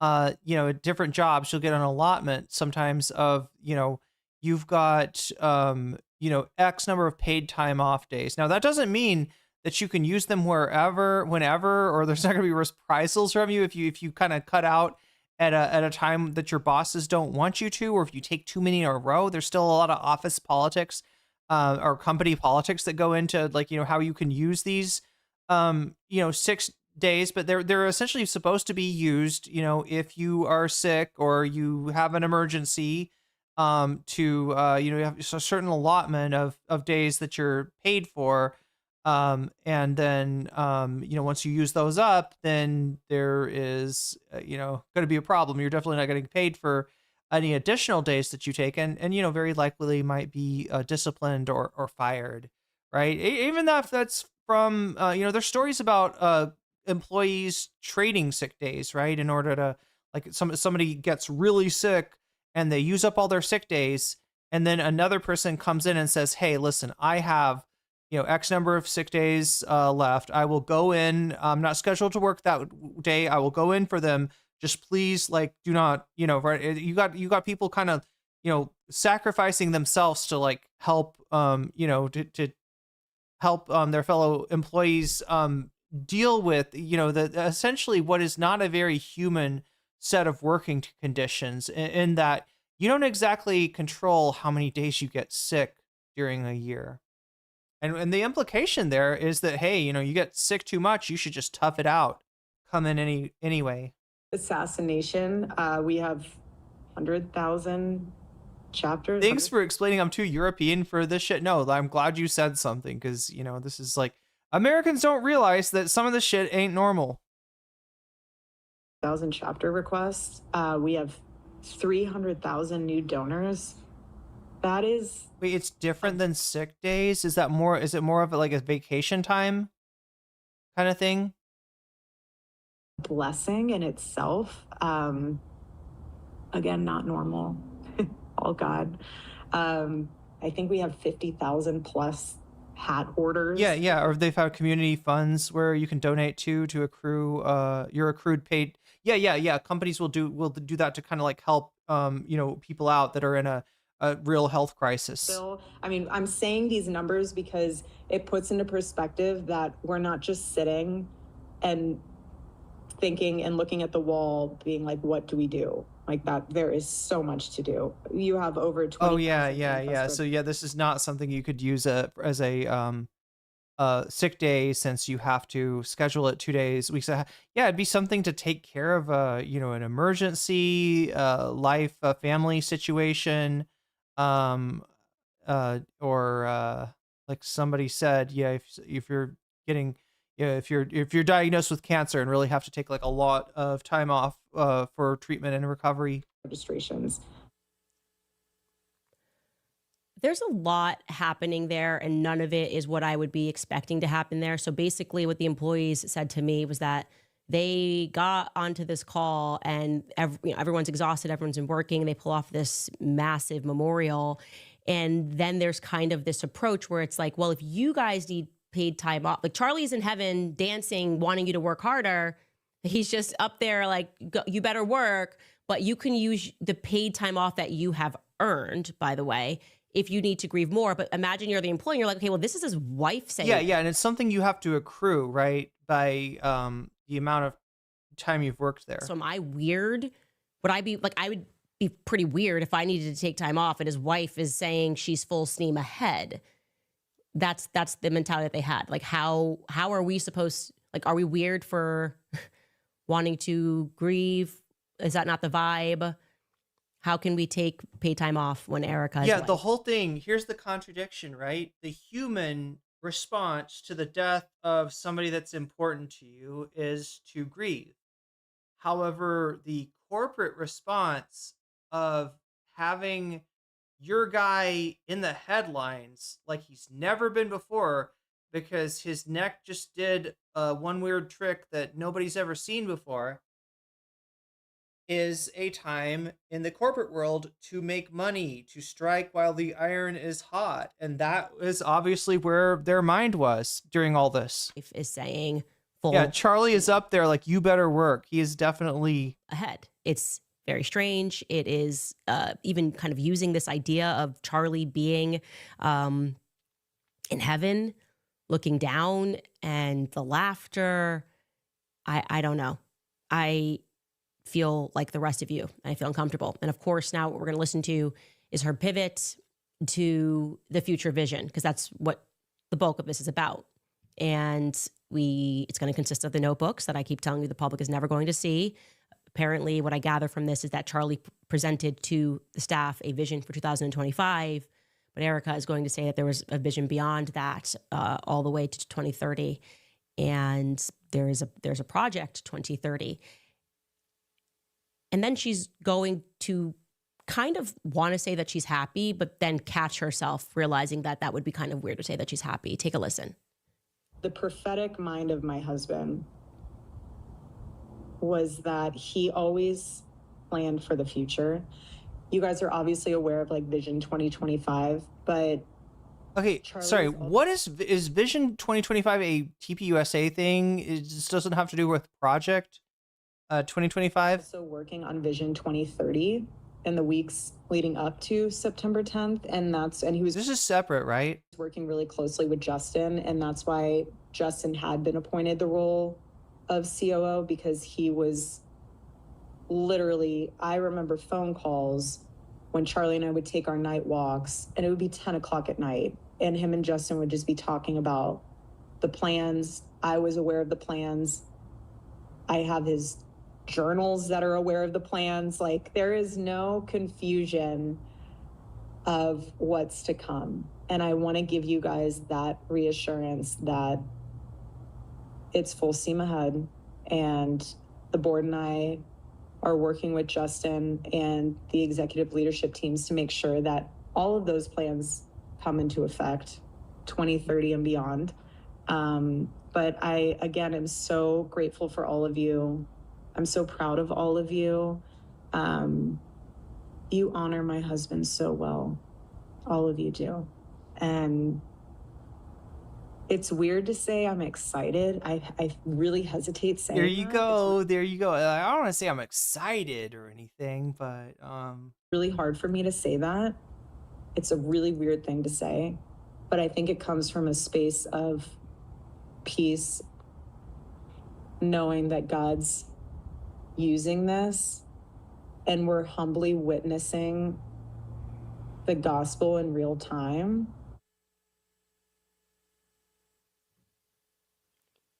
I don't know what to say. She doesn't want to say she's happy. I don't want to say I'm happy, but where it comes from, let me explain the happiness that I feel it comes One of the weird things about Christianity, when you gotta say, like, I think that, everything is part of God's plan, you really aren't allowed to grieve. And I think that's where some of this, like, weird toxic positivity this is coming from, that you're gonna hear in this audio and see in this Zoom call, is that, if you really take Christianity, like, 10 toes down, you can't be sad for somebody that you think is a godly man. And people there, they're there because they think that Charlie is a godly man, and he's died. He is better off than all of you. You gotta be happy for him, right? And that's not a human thing to do. That's not really a way of grief. In fact, isn't that the first stage of grief, is denial? Yeah, you're stuck in stage 1 with that. If you're really, kind of this evangelical organization like TPOSA purports to be. From peace, because we're witnessing the gospel in real time.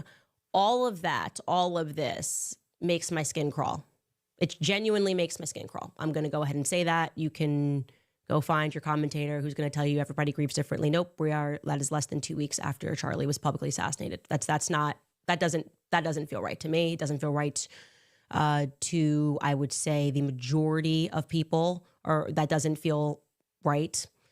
Knowing that they're joyous at dinners. And again, this is when people who did not know Charlie could not stop crying and were sending me emails, who've never met Charlie, who didn't even know what Turning Point USA was, because they watched his assassination, could not stop crying and pull themselves together. That is not the emotion that we're getting there. Like I said, the entire call is upbeat, and the portions where we are even speaking about grief, it feels like an obligation. Like, you got the dogs, and what Charlie wants is for you to work now. And that is how the employees that I've spoken to who were on that call, that's how they felt. My assumption. All right. So, Shorts chat, I am reading you into, I didn't realize this. We went past the Hasan debates, the parents thing.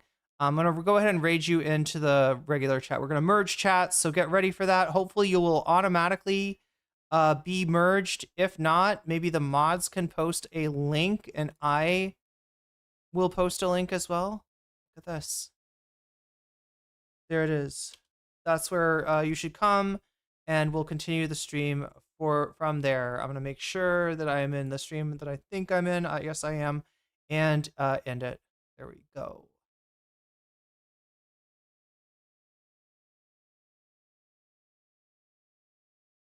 All right, so welcome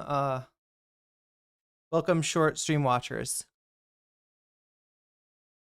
By the way, why I'm addressing this now is because my assumption, watching everything that's gone on, my assumption was that she really was trying to figure things out. Blue Pip asks, will merging be painful? Only for the chuds. Only for the chuds. Assumed in the silence, right? She wasn't doing interviews then. I assumed she couldn't get out of bed. I assumed that she couldn't. Metal says, based on Candace's reaction, this is definitely not her first time dealing with Erica's mess. Erica's probably one of the reasons that Candace got fired from TPUSA. That's a possibility. That's a possibility.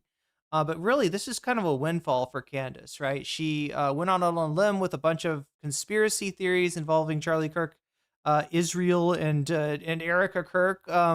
Right? And there wasn't much substance there. There wasn't much meat on those bones. Now she's got actual, real fucking receipts. And these receipts go hard. So yeah, this is, Candace gathering what Erica Kirk and TPUSA have spilled.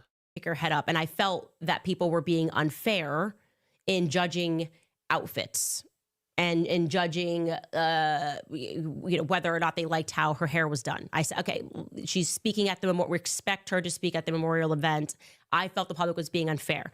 Now that we're kind of getting more on the inside of the organization, the now fired employees are telling me, no, it was quite the opposite. She was in the office every day with Stacey Sheridan, running around with Stacey Sheridan, taking phone calls with Stacey Sheridan. That's like the head of the fundraising for Turning Point USA. So what I had imagined in my head was happening simply was not so.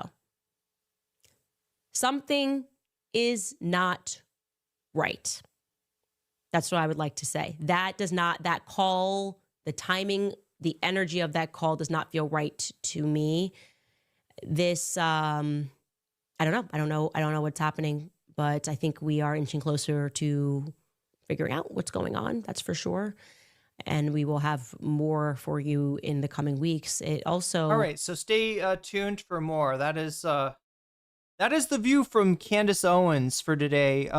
Yeah, I was kind of hoping to do Hasan, the slop tuber content as well. I think we're at, I don't know, I've done such a bad job of keeping track, chat. But 144% is what we got to today. I don't, that number may be undercounting, but I don't think it's undercounting by 65. So in lieu of the content, yeah, this was the Nux Taco and Nux Taco and more Pegasus making like apparently a gazillion videos about Hasan. They've got like 1,000 thumbnails in a row with Hasan's face on them, and Hasan is just kind of he stumbles upon it and is surprised to see it. And then tomorrow I'm going to be back to you with, I believe, some TYT tent we're going to probably do.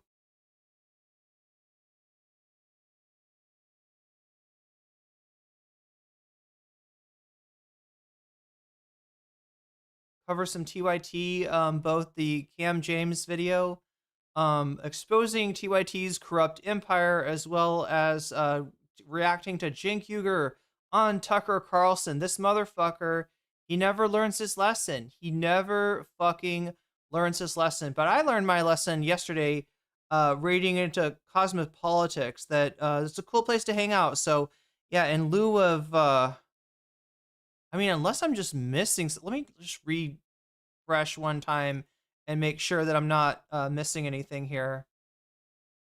But I think we might be hitting up Christina once again, quite possibly. Let me see here.